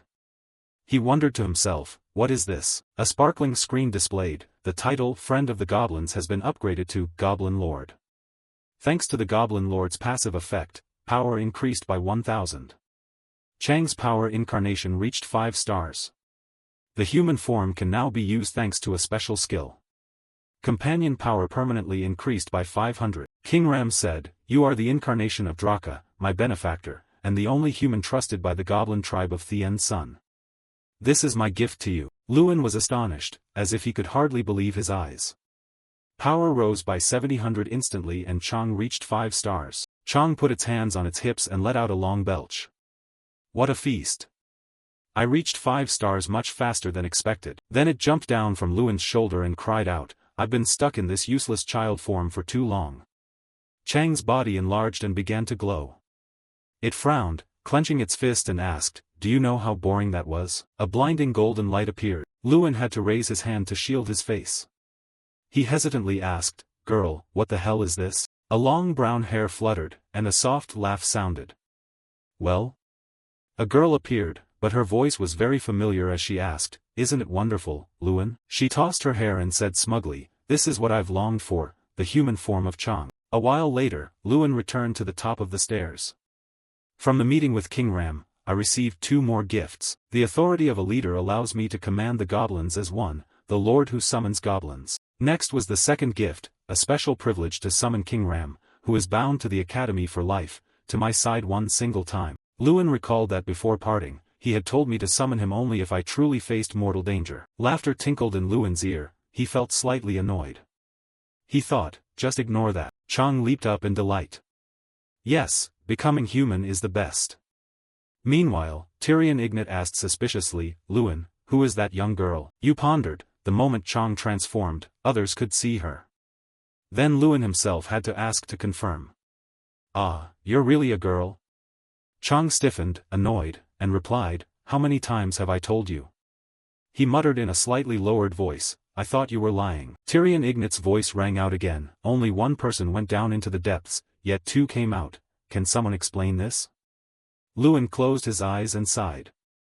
Ah, it's you. In the quiet space, he cleared his throat and spoke. So then, Tyrion Ignat stroked his long beard and probed, with my limited knowledge, I can only guess she's a spirit, right? Chang put hands on her hips and replied, close. To be precise, I'm an incarnation. Luan was slightly confused, wondering if this explanation would really work. Chang looked around and continued, she and he share a symbiotic relationship, so we cannot be separated. You embarrassedly said, hey, are you just going to babble like that to the headmaster? Chang snorted coldly, I've lived many times longer than he has. Luan was a bit at a loss, that could be true. But, Tyrion Ignat's voice cut him off. Because you came here through King Ram, Luan's noble incarnation, I'll arrange for you to stay at the academy. Chang, visibly intrigued, asked, oh, you have plans? He nodded slightly as confirmation. Of course. Cut to another place, an astonished voice echoed from inside the academy, wait, what is this? Everyone stared at Chang, then hesitantly asked. So you mean Luan, a male student shouted in surprise, you have a cousin like this? And she just enrolled today? Chang put her hands on her hips and laughed loudly, introducing herself, I'm Chang Ardal. Luan, embarrassed, added, yeah, she's in our year. Jason, clutching his chest as his heart pounded, asked, a grade above us. You said she's younger than us. Luan explained, she skipped a grade, she's a prodigy. He raised his voice and exclaimed, a prodigy? Jason politely extended his hand. Pleased to meet you, miss. Jason dropped to one knee and introduced himself. I'm Jason's son Damon, Luan's close friend. Would you like a tour of the academy? If you haven't seen it yet, I can show you. Chang asked casually, who are you? Luan didn't understand what was happening and wondered what he was doing. Jason offered, do you want to go to the dining hall? The baguettes there are great. Chang bluntly refused, I don't like bread. Go away. He tried another angle, do you like the sea? It's wonderful. Suddenly someone approached and called out to Luan. Seeing the newcomer, Luan greeted, Hans. That's right, today's the day you leave, isn't it? Hans smiled and replied, yes, I'm here to say goodbye. Luan lamented, it's a shame we must part again. One day I'll visit Foldran to see you. Hans answered, I look forward to it. You're always welcome. After a moment's hesitation, Hans asked, and Luan, after I graduate from the training center, can I come to Ardal? Luan replied heartily, Ardal? Of course, come anytime you want. He said resolutely, no, I don't just want to visit. I want to become a knight of Ardal. Hearing this, you were stunned and asked again, are you serious? Hans nodded firmly. Yes, I want to do something meaningful like protecting Ardal, which you will lead, so give me the chance. Luan smiled at him. Of course, thank you. Hans, suddenly someone interjected, are you two planning to keep this to yourselves? Jason leapt onto Lewin's back and shouted, I want to go to Ardell too. I'll help wash dishes and clean, but I'll stay with Miss Chang. You doused him with a cold response, I never said you were allowed. He flailed in shock, clutching his neck. Lu shouted angrily, hey, that's too much and I know you're joking. You were inwardly overjoyed, thinking, my friend's moving to Ardell after graduation, this is a great idea. Cut to the capital of Duke Ladian. Radian, the man shouted in fury, it's over, everything has collapsed. Do you know how much I invested in this? Sir Venger, his squire actually beat Maltiv? He grew angrier as he spoke. The same thing happened to the Gary Hill house. Even Gary Hill's eldest son was defeated by Lewin Ardell. The era of Gary Hill is over. For generations, the Gary Hill house has maintained its reputation as an arcane family, and Vengira's Gegen was hailed as the kingdom's strongest knight because they had noble backing. That continued. But what if that backing disappeared? He strained his neck and shouted. You may still be the strongest now, but when our children become the pillars of the nation, your descendants will have no chance. Another person added, the solution is obvious, we should change sides. Voices grew louder and more resolute. We must immediately switch allegiance to Ardell. Then someone hesitated, but your leader at Ardell doesn't take bribes. Another snorted mockingly. Oh please, who doesn't like money? Look at Gary Hill. Suddenly someone stepped toward the crowd and spoke. Are you talking about me? Everyone gasped in surprise. Commissioner Josh Gary Hill, he growled. You all are having a pleasant chat, so which side are you planning to join? The man forced a laugh and scrambled for an excuse. Ah, that was a slip of the tongue, I didn't know you were listening. Josh didn't give him any face and retorted. A slip of the tongue, if I weren't here, you'd be babbling about this all night. His voice dropped. Listen carefully, all of you, since the Duchy of Ladian was founded, Gary Hill has always held power, history never lies, so your worries will never come true. Someone awkwardly replied, yes, we'll remember that. Josh gritted his teeth and cursed under his breath, Lewin Ardell. I planned to use him as a springboard to boost Jekyll and Michael's reputation, but he completely crushed our honor. Veins bulged on Josh's face with anger, his eyes flashing killing intent. I'll kill him no matter what. Another important lesson in the second semester was a visit to the capital. In the ship's hold, conversation buzzed non-stop. We'll get into the Mage Tower, the Royal Mages, sounds great. Lewin watched everyone and thought to himself, a fantastic class to visit the Mage Tower and the palace directly, where we can observe and learn from the current mages. He felt a bit uneasy, but again, the purpose of the class was great when Chang suddenly asked, Josh Gary Hill, does that mean we'll finally see him? Lewin did not deny it. Perhaps. You know very well that recently the head of the Gary Hill family has been filled with resentment toward me. Coming to the capital means setting foot in enemy territory. There he can easily manipulate the royal mages, and in that situation there are countless opportunities for him to target me. Chang voiced her concern, is Josh Gary Hill strong? Lewin quickly replied, according to rumors, he's a level 7 mage like the headmaster. She exclaimed in surprise, level 7? If I were still in my old state, I could easily defeat him with one finger. He also pondered curiously, I'm not sure how strong Chang was back then, but a level 7 mage is not to be underestimated. Lewin looked toward Tyrion Ignat ahead, his system board only showed that information couldn't be viewed at this time.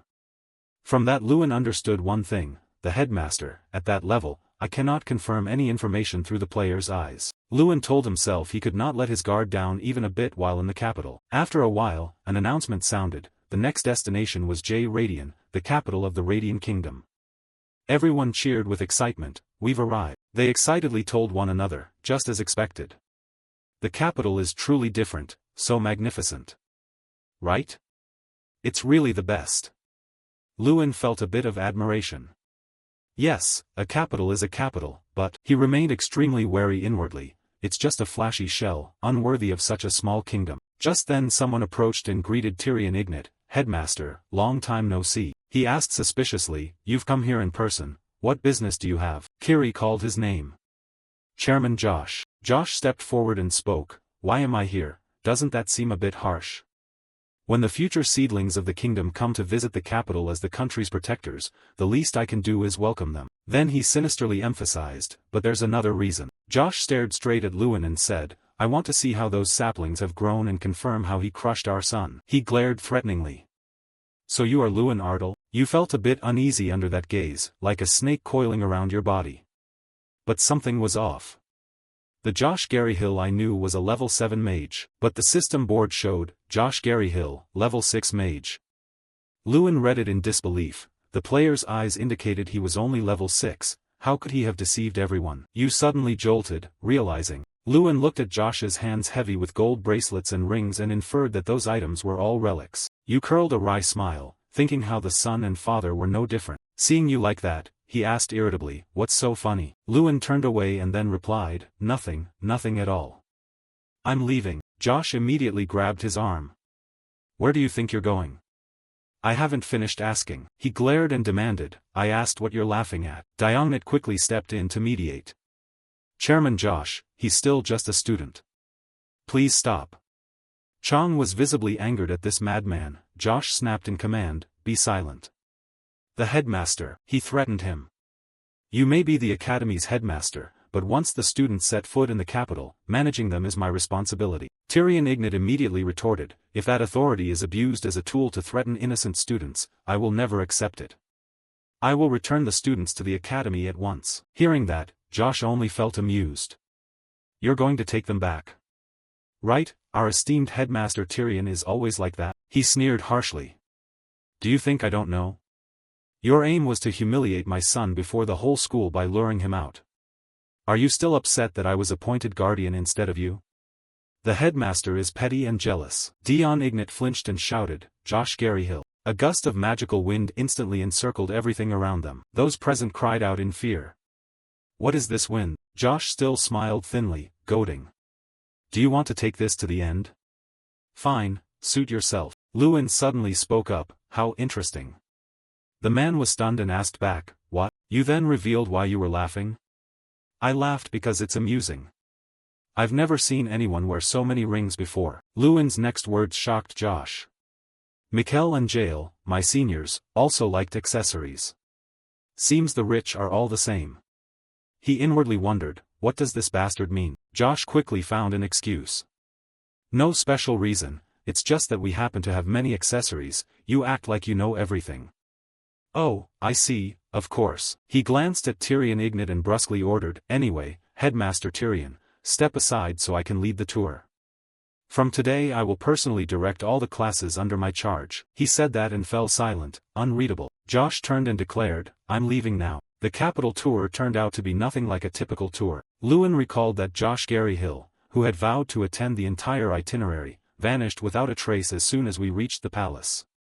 Instead, an old mage guided us. He nodded in admiration. Although the tour's content wasn't remarkable, the atmosphere wasn't bad. Everyone quite enjoyed the trip, praise kept ringing out. Is that really the Mage Tower? Amazing, except for one thing, Chang asked Lewin, do you feel the same? Right? You honestly confirmed. Yes, I noticed immediately. Lewin knew they were blatantly watching him. Night gradually fell. Lewin sat by the window and carefully pointed out to Chang. Look over there, Chang. When they looked down, they saw a few suspicious people hovering around it. The two began to discuss, isn't that the guy we met earlier? Yes, he's been there since we entered the resting area. What? I felt something was off from the start. What is he planning? Lewin pointed out that it was an illusion. Chang asked in surprise, an illusion spell? You revealed a few things to him, I can sense magical energy around here. He's creating images using illusion magic. Lewin quickly added, the scenery and passers-by below are fake, above them, he uses a magic barrier to separate this area from the real world. Chang complained angrily, damn it, I can't believe I didn't notice this spell. Even though I've become human again, I'm still far from my original power. You were contemplative, I anticipated this, but I didn't expect him to act so fast. Lewin suddenly noticed something. The man in the black cloak suddenly ran off. Chang exclaimed in alarm, he's running away. You soberly denied it, no, he's trying to lure me out. If we fought in a cramped space like the resting area, I'd have the advantage. But he knows I can't risk other students getting hurt, so I have no choice but to fight outside. Lewin recalled the system board showing Hizen Garyhill, a level 6 mage. He then guessed a level 6 mage is manageable, but the scale of this illusion magic couldn't be produced by just one level 6 mage. Lewin meticulously analyzed, there are 2, maybe 3 enemies, perhaps more. If they are all level 6 mages, my chances of victory are slim. The face of Josh suddenly flashed in his mind. What if Josh Gary Hill himself also joined the fight? Lewin thought to himself, maybe I can use that. Chant, seeing him turn, asked curiously, you're leaving right now? Lewin nodded once, yes, I have to go down. He stepped forward and remarked, tonight will probably be a very long night. A few hours earlier, Josh had slammed his hand on the table in anger and shouted, is this all the people? He shouted in extreme displeasure, I personally convened this meeting. Are these all who showed up? Someone timidly reported, yes, it seems people intentionally avoided this meeting. Josh growled in annoyance. Lewin Ardle is finished as of today, yet they're still so afraid of Ardle they won't come. He angrily lashed out, normally this place would be packed, some would even stand for lack of seats, but today only 4 people showed up. Josh ground his teeth, cursing Lewin in his head. Damn it, that bastard ruined everything. Finally he sighed, fine, sooner or later they'll regret it. Has the matter I assigned you been handled? The other quickly replied, yes, the capital's night guard is now entirely ours, so whatever happens won't be a problem. Josh then turned to ask Vengras, what about the task I gave the captain? He replied calmly, last night we received confirmation that the assassins have arrived in Ardle. Vengras continued with the plan, after midnight, they will sneak into the manor and take Lewin Ardle's head. Josh exclaimed with glee, at least father and son wouldn't be alone in death. Since they'd die the same night, he added. Not only father and son, Lewin Ardle also had a young daughter. Vengras emphasized further that Bolvar Payton must disappear as well. He believed there should be only one sun in the sky. At that moment Bolvar was strolling and thinking to himself. Everything felt eerily quiet. He pondered, the young master's recent victory over Gary Hill's eldest son had drawn many nobles' attention to Ardle. But the Gary Hill I know isn't someone who gives up easily. Bolvar recalled Lord Ardeli's words, report anything suspicious immediately. He nodded in agreement. It seemed the Lord shared my concerns. Be cautious. Bolvar suddenly saw a man carrying a wooden crate. He asked him with interest, finished for the day? The worker replied cheerfully, Lord Bolvar. Yes, I just finished cleaning and was about to go home. Bolvar pressed on, may I ask, did anyone suspicious visit today? He thought for a moment, suspicious people? The worker quickly remembered, there were 5 merchants, but I never saw them selling anything, nor did I see them leave. Bolvar finally concluded that assassins often disguise themselves as merchants, now they had disappeared completely after entering the territory. The worker blurted out, and they carried swords, you should be careful. Lord Bolvar, stay on guard. He suddenly ran swiftly in the opposite direction. Seeing that, the man felt slightly reassured, perhaps there was no need to worry much. The manor was unnaturally silent. The assassins were searching inside, moving and whispering to each other, that Lord Ardle, could he have noticed something? He hasn't returned to the manor. You can feel the town's atmosphere, no one has noticed. He'll be back soon, we just wait for the right moment. He nodded in agreement.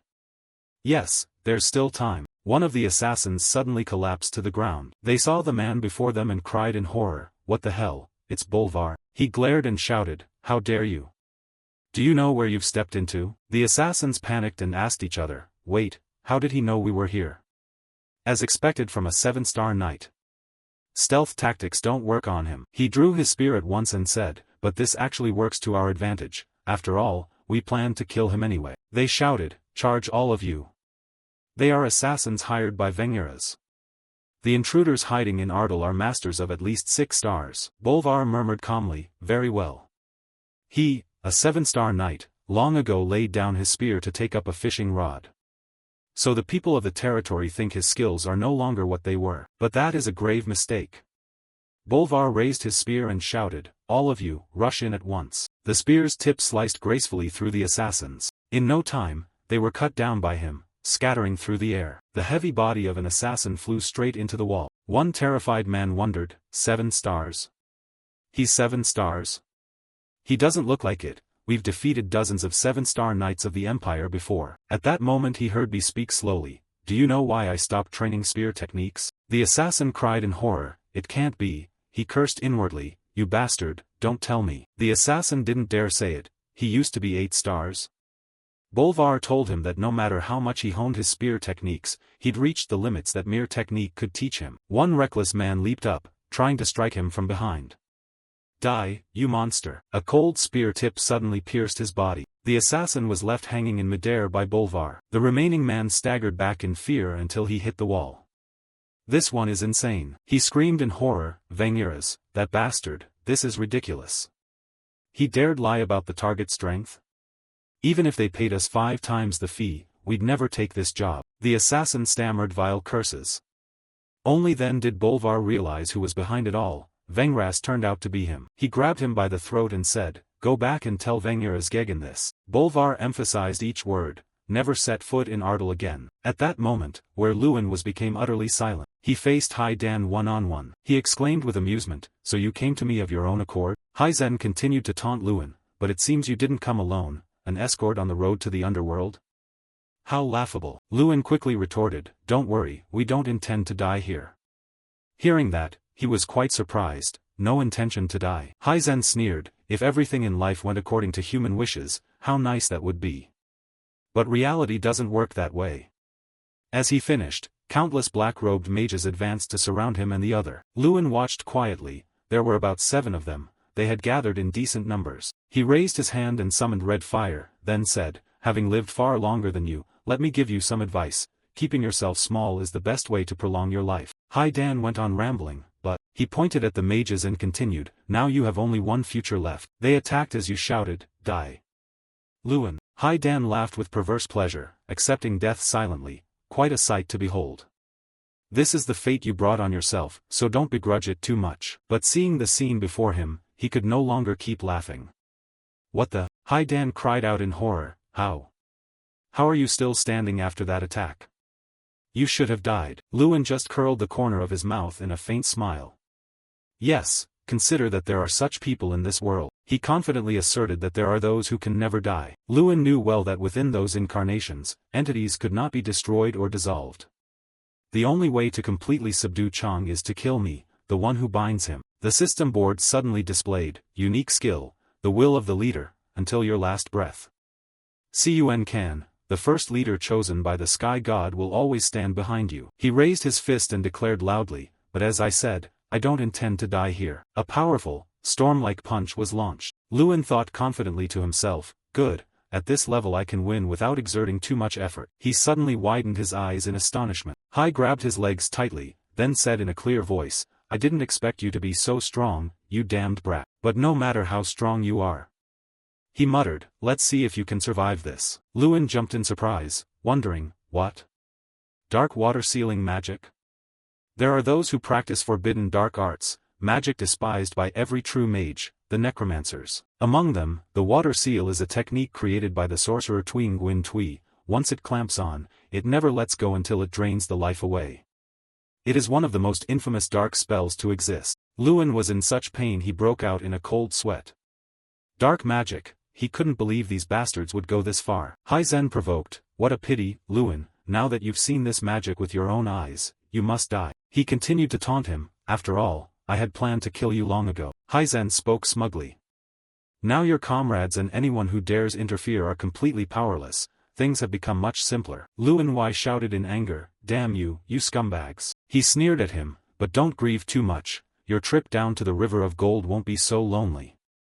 Hearing that, Lewin froze and asked, "What did you say?" Hai Dan's next words horrified him, "By now your father and sister are probably already dead."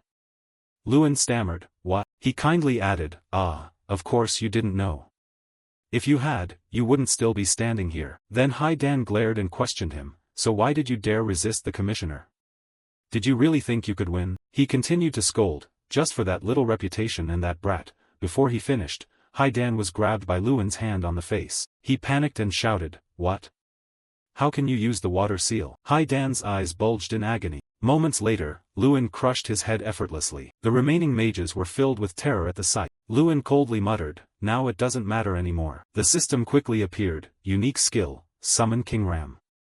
Summon King Ram to the caster's position once. He ground out each word, "You bastards have crossed a line you should never have crossed." A huge monster suddenly appeared, its roar booming. "Don't hold so much hatred, you're bringing it on yourselves," he said. Lewin told himself, and in that fleeting moment a single thought echoed in his mind, "Kill." He began to sink deeper into hatred, like the world destroyer Draco once did, he would annihilate them all. King Ram asked in a low voice, "Hey, little destroyer, why did you summon me?" Luin answered solemnly, "I want them all slaughtered, no mercy for a single one." He took up his axe and charged. "Fine, so be it." The mages screamed in terror, "Someone help." King Ram backed him as he attacked them. Luin raised his fist and surged toward the enemies. He could never forgive them. The mage was beaten until he could no longer resist, therefore Luin would kill them all. He raged inwardly, telling himself it didn't matter what his hands destroyed. Luin lost all reason and massacred his opponents, whose magic killed mattered not to him. At that moment, Trang rushed over and stopped him. "Stop." It tried to rouse Luin's reason. "Stop. That's enough." The mage struggled to speak, "So you were a madman all along. How are you any different from us?" He shouted in anger, "Let me go, I will kill that bastard." Trang snapped back, "Why are you acting like this? Nothing is happening to Ardal. Trust that knight, Balver, he's much stronger than you think." It continued to warn Luin, "Come to your senses. If you let yourself get lost in that power, you'll end up like Draka. Don't you remember Draka's final days?" Chang reminded him, "Do you think Draka was called a world destroyer for nothing? He went mad from limitless power and ultimately destroyed the world." It grabbed Luin's shoulder tightly and said, "But you are not Draka, don't end up like him." He finally calmed down. "Alright, sorry for making you worry," Chang said. Luin stepped up to the surviving mage and interrogated, "You, tell me everything you know, what's going on in Ardal?" The man struggled to speak, "You'll regret hearing this." The excited mage recounted, "Have you ever heard of Myong Dan? It's an elite assassin group composed only of Bilkos warriors of 6 stars and above. 5 of their assassins have come to Ardal." He laughed crazily, "By now your father and sister are probably dead."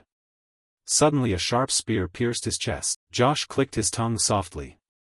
"I just came to the antechamber to see this mess." He angrily cursed the pathetic fools, who would have thought Gary Hill's elites couldn't handle a worthless brat like this. Luin cried out in astonishment, "Josh Gary Hill, you dare touch my family?" A terrifying force suddenly slammed into him. Josh threatened in a low voice, "You should have just bowed your head and learned quietly at the academy. Why provoke us?" Luin and Trang were pinned down and quickly realized what this was, dark magic. He angrily demanded, "You're a dark mage too? If this gets out, at least you'll go to prison." Josh just sneered, "Then you dying here wouldn't matter. You're just a useless kid after all." Though unwilling, Luin couldn't do anything. Damn it, he couldn't move at all. Kingram's summon time had ended, he had vanished. He heard the man say, "Now finish this," then summon countless spears from the magic circle. Josh launched a strike at Luin and shouted, "Time to die, Luin." Seeing this, he could only think in fear, "No, I can't let things end hopelessly like this." A huge explosion occurred as expected, but it did nothing at all. He froze, staring at the person blocking him, the headmaster. Josh also exclaimed in shock, "Tyrion X, why is the headmaster here?" Tyrion Ignat angrily cut him off, "Josh Gary Hill." The terrifying power of the man filled him with dread. Impossible. The illusion field. This simulated world was created by Josh Gary Hill's 6-star mages, ensuring no one outside could detect what happened inside. However, that only applies to ordinary people. A mage of Tyrion X9's caliber can quickly detect abnormal mana presence. Moreover, the fatal weakness of this magic is that if a higher-level spell is cast by someone stronger than the illusion's creator, the illusion will be easily broken and destroyed. Thus, Josh's illusion field gradually shattered. He refused to be cowed and threatened Tyrion Ignat. "Tyrion Ignat, are you going to destroy the entire capital just to take me down?" Tyrion immediately denied it. "No, the only one getting hurt here is you." Tyrion Ignat then revealed, "I have erected a barrier to prevent any harm from coming to the capital. You not only dabble in that disgusting dark magic but also dare to harm my students." He lunged forward with overwhelming fury. For that crime, Tyrion Ignat unleashed a massive surge of mana toward Josh and shouted, "I will carry out the punishment myself." He ground his teeth, "You." Josh then yelled in fury. Tyrion Ignat,